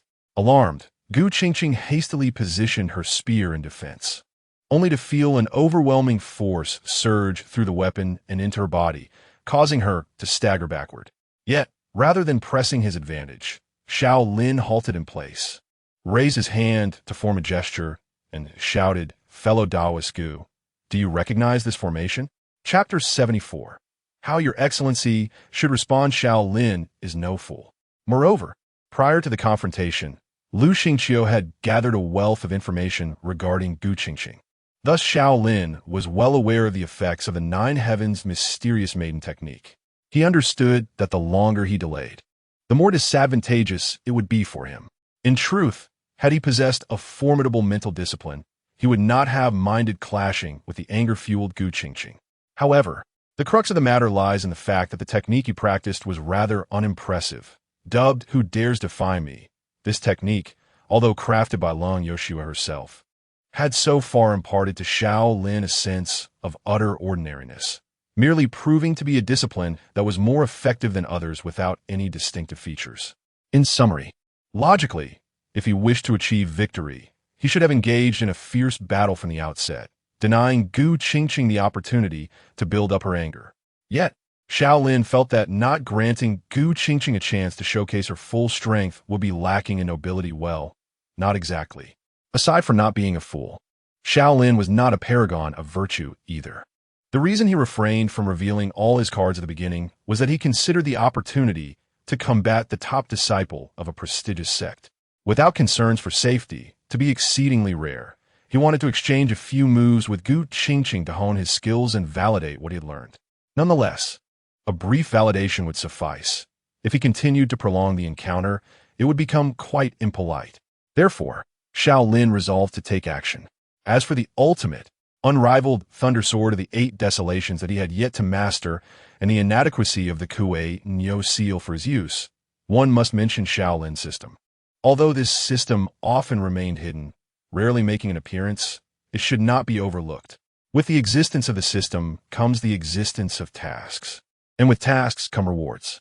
From the multitude of inconsequential tasks he had previously undertaken, Xiao Lin had acquired a variety of rewards, and among them, his most cherished reward was a skill, Swift Wind Sword.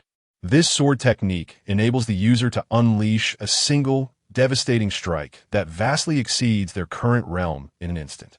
When Xiao Lin had just entered the Dan Condensation realm, he had tested it with Lung Yoshua, and if he exerted his full strength with Swift Wind Sword from the lower Dan Condensation realm, its power would rival that of a full-force attack from an upper Dan Condensation practitioner. Undoubtedly, this was a remarkably potent skill. However, as with all things, there exists a duality. While Swift Wind Sword is immensely powerful, it is not without its flaws. It possesses a rather conspicuous drawback. It can only be initiated when the enemy is airborne and at a certain height. If the enemy is not sufficiently distant from the ground, Swift Wind Sword cannot be executed at all. Indeed, some may recall the image of a particular swordsman. In this regard, Xiao Lin could only be grateful that Luo Qingyan and Ning Yunmiao seem to have had little concern for games prior to their crossing over, thereby harboring no suspicions regarding Swift Wind Sword. Otherwise, his identity as a transmigrator might have been exposed long ago. To return to the main topic, as previously mentioned, Whirlwind Blade is currently Xiao Lin's most formidable skill. The execution of this skill necessitates that the opponent be elevated to a certain height. Therefore, what Xiao Lin must do now is devise a method to make Gu Qingqing leap, and it must be a significant jump. Fortunately, he had long since prepared for his Whirlwind Blade, having previously learned numerous skills capable of forcibly displacing his enemies, such as formations. When observing the luminous circle of the formation glowing beneath his feet, Gu Qingqing was taken aback and immediately activated her movement technique to retreat swiftly, only to realize that it appeared to be a spirit-gathering array, which momentarily left her in a daze. Wow, when did Senior Brother create this formation? It's impressive. Indeed, it is Senior Brother who, even amidst agile maneuvers, has a method to his movements, silently crafting a formation with spiritual energy, truly deserving of the title of Holy Son of the human race. A spirit-gathering array? Am I not mistaken? Although I had already sensed its potential from Senior Brother's trajectory, I still find it hard to believe. Could it be that this formation has an offensive capability in addition to gathering spiritual energy? Senior Brother, so cool. Hit that Gu Qingqing. In contrast to the previous four, Gu Ziying's assessment of the situation in the arena was noticeably more objective and serious. While it is indeed commendable to set up a formation while in motion, I cannot discern the purpose of his spirit-gathering array. Only formations and spells can be driven by external spiritual energy.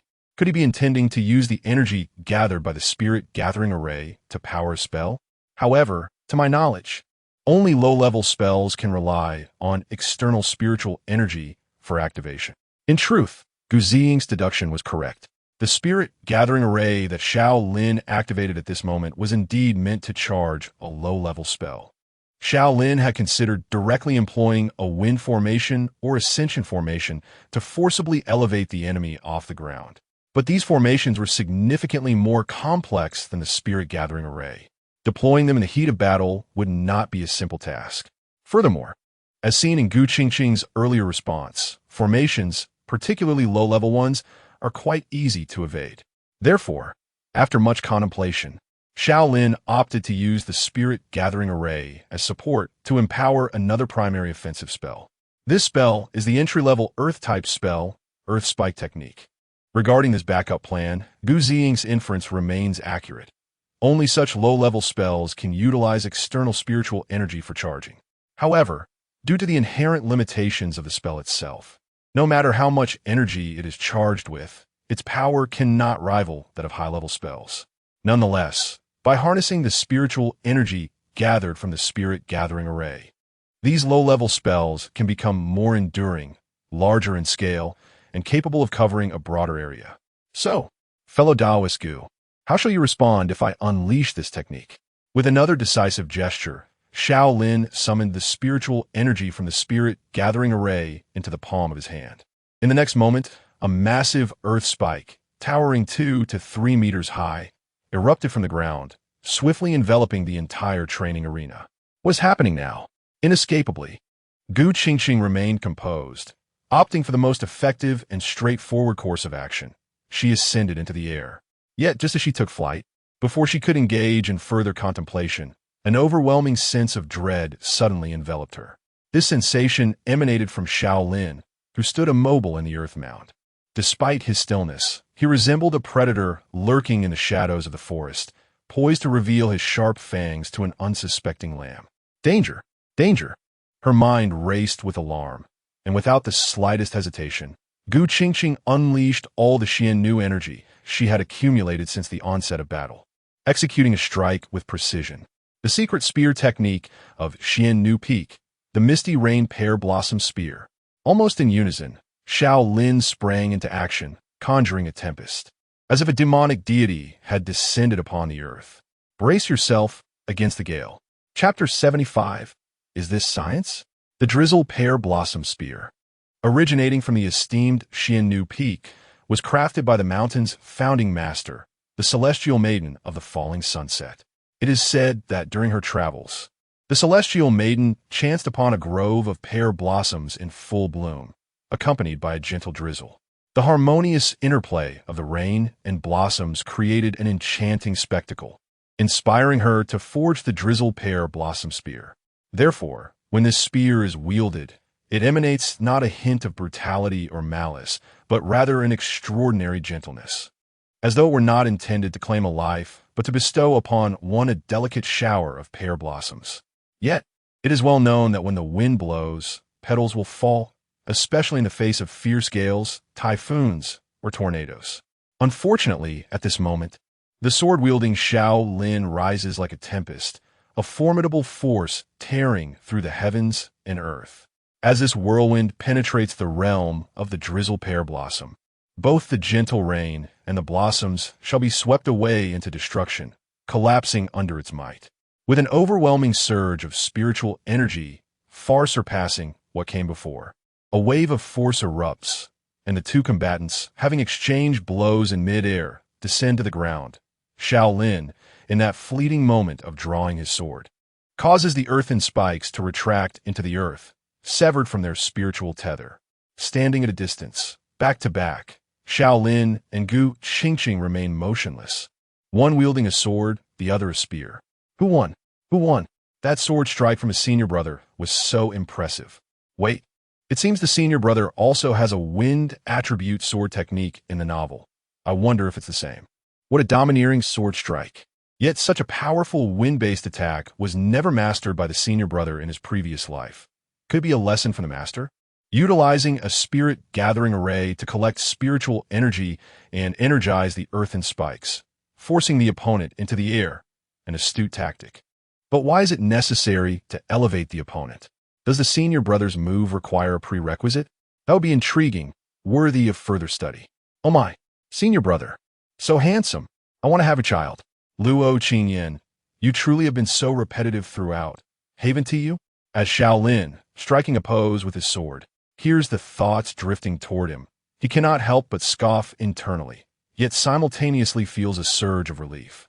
Just moments ago, as power surged forth, a tempest swirled around him, the blade imbued with wind, propelling Xiao Lin to the pinnacle of his state, compelling him to exclaim that classic line. In retrospect, it appears that Luo Qingyan and Ning Yumiao truly had no regard for games before their transmigration. Otherwise, Xiao Lin would have undoubtedly revealed his identity as a traveler. As for the outcome of their earlier confrontation, Xiao Lin turned to gaze at Gu Qingqing's graceful silhouette in the distance. At that moment, another gust of wind swept through, gently lifting Gu Qingqing's hair, which had been restrained by a hairband, and dislodging her belt, which now lay severed. All present were cultivators, their keen eyes immediately discerning the clean cut of the belt, unmistakably made by human hands. The identity of the one who made the cut was apparent. Qingqing had lost. Gu Ziying observed the scene with a soft sigh. Since the sword could slice through the belt, it could effortlessly continue its path, piercing flesh and opening the abdomen. Moreover, Gu Qingqing had already exhausted all her Xiannu breath in the decisive moments. The battle was far from over. With a calm demeanor, Lung Yoshua spoke while munching on an apple. What does that mean? Gu Zing inquired, puzzled. I have already stated that your nine heavens mysterious maiden technique is nothing but a rogue's art. Lung Yoshua swallowed the morsel of fruit, adding, and that fool even pretends to cherish delicate beauty. How foolish. At that moment, Xiao Lin remained oblivious to Lung Yoshua's assessment of him. His attention was instead drawn to Gu Qingqing, who had turned around, her outer garment unfastened but still securely wrapped beneath. This relieved him, for had he inadvertently severed a young lady's attire with a single strike, exposing her, he would surely earn a notorious reputation as a rogue among practitioners. He was indeed a loss. The swift wind sword was inherently broad and forceful, making it difficult to control. Not to mention, he had been in an unusually fine state just moments prior. Wait, what? Hey, why are you crying? Ignoring the unhelpful murmurs echoing in his mind. Like, wait, why did the senior brother cut her belt? Could it be that he is genuinely interested in her? Xiao Lin's gaze fell upon Gu Qingqing, whose eyes were now brimming with tears, sending him into a slight panic. In 2 lifetimes, he had never caused a girl, especially a beautiful one, to weep. Then, he heard her begin to mutter phrases of frustration, such as, how infuriating. I am not willing. I had made a pact with myself, and my master is waiting for my victory. Do not underestimate the bond one share with this weapon. Hey, what dangerous words are you uttering? In that instant, Xiao Lin became even more flustered. What is this wretched woman up to?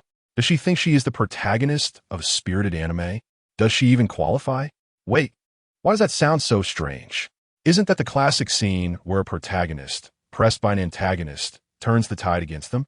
Usually there are a few flashbacks involved, right? But if Gu Qingqing is truly the protagonist, then that would make me the antagonist? Clearly, Luo Qingyan and Ning Yunmiao, both possessing backgrounds of traversers, also sensed the oddity of the situation, especially as they noticed that with each line Gu Qingqing uttered, her aura began to rise once more. Xiao Lin exclaimed, what is going on? This is absurd. This is neither an anime world nor a novel world. Spare me from such antics. The 4th tier.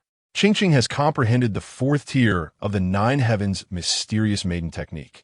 Gu Ziying observed the distinct fluctuations of spiritual energy surrounding Gu Qingqing, her excitement evident. To achieve the 4th tier at such a young age makes her the first in history at Xian'an peak.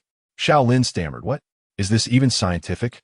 Yet, regardless of the scientific validity, this had become an established fact. Thus, with another exclamation, mist of drizzling pear blossoms, Gu Qingqing, empowered by her surging spiritual energy, propelled herself forward with a spear aimed directly at Xiao Lin. It remained as gentle as the drizzling pear blossoms. However, Xiao Lin, now the target of her strike, felt an overwhelming sensation of being torn apart, as if in the next moment he would be shattered into pieces. Xiao Lin thought, oh no, this is bad. It is not that Xiao Lin is apathetic or inactive. Rather, the technique he previously employed, the swift wind sword, while immensely powerful, exacts a tremendous toll on his spiritual energy. In other words, it is utterly impossible for him to unleash the swift wind sword again at this moment. Furthermore, Gu Qingqing's direct advance does not meet the necessary conditions for him to employ that technique. As for any other spells or martial arts, Xiao Lin believes it would be exceedingly difficult to withstand Gu Qingqing's evidently extraordinary strike. However, just as Xiao Lin prepared to concede, he suddenly felt a faint warmth emanating from his right forearm. Subsequently, the mental cultivation method he had been practicing, Who Dares to Defy, responded as well. Chapter 76. Apologies to the masked senior. Xiao Lin was uncertain about the nature of the so-called mental techniques found in fantastical novels before his transmigration. In his current world, however, these techniques were merely methods for the operation of spiritual energy. By employing the incantations of these techniques, one could guide spiritual energy to traverse the meridians and acupoints in a specific pattern and sequence, thereby cultivating special abilities, such as accelerating the pace of cultivation. enhancing combat prowess, and increasing spiritual energy reserves. As for the underlying principles, it suffices to say that those who comprehend it do so. In that fleeting moment, Xiao Lin felt a connection, both mysterious and profound, between the stream of spiritual energy flowing through his meridians, governed by the incantation of whoever disagrees. I shall confront them. And the Kuei Nyo mark emblazoned on his right forearm. Could it be that the Kuei Nyo mark was poised to unleash its power and save my life? Such thoughts surged through his mind as he beheld the long spear hurtling towards him. Yet, in the next instant, the warmth emanating from his forearm dissipated. Was I truly expecting? Xiao Lin chuckled to himself in self-mockery, resolutely abandoning any pretensions of surrender. How could one play the game when the opponent was armed with protagonist-level advantages? However, as the spear tip approached within a meter of him, a vivid image of the masked man executing the ultimate invincible thunder sword, a technique said to sweep across the realms, flashed in his mind. Simultaneously, he sensed an unfamiliar presence within his thoughts. Almost instinctively, he lifted his sword, Luhan, and, as if guided by muscle memory, executed a strike. The blade was enveloped in a tempest of thunder. What sensation does thunder evoke? Terror? Fury? For Xiao Lin, it was encapsulated in one word: pain. Excruciating pain. The sheer force of the thunder struck him directly, transcending mere electric jolts to a torment that pierced to the core of his being. Several times, he felt as though he might be thoroughly fried by the onslaught. Perhaps it was this harrowing experience that lent an air of brutality to his strike. The ultimate invincible thunder sword's thunderfall technique, infused with a resolute intent to obliterate all in its path. In the next moment, the spear, known as the pear blossom of drizzling rain, collided with the thunderfall technique. An exaggerated shockwave, accompanied by a potent surge of spiritual energy, erupted, sending Lu Xingqiu and others stumbling back several meters. Boom! The thunder, entwined with spiritual energy, roared forth, unleashing a tremendous cacophony, and in an instant, dust and debris filled the air. Yet this cloud of dust quickly dissipated, revealing the scene within the training arena once more. Xiao Lin stood resolutely with his sword, its tip directed towards Gu Xing, who shielded the delicate Gu Qingqing behind her, along with the pale blue spear embedded in the ground nearby. Seeing Gu Xing standing before him, Xiao Lin exhaled deeply. Previously, he had inexplicably entered a mysterious state, wielding his sword purely by instinct, utterly unable to control his strength. Had it not been for Gu Xing's intervention, he might have seriously injured Gu Qingqing. This is precisely why it is preferable to have elders present during such sparring sessions. Although Gu Qingqing's subsequent strike was indeed against the rules, there is no need for you to resort to lethal force. Was there? Gu Xing observed the flowing cold in Xiao Lin's hand, shaking her head with a light-hearted smile. Upon hearing her words, Xiao Lin was about to offer an explanation when a sudden wave of dizziness washed over him, causing him to stumble backward, only to be gently supported by a soft spiritual energy. Heh! Gu Qingqing's earlier thrust seemed to be no mere test, did it? Cold Yoshue appeared beside Xiao Lin, raising her hand to flick a medicinal pill into his mouth. If it weren't for my eldest disciple's precaution, he would have been in grave danger just now. The trio of Lu Xingqiu, Ning Yunmiao, and Yu Qiaoshi, who had hastily gathered around, nodded in agreement. Meanwhile, poor Luo, lurking in the shadows, was just about to rush over when a surge of cold Yoshue's spiritual energy pushed him back, leaving him lamenting, "Master brother, my master brother, you must not come to harm. If anything happens to you, I shall slay them all of them."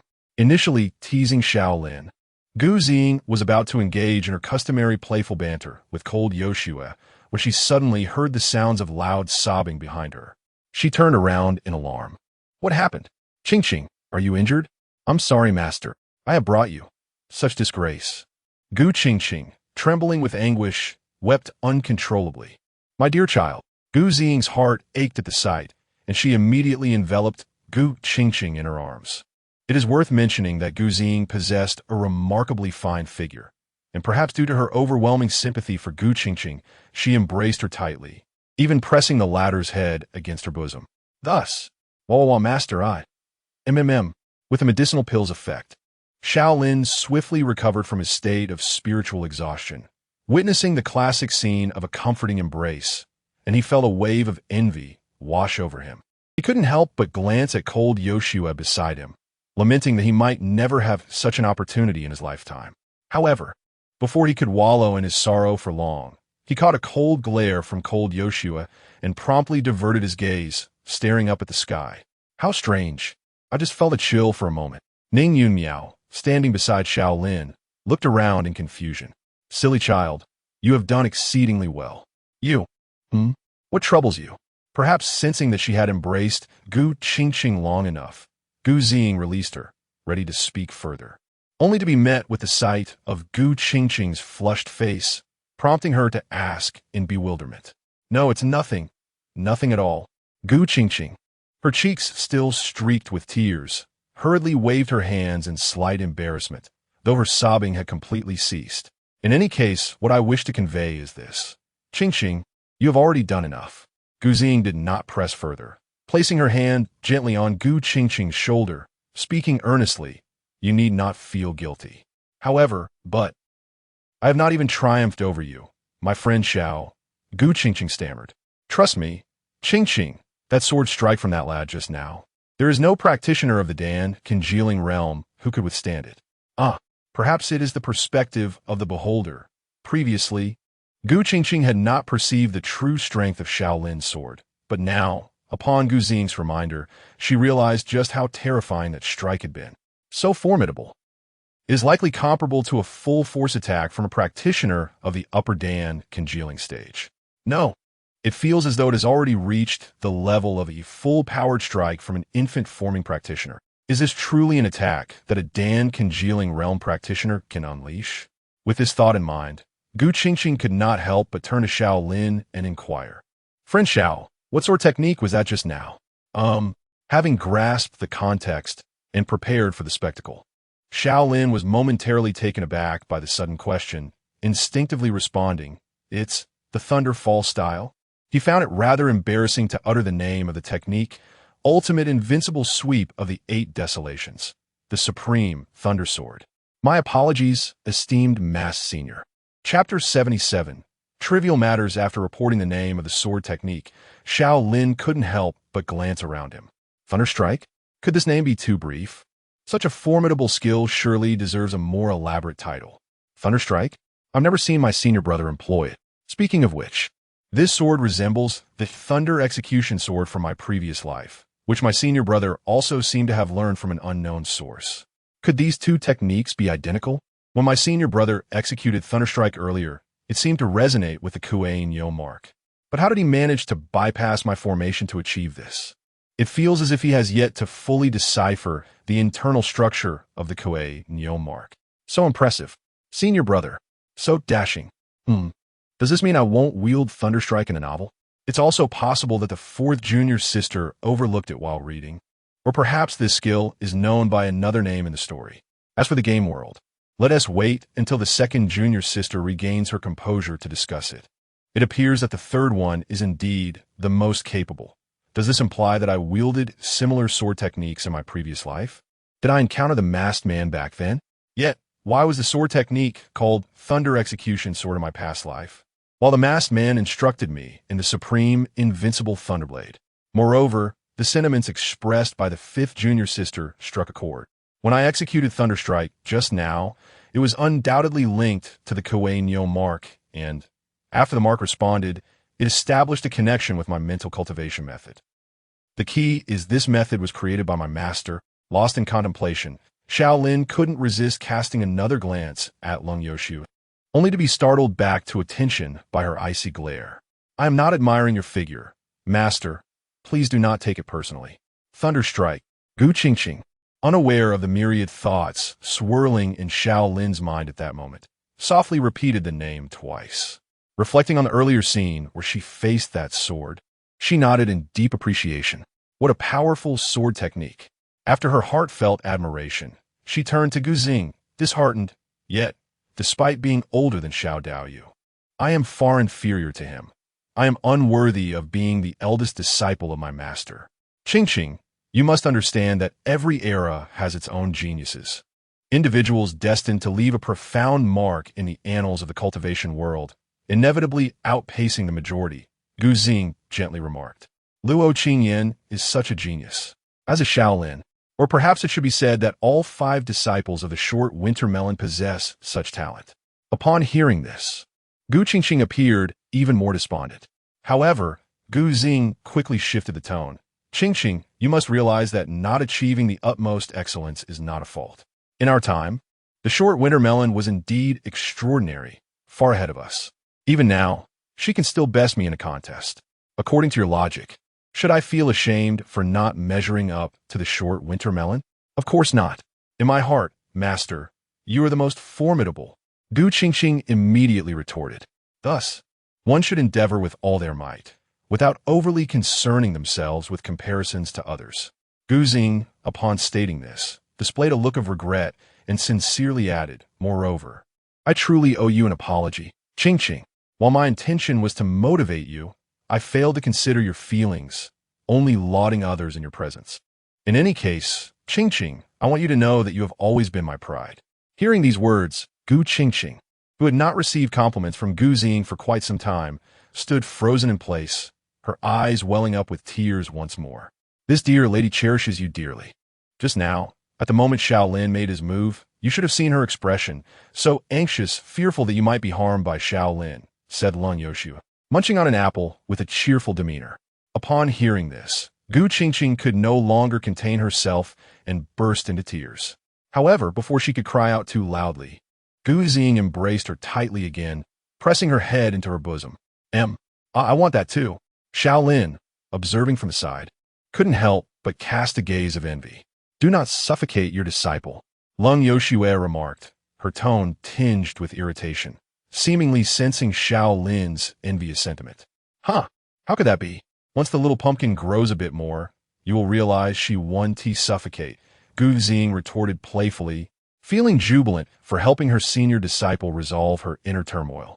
Then, she noticed Lung Yoshua's expressionless face and, in an odd tone, enunciated deliberately, Gu Qingqing, you are my precious. Gu Qingqing, you are my precious. Little pumpkin, do you seek a beating? As Gu Xing's voice rose in anger, both sect leaders vanished simultaneously, leaving only the blushing Gu Qingqing and Xiao Lin behind. I apologize for the laughter, esteemed friends.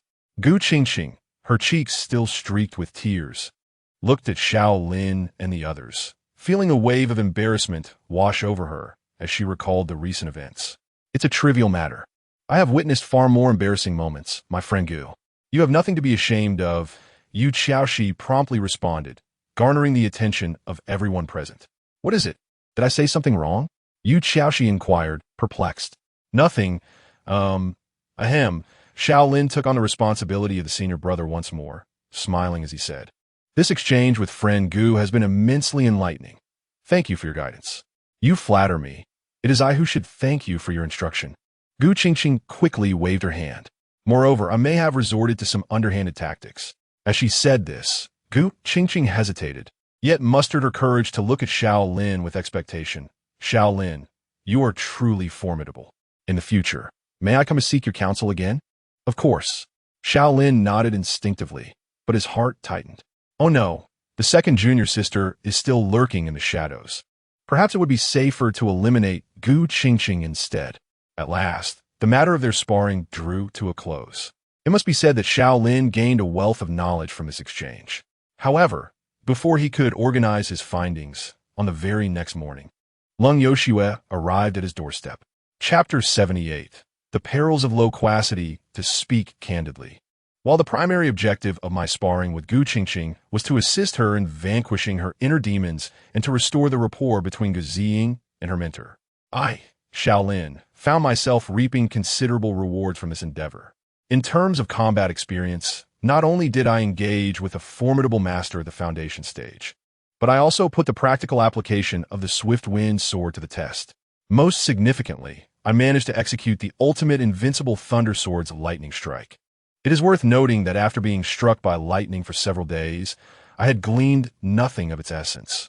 Thus, to have successfully employed it was indeed a momentous occasion. However, as the adage suggests, every coin has two sides.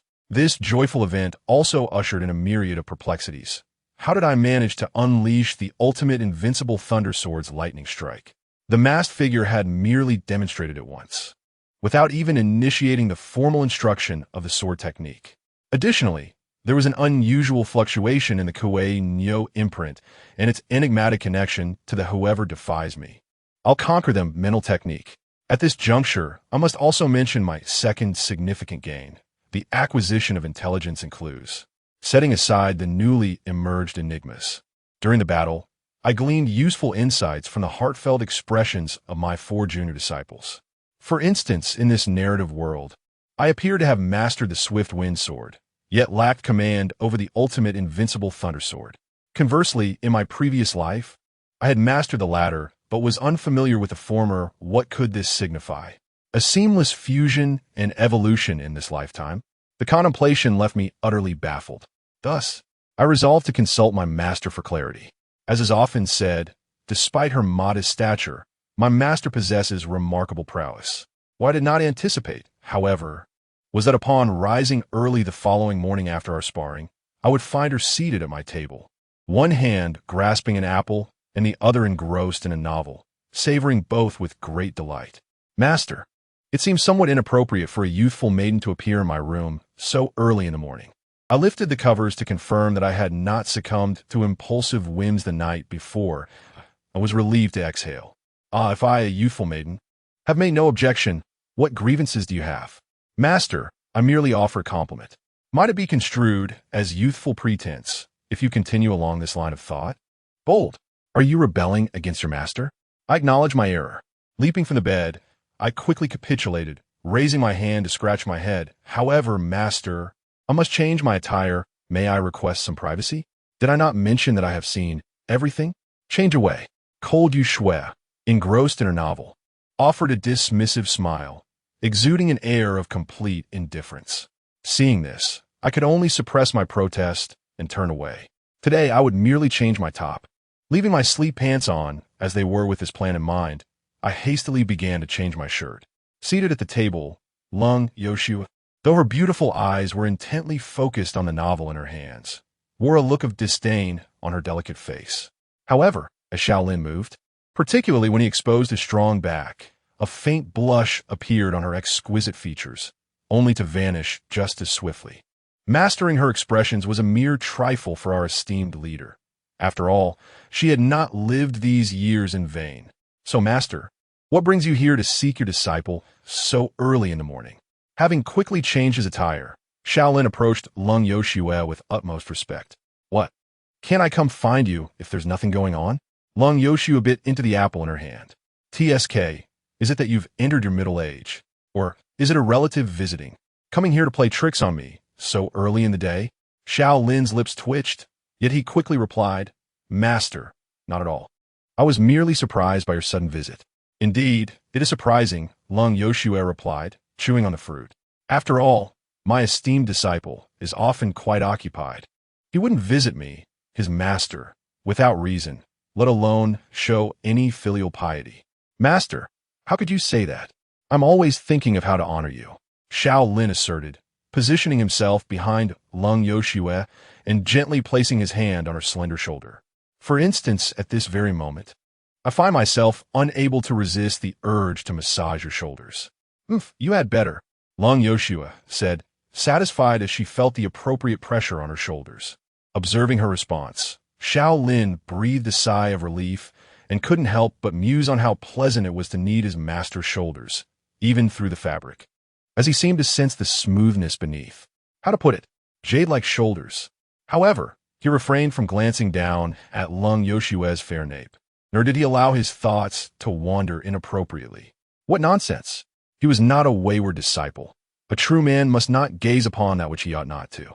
Let us speak of serious matters, Lung Yoshua declared, putting away her novel and nibbling on her apple. You must have numerous questions swirling in your mind. Yes? Master, doesn't this situation seem rather familiar? Xiao Lin ventured. I surmise you want to be answering my inquiries, will you? Indeed, though this time it's quite fair. Otherwise, why don't you first explain to me where you learned that Gale sword and that unknown sword technique? That. Xiao Lin recalled the earlier conversation between Leng Yoshue and Gu Xing, where Gu Xing had praised Xiao Lin's striking swordsmanship and then, with an unveiled intention, inquired, "You, little pumpkin, how did you come to wield such formidable sword techniques?" "Do share." "I don't know," Leng Yoshue replied bluntly, still munching on her apple. "You don't know? Wasn't it you who taught him?" "Not at all." "Then where did he learn it?" "Well, I'm not entirely sure. Perhaps he encountered a master during his travels?" "Do you take me for a fool? What else could it be? Do you think a celestial being would come to him in the dead of night to impart sword techniques?" "All right, so this is how it's going to be? Then what about the Gale sword? Who taught him that?" "I am indeed aware of that." "Ha, you still possess a sense of conscience." "The swift blade was indeed imparted to him by a sage he encountered during his travels." "Little squash, let us engage in combat. You cannot defeat me." As he emerged from his reverie, Xiao Lin hesitated for a moment before speaking. "Master, regarding the final sword strike from yesterday, there are certain matters that I am uncertain whether to disclose or not." "Then do not speak of them." "TSK. Remember this." Leng Yushue swallowed the apple in her mouth, casting her gaze upward towards the ceiling, for calamity often arises from careless words, and too much speech invariably leads to downfall.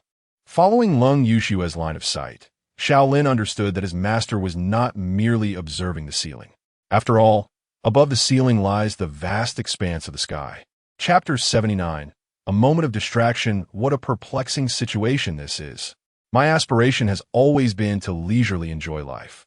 With a sigh in his heart, Xiao Lin averted his gaze and solemnly nodded, acknowledging his master's teachings. At this point, he was certain that Leng Yoshue was indeed aware of the masked man's affairs. Yet, reality was frustratingly ironic. Both of them were acutely aware of each other's knowledge, yet neither could openly articulate it. Just moments ago, Xiao Lin had contemplated disregarding the masked man's warnings to subtly convey a few words to Leng Yoshue, but now, given her overt statement, he resolved to remain silent. "Is there anything else you wish to inquire about?" Leng Yoshue asked, finishing her apple. A swirl of ethereal blue flames enveloped her delicate hand, cleansing it. Regarding my mental cultivation, is there anything my master can share with me?" Xiao Lin cautiously probed after a moment of contemplation. "What about your mental cultivation?" Leng Yoshue inquired, examining her fingernails. "Well, it's like this." Xiao Lin proceeded to recount how he had executed the ultimate, invincible thunder sword technique during their sparring session the previous day. "So, I wish to ask, as the creator of the whoever I dislike, I'll deal with mental cultivation technique. What are your thoughts on this matter?" My mental cultivation has formed a connection with your mark." "How astonishing!" she exclaimed, bewildered. "Why have you fallen silent?" "Master, had your tone not been so placid earlier, I might have believed you a bit more." "Don't be so demanding. Apply some pressure, and don't just focus on one spot. Vary your technique," Leng Yoshue instructed. Before continuing, "In any case, you should understand that this mental cultivation method will greatly benefit you." Sighing, Xiao Lin shifted to another spot, beginning to massage Leng Yoshue's delicate arm.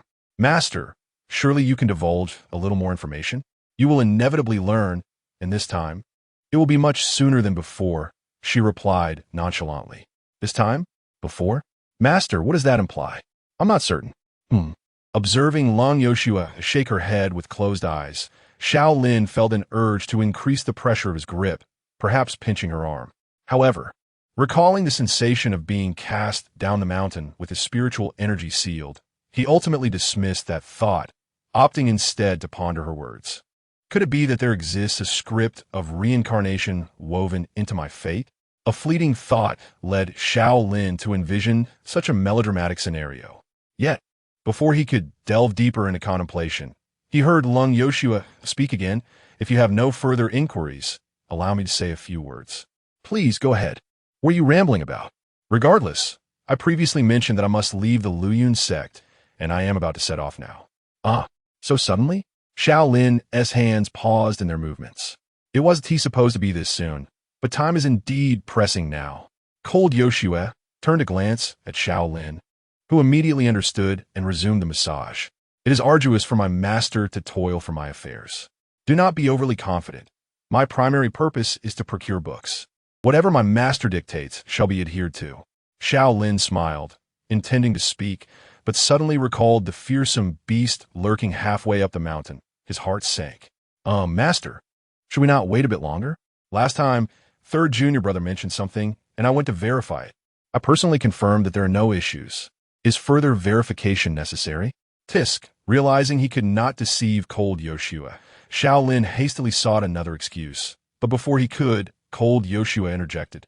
I will check again before I leave. Master, you are truly wonderful. Xiao Lin was deeply moved and began to massage with even greater fervor. As I mentioned earlier, during my absence, ensure the safety of those on the mountain. If any issues arise, seek out Li Yuhuan and the others. This is the sect leader's token. As she spoke, a dark azure waist token floated before Xiao Lin, imbued with spiritual energy. Master, you are not planning to leave for good, are you? Xiao Lin gazed at the token, which represented the sect leader and could command the sect's great formations. And he felt a surge of panic. Master, please don't go, I'm frightened. Can you refrain from speaking ill? Cold Yoshua rolled her eyes, exasperated. I fear that if any matters arise requiring the sect leader's judgment and I am temporarily unreachable, you can use this token to resolve the issue. Huh? Me? Xiao Lin, upon hearing cold Yoshua's explanation, felt relieved but then realized the implication, staring at himself in disbelief. No, Master, what merit do I possess? Consider it a means to hone your abilities. You are my eldest disciple, and the position of sect leader will one day be yours. Master, I recall mentioning that I do not wish to be the eldest disciple. Silence. Rebellious disciple. I find your words exceedingly displeasing. Take them back. All right. Cease the massage. Come here. Cold Yoshua, turn around. And when Xiao Lin approached after stowing away the sect leader's token, she spoke. In this recent sparring match, your performance was commendable. What reward do you desire? Speak freely. Master, actually, if you dare say you no longer wish to be the eldest disciple, I will cast you out this very moment. Xiao Lin's emotions swung drastically, and after a moment of contemplation, he realized he truly had nothing he wished for. Spells, techniques, magical artifacts. Even if he casually requested them, cold Yoshua would readily provide in abundance. He had no need to squander this rare opportunity for a reward. Well, since a resignation is out of the question, then I can only. After pondering briefly, Xiao Lin took a step back and under cold Yoshua's puzzled gaze, he solemnly bowed to her. Then I shall request of my master one favor. Upon your departure, may you return safely. Cold Yoshua stared at the bowing Xiao Lin, initially taken aback. Then her eyes widened slightly in surprise. Scenes, both similar and distinct, suddenly unfolded before her eyes, accompanied by a chorus of familiar, yet varied voices whispering in her ears. Master, do not worry. This time I shall return safely. Master, I will be fine, rest assured. Master, what expression is that? I am not leaving for good. Do not fret. I will return in good health. Master, wait for me. I shall be back shortly. Master. Master? Emerging from the depths of distant memories, Lung Yoshua gazed at the figure of Xiao Lin, her breath quickening slightly. Master, what troubles you? Please do not frighten me. Xiao Lin observed the unusual demeanor of Lung Yoshua, concern etched on his face. Alas, how has my invincible master become this way? Is the world on the brink of destruction? It is nothing, merely a moment of distraction. Lung Yoshua swiftly composed herself, waving her hand dismissively. Chapter 80. To be or not to be, Lung Yoshua had always been a woman of her word. Therefore, after leaving Xiao Lin's chamber, she made her way to the rocky outcrop halfway up the mountain. Upon casting a glance at the scene, she couldn't help but let out a chuckle. The elaborate arrangements put in place indicated a strong desire to hinder the ferocious beast's escape. Counting the contingency plans left by her disciples, she raised an eyebrow. It appeared they all had faith that the beast would find a way out. However, from her perspective, such an outcome seemed impossible, unless some external force intervened. Well then, if that is the case, I shall join in the fray, she mused, preparing to reinforce the seal. Yet, as she lifted her hand, she hesitated. These young ones have been sequestered in the mountains for training. Although they might not require trials, some experience would undoubtedly be beneficial. The ferocious beast would serve as an excellent training opportunity. With this thought, Long Yoshue promptly revised her decision, raising her hand to cast several formations upon the rocky pile. There, if you truly can escape, then do entertain Xiao Lin and the others. Observing the now tranquil rocky outcrop, Long Yoshue nodded in satisfaction. However, her delicate features soon adopted a hint of melancholy. She had yet to fully shake off the fragments of memories that had unexpectedly surfaced moments ago. Would this time truly be different? Or would nothing change as before? The more she pondered, the more her brows knitted together, even as she clenched her small fists at her sides. Suddenly, sensing something, she glanced toward her little abode. She noticed a certain individual, whom she had recently chastised for lacking filial respect, placing a newly published novel at the entrance of her bamboo hut, accompanied by a few fresh apples. Lung Yoshue's furrowed brow gradually relaxed. Where on earth did this lad acquire such popular novels? Then, with a swift flick of her consciousness, she enveloped the entire Qinglian Peak. She glimpsed Luo Qingyan practicing her swordplay by the pond, Lu Xingqiu preparing for a breakthrough beneath the waterfall, Ning Yunyao peacefully napping under a large stone, and Yu Qiaoxi diligently calculating at her desk within a thatched cottage. This time will be different. This time, you will all survive, she whispered softly, allowing a smile to grace her lips. In that moment, the surrounding scenery seemed to lose its hue, overshadowed by her radiant expression. Xiao Lin departed the bamboo hut, a sense of unease lingering in his mind. His master had seemed rather peculiar earlier.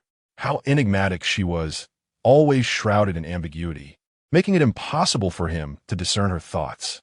While it was true that Lung Yoshue, despite her stature, possessed remarkable abilities, her unusual demeanor could be quite alarming. If there were matters even she could not resolve, the gravity of such issues would surely rank just below the end of the world. Especially now, as Lung Yoshue was preparing to leave the Luyun sect, uncertain of her destination or her purpose. As he contemplated these thoughts, Xiao Lin suddenly realized that the surrounding scenery had fallen into a state of suspension, and he understood that he had once again entered the small world of the masked man. Ah, young lad, has the sparring come to an end? The masked man emerged from behind a large rock, smiling as he inquired. It has, Xiao Lin nodded. I emerged victorious. Ha ha, as expected. The heir of the ultimate, invincible thunder sword. How could you possibly be defeated by an unknown individual? The masked man laughed heartily. However, I was defeated by the thunderstrike technique, Xiao Lin added. Ha ha ha, splendid. Well done. What did you say? You used the thunderstrike? Indeed. But I have yet to teach you that. The masked man gazed at Xiao Lin, and even though his voice crackled with energy, one could still sense the profound shock and confusion emanating from him. Well, this matter is quite lengthy to explain. Xiao Lin promptly recounted the events of their sparring session the previous day. How peculiar, how bizarre this cannot be.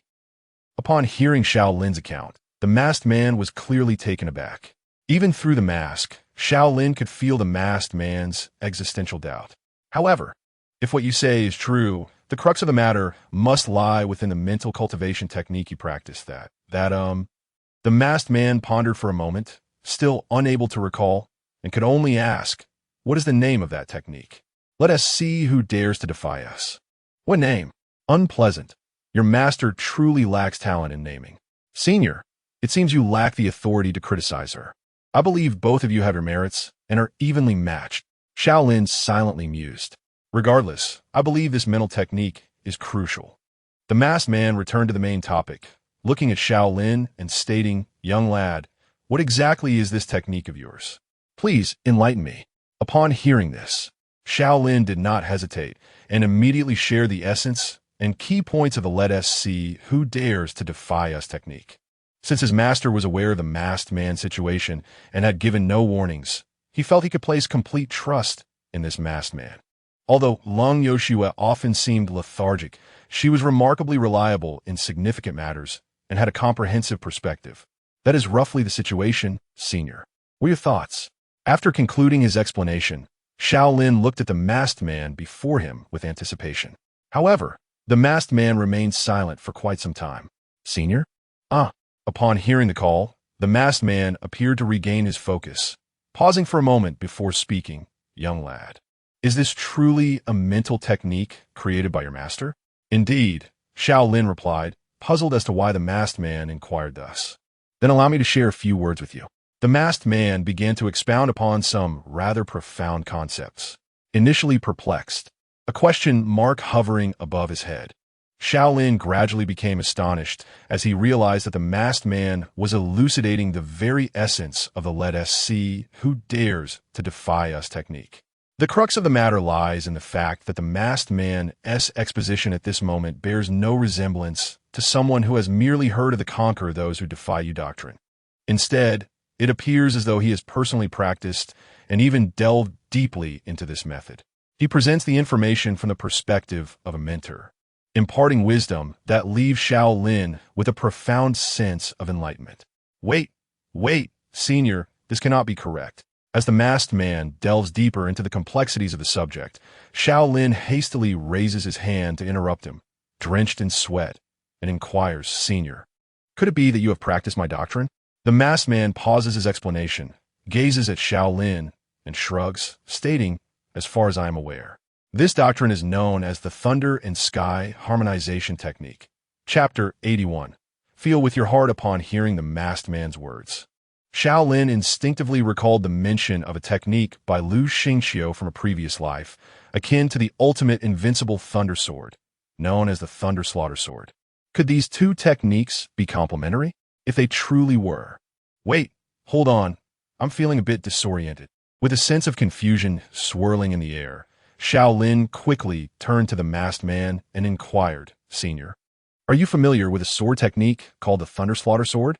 The Thunder Slaughter Sword?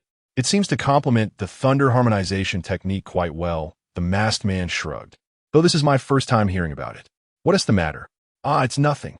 With those words, Xiao Lin let out a sigh of relief. He had momentarily thought that the masked man might be a version of himself from a past life. Young man, speaking in half-truths will eventually lead you to meet a chaotic end, the masked man remarked, clearly annoyed at being left in suspense. Regardless, Senior, does that imply you are aware of, and perhaps even practiced, the technique known as whoever opposes, strike them down? Xiao Lin deftly redirected the conversation. I've already stated that this mental technique is called Thunder Harmonization Technique. In fact, it can be regarded as the companion technique to the ultimate invincible Thunder Sword. To fully unleash the sword's potential, one must cultivate this mental technique, the masked man explained calmly. It seems that your previous opponent instilled a sense of crisis within you, prompting an epiphany amidst life and death, leading you to employ the Thunder Harmonization Technique to manifest the ultimate invincible Thunder Sword. Xiao Lin realized, to his astonishment, that the mental technique he had practiced for nearly 2 decades was indeed complementary to this swordsmanship. No wonder, upon hearing this, he understood the events of the previous day. However, the masked man's tone shifted to one of clear curiosity as he continued, logically speaking, even if you possess the Thunder Harmonization Technique, you should not be able to wield the ultimate invincible Thunder Sword. What role did the Kuei Neomar play in this? If the Thunder Slaughter Sword referenced by the third party is indeed the ultimate invincible Thunder Sword, then my strike yesterday may have been enhanced by the aid of past life memories. Yet the exact influence of the Kuei Neomar remains perplexing. Xiao Lin fell into deep contemplation. Also, where did your master acquire this mental technique? Based on my vague recollections, it should be a closely guarded secret. The masked man fixed his gaze on Xiao Lin, presenting yet another question. Hey, why are you looking at me? How could I possibly know? I'm not a parasite residing in my master's mind. Feeling the masked man's penetrating gaze, even through his disguise, Xiao Lin replied helplessly, Senior, I truly do not know where my master found this mental technique. I have simply focused on practicing all these years. Indeed, asking you will yield no answers. It is a pity that I cannot meet your master. Otherwise, I might glean some clues about my own identity from her. The masked man lamented with a sigh. No, even if you were to encounter your master, she would likely divulge nothing to you. She is quite the riddle herself. Xiao Lin could not help but ponder silently. Oh well, I had intended to teach you this set of mental techniques anyway, which saves both time and effort. The masked man continued, his voice tinged with a hint of anger. Yet your master has appropriated this set of techniques as her own and even had the audacity to rename it to something so unappealing. This is truly excessive. Young man, once you leave, you must properly educate your master. Do you even hear what you were saying? Educate my master? When she sealed my spiritual energy and cast me down the mountain, will you be there to catch me? Is this some sort of joke? Despite his inner musings, Xiao Lin replied, I understand, young man. After all, one must be flexible in thought and adaptable. Agreeing to this won't cost me anything. Well then, let's put this matter to rest. The masked man waved his hand and looked at Xiao Lin, stating, if I'm not mistaken, you must be unable to wield the ultimate invincible thunder sword of the 8 desolations now, correct? Indeed, senior, Xiao Lin nodded. After their sparring yesterday, he had tried numerous times, but could no longer find that elusive feeling, let alone wield that sword. The experience card had expired, it seemed. Then we must strive harder, the masked man said, as he flashed to a distance of 10 meters from Xiao Lin and declared, without further delay, let us commence today as training. Must we begin once more?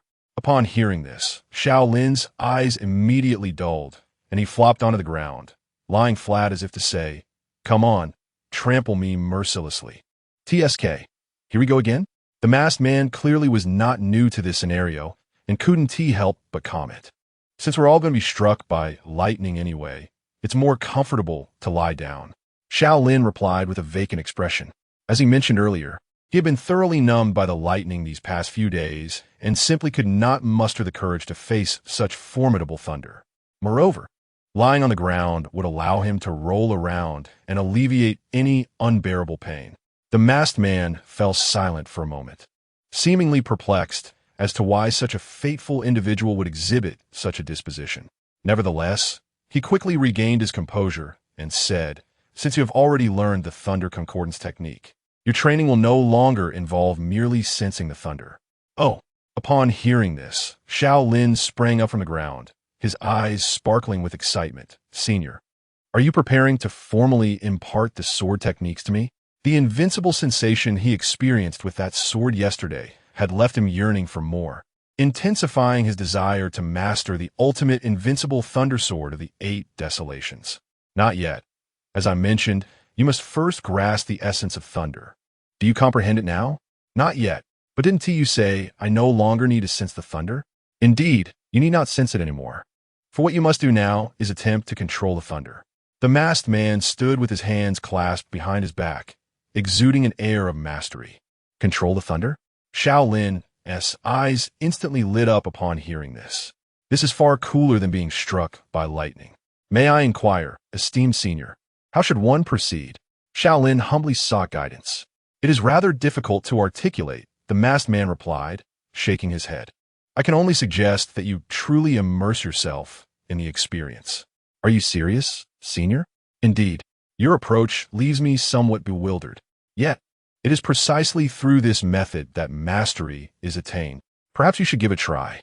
With that, the masked man raised his hand and summoned a bolt of lightning, the size of a fist, which immediately surged toward Xiao Lin. Wait. Senior, is this truly how you intend to proceed? Xiao Lin exclaimed, watching the rapidly expanding bolt of lightning before him. As he activated, show no mercy to its utmost extent. Never mind. I shall seize this opportunity. Chapter 82. The fantasies that young men often entertain. Let there be no misunderstanding. These are earnest daydreams. Perhaps one imagines oneself as a formidable sorcerer wielding magic, or as an unparalleled knight brimming with valor, or even as a general commanding legions. Prior to his transmigration, Xiao Lin too indulged in such reveries, albeit influenced by various cinematic works. He envisioned himself as a master of thunder, covertly residing within a city, with a cherished childhood companion, an exceptional individual who loved him dearly, but whom he could not meet for the time being. Upon awakening, he would become a pivotal figure shaping the fate of the world. Ahem, let us not dwell on those details. The essence lies in Xiao Lin's long-standing aspiration to manipulate lightning. However, recognizing that the art of thunder was not as exalted as swordsmanship, nor as aesthetically pleasing, he initially refrained from delving deeply into it. Unlike the practitioners of the thunder sect, Yet now, an expedited opportunity lay before him. With a deep breath, Xiao Lin steadied himself, seizing the moment to grasp the bolt of lightning that surged towards him. Uncertain of how to control the lightning, he opted for a direct approach. His movement was swift, precise, and executed with a technique known as Qin Najian, effortlessly capturing the lightning in his grasp. The motion was graceful, akin to flowing water. It must be said, the act of seizing lightning was undeniably impressive. But oh, the pain! Before he could fully stabilize his stance, Xiao Lin juggled the small bolt of lightning between his palms, clearly in distress. Although he had grown somewhat accustomed to being struck by such formidable bolts, this precise, point-to-point assault was still beyond his endurance. Admittedly, the masked man, initially deceived by Xiao Lin's confident grasp of the lightning, paused before advising, "Do not shy away. Attempt to embrace it. Channel your mental focus and truly feel it. Who understands such notions?" Xiao Lin thought, feeling as though his hands were about to blister. Despite his internal complaints, he endeavored to clasp the small bolt of lightning with his right hand, shutting his eyes to concentrate. He felt, and felt, and then he felt as though his hand might indeed be seared. Damn, this is unbearable. How can one calm oneself to sense such agony? He exclaimed, tossing the lightning back and forth between his hands once more. Perhaps it is indeed too soon? He may need to endure more strikes before he is ready. The masked man observed this scene without disappointment. He had merely wished to witness Xiao Lin's extraordinary tale unfold, curious if the young man might surprise him. However, it appeared that was not to be. As he contemplated resuming the training, he was startled when Xiao Lin hurled the small bolt of lightning to the ground, furiously declaring, "I advise you not to be foolish. Keep your distance." Was he a fool, thinking that mastering lightning was akin to training a pet? The masked man chuckled softly, shaking his head in amusement. Then he beheld that the small thunderbolt, which had been cast to the ground, did not behave as he had anticipated, darting hither and thither, but instead remained obediently still, its electric glow considerably diminished. It resembled a child acknowledging its misdeeds. The masked man observed this scene with wide, astonished eyes. What is this? Has the era changed? Can one now command thunder merely by shouting? Not only was the masked man bewildered, but Xiao Lin also wore a perplexed expression. Initially, he had merely been infuriated by the torment inflicted by this small thunderbolt, reacting instinctively by throwing it to the ground and venting his frustration. To his astonishment, such actions yielded an unexpected outcome. Could it be that I am a genius? With this thought, Xiao Lin tentatively extended his slightly swollen hand, which had been electrified, and said, "Ahem, I shall give you another chance. Do not take my kindness for granted." Upon hearing this, the small thunderbolt immediately leapt onto Xiao Lin's palm. This time, contrary to his expectations, there was no pain upon contact, nor even the slightest tingling sensation. Instead, he experienced a peculiar feeling, as if the electric energy had transformed into an integral part of his being. My goodness, a super Thunderman! Xiao Lin gazed at the small thunderbolt he now wielded effortlessly, excitement bubbling within him as he turned to the masked man nearby. "Senior, I have succeeded. I have tamed it." The masked man silently regarded the scene, remaining mute. "Senior?" Noticing the masked man's lack of response, Xiao Lin boldly stepped closer, displaying the obedient small thunderbolt nestled in his palm. "Look, Senior, is this not what you refer to as controlling thunder?" The masked man, instead of addressing Xiao Lin, posed an inquiry. "Young man, has the method of cultivation undergone significant changes?" "Huh? What do you mean, Senior? How could the methods of cultivation change?" Xiao Lin replied, bewildered. "Then explain to me why you were able to tame this thunderbolt with mere shouts." "Oh, well." Xiao Lin was aware that his previous approach was rather unconventional, yet he could not articulate a clear explanation, responding instead, "Perhaps it is a combination of my mental technique and the Kuei-Nyo mark." That indeed seems plausible." Surprised by the affirmation of his offhand remark, Xiao Lin eagerly requested, "Please, Senior, enlighten me." The masked man, having been startled by Xiao Lin's previous display, had momentarily forgotten this matter. He looked at Xiao Lin's right arm and began speaking. "The Kuei-Nyo is a thunder beast, innately drawn to thunder, and, similarly, Thunder is drawn to it. Given that you bear the Kuei-no mark, it follows that you too would be favored by thunder. Over the past few days, while enduring the strikes of lightning, Xiao Lin had engaged in conversations with the masked man, attempting to awaken his memories. Thus, the masked man had begun to recall the true nature of the Kuei-no. Yes, indeed, that makes perfect sense. The masked man, increasingly convinced by this line of reasoning, found solace in preserving his somewhat fragile worldview. Is that so? Xiao Lin lowered his gaze to the small thunderbolt pulsating in his palm, feeling an inexplicable sense of doubt. Just as he prepared to seek further guidance from the masked man, he realized that the figure had already distanced himself by several dozen meters. Wait, senior, what are you planning to do? A surge of foreboding welled up within Xiao Lin. Now that you have grasped the rudimentary techniques of thunder control, it is time to intensify your training. Thunder, descend. Hey. Xiao Lin looked up at the sky, his expression frozen as he beheld a colossal thunderbolt, akin to a mountain, plummeting towards him. His mind was left with but a single thought. You have already mastered the fundamental movements and offensive capabilities. Now, venture forth to confront the ultimate Dark Lord. Chapter 83. I strike you with all my might. The departure of a sect leader from the Luyan sect is undoubtedly a matter that warrants careful consideration for any sect. However, for the Luyan sect, it seemed that little had changed. The peak masters continued to fulfill their respective duties, and the disciples remained steadfast in their cultivation and tasks. This reflects the rigorous governance of Long Yoshue. Thus, her absence primarily affected Qinglian Peak. After all, junior sister, the master, just left yesterday, and today you've caused quite the uproar in the forest. Doesn't this seem rather unreasonable? Xiao Lin remarked expressionlessly, gazing at Yu Qiaoshi. What? Xiao Lin, are you referring to my subsequent training in lightning control? I certainly cannot wield such immense thunder directly. The aftermath has been quite tormenting, and I can only say that the road ahead is long and arduous. Yu Qiaoshi shook her head earnestly, her expression serious. It appears that the quantity of fire elemental energy has increased somewhat. Perhaps I should adjust the data or incorporate some water elemental energy to balance it. You're indeed conducting some sort of research, aren't you? And you speak of afterwards? You have quite the audacity. Xiao Lin thought, then replied directly, Junior sister, if another incident like this occurs, I shall not be responsible for the aftermath. You will have to handle it yourself. How can that be?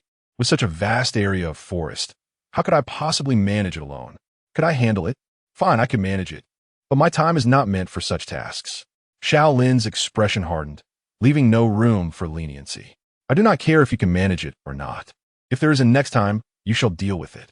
When the master returns, you will explain it to her yourself. Senior brother, must you force me to look at you with such disappointment?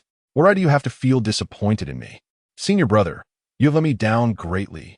Yu Qiaoshi shot Xiao Lin a resentful glance filled with charm before rising in indignation, leaving the courtyard like a wronged wife. Xiao Lin rubbed his temples, pondering whether he had been too indulgent with these individuals. Look at him now. He had lost all semblance of the authority befitting a senior brother. However, if this trend continues, would there come a time when he could resign, having lost all his seniority? Lost in thought, Xiao Lin was suddenly alerted by the sound of the welcoming bell ringing. Who could it be? It wouldn't be that Lin Outyin, would it? Just as he prepared to communicate with the mountain-protecting formation of Qinglian Peak to ascertain the visitor's identity, a figure appeared before him, dressed in red, with a red cloth wrapped around her eyes and a long sword slung across her back. It was Li Qingjio, the Peak Master of Feishan Peak from the Luyan sect. Master Uncle Li? Xiao Lin immediately rose from his stone chair and bowed respectfully to Li Qingjio. There's no need for excessive formalities. Li Qingjio waved her hand casually and seated herself directly across from Xiao Lin, effortlessly pouring tea from the pot on the table. Master Uncle, may I inquire about the purpose of your visit? Xiao Lin, now feeling somewhat apprehensive, carefully returned to his seat. I came to see you. Li Qingjio responded very candidly. If you do not come to see me, I shall seek you out instead. Well, Master Li, we just met not long ago. Xiao Lin listened intently, confirming that Luo Qingyan was indeed not nearby, and he finally breathed a sigh of relief. I mentioned that you should come and visit often. Li Qingjio replied without lifting his head. Surely, I cannot visit you every few days. Xiao Lin's lips twitched, and he could no longer restrain his curiosity. Master Li, why do you insist that I come to see you often? You must tell me the reason. Because I admire you. Xiao Lin blinked, swiftly turning his gaze towards Luo Qingyin's room to again ensure she was truly absent before returning his attention to Li Qingjiu, helplessly remarking, Master Li, such jokes should not be made lightly. He was self-aware enough not to believe that someone like Li Qingjiu, with whom he had scarcely exchanged a few words, could harbor affection for him. This was not the realm of a wish-fulfillment novel, where stunning beauties fall in love at first sight. Are you dissatisfied with this reason? Li Qingjiu poured 2 cups of freshly brewed spiritual tea, pushing one toward Xiao Lin. All right, the true reason is that our paths in pursuit of the Tao are quite similar. Is that so? Xiao Lin lifted the teacup with both hands, his expression one of disbelief. After all, he had yet to clarify what kind of great path he wished to pursue. That is indeed the genuine reason, believe it or not. Li Qingjiu took a sip of her tea and then shifted the topic. What was the name of the sword technique you employed the day before yesterday? During Xiao Lin's spar with Gu Qingqing, although only a handful of spectators were present, the nearby peak masters had all been keenly observing. Thunderstrike. Xiao Lin took a sip of tea and replied honestly. Was it taught by the sect master? Li Qingjiu inquired, setting down her teacup. Actually, I discovered it in an ancient text. And where did that ancient text come from? This, I hope Master Li can understand. I am not at liberty to elaborate. Xiao Lin recited the lines he had prepared. After all, even if he were to mention his master would certainly assist him in crafting a plausible tale, so long as the logic held. A fortuitous encounter that cannot be disclosed? Li Qingyu nudda. Then looked at Xiao Lin, her tone laced with anticipation. Then please demonstrate the thunderstrike once more. From a moment she witnessed Xiao Lin's swordplay at Feishan Peak the day before yesterday. Li Qingjiu had been deeply captivated by that strike. She saw a glimpse of her own pursuit of the Tao reflected within it.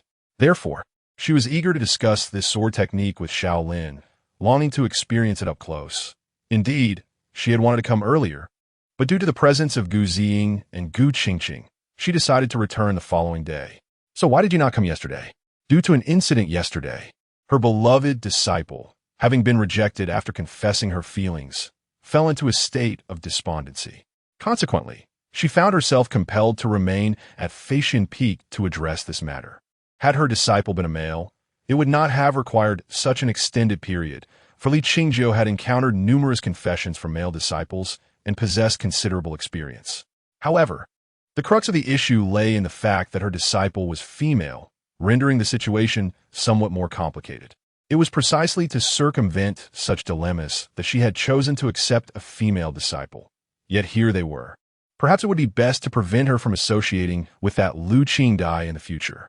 Reflecting on this vexing matter, Li Qingjiu could not help but let out a silent sigh. The lightning bolt technique. I find myself unable to summon it at present. Xiao Lin, unaware of the events transpiring at Feishan Peak, candidly responded to Li Qingjiu's inquiry. Did you inadvertently employ that technique? Li Qingjiu promptly grasped Xiao Lin's implication and pondered, recognizing that the unique circumstances at that time likely pertained to the sparring scenario. Thus, the optimal course of action now would be to recreate the conditions of that moment. Come, allow me to strike you with my utmost strength. Chapter 84, untitled, The moment of enlightenment or sudden realization experienced by practitioners is seldom achieved solely through individual effort. Rather, it is predominantly influenced by the surrounding circumstances, be it witnessing a particular scene, encountering an individual facing a significant crisis, or even stumbling upon a basketball-playing chicken. In Li Qingjiu's perspective, the reason Xiao Lin was able to execute the falling thunder technique was likely due to the overwhelming sense of crisis during their sparring session. If that were the case, then provoking another crisis would suffice. Li Qingjiu held this thought, yet Xiao Lin evidently found it inappropriate. Master Li, if I heard correctly, you just suggested striking me with all your might? Xiao Lin inquired, his expression devoid of emotion as he gazed at Li Qingjiu. Indeed, Li Qingjiu affirmed, maintaining an unflappable demeanor. Master Li, you are currently at the Tao integration stage, correct? Correct. and you have previously triumphed over practitioners at the tribulation crossing stage. Am I right? Indeed. Then you are asserting that you intend to strike me with all your strength? Correct. Xiao Lin remained silent, continuing to observe the slowly, savoring Li Qingjiu with a stoic expression. Is there a problem? Li Qingjiu finally glanced at him, and upon seemingly grasping something, nodded in understanding. I see you comprehend, Xiao Lin sighed in relief. When I strike later, I shall also activate a heavenly tier artifact. That should suffice. Master Li, if you wish to kill me, you need not be so circumspect. What do you mean by that?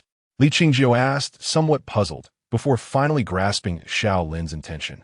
He promptly frowned and shook his head. Xiao Lin, as a sword practitioner, one must possess the audacity to confront stronger foes and the courage to face them. If you fear even my full-strength strike, how will you ascend the path of greatness in the future? I believe, under normal circumstances, no practitioner at the Dan condensation stage would dare to face a full-strength strike from a practitioner at the Dao integration stage. Would they? That simply reflects their lack of courage. No. I believe this is not merely a matter of courage. It is indeed a matter of courage. Li Qingjiu set down his teacup and regarded Xiao Lin earnestly.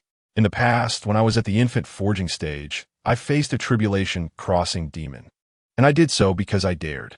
But if that demon had been indifferent to beauty and my master had not passed by, masterly you might have. A sword practitioner must confront death to embrace life. And what if life cannot be embraced? A sword practitioner must confront death to embrace life. Xiao Lin observed Li Qingjiu's evasion of the question, thinking to himself that this Master Li indeed resembled what his master had described. A bit mad. He wondered what pact had been forged between his master and Li Qingjiu, allowing the latter to remain compliant within the sect for so many years. Recalling another matter that Lung Yoshue had mentioned, Xiao Lin felt a surge of curiosity. Yet, he understood that now was not the time for curiosity. After all, if this trend continued, he would truly have to face Li Qingjiu's sword.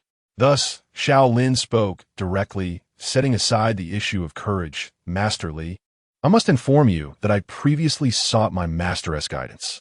No matter how my master forced me into peril, I was unable to unleash the falling thunder technique. This is not mere nonsense. It is a truth. However, when Lung Yoshua challenged him, she suppressed her realm to the mid-stage of the condensed Dan, unlike Li Qingjiu, who acted with reckless abandon. Is that so? Given that even the sect leader's direct intervention has yielded no success, it appears this method is indeed futile. Upon hearing these words, Li Qingjiu felt a wave of dejection wash over him.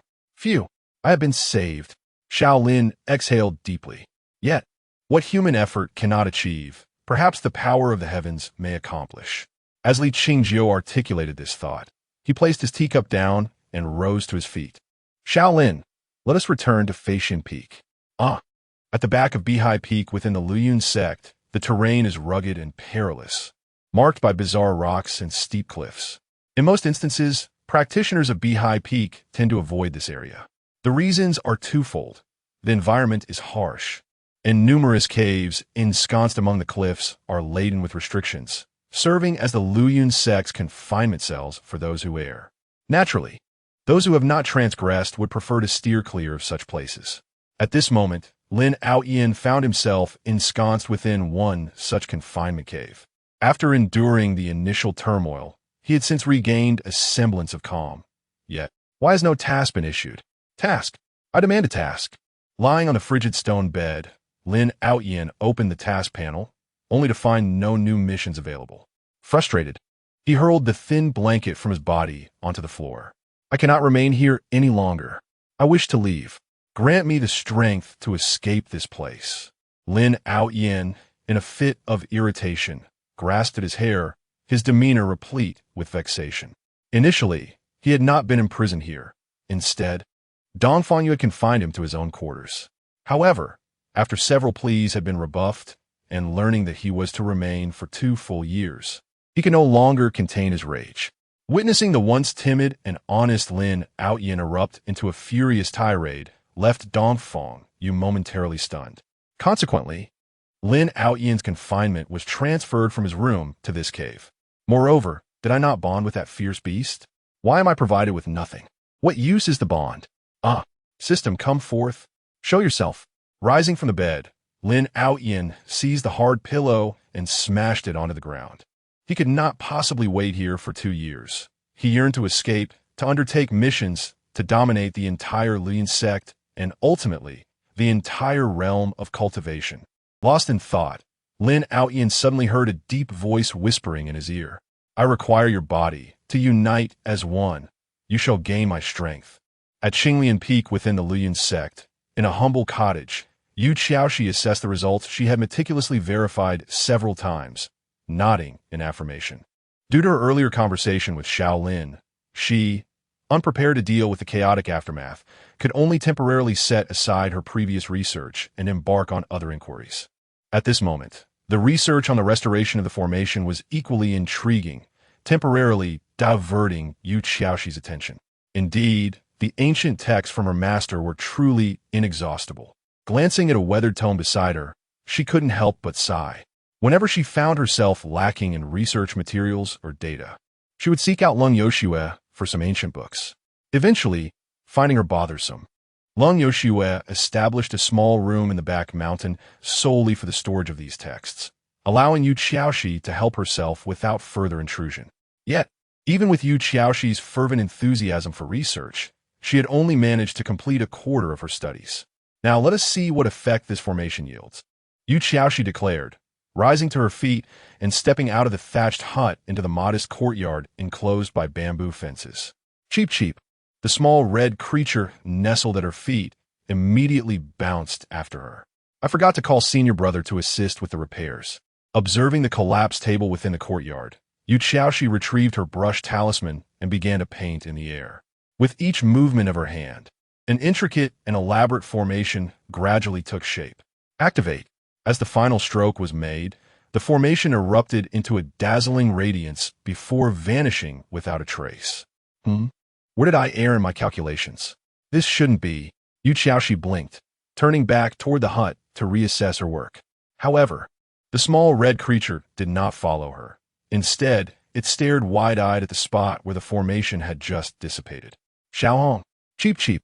It wasn't until Yu Xiaoxi called out from the doorway that it turned and hopped along after her. Shortly after both the girl and the slime entered the hut, a faint azure glow appeared in the courtyard. It first circled the bamboo fence before soaring off into the unknown. Chapter 85. Aspiring to become an immortal in a certain bamboo grove on Qinglian Peak, Ning Yunmiao, still clad in her pink attire, nestled against the stone. Yet, she was not asleep. Instead, she was engrossed in a novel. If Xiao Lin were present, he would undoubtedly raise his hand without hesitation to deliver a playful knock to this individual. For at that moment, Ning Yunmiao was absorbed in the latest volume of the tormented love of the immortal, the Sword Immortal's escaping little wife. Oh, why must the protagonists part ways again? They had only just begun to savor their sweetness.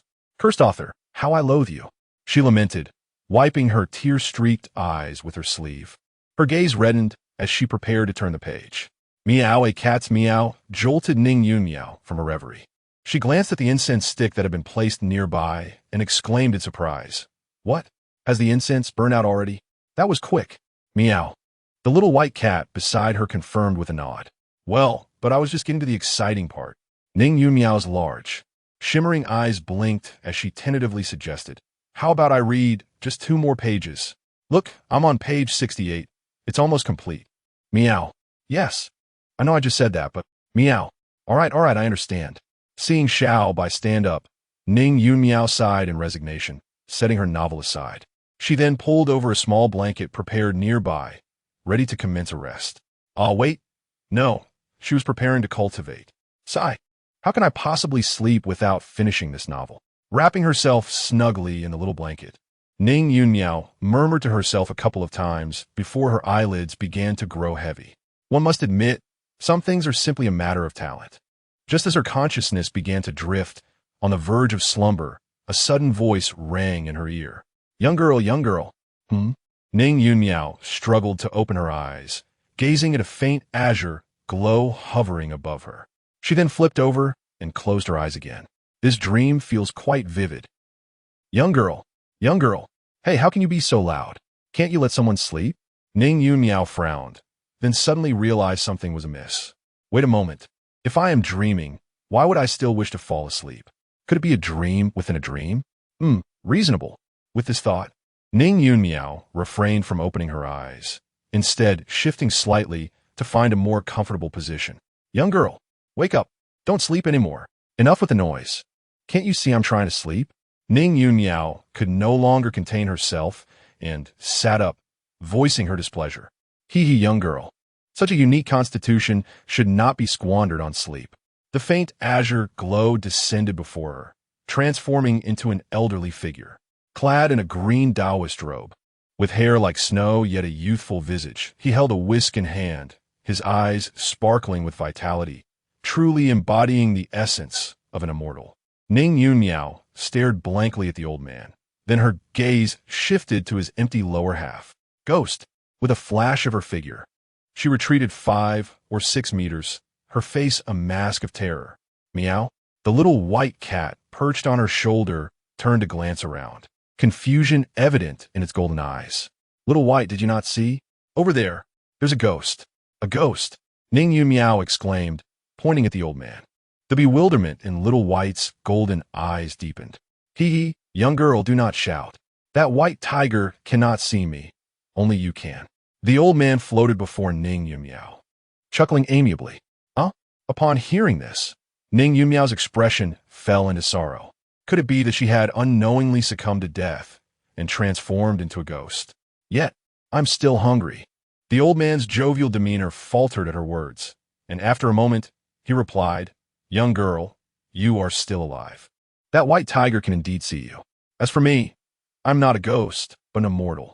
All right, Little White can still see me. Ning Yunmiao breathed a sigh of relief, then regarded the old man with skepticism, raising an eyebrow. Are you truly an immortal, senior? Naturally. The old man nodded with a smile, eager to prove his identity, when Ning Yunmiao's voice interrupted again.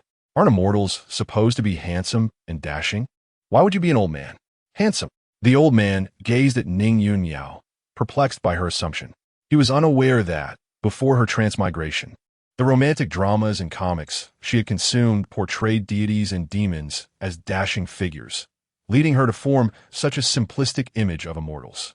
However, the old man had his own methods. If you desire it, then let it be as you wish.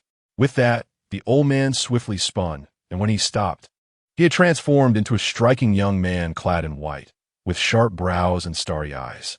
As Ning Yunmiao gazed at him with sparkling eyes, the handsome figure was about to speak when she interjected, But senior, you have no lower half. It feels rather strange. Perhaps you should change back. You. The handsome man roared inwardly, but complied with Ning Yunmiao's wishes, reverting to his previous form. Since you can become a handsome youth, you must truly be an immortal. Ning Yunmiao said, cradling the bewildered Little White beside her and gazing curiously at the old man. So, what brings you to me, senior? What a simple method to discern an immortal. Nevertheless, it saved me considerable effort. The old man thought, stroking his beard, and declared in a booming voice. Young girl, do you wish to become an immortal? Chapter 86. The pain indicated by the sound the elder had anticipated that Ning Yunmiao would bow in reverence upon hearing his words. After all, when a celestial being inquires whether you wish to attain immortality, it is an immense blessing for any practitioner. However, becoming immortal? I haven't considered that. Ning Yunmiao remarked, scratching her head, her bright, watery eyes reflecting a clear sense of bewilderment. This girl, the elder gazed at Ning Yunmiao, feeling a flicker of surprise within. Logically, a typical cultivator would be overwhelmed with excitement upon encountering an immortal, perhaps even kneeling in adoration. Yet, Ning Yunmiao remained indifferent, and even when posed the question of her desire for immortality, she maintained a nonchalant demeanor. Is this the purity of an untainted heart? Yet could it be too innocent? Nevertheless, the more innocent, the more nourishing, quite splendid indeed. Contemplating this, the elder's smile grew increasingly benevolent, and he gently prodded, My dear, what do you mean by not having considered immortality? If not for the pursuit of immortality, then why engage in cultivation? Well, since I have nothing else to do, I ought to find some tasks to occupy myself, Ning Yunmiao replied earnestly. Besides, to be precise, she spent most of her time merely sleeping, with nothing to do. The elder was evidently taken aback by this reasoning, struggling to find a way to continue the conversation. Sensing his hesitation, Ning Yunmiao felt a twinge of guilt, believing she had disappointed his goodwill. However, she truly had never contemplated such matters.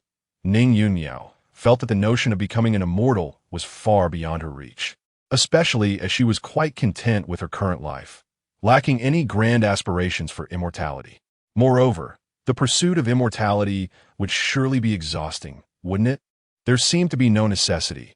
Achieving the upper 3 realms in this lifetime would suffice, and if that proved too difficult, even reaching the middle 3 realms would be acceptable.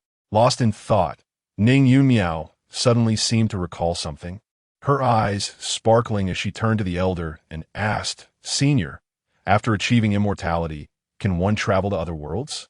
The elder, at a loss for words, immediately stroked his beard and chuckled. Naturally, after attaining immortality, the heavens and the earth are vast. There is no place you cannot go. Then I want to become immortal, Ning Yunmiao exclaimed, raising her tiny fist with fervor. Good. The elder, interpreting her enthusiasm as that of an adventurous spirit eager to escape this world, internally smirked before waving his hand dismissively. However, you must understand, little girl, I cannot grant you immediate ascension. I can merely offer you some assistance. Oh, is that so? The elder observed the palpable disappointment on Ning Yunmiao's cherubic face, and his white brows twitched in response. Yet, he patiently continued, however, this assistance will be immensely beneficial to you.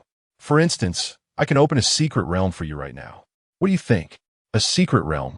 Ning Yunmiao contemplated while stroking the little white creature in her arms, but she did not respond immediately. Instead, she addressed the elder, Senior. I wish to enter the secret realm, but before that, I have some matters to discuss with my senior brother. Is that all right? Even if he was reluctant in his heart, ultimately, Xiao Lin was still dragged off to Feishan Peak by Li Qingjiu. Master Li, what exactly are we to do? Xiao Lin inquired, gazing at the ominous entrance of a cave after being led by Li Qingjiu to the rear of Feishan Peak. I shall assist you in executing the falling thunder technique, Li Qingjiu replied, already stepping into the cave. Come along. Xiao Lin hesitated for a moment but ultimately followed. After all, considering Li Qingjiu's grace and appearance, even if he were to lose himself within this cave, he would not suffer any detriment. Xiao Lin had initially assumed that venturing deeper into the cave would soon provide clarity. However, that was not the case. Even after trailing Li Qingjiu for what felt like half a stick of incense, he had yet to perceive a glimmer of light. Master Li, is this cave not a tad too deep? It will be over shortly. Just bear with it a little longer. Ah, Master Li, your words seem somewhat off. As Xiao Lin amused himself with this thought, he suddenly sensed a violent surge of spiritual energy surrounding him. In the next instant, the world spun and brilliance erupted forth. When he regained his senses, Xiao Lin was astonished to find himself inexplicably transported to a vast cavern.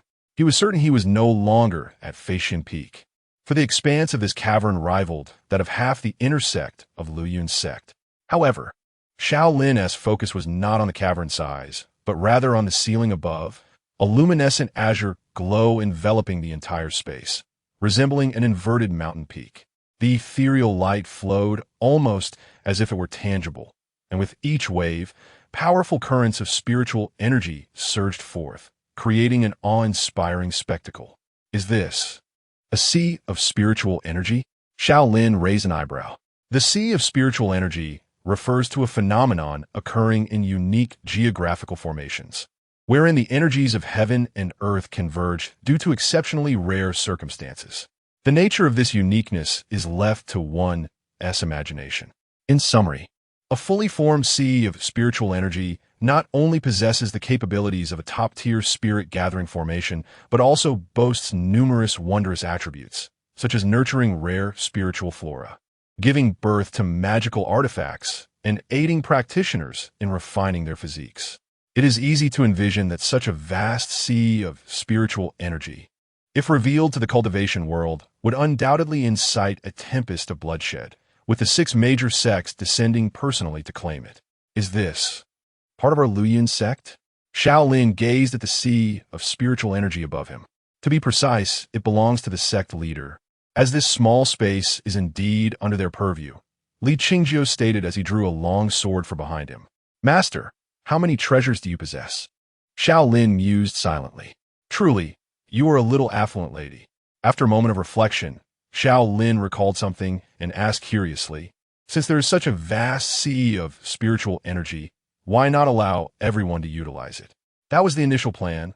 However, Brother Dongfang and the others deliberated and concluded that this place is not suitable for open access. Huh? Why not? Li Qingjiu did not respond to Xiao Lin's inquiry.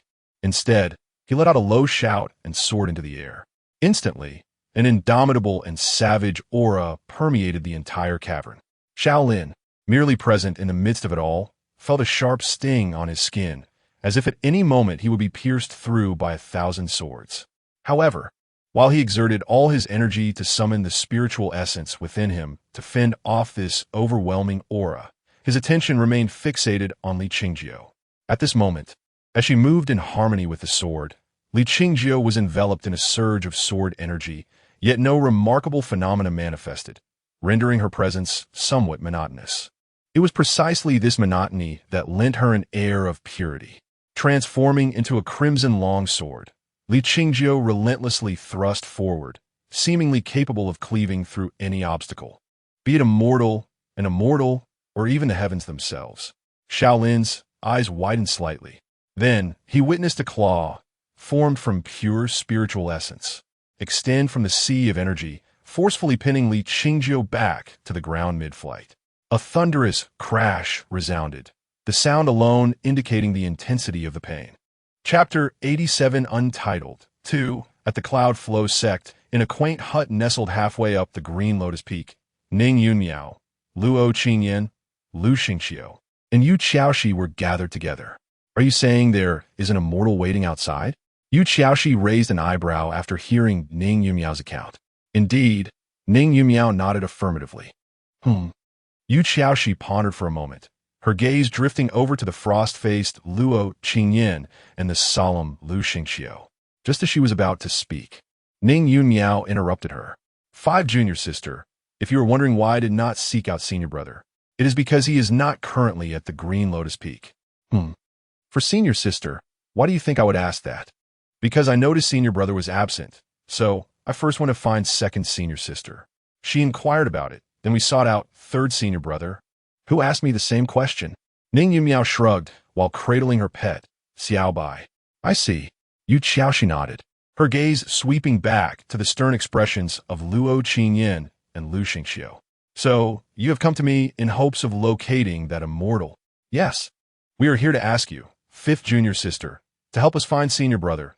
Lu Xingxiu interjected earnestly before Yu Qiaoxi could finish. The fact that senior brother had gone missing without a trace left him in disquiet. Though it seemed unlikely, what if something unfortunate had befallen him? Given senior brother's exceptional talents, any misfortune that could occur was conceivable, and if anything were to happen right under his nose, it would render his rebirth utterly meaningless. Observing Lu Xingxiu's serious demeanor, Yu Qiaoxi was momentarily taken aback, then hesitantly replied, shouldn't I be assisting in resolving the matter concerning the immortal? Senior brother. Find him. Luo Qingyan, her countenance icy, also expressed her intention. To be frank, the moment she learned of senior brother's disappearance, Luo Qingyan felt utterly shattered. However, unlike Lu Xingxiu, she believed that Xiao Lin would not encounter any mishap within the sect's confines. Thus, her concern lay elsewhere. Was there something he needed to clandestinely undertake without the knowledge of his fellow disciples? A clandestine rendezvous. It must be a secret liaison. Little did she expect that while she vigilantly guarded against the women surrounding senior brother, another woman from a different peak would steal her home. They must be eliminated. All of them must perish.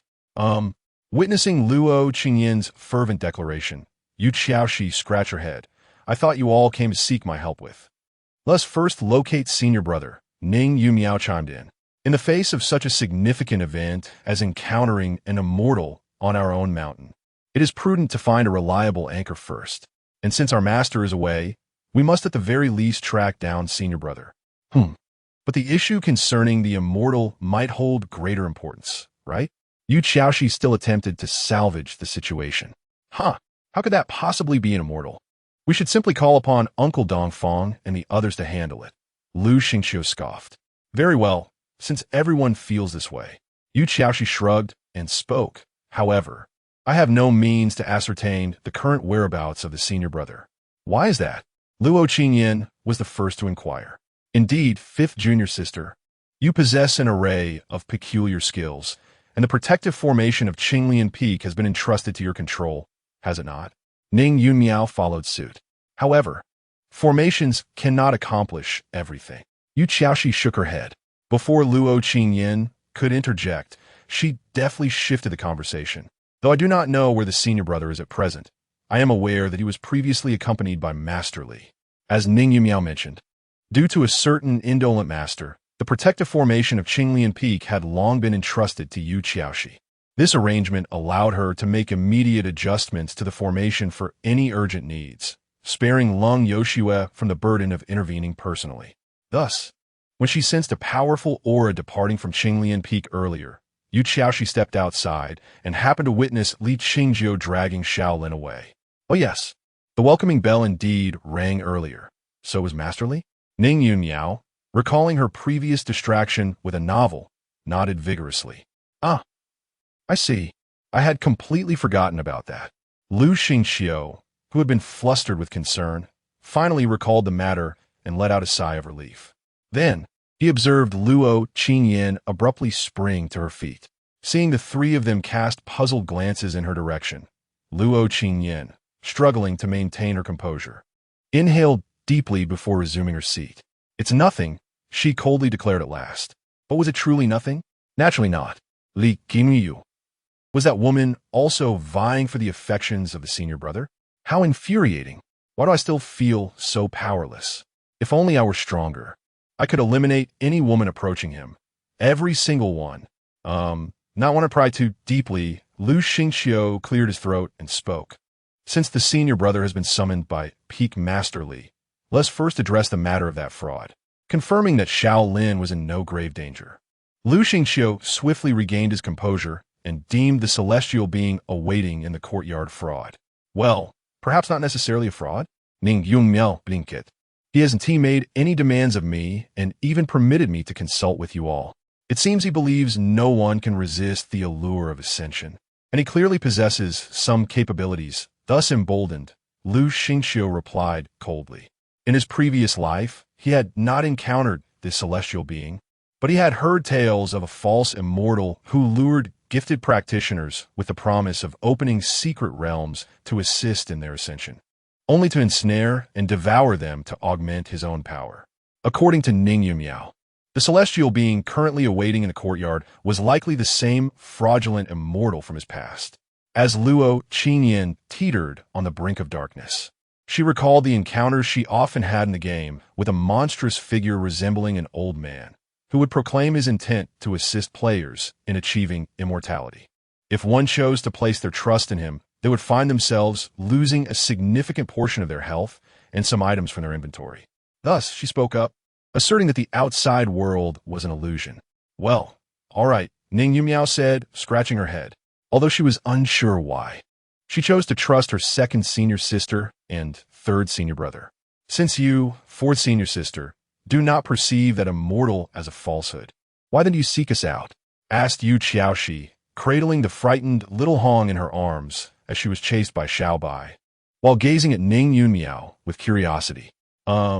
Because some time ago, the eldest senior brother wrote a booklet on this topic for me, Ning Yunmiao replied, producing a small pamphlet. Chapter 88. This is a test before Ning Yunmiao had the opportunity to present the small booklet to the others. Luo Qingyan abruptly rose from her seat. Once again feeling the perplexed gazes of the three, she released her tightly clenched fists and sat back down, coldly stating, "It's nothing. History has a remarkable tendency to repeat itself." Ning Yunmiao pondered for a moment but opted not to inquire further. Just as she was about to continue her previous conversation, an inexplicable chill surged down her spine, causing her to shudder. What was happening? She swiftly turned her head to look around, but found nothing, leaving her even more confused. Who would have thought? The fourth sister, who usually appears so innocent and sweet, turns out to be the most formidable threat. The master brother even personally wrote something for you? He has never penned anything for me. Luo Qingyan, retracting her gaze, clenched her fists again, her desire for strength intensifying. Once she becomes powerful enough, she would eliminate any woman who dares to approach her master brother, ensuring that he belongs solely to her. Did the master brother write this for you? Let me see. Upon noticing that Ning Yunmiao had paused midway in handing over the booklet, Yu Xiaoxi rose slightly, eager to take the small booklet, only to find her vision blurred momentarily. When she focused again, she realized that the booklet was now in Luo Qingyan's hands. Let me see it. Are you showing off? She thought. All right then. I shall see what the master brother has written for you. With that, Luo Qingyan opened the booklet and began to read. After merely finishing the first page, the icy demeanor surrounding her diminished considerably. As she perused the second page, her expression began to shift subtly. Upon completing the third page, Luo Qingyan promptly handed the booklet to Yu Xiaoxi. Thank you. Yu Xiaoxi, observing Luo Qingyan's expression, felt a twinge of confusion as she opened the booklet. The paper and ink were fresh, evidently written recently. She glanced at the title on the first page, Cautions when encountering unknown practitioners during outings. Upon reading those words, several question marks seemed to hover above Yu Xiaoxi's head. Unable to restrain herself, she continued to read on. First, if you encounter unknown practitioners, maintain a suitable distance. Avoid approaching them unless absolutely necessary. Second, if interaction with unknown practitioners is unavoidable, be sure to carefully observe their demeanor. Should they exhibit hostility, swiftly distance yourself. Third, if an unknown practitioner offers you extraordinary treasures, unparalleled skills, or opportunities for immortality without any prior reason, stabilize the situation before quickly retreating. Having swiftly scanned the first page, Yu Xiaoxi finally understood why Luo Qingyan had displayed such an expression earlier. The master brother's advice. How should one even begin to critique it?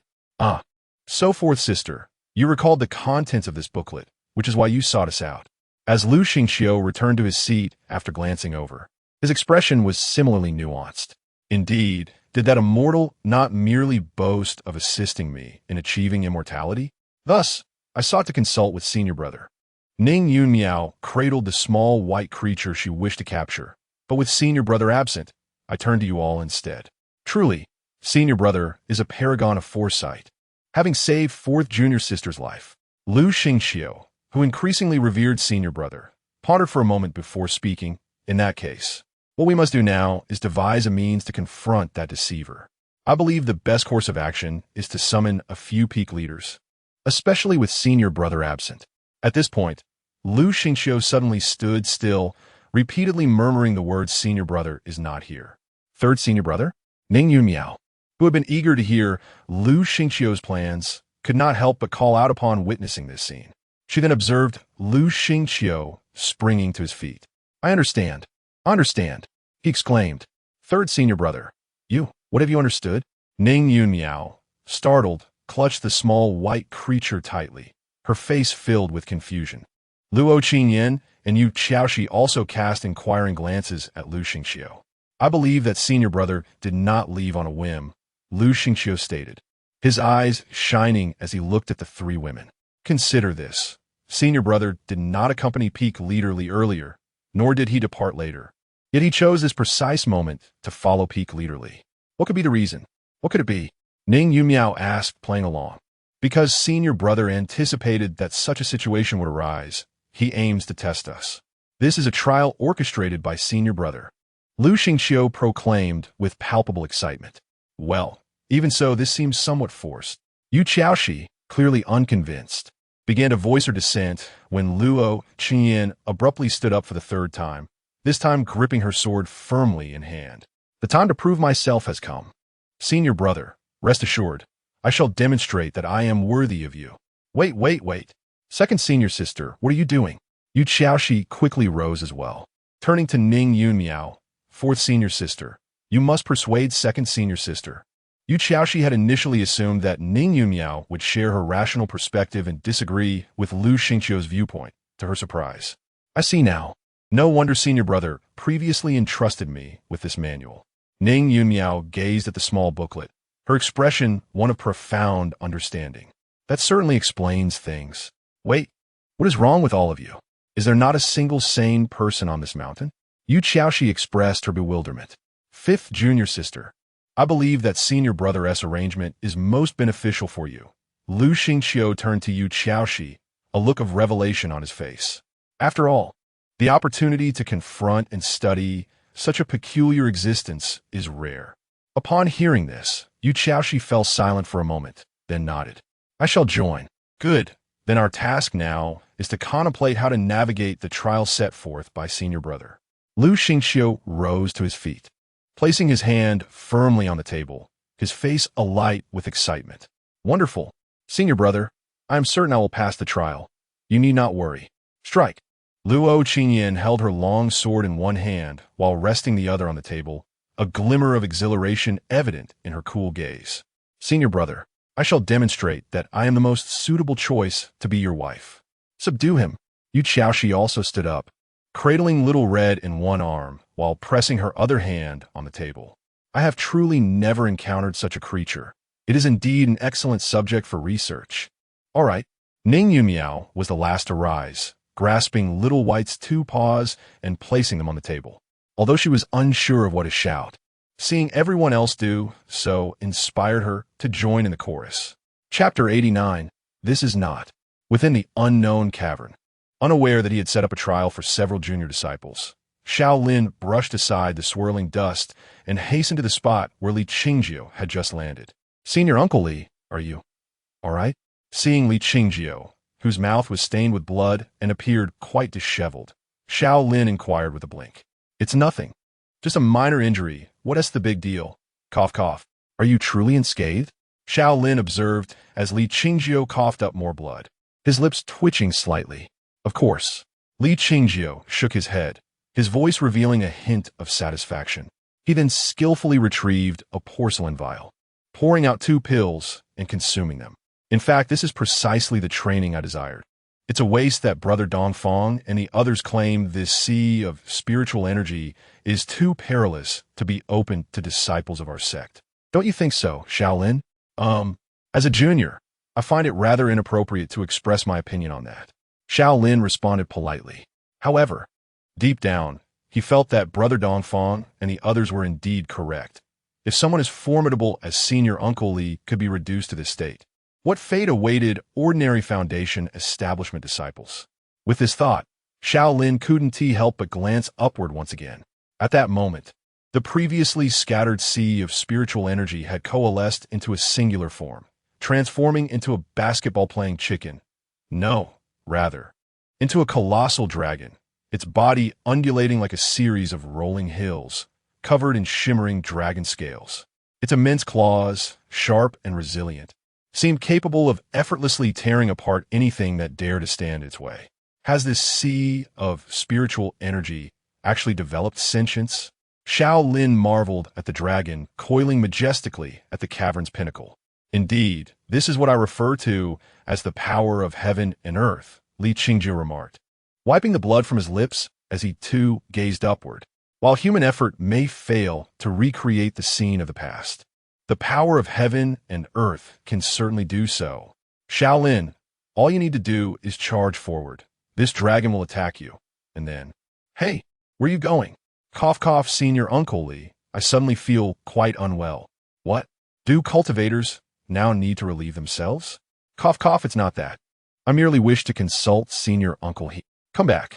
TSKS, reluctantly returning to Li Qingjiu's side. Xiao Lin glanced once more at the dragon in the sky, hesitating before asking, Senior Uncle Li, will this dragon adjust its power? For instance, if facing a core formation cultivator, will it control its destructive capability to match that level? If that were the case, how could Brother Dongfang and the others oppose opening this place? Regardless of who comes, the dragon's attack remains as it was just now. So you, come back to me. TSKS Senior Uncle Li, I merely didn't follow your instructions to observe you. Must you truly threaten my life? What life threatening? Do you have any idea how rare such an opportunity for experience is? As long as you dare to draw your sword today, even if you cannot once again wield the thunderstrike, you shall still reap considerable benefits. First and foremost, I must ensure my survival. How can you ascertain that this will cost you your life if you have not even attempted it? Some things do not warrant experimentation. For instance, Masterly, you have never tried consuming excrement, yet you. Ahem. In any case, Masterly, I believe this is entirely unnecessary. Do you not wish to master the thunderstrike thoroughly? I wish to, yet I deem survival to be of greater importance. Li Qingjiu gazed intently at Xiao Lin for a moment, then let out a long, regretful sigh. Xiao Lin, I am somewhat disappointed in you. Today I truly bear a heavy burden, having disappointed junior sister Wu once before, and now Masterly as well. Xiao Lin thought to himself, his expression devoid of emotion. However, upon noticing that Li Qingjiu did not persist further, he let out a sigh of relief. He had initially prepared to brandish the sect leader's token given by Lung Yoshua to command Li Qingjiu to spare him if he could not persuade him otherwise. Speaking of the sect leader's token, after Lung Yoshua's departure yesterday, Xiao Lin had immediately set about employing the token to compel several peak masters to agree to convene a sect assembly, thereby relinquishing his position as the eldest disciple. As the chief disciple of the Luyun sect, the leading representative of the younger generation, he understood that the transition of the eldest disciple must be publicly announced by the sect leader during the assembly to be deemed valid. Xiao Lin believed that even if everyone from Qinglian Peak opposed it, if he managed to carry out the task during the assembly, it could still be considered fulfilling the mission assigned by the system. As for his master's return, it was of no consequence, unworthy of concern. However, as the saying goes, plans cannot keep pace with changes. Therefore, when he approached the first guest, Dongfang Yu, with the token in hand, Dongfang Yu unhesitatingly rejected his request to convene the sect assembly. But, Master Dongfang, this is the sect leader's token. Pardon my impertinence, but you ought to heed my words. Indeed, Xiao Lin, do you know the punishment that befalls those who disregard the sect leader's token? According to sect regulations, the punishment is determined based on the severity of the situation. The lightest penalty is 80 strikes and 3 years of confinement, while the gravest is death. Very well then, Xiao Lin, go ahead and execute me. Regardless, if the sect assembly is truly convened, the sect leader will still execute me upon her return. So it will be better for you to act now. Master Dongfang, how can you say such a thing? This is actually my master's intention. Xiao Lin, the sect leader specifically came to me before her departure to instruct me on this matter. So, you might as well execute me. Cursed. Recalling the day when he was systematically rejected by 6 peak masters, Xiao Lin could not help but curse inwardly. Indeed, experience prevails. Lung Yoshua, you are far too astute. Nevertheless, since he had come this far, he naturally had to make an attempt. Upon hearing this, Xiao Lin, who had momentarily lost his focus, was suddenly alarmed. Just as he was about to speak, Li Qingjiu continued, "You will follow my lead in wielding your sword. I shall endeavor to divert a portion of the sea of spiritual energies attack to you, thereby minimizing the threat to you. This will enable you to unleash the Thunderstrike technique once more if possible. If not, it will still serve as a valuable experience for your cultivation." Master Li, I must say, you are not permitted to refuse. Otherwise, we shall revert to our original plan. Understood, then I shall comply. Master Li, please observe. This is the sect leader's waist token. To behold it is to behold the leader himself. This is not the Luyun sect. Thus the sect leader's waist token holds no power here. Chapter 90, the most despairing moment outside the modest cottage, enclosed by bamboo. An elderly man wore an expression of tranquility. His decision to allow Ning Yunmiao to seek assistance was partly due to his belief, akin to Lu Xingqiu's conjecture, that the stakes he offered were sufficiently enticing, and he felt no one could pose a threat to him. After all, although he had not eaten for quite some time and was devoid of combat strength, he possessed the ability to remain unseen and undetected, even by the so-called celestial beings. If no one knew of his whereabouts, how could they confront him? Not to mention, his escape skills were exceptional. This was also why he was willing to let Ning Yunmiao reach out to others, though others could neither see nor sense him in his current incorporeal state, could not influence the world around him. In other words, if Ning Yunmiao chose to ignore him, he would be left powerless, merely watching in frustration. Fortunately, it seemed that the girl had a high probability of taking the bait. How many cultivators can truly resist the allure of ascension? Ridiculous.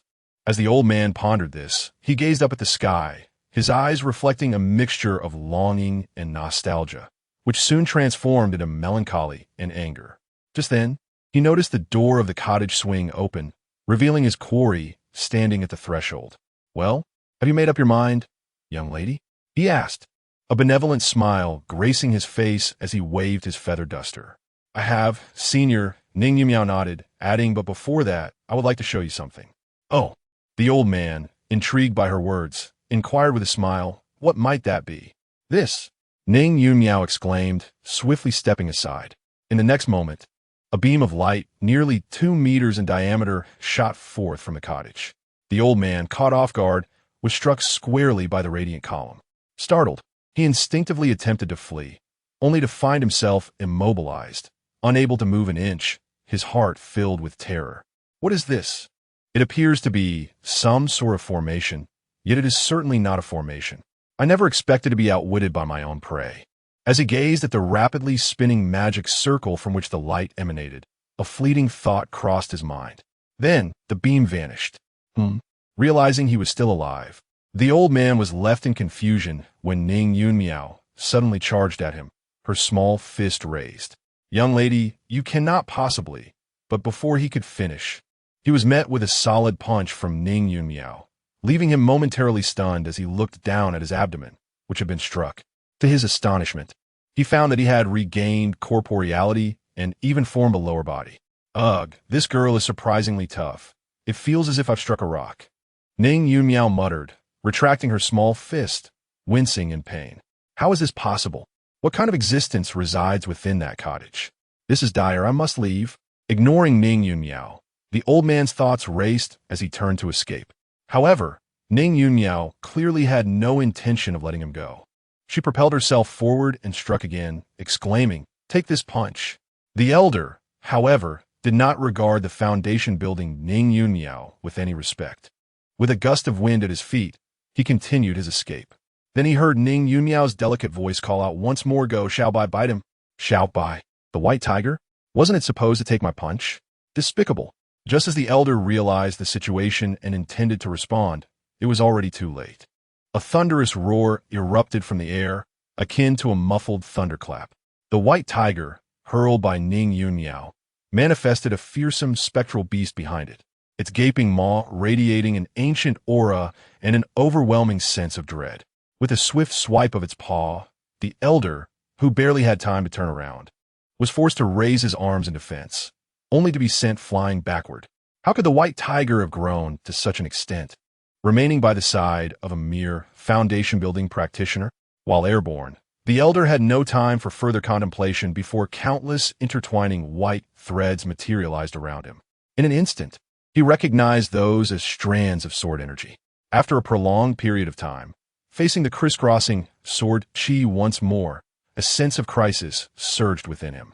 However, as previously mentioned, due to his prolonged fasting, he possessed no combat strength whatsoever. The air resounded with the clash of metal, and the elder crashed to the ground, his clothing torn into a dozen ragged slashes, leaving him clad in tattered rags. Yet this was not the end. "Stop, please stop." The elder's plea for mercy had barely formed when a young man appeared before him, wielding an ancient mirror and aiming it directly at him. In the brief moment of their encounter, the elder found the scenery before him transformed. A tempest raged, lightning flashed, and streams of light mixed with blood cascaded from the heavens to the earth, as if heralding the apocalypse.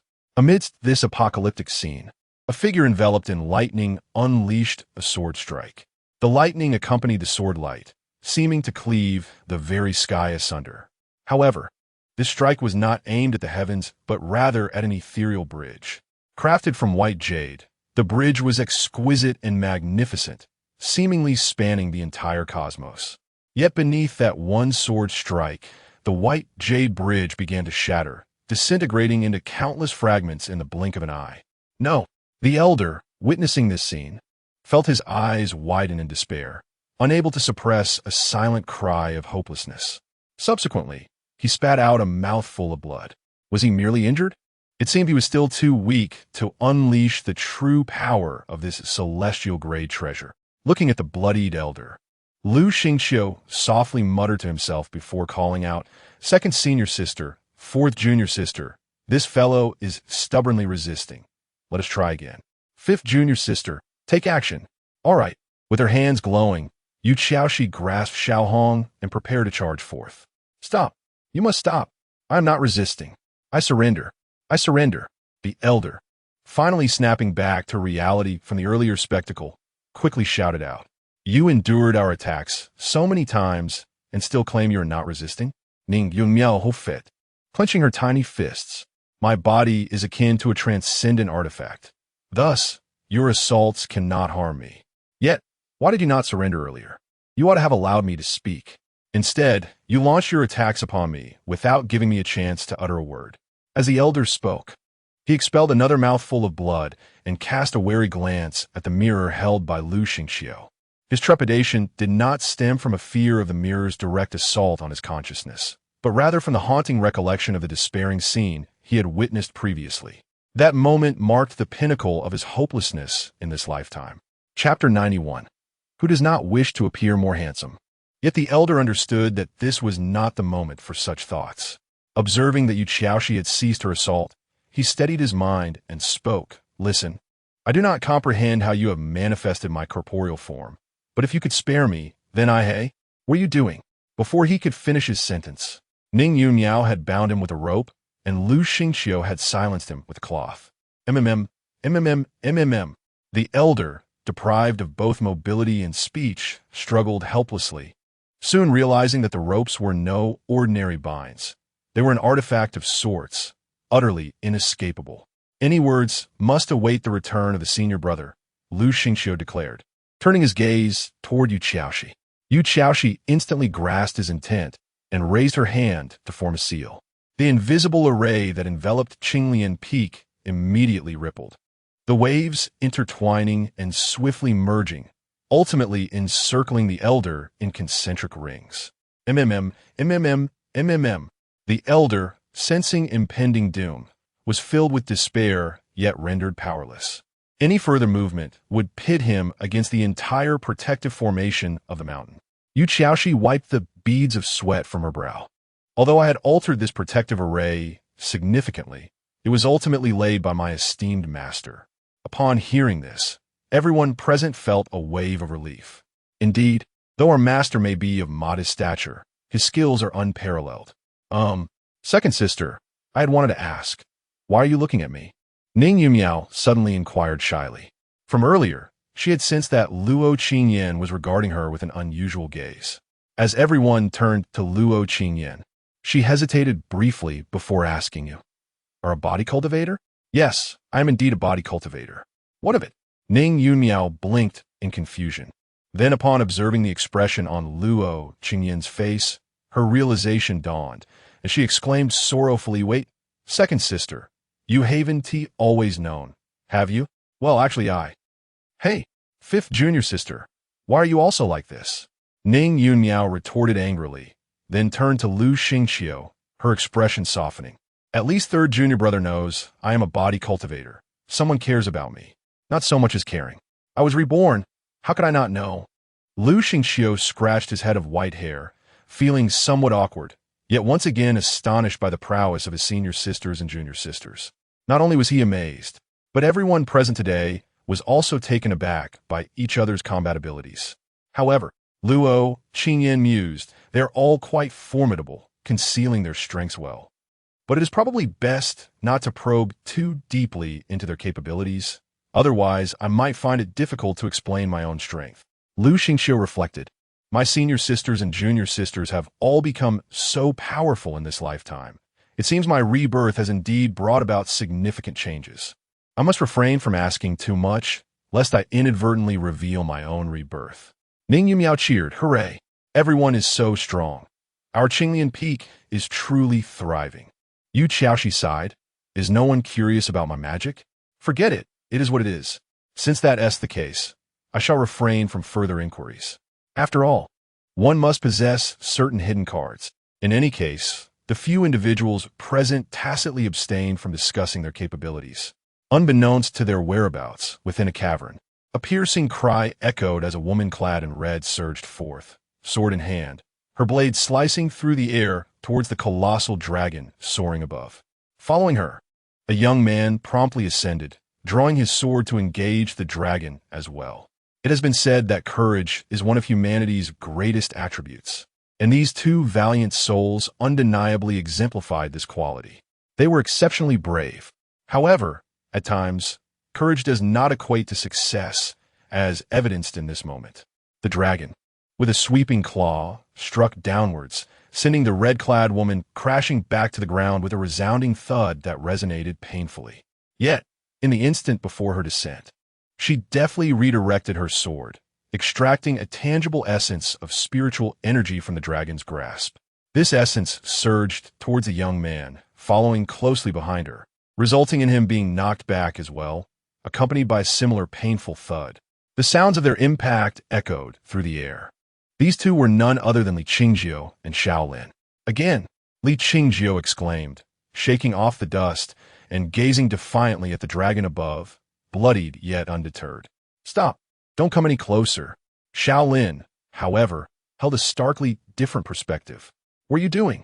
Li Qingjiu queried, noticing Xiao Lin seated on the ground, seemingly perplexed. Upon reflection, she realized his intent, responding, I see, you feel that my share of the attack was insufficient. I shall endeavor to allocate more to you this time.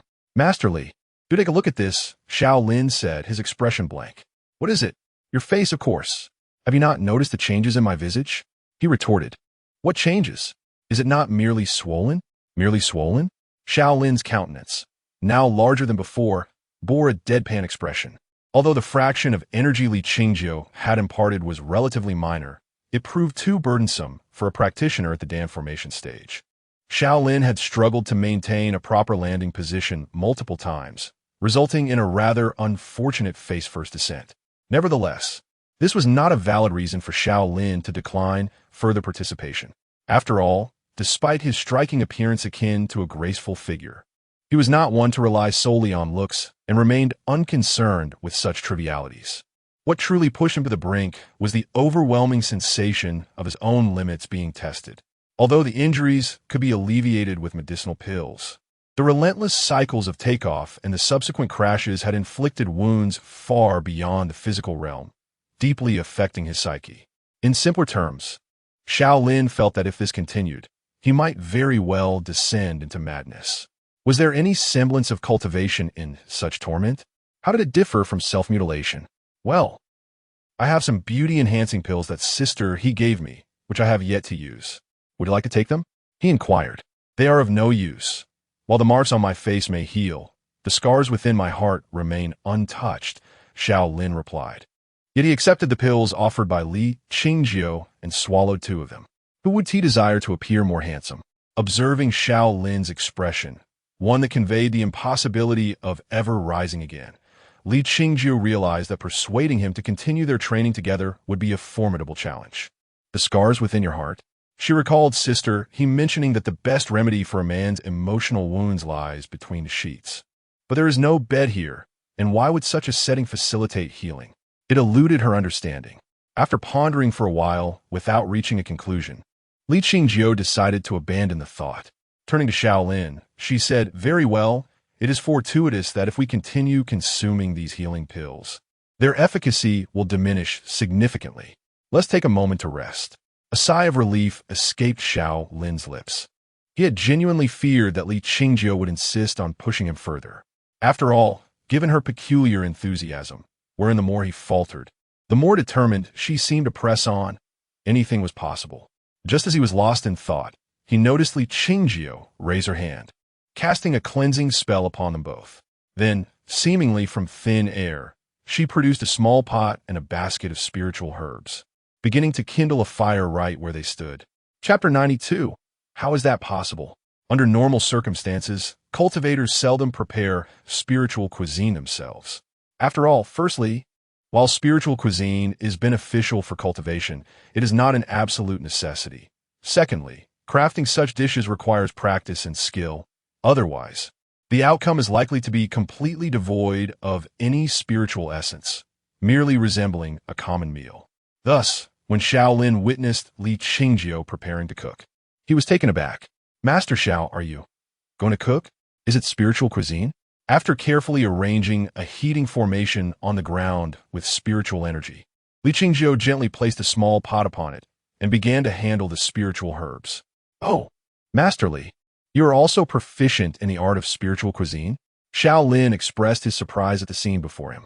After all, aside from spiritual chefs, few cultivators possess such culinary skills, especially someone as obsessed with cultivation as Li Qingjiu. Just as Li Qingjiu was about to respond, two voices suddenly rang in his ears. Hee, Xiao Yin, you actually know how to cook? How rare, considering you're such a martial enthusiast. If you continue to ramble, I shall poison the dish. TSK, you impudent servant. Very well, I shall poison it. Wait, I was wrong. I will be silent. Master Li, noticing that Li Qingjiu had suddenly frozen in place, Xiao Lin softly called out. What is it? Li Qingjiu came back to his senses and replied. I noticed you suddenly stopped speaking, so... Oh, I was a bit distracted. Perhaps I overexerted myself in today as training. Li Qingjiu dismissed the earlier incident as merely his imagination, shaking his head. After all, this was a small world personally established by cold Yoshua, safe beyond measure, and there was no possibility of an enemy casting illusions upon her. As for being well-versed in spiritual cuisine, that was an exaggeration. Li Qingjiu recalled Xiao Lin's earlier comments and continued. However, back when I was a wandering cultivator, there were times when I couldn't find a spiritual chef. So I had to prepare meals myself. Hence, I have a modicum of understanding now. Do wandering cultivators really have 2 meals of spiritual cuisine a day? To my knowledge, they typically do not pursue it deliberately, Xiao Lin queried, observing Li Qingjiu skillfully slicing the spiritual herbs with sword energy. After all, aside from the inconvenience of preparation, wandering cultivators often lack the resources that sect cultivators possess, while the ingredients for spiritual cuisine are not particularly rare. Adhering to a standard of 2 meals a day would still represent a significant expense for most wandering cultivators. If it is beneficial for cultivation, then it is worth maintaining, Li Qingjiu asserted, retrieving a piece of light blue stone, placing it into the small pot, and channeling a strand of spiritual energy. The stone immediately transformed into a pot of clear water. Master Li is indeed a cultivation fanatic. Xiao Lin silently marveled, choosing to remain quiet and patiently await a taste of Li Qingjiu's culinary skills. However, the more he observed, the more uneasy his expression became. Master Li, doesn't this soup appear a bit purple? Does it? It seems that the color of the ingredients after cooking is as it should be, so there is no need for concern. But why has it now taken on a slight green hue? The color of the cooked ingredients. Wait, it has turned red. This time, Li Qingjiu appeared to understand that using that excuse was rather inappropriate. After a moment of silence, she turned to Xiao Lin and said, Xiao Lin, as cultivators, we technically do not require sustenance, do we? Indeed, replied Xiao Lin. The reason we consume spiritual meals is that they aid in our cultivation. Am I correct?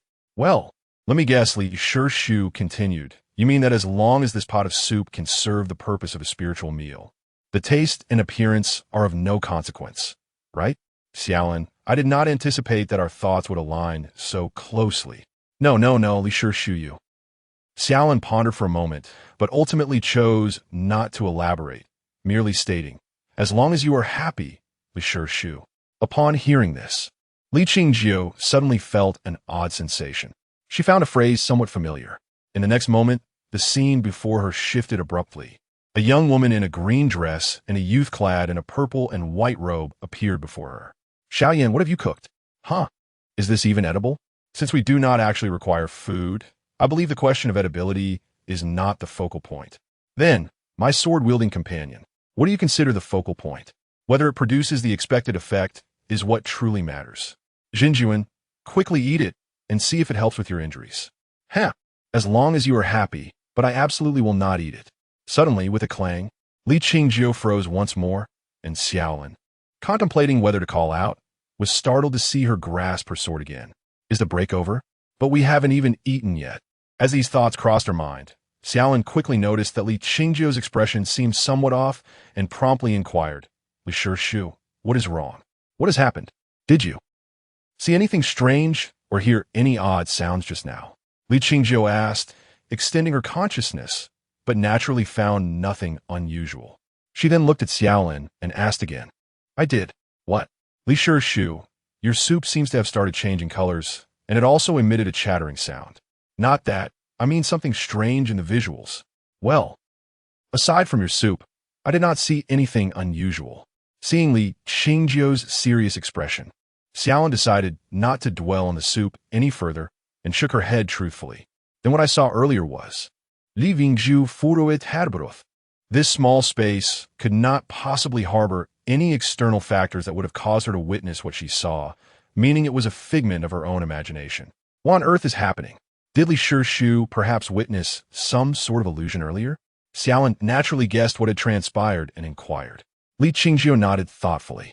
Just now, I observed two individuals engaged in conversation. It seemed they were also discussing the matter of cooking. This left Xiao Lin pondering, albeit aimlessly. Tentatively, she suggested, could it be that you, Master Li, are simply fatigued and thus experiencing a hallucination? After all, we were just preparing spiritual meals. Perhaps this scenario has given rise to your illusion. It is indeed a possibility, Li Qingjiu conceded as he sheathed his sword. It appears I must consult Sister He about this matter. Xiao Lin, he continued, though I did not have you demonstrate the thunder strike today, there is ample time ahead. We shall take our time, and success will eventually be ours. There is still plenty of time ahead, Xiao Lin murmured, gingerly touching her still swollen face. While she felt a twinge of sadness, she also felt relieved that she likely would not have to consume the colorful concoction before her. As for Li Qingjiu's hallucination, it bore no significant relation to her. Surely, she could not be the cause of his delusion. Could she? How absurd. This is not a fictional world. After all, such melodrama could not possibly exist. Chapter 93. Explanation to Xiao Lin's utter astonishment, he ultimately consumed the vibrant, multicolored broth. After all, Li Qingjiu had downed it in one swift motion, and he felt it would be rather impolite not to partake as well. As for the aftermath of this peculiar concoction, Xiao Lin could only describe it as rather nuanced. Indeed, the soup served its purpose as a spiritual elixir, rapidly transforming within him into absorbable spiritual energy that began to nourish his very being. However, if one were to disregard the outcome and focus solely on the experience, it could only be characterized as utterly torturous. Initially, there was a sweetness akin to honey, swiftly followed by a briny saltiness reminiscent of undissolved grains. Then came a sharp acidity, as if hundreds of bottles of vinegar had been distilled into one. Following that was a fiery heat, a mlang of chili extract and oil, culminating in a bitterness so profound that it felt like the essence of 10 pounds of bitter melon condensed into a single drop. Xiao Lin never anticipated that this singular dish could evoke the quintessence of sour, sweet, bitter, spicy, and salty flavors. Whose culinary creation was this? Fortunately, in the end, Xiao Lin survived the experience. After exiting the cave and bidding farewell to Li Qingjiu, he soared back to Qinglian Peak on his sword. Phew, his stomach felt rather unsettled. Should he procure some medicinal pills? As he descended into the courtyard atop the peak, he was deep in thought, when his gaze fell upon an elderly man bound hand and foot, with a cloth gagging his mouth, not far away. A question mark appeared above Xiao Lin's head, and for a moment his mind went blank. What was happening? What on earth was this? His first thought was that he had returned to the wrong mountain. Yet, upon closer inspection, he was certain this was indeed his own domain. So, which rogue had brought this old man here? And for what reason? What misdeed had he committed against Qinglian Peak?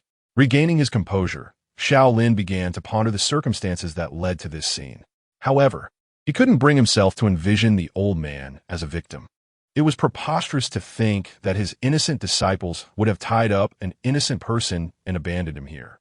Absolutely inconceivable. After a brief contemplation, unable to unravel the mystery, Xiao Lin decided to stride forward. The old man, who had been apprehended and beaten moments earlier, was sitting with his eyes closed in quiet despair when he suddenly heard footsteps. Opening his eyes, he beheld a handsome young man approaching him. Seeing that the newcomer was not one of the youths who had previously assaulted him, the old man hastily struggled to sit upright, emitting muffled cries. Perhaps this passerby was a benevolent soul who could rescue him, he thought. Then, to his horror, he witnessed Xiao Lin stepping up and, without hesitation, delivering a swift kick. A question mark hovered above the old man's head as he was sent sprawling to the ground once more. Goodness, such a hard exterior. This was no ordinary person. Xiao Lin gazed down at the fallen elder, stepped closer, and menacingly declared, "Old man, speak. What wicked deeds have you committed?" Muffled protests ensued. "Speak up. Why are you silent? Do you look down on me? Very well. Your resolve is quite firm. It appears another kick is in order. Can you not speak?" With disdain, Xiao Lin cast an irritated glance at the old man, finally raising his hand to remove the cloth from the latter's mouth. "Speak. Do you not see that my mouth is gagged? How can I articulate anything? Just because my mouth is blocked, does that mean I am rendered mute? I suspect you are merely seeking trouble." The old man widened his eyes, utterly bewildered. Is this me deliberately provoking you? The youth of today possess not only terrifying strength, but also a remarkable audacity. Observing that the elder was momentarily subdued, Xiao Lin pressed on, "Old man, confess your misdeeds at once. I have done nothing wrong." The elder, regaining his composure, attempted to defend himself, stating, "I merely wished to open the secret realm to assist the fated ones in drawing closer to the path of immortality. Yet those people on the mountain, without any discernment, captured and beat me. Young man, you." Before he could finish his sentence, Xiao Lin delivered another kick, interrupting him. With a cold smirk, Xiao Lin retorted, Opening a secret realm to aid the fated ones in approaching the path of immortality? To me, that so-called secret realm appears to be a mere trap." The elder's heart raced with alarm as he hastily denied, "Young man, what nonsense is this? I truly only wish to assist a fated individual. However, if you do not believe me, that is of no consequence, but at the very least, could you release me? I am but a feeble old man." Another kick landed, igniting the elder's fury. Although his body was impervious to blades and bullets, pain was still pain, and how could a dignified celestial envoy endure such humiliation? Just as the elder prepared to unleash a torrent of curses, the courtyard door swung open. Luo Qingyan, clad in white, stepped inside, momentarily frozen in place. Master, you have truly returned. It was worth my while to check in the courtyard every so often. Master, did you see? This is fate. Our connection. The artificially created fate holds no necessity." Xiao Lin's lips twitched slightly, yet he nodded in acknowledgement, "Junior sister." "Master," despite the tempest of emotions within, Luo Qingyan maintained a cool demeanor. Their exchange of greetings, however, rendered the old man utterly devoid of hope. "Great. This lad is the master of these peculiar individuals? There's no salvation, utterly hopeless. What are you doing?" Luo Qingyan paid no heed to the elder's thoughts and turned to Xiao Lin, inquiring, "Master, did that woman, Li Qingjiu, coerce you into anything? Or did she attempt to seduce you? I know you must have been enchanted by her, but do not worry. I still love you." No. Please do not love me. I beg you spare me." Xiao Lin sighed internally and finally spoke. "Master Li took me to cultivate." "Just cultivation? That woman did not do anything? For instance, did she dress provocatively or wet herself to tempt you? What on earth occupies your mind daily?" Xiao Lin, disinterested in the unfolding situation, interjected before Luo Qingyan could speak, inquiring bluntly about the old man's predicament. "What has he done?" "Deceit, fourth junior sister, achieving immortality," Luo Qingyan succinctly replied, though Xiao Lin could not fully grasp the intricacies of the matter from her few words. He gleaned enough from Luo Qingyan's sentiments to ascertain the old man's true nature. Huh, an old man deceiving others atop Qinglian Peak? Xiao Lin turned to face the elder and delivered a swift kick. Confess. Where do you hail from? What are your true intentions? Chapter 94. What a hilarious scene. The elderly man had never anticipated that events would unfold in such a manner. Why had it come to this? After drifting for countless years, he had finally obtained a corporeal form and encountered a top-tier ingredient, pure-heartedness. These two joyous occurrences should have woven together to grant him unparalleled bliss and boundless joy. Yet, why had it transformed into this? Speak. Do not feign silence. It is impossible. After enduring several kicks, the old man could no longer restrain himself and bellowed in anger. Oh, you possess quite the spirit? Xiao Lin was unfazed by the old man's words and immediately intensified the force of his kicks. Ha, kick away. You cannot possibly harm me. Even if you were to break your own legs, it would be utterly futile. Hey, do not kick my face. How dare you? Stop. I command you to cease. Utterly ineffective. Observing Xiao Lin relentlessly assaulting the old man's face, Luo Qingyan finally spoke up. This is futile. Master brother, do not exhaust yourself. Huff, this old man truly has a tough hide. Slightly out of breath, Xiao Lin withdrew his foot and surveyed the unscathed elder, momentarily perplexed. How could he continue the interrogation? Junior sister, have you tried other methods of coercion? Luo Qingyan shook her head calmly. This old man is indeed impervious to blades and bullets. Only the celestial grade artifact wielded by third junior brother has shown some efficacy, but even then, it merely caused him to cough up blood. Third junior brother has already utilized that celestial grade artifact. You're not even a bit surprised that he currently possesses such an item? Xiao Lin inquired, puzzled by Luo Qingyan's nonchalance. However, seeing the silver lining in such matters, he did not dwell on it, but resumed contemplating how to extract information from the old man. The old man was impervious, and with both third junior brother and fifth junior sister a loss, it seemed calling upon Uncle Dongfang would be of little use as well. Sigh, if only Master were here, she would surely have a solution. Master? Recalling the petite figure of Lung Yoshue, Xiao Lin suddenly had a flash of inspiration. He raised his hand and produced the sect master's waist token that she had previously entrusted to him. Luo Qingyan, who had been secretly admiring Xiao Lin's profile, was momentarily perplexed upon seeing him retrieve the waist token. Master brother, do you intend to intimidate him with the sect master's token? What a clever tactic. Truly worthy of being master brother. So astute. I like it. Intimidate him with the waist token? How could you conceive such an idea? Xiao Lin raised an eyebrow, dismissing her thoughts, and directly infused spiritual energy into the waist token in his hand. He certainly did not intend to proceed as Luo Qingyan had imagined. It was essential to note that the waist token not only represented the will of the sect master, but also served another purpose, to summon the protective formation of the sect. Although it was meticulously arranged by Lung Yoshue, the protective formation of Luyun's sect was distinct from the grand protective array of Qinglian Peak. The responsibility for maintaining the sect's protective formation had always rested upon Lung Yoshue. The state of its maintenance could be inferred from the moment when the 7 layers of tribulation thunder descended, revealing a furious doghead that devoured the 6 paths of thunder. Thus, Xiao Lin sought to test whether he could harness the power of the protective formation to exert pressure on the elder. Indeed, the notion of Xiao feigning a cold demeanor was precisely the intent. As he closed his eyes and concentrated, Xiao Lin suddenly sensed a connection with some entity lurking in the darkness. That must be the protective formation, his spirit soared. He had not anticipated such success.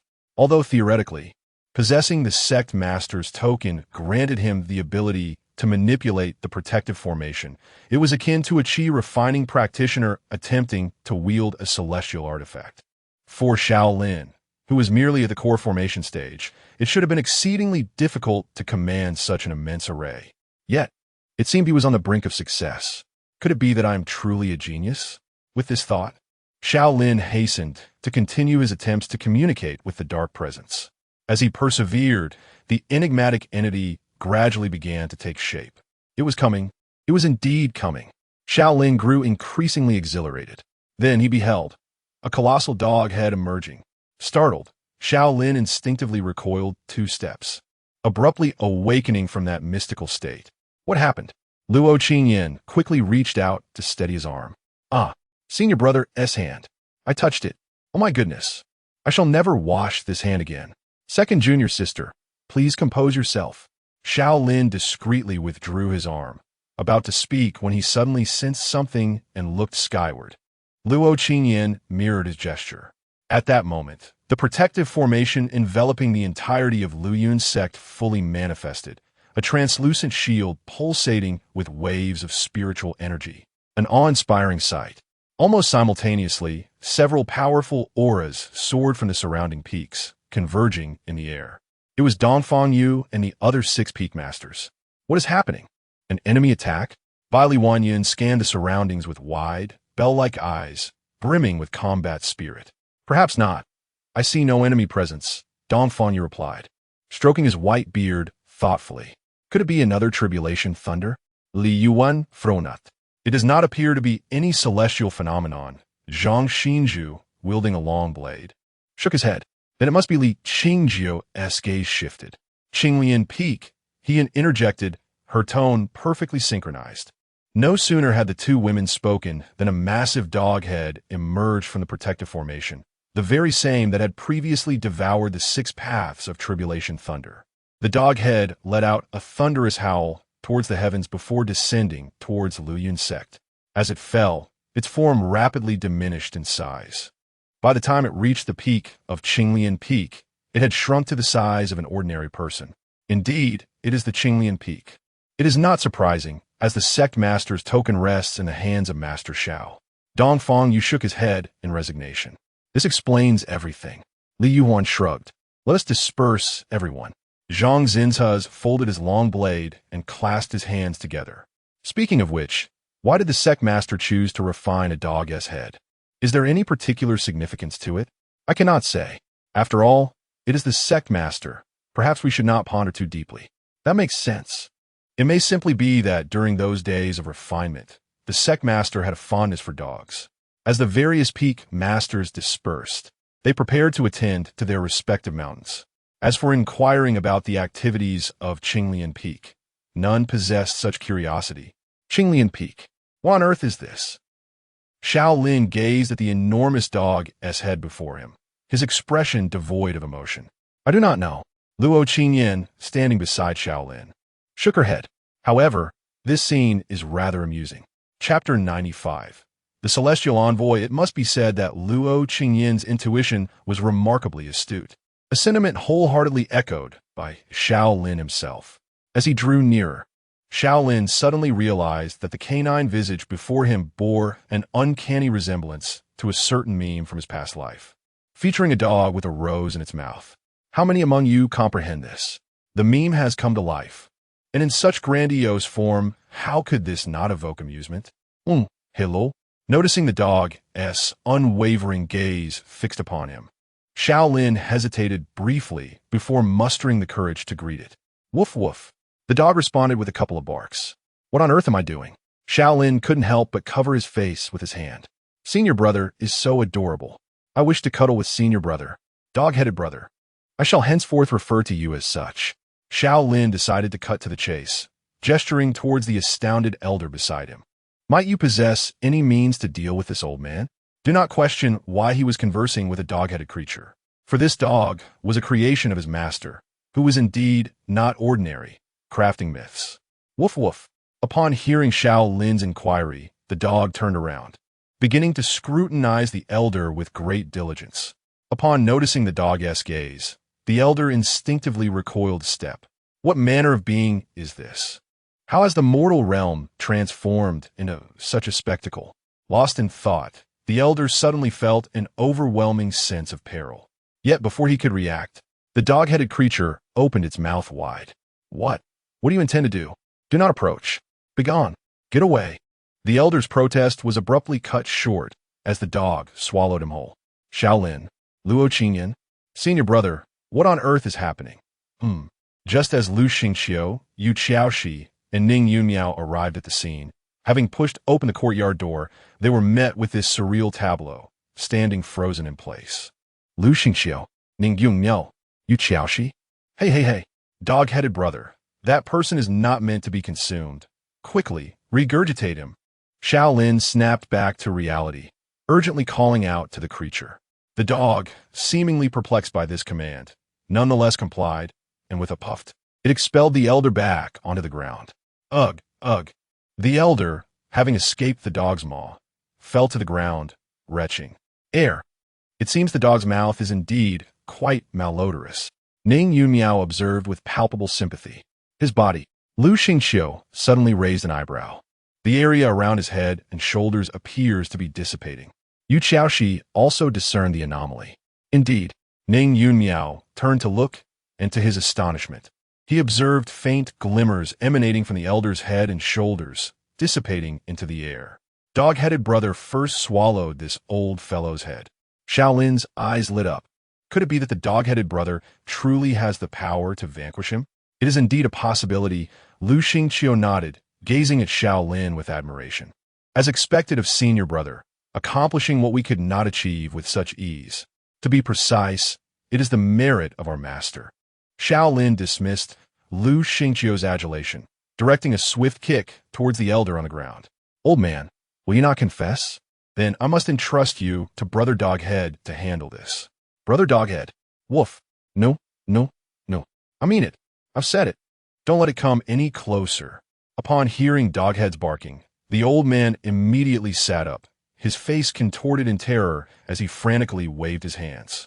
He retched, not due to any foul odor emanating from Doghead's mouth, but because he had once again experienced the sensation of death, a feeling he hadn't encountered in many years. Melting, disintegrating, dissipating. The old man dared not contemplate what might occur if he lingered any longer within that dog's maw. What on earth is this creature? How can it harm me? This is impossible. Ugh. Before his thoughts could fully coalesce, the old man received another kick from Xiao Lin. What are you dazing off for? Speak. Or are you merely toying with me? Huh. Wow. The senior brother now resembles those delinquent youths from old television dramas. Is this how interrogations should be conducted? I must take note of the words and the senior brother's demeanor and actions. Evil senior brother. Handsome. Adorable. Let's have some offspring. How did this dog head come into being? I had wanted to study it before, but there was no opportunity. This time I must investigate, alongside this old man. Though I must admit, the senior brother presently resembles those wandering goblins from before. We're wandering goblins, anyway. Having overheard these inner musings, Xiao Lin couldn't help but reflect on his own recent conduct, realizing he indeed exuded a somewhat wicked demeanor. How vexing! Before my transmigration, I despised those bullies. Yet, dealing with villains in a bully-like manner feels surprisingly satisfying. With that thought in mind, Xiao Lin not only refrained from retracting his foot, but even intensified the pressure. Speak, you scoundrel. Confess honestly. Hurry. Not willing to speak, are you? Brother Doghead. Swallow him whole. I'll tell you. Don't let it near me. I am an envoy of the immortals. Celestial excrement? Why not claim you're a dog excrement instead? An envoy of the immortals. The messenger of the celestial beings. Oh. Upon hearing this, Xiao Lin paused his actions, and Luo Qingyan and the others immediately focused their attention on the old man. An envoy of the immortals? Is that true? Speaking of which, while there are celestial beings in the game, prior to my transmigration, the plot hadn't yet reached the point of their actual appearance. They were only mentioned in some texts. Alas, I arrived a bit too early. An envoy? This doesn't seem likely. But I've never encountered one in my previous life, so it's up to the senior brother to determine. Is it related to celestial beings? By the way, when I was flipping through the directory once, aside from the celestial beings, I seem to have seen something related to celestial demons, but why? After all this time, have I heard no news about celestial demons? Is our Luoyun sect truly that secluded? An envoy of the immortals. Clearly a subject worthy of research. Wait, celestial demons, what are those? Listening to Ning Yunmiao's thoughts, Xiao Lin couldn't help but slightly furrow his brow. Unlike Ning Yunmiao, he did not believe the lack of information about celestial demons was due to the Luoyun sect's remote location. The location of the Flowing Cloud sect is far from being isolated from the world. Therefore, they have not heard any news regarding the celestial demon. The only possible explanation is that the entire cultivation realm is devoid of any information related to the celestial demon. Fourth junior sister, could it be that you misjudged? As tumultuous thoughts surged within him, Xiao Lin turned to the elder and inquired further. So, are you the legendary emissary who embodies the will of the immortals as they traverse the mortal realm? Although the historical records from ancient times are scarce, they do recount the existence of such beings. Reportedly, while immortals might walk among mortals, they spent the majority of their time in the celestial realms above. Hence, it was generally the celestial emissaries who conveyed the will of the immortals. Ah, indeed, the elder replied, a hint of pride illuminating his expression. However, he soon heard the puzzled voice of Ning Yumiao. Such prowess. Then why is it that you, a dignified celestial emissary, appears so feeble now? You. Chapter 96. Are you truly interested in listening? Upon hearing Ning Yunmiao's words, the elder's previously arrogant demeanor evaporated entirely, revealing a hint of exasperation. I merely inquired. Is it truly necessary to become angry?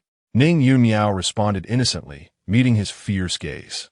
This individual becomes agitated merely from question. His psychological resilience is remarkably poor. After all, the truth is a swift blade. Xiao Lin chuckled inwardly, while maintaining a fierce expression on his face. He raised his leg and kicked the elder, declaring, "My fourth junior sister is addressing you. How can a celestial envoy be so weak? Do you even believe that yourself?" Sighing, the elder seemed resigned after receiving another kick, his anger subsiding as he lamented, "I can hardly consider myself alive at present. What more can I hope for?" "What do you mean? Clarify," Xiao Lin pressed further. "You are aware that I originally possessed no physical form, for my corporeal body shattered into oblivion long ago." The elder sighed again as he spoke. "Yet your body has returned now, has it not?"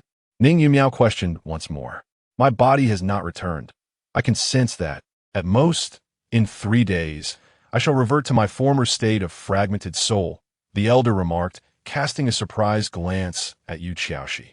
"Nevertheless, even so, it is quite astonishing, for I have been wholly rejected by the mortal realm, which is why I find myself in this predicament. Yet now, I seem able to momentarily evade this rejection. I am quite curious as to how she accomplished this." Upon hearing this, the gaze of everyone present naturally fell upon Yu Xiaoxi. "That is a secret technique I acquired from an ancient tome. I cannot elucidate the specifics," Yu Xiaoxi shrugged. "Such forbidden arts are indeed beyond my explanation. After all, I merely know how to utilize them without comprehending them fully." Upon hearing this, everyone except Xiao Lin displayed expressions of understanding. Since it was derived from an ancient text, it was hardly surprising. As for how Yu Xiaoxi had obtained this ancient tome, with Lung Yoshua present, they felt that even if an ancient practitioner were resurrected to teach Yu Xiaoxi personally, it would not pose a significant issue. In a concise repetition, short in stature, great in skill. "Ah, my fifth junior sister possesses such formidable forbidden techniques?" Although the concept of evading mortal rejection was somewhat incomprehensible, the strength of the technique was palpable. It raised the question of how a forbidden art from another realm could achieve such effects here. Could it be that these two worlds share a common origin? As Xiao Lin's thoughts raced, he heard the elder continue, "I see. Then it must be a relic left by some celestial being. For in ancient times, such beings often bestowed blessings upon the mortal realm." In ancient times? Xiao Lin suddenly recalled something, gazing at the elder in astonishment. "Wait a moment, old man. Are you saying you have lived from ancient times until now? Is there any other possibility?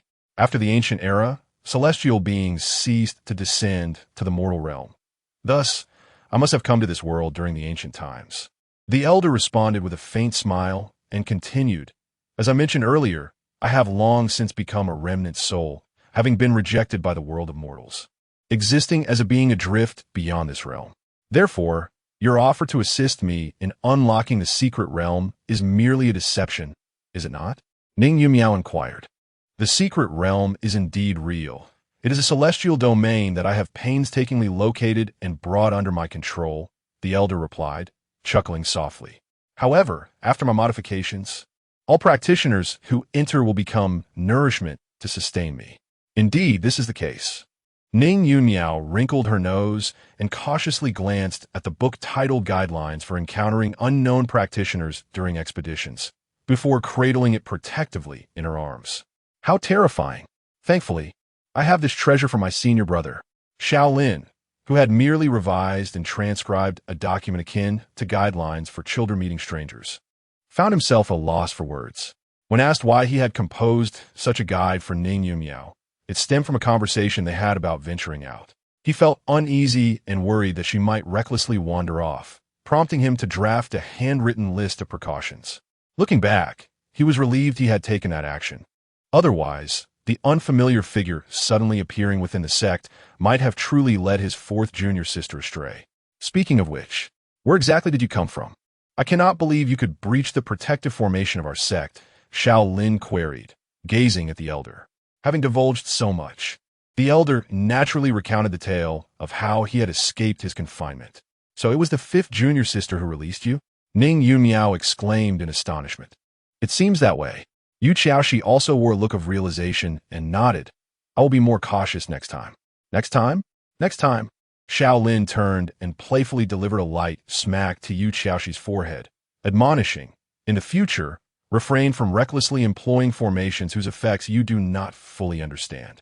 Senior brother, to make discoveries, one must possess the spirit of sacrifice. Indeed, the spirit of sacrifice. Didn't you nearly sacrifice the fourth junior sister this time? All right, I shall be more diligent and cautious henceforth. Thus, it was a master who sealed him away.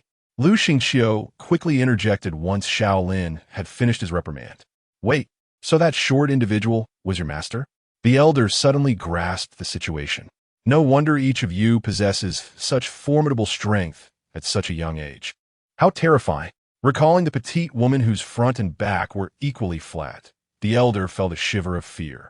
She had been the only practitioner capable of perceiving him since he had become a forsaken soul.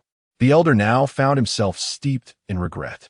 Initially, after escaping his predicament, he intended to flee immediately. However, he found himself too weak and in dire need of sustenance. Not sensing the presence of that diminutive figure, he ultimately succumbed to the allure of the supreme elixir, the purity of heart. How foolish he felt, unable to restrain himself. The old man nearly raised his hand to deliver a few slaps to his own face. It seemed that it was indeed his master who had captured him. Xiao Lin nodded thoughtfully and inquired, Old man, given that you have survived since ancient times, you must possess knowledge of many matters. It is said that during the ancient era, immortals roamed the earth. Yet why, after that age, have no immortals graced the world again? Hearing this question, Luo Qingyin and the others prepared to listen intently. While it was common knowledge that immortals had not appeared since ancient times, the reason for this phenomenon remained a mystery, with no texts documenting it. It appeared that neither novels, games, nor his previous life had addressed this issue. As Xiao Lin pondered this, he caught the old man's amused chuckle. Young one, do you truly wish to know? Chapter 97. Do you not, Chu? To be candid, the old man's words, when infused with the profound historical gravity of ancient times and the enigmatic, lofty essence of immortals, wield an undeniable potency. Thus, even Ning Yunmiao, though somewhat perplexed by the old man's inquiry, sensed an underlying discord. Naturally, standing before the elder, Xiao Lin felt similarly. Hey, who permitted you to address me like that? Clarify your current standing. Xiao Lin exclaimed, delivering several kicks to the elder, shattering the profound expression that adorned the latter's face. Why does it seem like the senior brother is a tad irritable today? Isn't he overstepping a bit? No, I can't question the senior brother. Surely. He has his reasons for this. Does it feel like the senior brother has developed a penchant for kicking? Though it seems somewhat inappropriate, it is undeniably impressive. I wish he would kick me like that. Ah, indeed, why did I find myself kicking again? With a slight furrow of his brow, Xiao Lin pondered. Logically, even if he understood the implications behind the old man's words, his attention should have been fixed on that statement rather than impulsively retaliating. Reflecting on it, from a moment he laid eyes on the elder. An inexplicable surge of anger had welled up within him. Xiao Lin frowned, sensing an anomaly. What do you mean by that? Noticing Xiao Lin's lack of further inquiry, Yu Xiaoxi, intrigued by the matter, spoke up. Are you suggesting that you wanted to ask you? Casting a glance at the dog-headed figure beside him, the elder remained silent for a moment, then resumed his previously inscrutable demeanor, continuing, "Have you ever pondered why the reason for the immortal's departure from the mortal realm remains unknown to all?" "Are you implying?" Xiao Lin, regaining his focus, furrowed his brow again, "that it cannot be spoken of?" "In truth, I could divulge it," the elder replied with a smile. "After all, I am but a fragment of a lingering soul. Should I dissipate, so be it. But can you bear the consequences?" At this juncture, even Ning Yunmiao grasped the gravity of the situation. The elder made a compelling point. Not only was it true that no one knew the specific reason, but the mere mention of the immortal's secrets warranted their utmost caution. Xiao Lin fell into silence. Recalling the few words his master had imparted before departing, "Disaster springs from the tongue. Excessive words lead to loss. Perhaps it was best to let it be." He shook his head, for his curiosity had simply prompted a casual inquiry, not an insatiable need for revelation. "Well, what if we take a chance?" Yu Xiaoxi suddenly interjected, noticing all eyes turning toward her. "Aren't you all curious?" "I certainly am," she said earnestly, displaying no hint of embarrassment.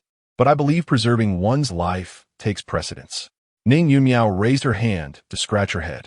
It reminded her of characters from novels and dramas who, upon discovering secrets, always met unfortunate fates. "Very well," Yu Xiaoxi sighed, conceding without further insistence. "I wonder if I will have the opportunity to explore this alone. It feels as though there is much to study here." Old 5. While knowledge becomes one's own upon acquisition, if life is lost, it is truly lost. Please remain calm. Xiao Lin muttered under his breath. Just as he intended to speak, he noticed the elder before him displaying an unusual expression. First, there's a moment of daze followed by shock and ultimately terror. Xiao Lin observed the elder's wide-eyed stare, ready to inquire, when suddenly the latter erupted in a loud scream. "It's you! It's you! It was you all along!" 3 question marks materialized above Xiao Lin's head as he struggled to comprehend the situation. Feeling an ominous presence, he raised his gaze skyward. A rumble of thunder had already manifested above Lu Yun's sect. Powerful auras soared from several mountain peaks, converging in the air. What is happening? Another tribulation thunder? Li Yuhuan looked up at the gathering storm clouds, his expression turning grim. What is Qinglian Peak up to? He also cast a wary glance towards Qinglian Peak, her expression mirroring his concern, especially with the sect leader absent. This doesn't seem like tribulation thunder. Zhang Xin's huz, now wielding a long blade, raised an eyebrow. This is heavenly thunder. Heavenly thunder, the thunder of divine retribution. Unlike tribulation thunder, which carries a nature of trial, heavenly thunder exists solely for destruction. It's no wonder it feels even more formidable than tribulation thunder, Li Qingzhou declared, her spirit ignited for battle. Do not act impulsively. Let the sect's protective formation absorb some of the heavenly thunder's might before we strike together, Dong Fengyu instructed gravely. The peak masters nodded, preparing themselves. Although the reason for the heavenly thunder's arrival remained unknown, their primary concern was to prevent it from descending upon Lu Yun's sect. At this moment, atop Qinglian Peak, Ning Yumiao exclaimed, "What is happening? Why is there thunder again? Is it tribulation thunder?" Her face paled slightly, recalling the devastating power of the previous 7 layers of tribulation thunder. At that time, her master had been present to safeguard them, but now, he was away on a distant journey. Does he have something to do with this? Luo Qingyan withdrew her gaze from the sky, focusing on the still frightened elder. Indeed, senior brother, given the current situation, it may truly be related to him. Lu Xingqiu added hastily, "What on earth is going on?" "I do not know." Xiao Lin shared their sentiments, his mind swirling with countless thoughts, yet he remained perplexed by the elder's reaction. "It is all because of you. All because of you." The elder, now nearly frenzied, gasped for breath, his face contorted with rage and fear. "What exactly?" Xiao Lin's words trailed off as his vision blurred. As he gazed once more, he discovered that the old man had vanished without a trace. In his stead, there was a canine head, seemingly savoring something. "Hey, brother dog, it's not time to eat yet." With a multitude of questions swirling in his mind, Xiao Lin rushed forward, intent on snatching the morsel from the dog's jaws. Luo Qingyan and the others promptly followed, ready to assist. However, just as they approached, the dog let out a gulp and swallowed the old man whole. Burp, it even let out a satisfying belch. So soon? You didn't even chew? Xiao Lin was left utterly dumbfounded. This creature evidently harbored a wealth of information, and it was clear that some narrative had been triggered moments ago, yet it had simply devoured it. The dog blinked innocently. That thunder seems to have disappeared. Ning Yunmiao's voice drew everyone's attention back, and as they looked up at the sky, they indeed found it restored to a clear, cloudless expanse, as if nothing had transpired at all. Chapter 98. What is this thing? To be candid, the situation unfolding before them left Dongfang Yu and the other peak masters somewhat bewildered.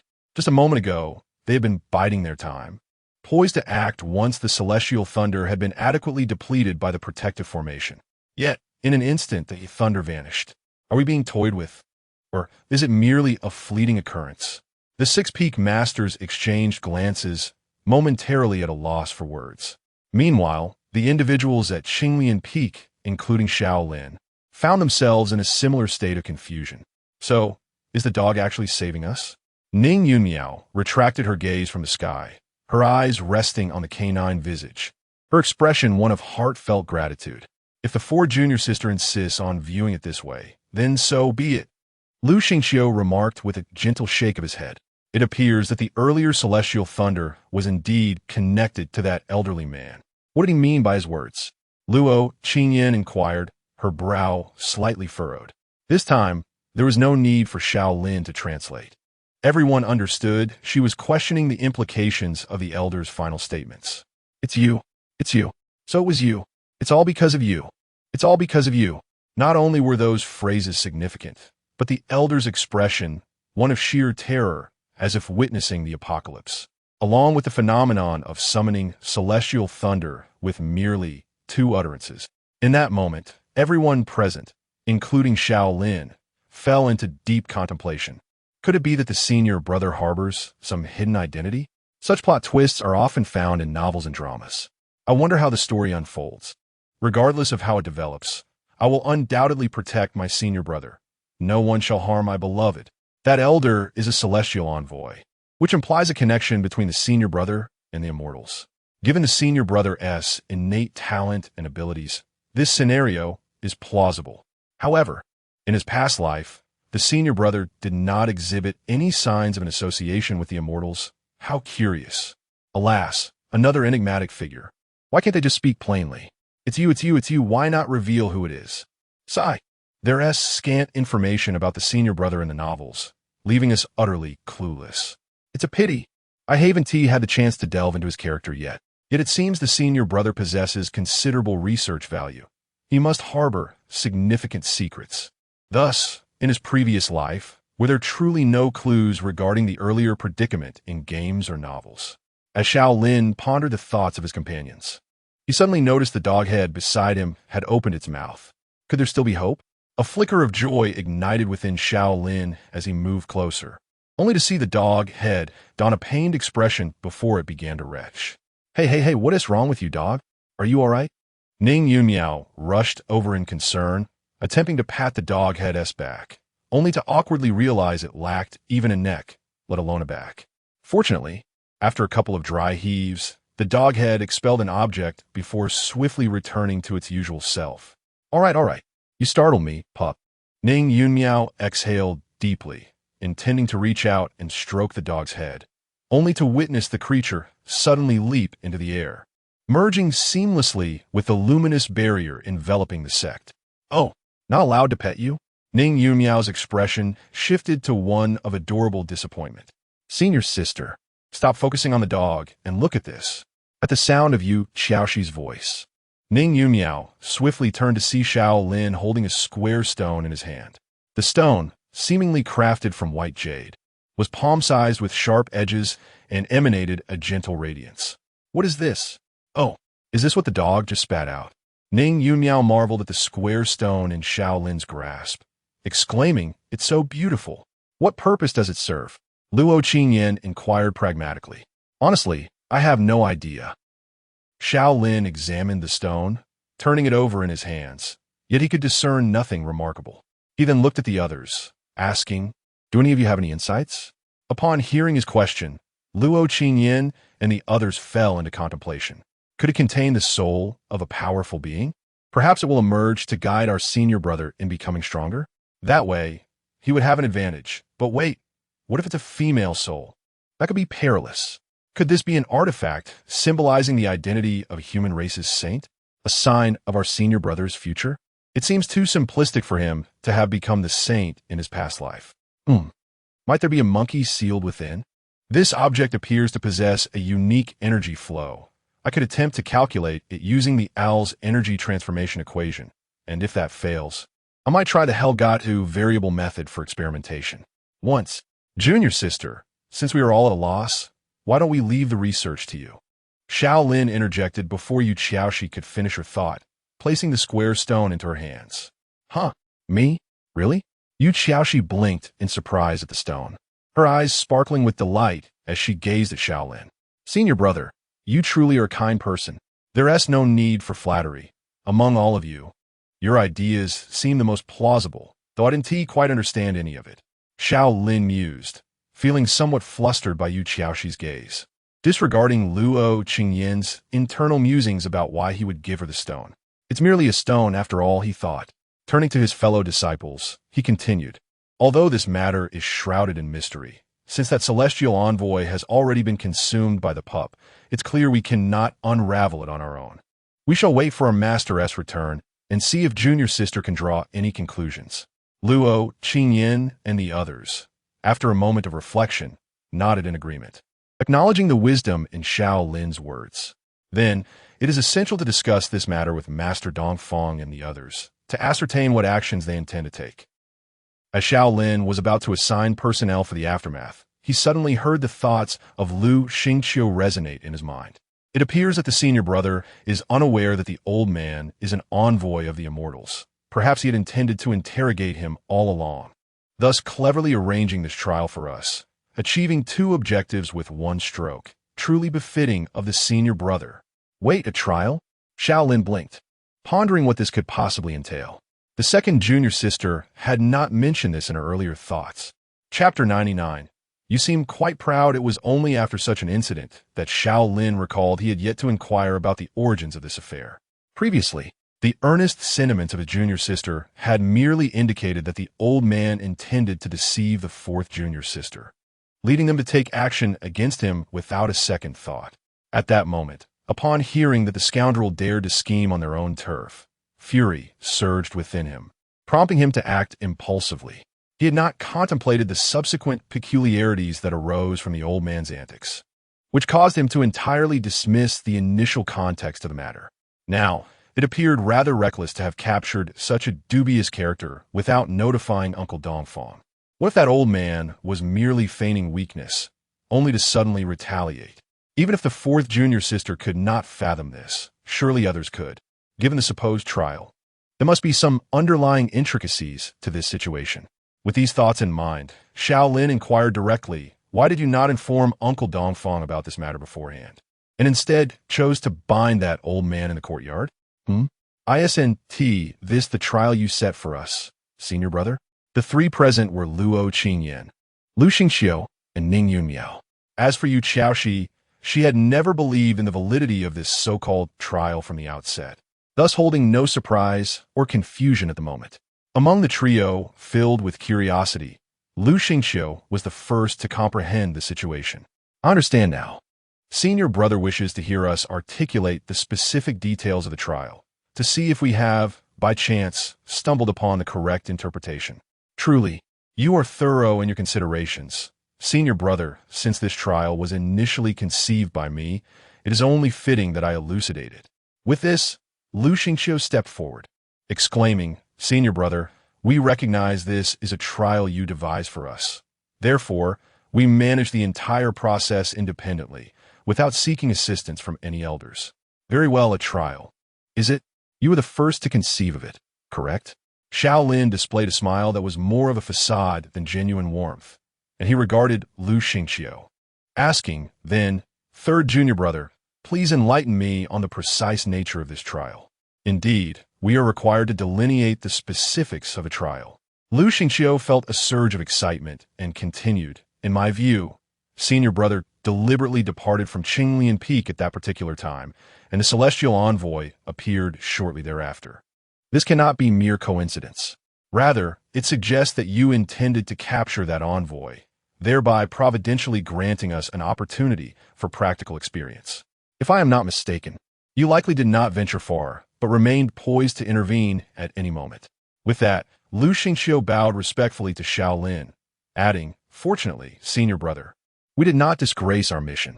Xiao Lin gazed at the white-haired youth, his expression inscrutable. Silence ensued. The stillness lingered. Then, at last, "Third brother, please rise." "Of course, senior brother." Lu Xingqiu, momentarily puzzled by Xiao Lin's silence, felt a surge of joy and quickly stood upright. "Come, move a bit closer."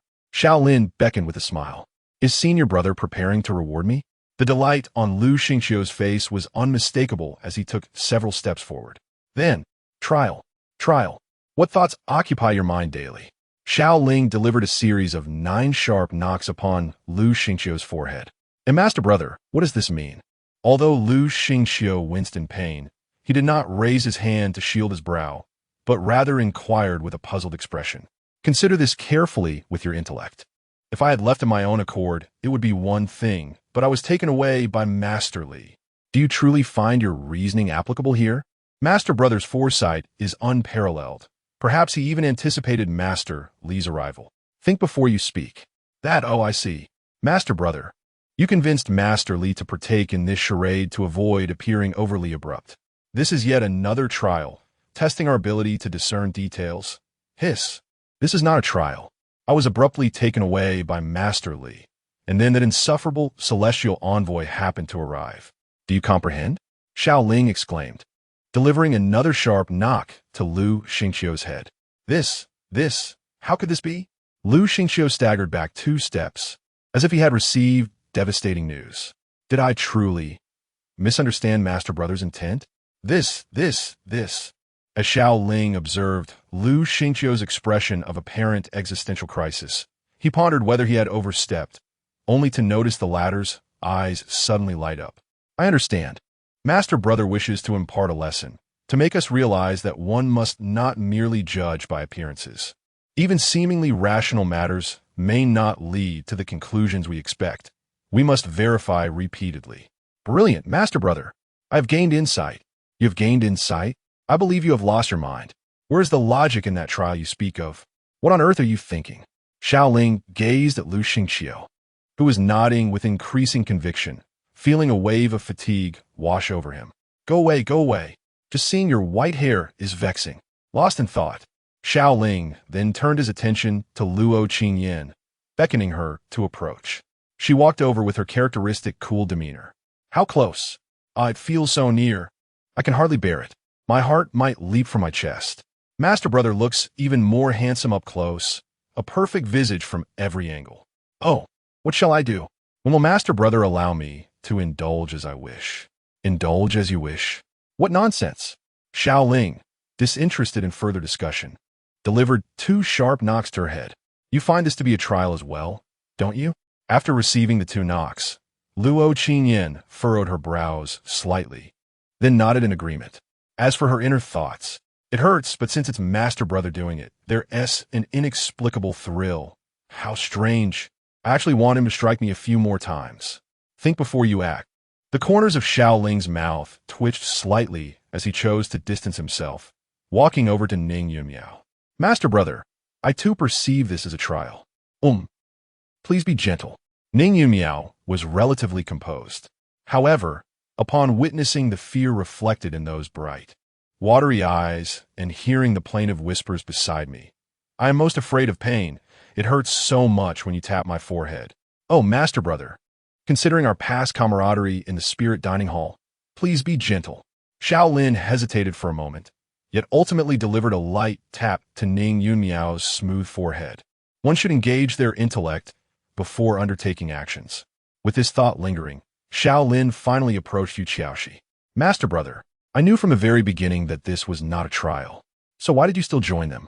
because I perceive that old man as an exceedingly precious subject of research. Oh no. Stop. Wait. It hurts so much. Why must I endure so many hits? Research, you say, yet you seem quite proud of it? How dare you? Chapter 100. It's time to be serious on this night. The moon shone brightly amidst a sparse, starry sky, creating an ideal atmosphere for a solitary contemplation under the stars. At this moment, Xiao Lin found himself seated upon a stone in the mountains, gazing up at the heavens at a 45-degree angle. However, he was not indulging in melancholy. Rather, he was reflecting on the events of the day. Strictly speaking, there was little to analyze. The known factors have been thoroughly examined, while the unknown would remain elusive, regardless of how hard they pondered.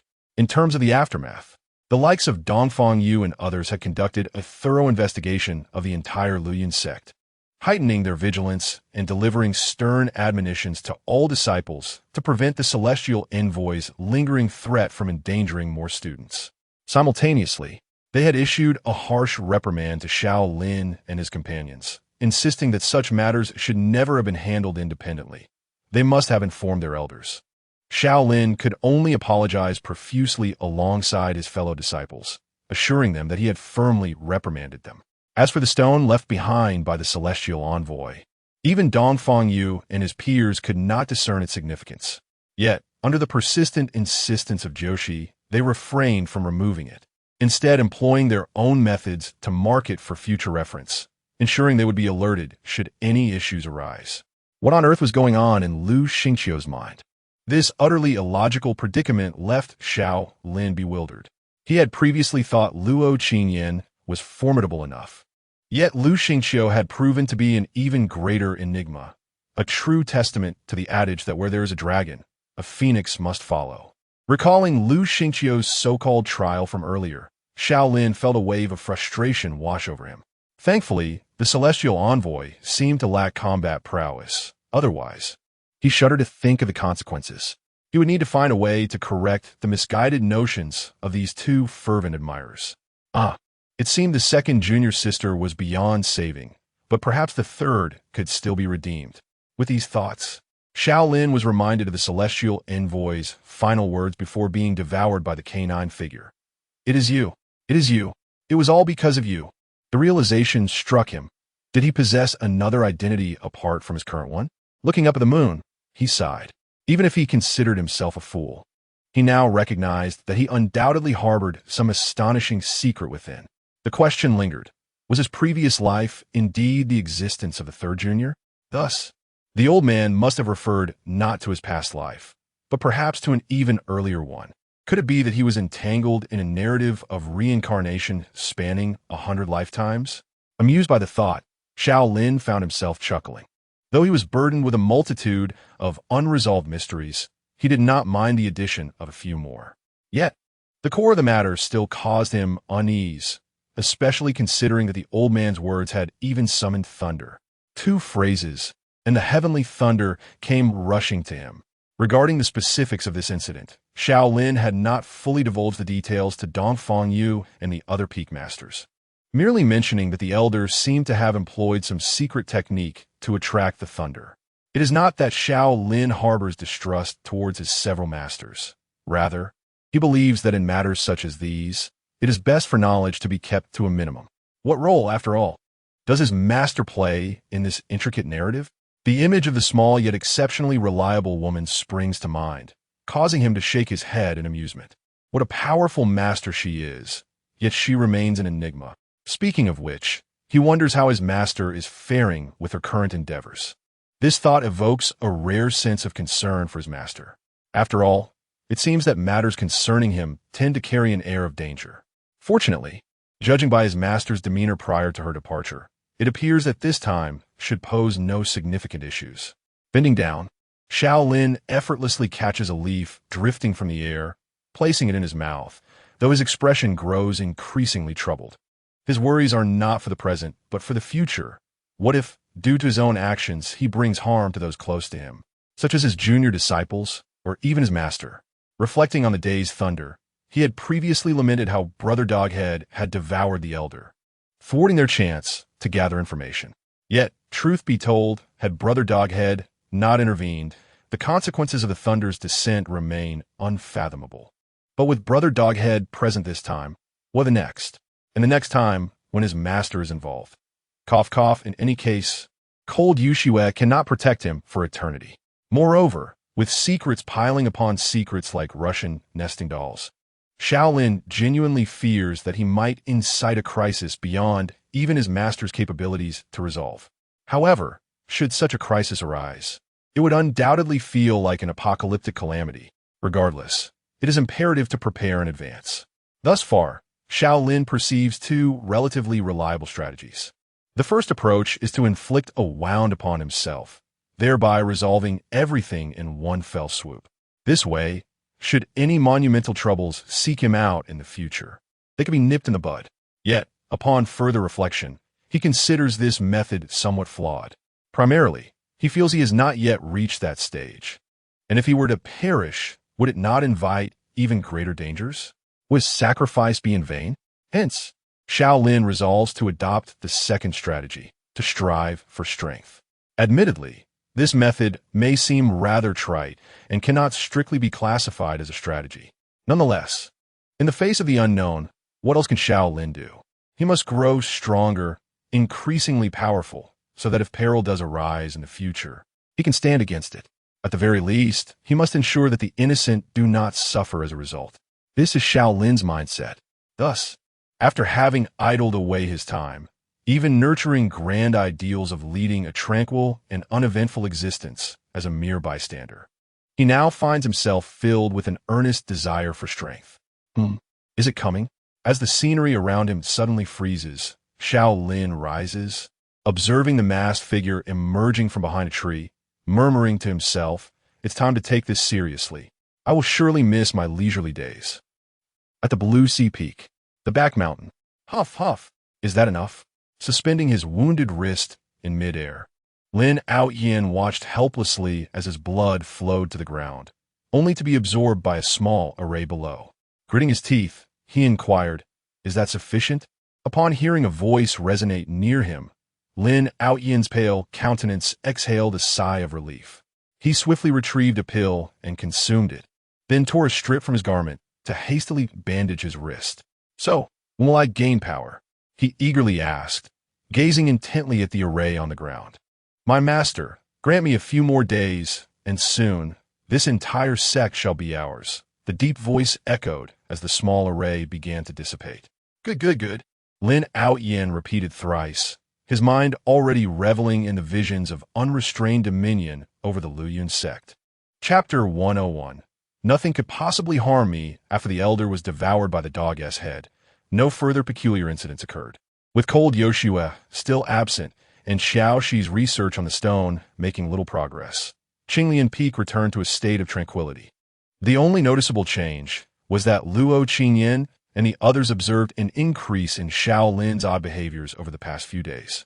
Previously, Xiao Lin would occasionally exhibit strange antics, such as executing a sudden backflip while walking, squatting by the roadside to watch a colony of ants, or unexpectedly shouting at a pile of sand that their king had returned. However, these instances were infrequent, occurring perhaps once every few days. Recently, however, Luo Qingyan and the others noted that Xiao Lin seemed to engage in bizarre actions almost incessantly. Even when they remained on their own grounds practicing, they often caught sight of Xiao Lin nearby, sometimes lost in thought while staring at a grand tree, other times pacing back and forth along a path, or even hanging upside down from a tree to pluck petals. Overall, his behavior was decidedly peculiar, to the extent that he startled Ning Yunmiao, who had awoken from her slumber one night.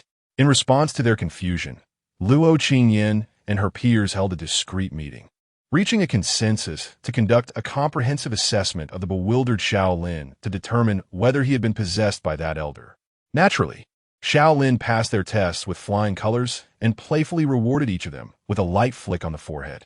When confronted with the inquiries of his junior disciples, Xiao Lin refrained from elaborating, merely stating that he had gained some insights in recent days, which constituted a form of his cultivation practice. Fortunately, the cultivation realm is replete with various unconventional methods, Some cultivate through music, others through painting, and some even by observing chickens. Thus, Luo Qingyan and her companions chose to accept his explanation. This realization brought a slight relief to Xiao Lin. It was not that he wished to withhold the truth, but rather that he found himself unable to disclose it. After all, he could hardly explain that it was merely a task from the system. On this note, it is pertinent to mention the recent changes within the system. Initially, the divine concealment system had significantly reduced the frequency of daily tasks after Xiao Lin ascended to the condensation Dan realm, with tasks being issued every 2 to 3 days.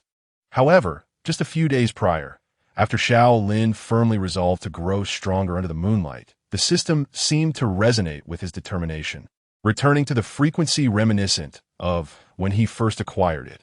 In these few days alone, Xiao Lin completed 32 tasks.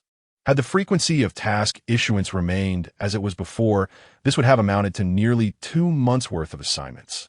Although all 32 tasks yielded only experience rewards without any powerful skills or treasures, Xiao Lin felt an immense sense of satisfaction. After these few days, he could finally sense some loosening in his cultivation level after a long hiatus. Could it be that after 2.5 years, he was finally on the verge of breaking into the middle stage of the condensation Dan realm? Xiao Lin was exhilarated and overjoyed. However, had it not been for a thunderous roar echoing from the mountainside one fateful night, accompanied by a terrifying surge of spiritual energy, his good spirits would likely have lingered for an extended period, a period before the disturbances at the midpoint of Qinglian Peak.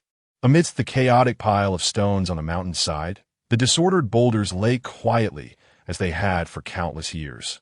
Suddenly, the space before the heap collapsed, revealing a peculiar void composed of violet hues. A figure emerged from the chasm. It was Lin Outyin. "I'm free at last." He exclaimed, surveying his surroundings, unable to contain his joy. "Silence. Do not attract others," a deep voice echoed in Lin Outyin's ear. "What is there to fear? You are an ancient beast. You effortlessly brought me out of that dreadful place, even before breaking free. Once you're liberated, what then?" Lin Outyin retorted, his discontent palpable. "Rescuing you is merely my unique ability. Nevertheless, do not be careless. There are several formidable experts stationed within this sect. Of course, if I were to regain my peak strength, I would not fear them." The deep voice replied. "Not afraid, you say? I expected you to crush them effortlessly," Lin Outyin remarked, his dissatisfaction growing. Yet he waved his hand dismissively. "Fine, it's still faster than me, slowly increasing my own strength. I shall endure for now. What should I do next?" Upon hearing Lin Outyin's impatient and arrogant tone, the deep voice fell silent for a moment before responding, "Approach the stones, and I shall merge with you." "That sounds rather simple," Lin Outyin chuckled, walking toward the pile of rocks. However, just as he was about to step into the midst of the stones, he halted, frowning slightly. "Wait, I shall lead the body, correct?" "Indeed, as I mentioned, you are now my master, and I shall naturally obey your commands," the deep voice promptly replied. "Humph, you possess discernment in recognizing me as your master." Lin Outyin's wariness dissipated, replaced by a sense of pride. "Let me tell you, I am the protagonist of this world. Acknowledging me as your master is the wisest decision you could make. Rest assured, once I flourish, I shall not forget you. Be swift, lest we attract others. What is there to fear? Did you not claim you were unafraid of them? However, after a fusion, I will require time to adapt before regaining my full strength, and during this period, you will be in a weakened state. TSK, troublesome, you truly are of little use. Regardless, during the initial stages of our fusion, you must act cautiously and refrain from recklessness." I understand. There is no one around. Nothing can harm me. Enough talk, let us begin."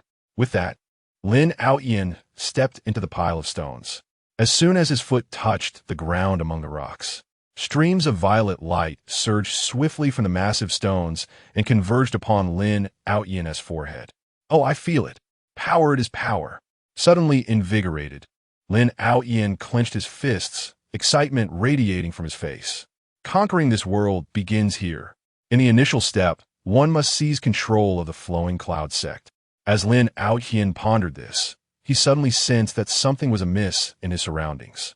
Chapter 102, Untitled, Part 3. From the moment Lin Outyin stepped into the pile of rocks, an unsettling sensation enveloped him. However, his singular focus on seizing the power of the ferocious beast to dominate the world rendered him oblivious to his surroundings. Yet now, ignoring the peculiarities was no longer an option. An intense brightness assaulted his vision. What is this? Before Lin Outyin could comprehend the situation before him, a deep voice suddenly resonated. Be cautious. Cautious of what? As he prepared to retreat, Lin Outyin found himself perplexed. Suddenly, he felt an invisible resistance behind him. Turning around, he realized he seemed to be ensnared within an unseen barrier amidst the chaos of the rocks. What is happening? Ferocious beast, what are you up to? Lin Outyin furrowed his brow. Not me. Heed the danger ahead. Ahead? Lin Outyin glanced forward and beheld a disc adorned with the yin-yang symbol soaring out from the blinding light. The disc expanded rapidly, its diameter growing to 2 meters in the blink of an eye. What is that? You never mentioned such a phenomenon would occur during fusion. Panic surged within him. Yet upon witnessing the swirling purple light converging toward his forehead, he regained his composure. I am now endowed with the essence of an ancient ferocious beast. What do I have to fear? With this thought, Lin Outyin unleashed a furious shout, propelling himself toward the immense yin-yang disc hovering in the air. Wait! The deep voice evidently sought to dissuade him, but it was too late. Lin Outyin transformed into a fleeting shadow, reaching the disc in an instant, and swiftly launched a punch. The surge of energy enveloped with spiritual fluctuation erupted, showcasing the tremendous force behind his strike. Power! This is power! Lin Outyin reveled, his face adorned with a manic smile. However, when he discovered that his punch merely intensified the radiance of the disc without inflicting any damage, his expression faltered. What is happening? Ferocious beast, is this truly your power? It's far too. His complaints were interrupted as 2 enormous hands, one black and one white, emerged from the disc. Oh no! The thought barely formed when the hands swiftly struck him across the face. Sent flying, Lin Outyin collided with the invisible barrier, momentarily dazed. What is this? Yet those 2 hands seemed devoid of any intention to pause. They swiftly approached him once more. Their speed was astonishing, transcending the limits of time and space, reaching him in the blink of an eye. Even if he reacted, it was far too late to evade. Thus, slap, slap, slap. The air reverberated with the relentless sound of slaps. Truly, he was toyed with as if he were nothing. Bastard, get away from me. Amidst the rapid-fire slaps akin to a machine gun, Lin Outyin finally regained his senses. A surge of purple energy erupted from his being, forcefully repelling the 2 hands. With a face contorted in fury, Lin Outyin pressed forward rather than retreating, his fists enveloped in violet energy, crashing down once again upon the disc. In that fleeting moment, a multitude of flags materialized near the pile of rubble, swiftly encircling it in an orderly fashion. The tops of these flags ignited with a brilliant purple lightning. The very next instant, over a dozen chains, composed of purple lightning, erupted from the flagpoles, binding Lin Outyin's body and limbs in an instant. What is this? Bound and struggling, Lin Outyin was engulfed in swirling violet energy, yet he found himself unable to break free from the electric chains. His heart swelling with both rage and terror. An ambush! I must escape. A low voice resounded. How can I flee? I can barely move. Just as Lin Outyin was about to shout this out, he noticed more than 10 small formations, each approximately half a meter in diameter, springing up around him. No! Why does this look so much like a magic circle? Before he could fully contemplate this thought, he witnessed those small magic formations rapidly transforming into tiny sprites wielding magic wands. Subsequently, assaults from various elemental attacks, wind, fire, water, and thunder, rained down upon him. Despite the tumultuous violet energy swirling around him in a desperate defense, Lin Outyin was instantaneously struck by these seemingly diminutive yet immensely powerful elemental attacks, leaving him battered and bleeding profusely. To compound his woes, the previously launched black and white giant hand reappeared, striking him mercilessly. As if that weren't enough, A sudden roar reverberated through the air. Ancient, ferocious, and majestic, it bore an oppressive force that resonated with Lin Outyen's very blood and soul. In terror, Lin Outyen opened his eyes to behold a colossal white tiger phantom materializing before him, its sharp fangs seemingly drenched in the scent of blood. "No, do not come closer." With only a silent scream echoing in his mind, Lin Outyen watched helplessly as the white tiger phantom opened its gaping maw and lunged at him. Boom! A violent surge of spiritual energy erupted. Yet Lin Outyen, positioned at the epicenter of the explosion, found himself still intact, contrary to his expectations. "Hurry! Escape! I can create but this one opportunity," swiftly, as he caught a glimpse of a massive gorilla phantom appearing before him. The terrified Lin Outyen was about to flee when, beep beep, art is an explosion. Thunderous roars. A fierce wave of spiritual energy detonated, accompanied by blinding flames, as if 100 suns had ignited simultaneously. Within the explosion's blue flames, Lin Outyen struggled frantically, yet his numerous severe injuries rendered him unable to escape, and he could only emit a desperate, anguished wail. The powerful figures stationed nearby rushed over. Time was of the essence. Swiftly, enter my little world. Though it may be difficult to emerge again soon, survival is paramount. Quickly, hearing the low voice resonating in his ears, Lin Outyen, his consciousness fading, instinctively followed the will to survive, summoning the last vestiges of his strength to push his hands forward. The surrounding scenery was rapidly enveloped in violet, and in an instant, the entire world transformed into shades of purple. With a heavy thud, Lin Outyen collapsed to the ground, gasping for breath, his body trembling uncontrollably. "I'm still alive. I'm still alive."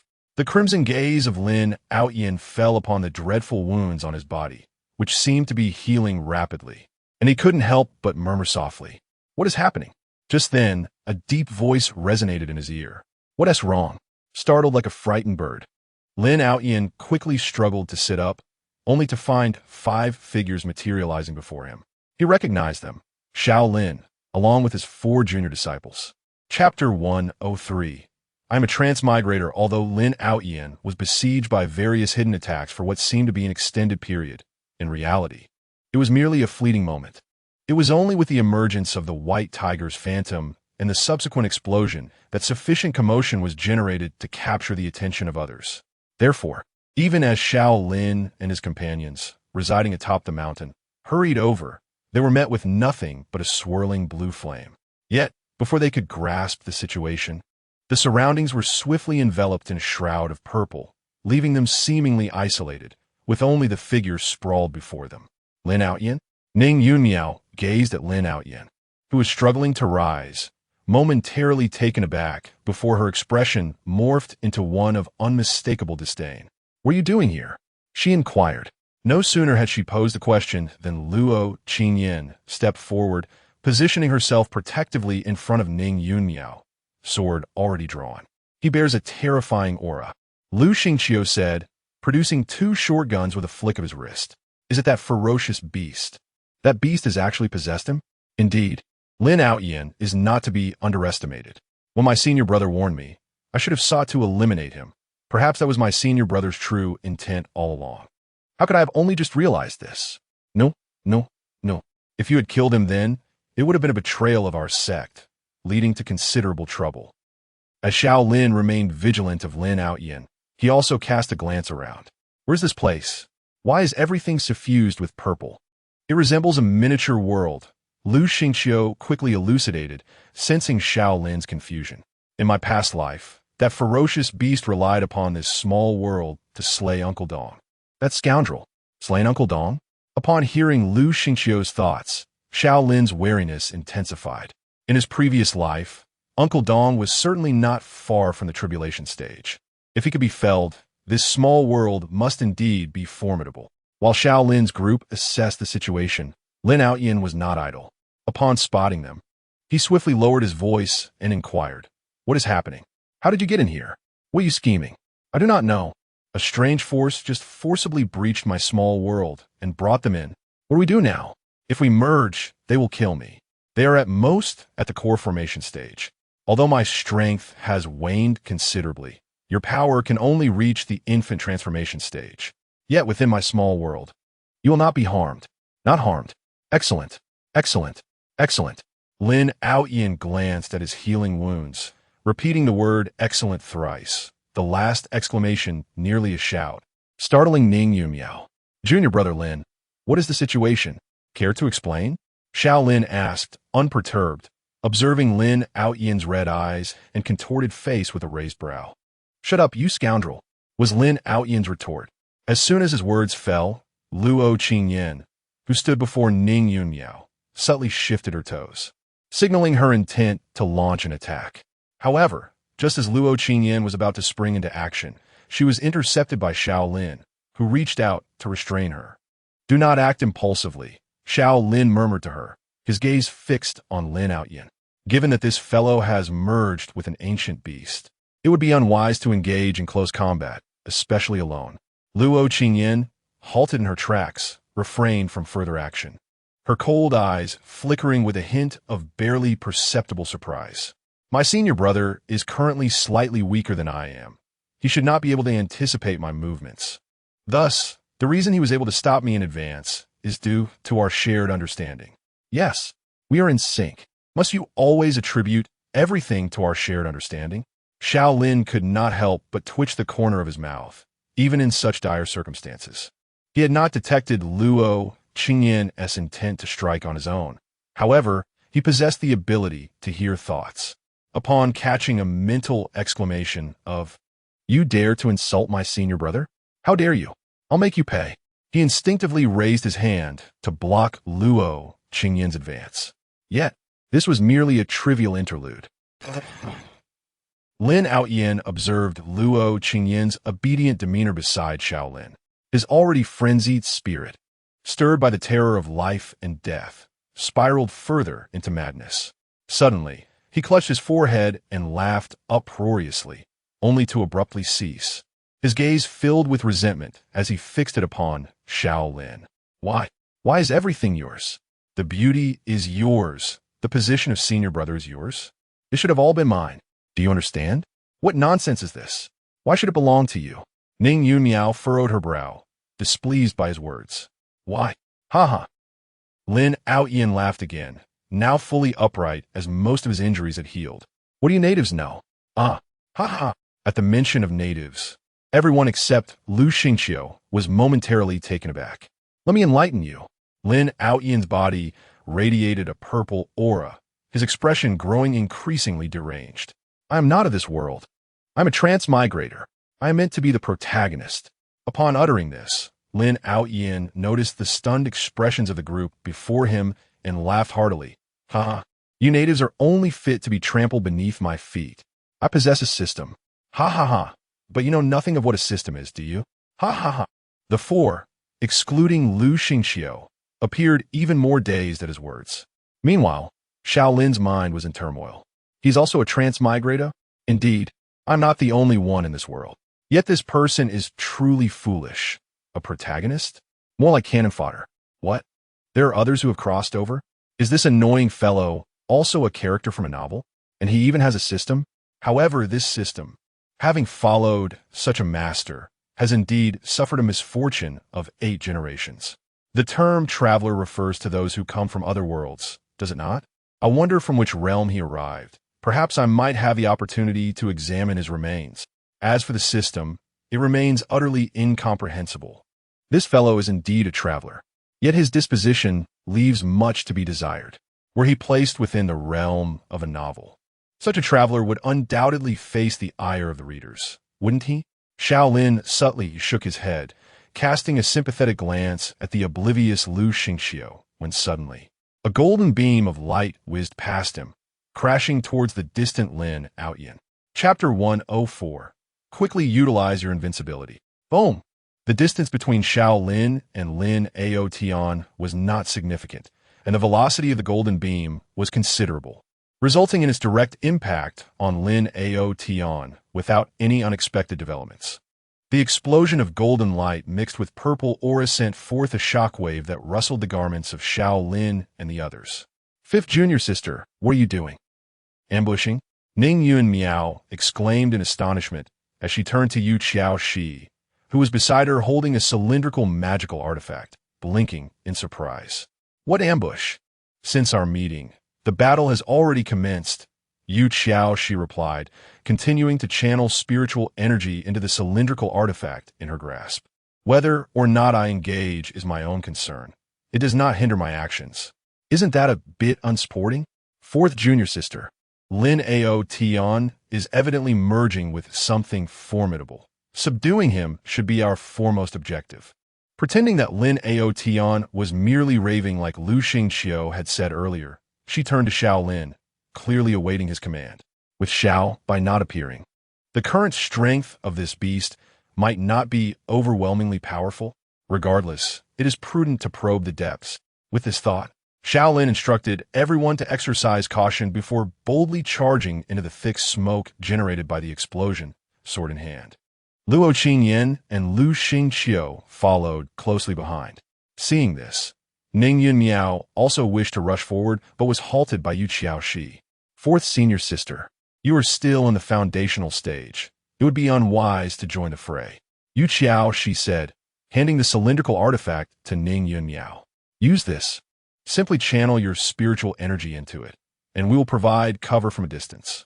All right, Ning Yun Miao conceded, recognizing that given her current level, accompanying them might indeed be a liability. Though disappointed, she accepted the cylindrical artifact without hesitation. Xiao Hong, wait a moment.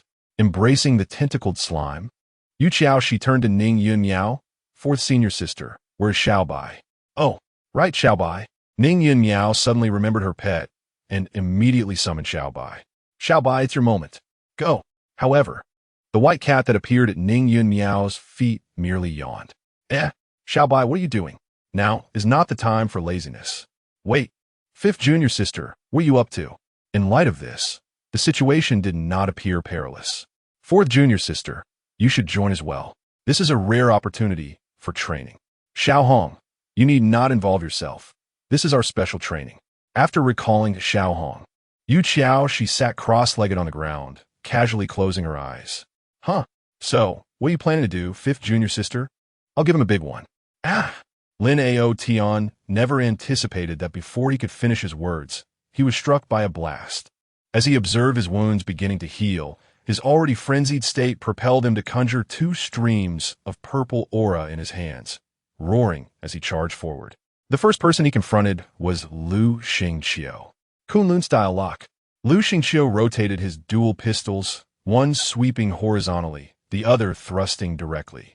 Despite the simplicity of his movements, Lin Outyin felt a sudden sense of being trapped, as if all avenues of retreat had vanished. Nevertheless, Lin Outyin remained unfazed. A full-force strike from the Foundation establishment realm was merely like an ant attempting to shake a tree.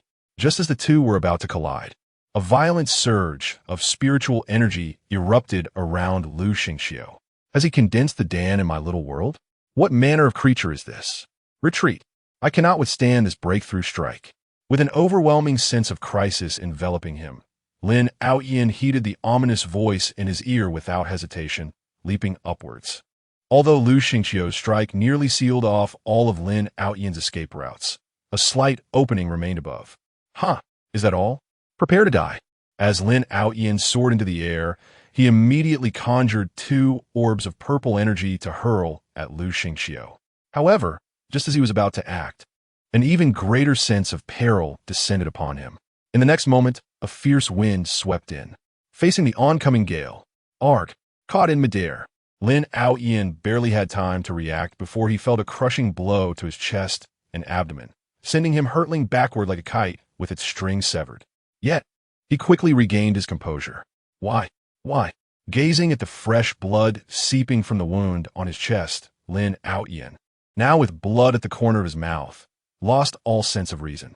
I am a protagonist. Protagonists defeat foes beyond their level. I am even a tier above you. Why am I being overwhelmed? Why are you natives? Before he could finish his lament, over a dozen slender white threads appeared beside him. Wait! Before Lin Outyin could utter a word, those threads ensnared him. The sound of blades slicing through flesh echoed, and in an instant, numerous grievous sword wounds erupted across his body, combined with a still-healing gash on his chest, transforming him into a bloodied figure. Trash. Having expended her skills, Luo Qingyan appeared beside Lin Aoyan, coldly observing the bloodied figure ahead before swiftly retreating.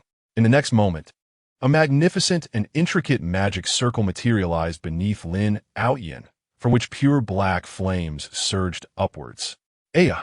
Instantly engulfed by the black flames, Lin Aoyan emitted a heart-wrenching scream. I haven't even made my move yet. Ning Yunmiao, who had been waiting for the right moment to strike, looked at the flames with a look of grievance. Next time, fourth senior sister, this Lin Aoyan is far weaker than I anticipated. With a slightly pale complexion, Yu Qiaoshi rose, wiping the glistening beads of sweat from her forehead, and gazed at the swirling black fire. The invocation of the forbidden technique, Hell's Dark Fire, demands considerable energy.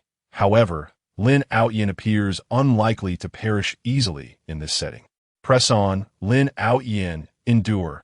Allow me to witness the true efficacy of this forbidden art. He chuckled. Old Five, you truly are formidable. Even Satan would offer you a cigarette. Just as Xiao Lin began to relax, sensing that matters had seemingly settled, a surge of rich, purple energy erupted from the black flames, manifesting as a colossal gorilla apparition. The spectral gorilla pounded its chest in fury, causing the very mountain to tremble. I have proclaimed it. I am a protagonist. You cannot vanquish me. Lin Aoyan, his wounds fully healed, regarded Xiao Lin and the others like a vengeful spirit returned from the depths of hell. Remarkable, he still lives. This realm indeed poses considerable challenges. Where is Xiao Bai? Stop lurking in the shadows. Employ your invincible white tiger bloodline to devise a solution.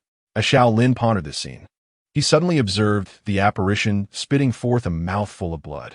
In the next instant, a white tiger apparition, even larger than the gorilla, materialized in the arena, its golden eyes gazing steadily at Lin Aoyan.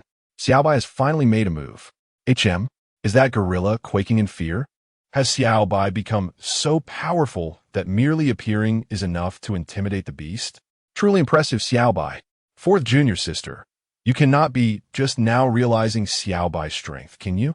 As Xiao Lin chuckled to himself in relief, he felt a slight warmth radiating from his right forearm. Chapter 105.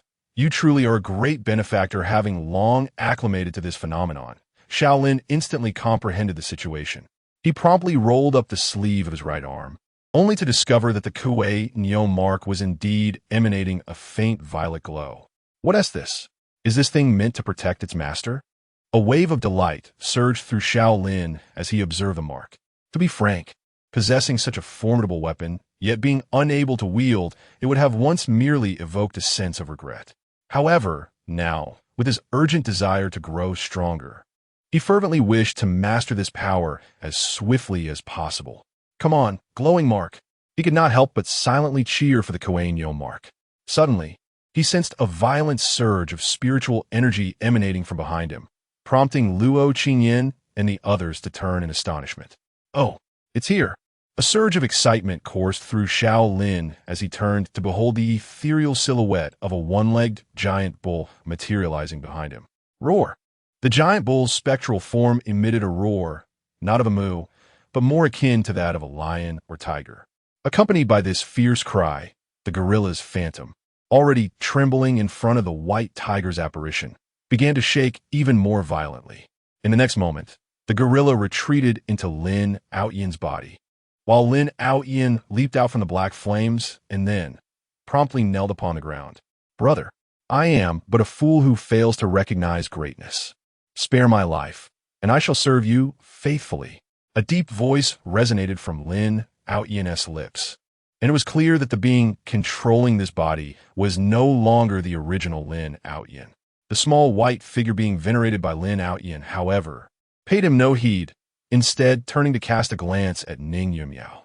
Ning Yunmiao froze momentarily before swiftly glancing at Xiao Lin. Observing this scene, Lin Aoyan glanced again at the Kuei-Nyo's ethereal form behind Xiao Lin, and then decisively turned to bow thrice at him. Brother, I am but a fool who fails to recognize greatness. Spare my life, and I shall serve you faithfully." Amused by the sincerity of this ancient ferocious beast, Xiao Lin coughed lightly and inquired, "What are you?" "I am a ferocious beast, Tai." Before Lin Aoyan could finish, he looked up at the white tiger and Kuei Nyo phantoms, then quickly altered his response. "I am but a worthless creature, insignificant in comparison." Xiao Lin's lips twitched as he pressed on. "Why are you within him?" "In truth, I am unsure. I simply felt an inexplicable connection with this Lin Aoyan. His physical form aligns remarkably well with mine, and given his desire for my power to dominate this sect. Thus, we have arrived at this current state." Xiao Lin nodded, harboring no doubts about the ferocious beast's honesty. After all, from both Ning Yunmiao's dream and the events that had transpired, it was evident that Lin Aoyan was a man of dubious intent, making such occurrences perfectly reasonable. As he pondered these matters, he failed to notice the exchanged glance between the Kuei Nyo and White Tiger phantoms. Thus, he was oblivious to their simultaneous gesture of inhaling deeply as he prepared to continue his questioning. Then, the ethereal image of the gorilla was forcefully extracted from Lin Aoyan's body and swiftly torn asunder, falling into the jaws of the Kuei Nyo and Baihu apparitions. Both entities, satiated, emitted satisfied belches before vanishing from sight, taking Xiao Bai along with them. As the gorilla was devoured, the wounds and burns adorning Lin Aoyan's body ceased their healing, prompting him to unleash a heart-wrenching scream. Simultaneously, the pervasive violet hue enveloping the world began to fade, gradually restoring it to its original colors. What? Xiao Lin found himself momentarily frozen in place. "No, I still haven't finished asking. Xiao Bai, what are you doing?" Senior brother still has questions. Ning Yunmiao immediately attempted to summon Xiao Bai, but her efforts were evidently in vain. Observing this, Xiao Lin was poised to confront the Kuei Nyo mark when he noticed Lu Xingqiu approaching him. "Senior brother, how should we deal with this person?" Xiao Lin followed Lu Xingqiu's gesture to behold Lin Aoyan writhing on the ground, tears streaming down his face, his body marred by injuries, his voice hoarse from screaming. Though the specifics of the situation were unclear, it was now evident that this individual sought to collude with ferocious beasts to endanger the sect. Lu Xingqiu added. Xiao Lin regarded Lin Aoyan in silence for a moment before turning to his fellow disciples. "Lin Aoyan has conspired with evil forces, intending to jeopardize our sect. According to the laws of the Luoyan sect, he must be executed. Do any of you dissent?" As Xiao Lin's expression turned serious, exuding a trace of authority, Luo Qinyan and the others fell silent. Subsequently, Ning Yunmiao raised her hand. "Sai, how did I end up with such a Na'vi junior sister?"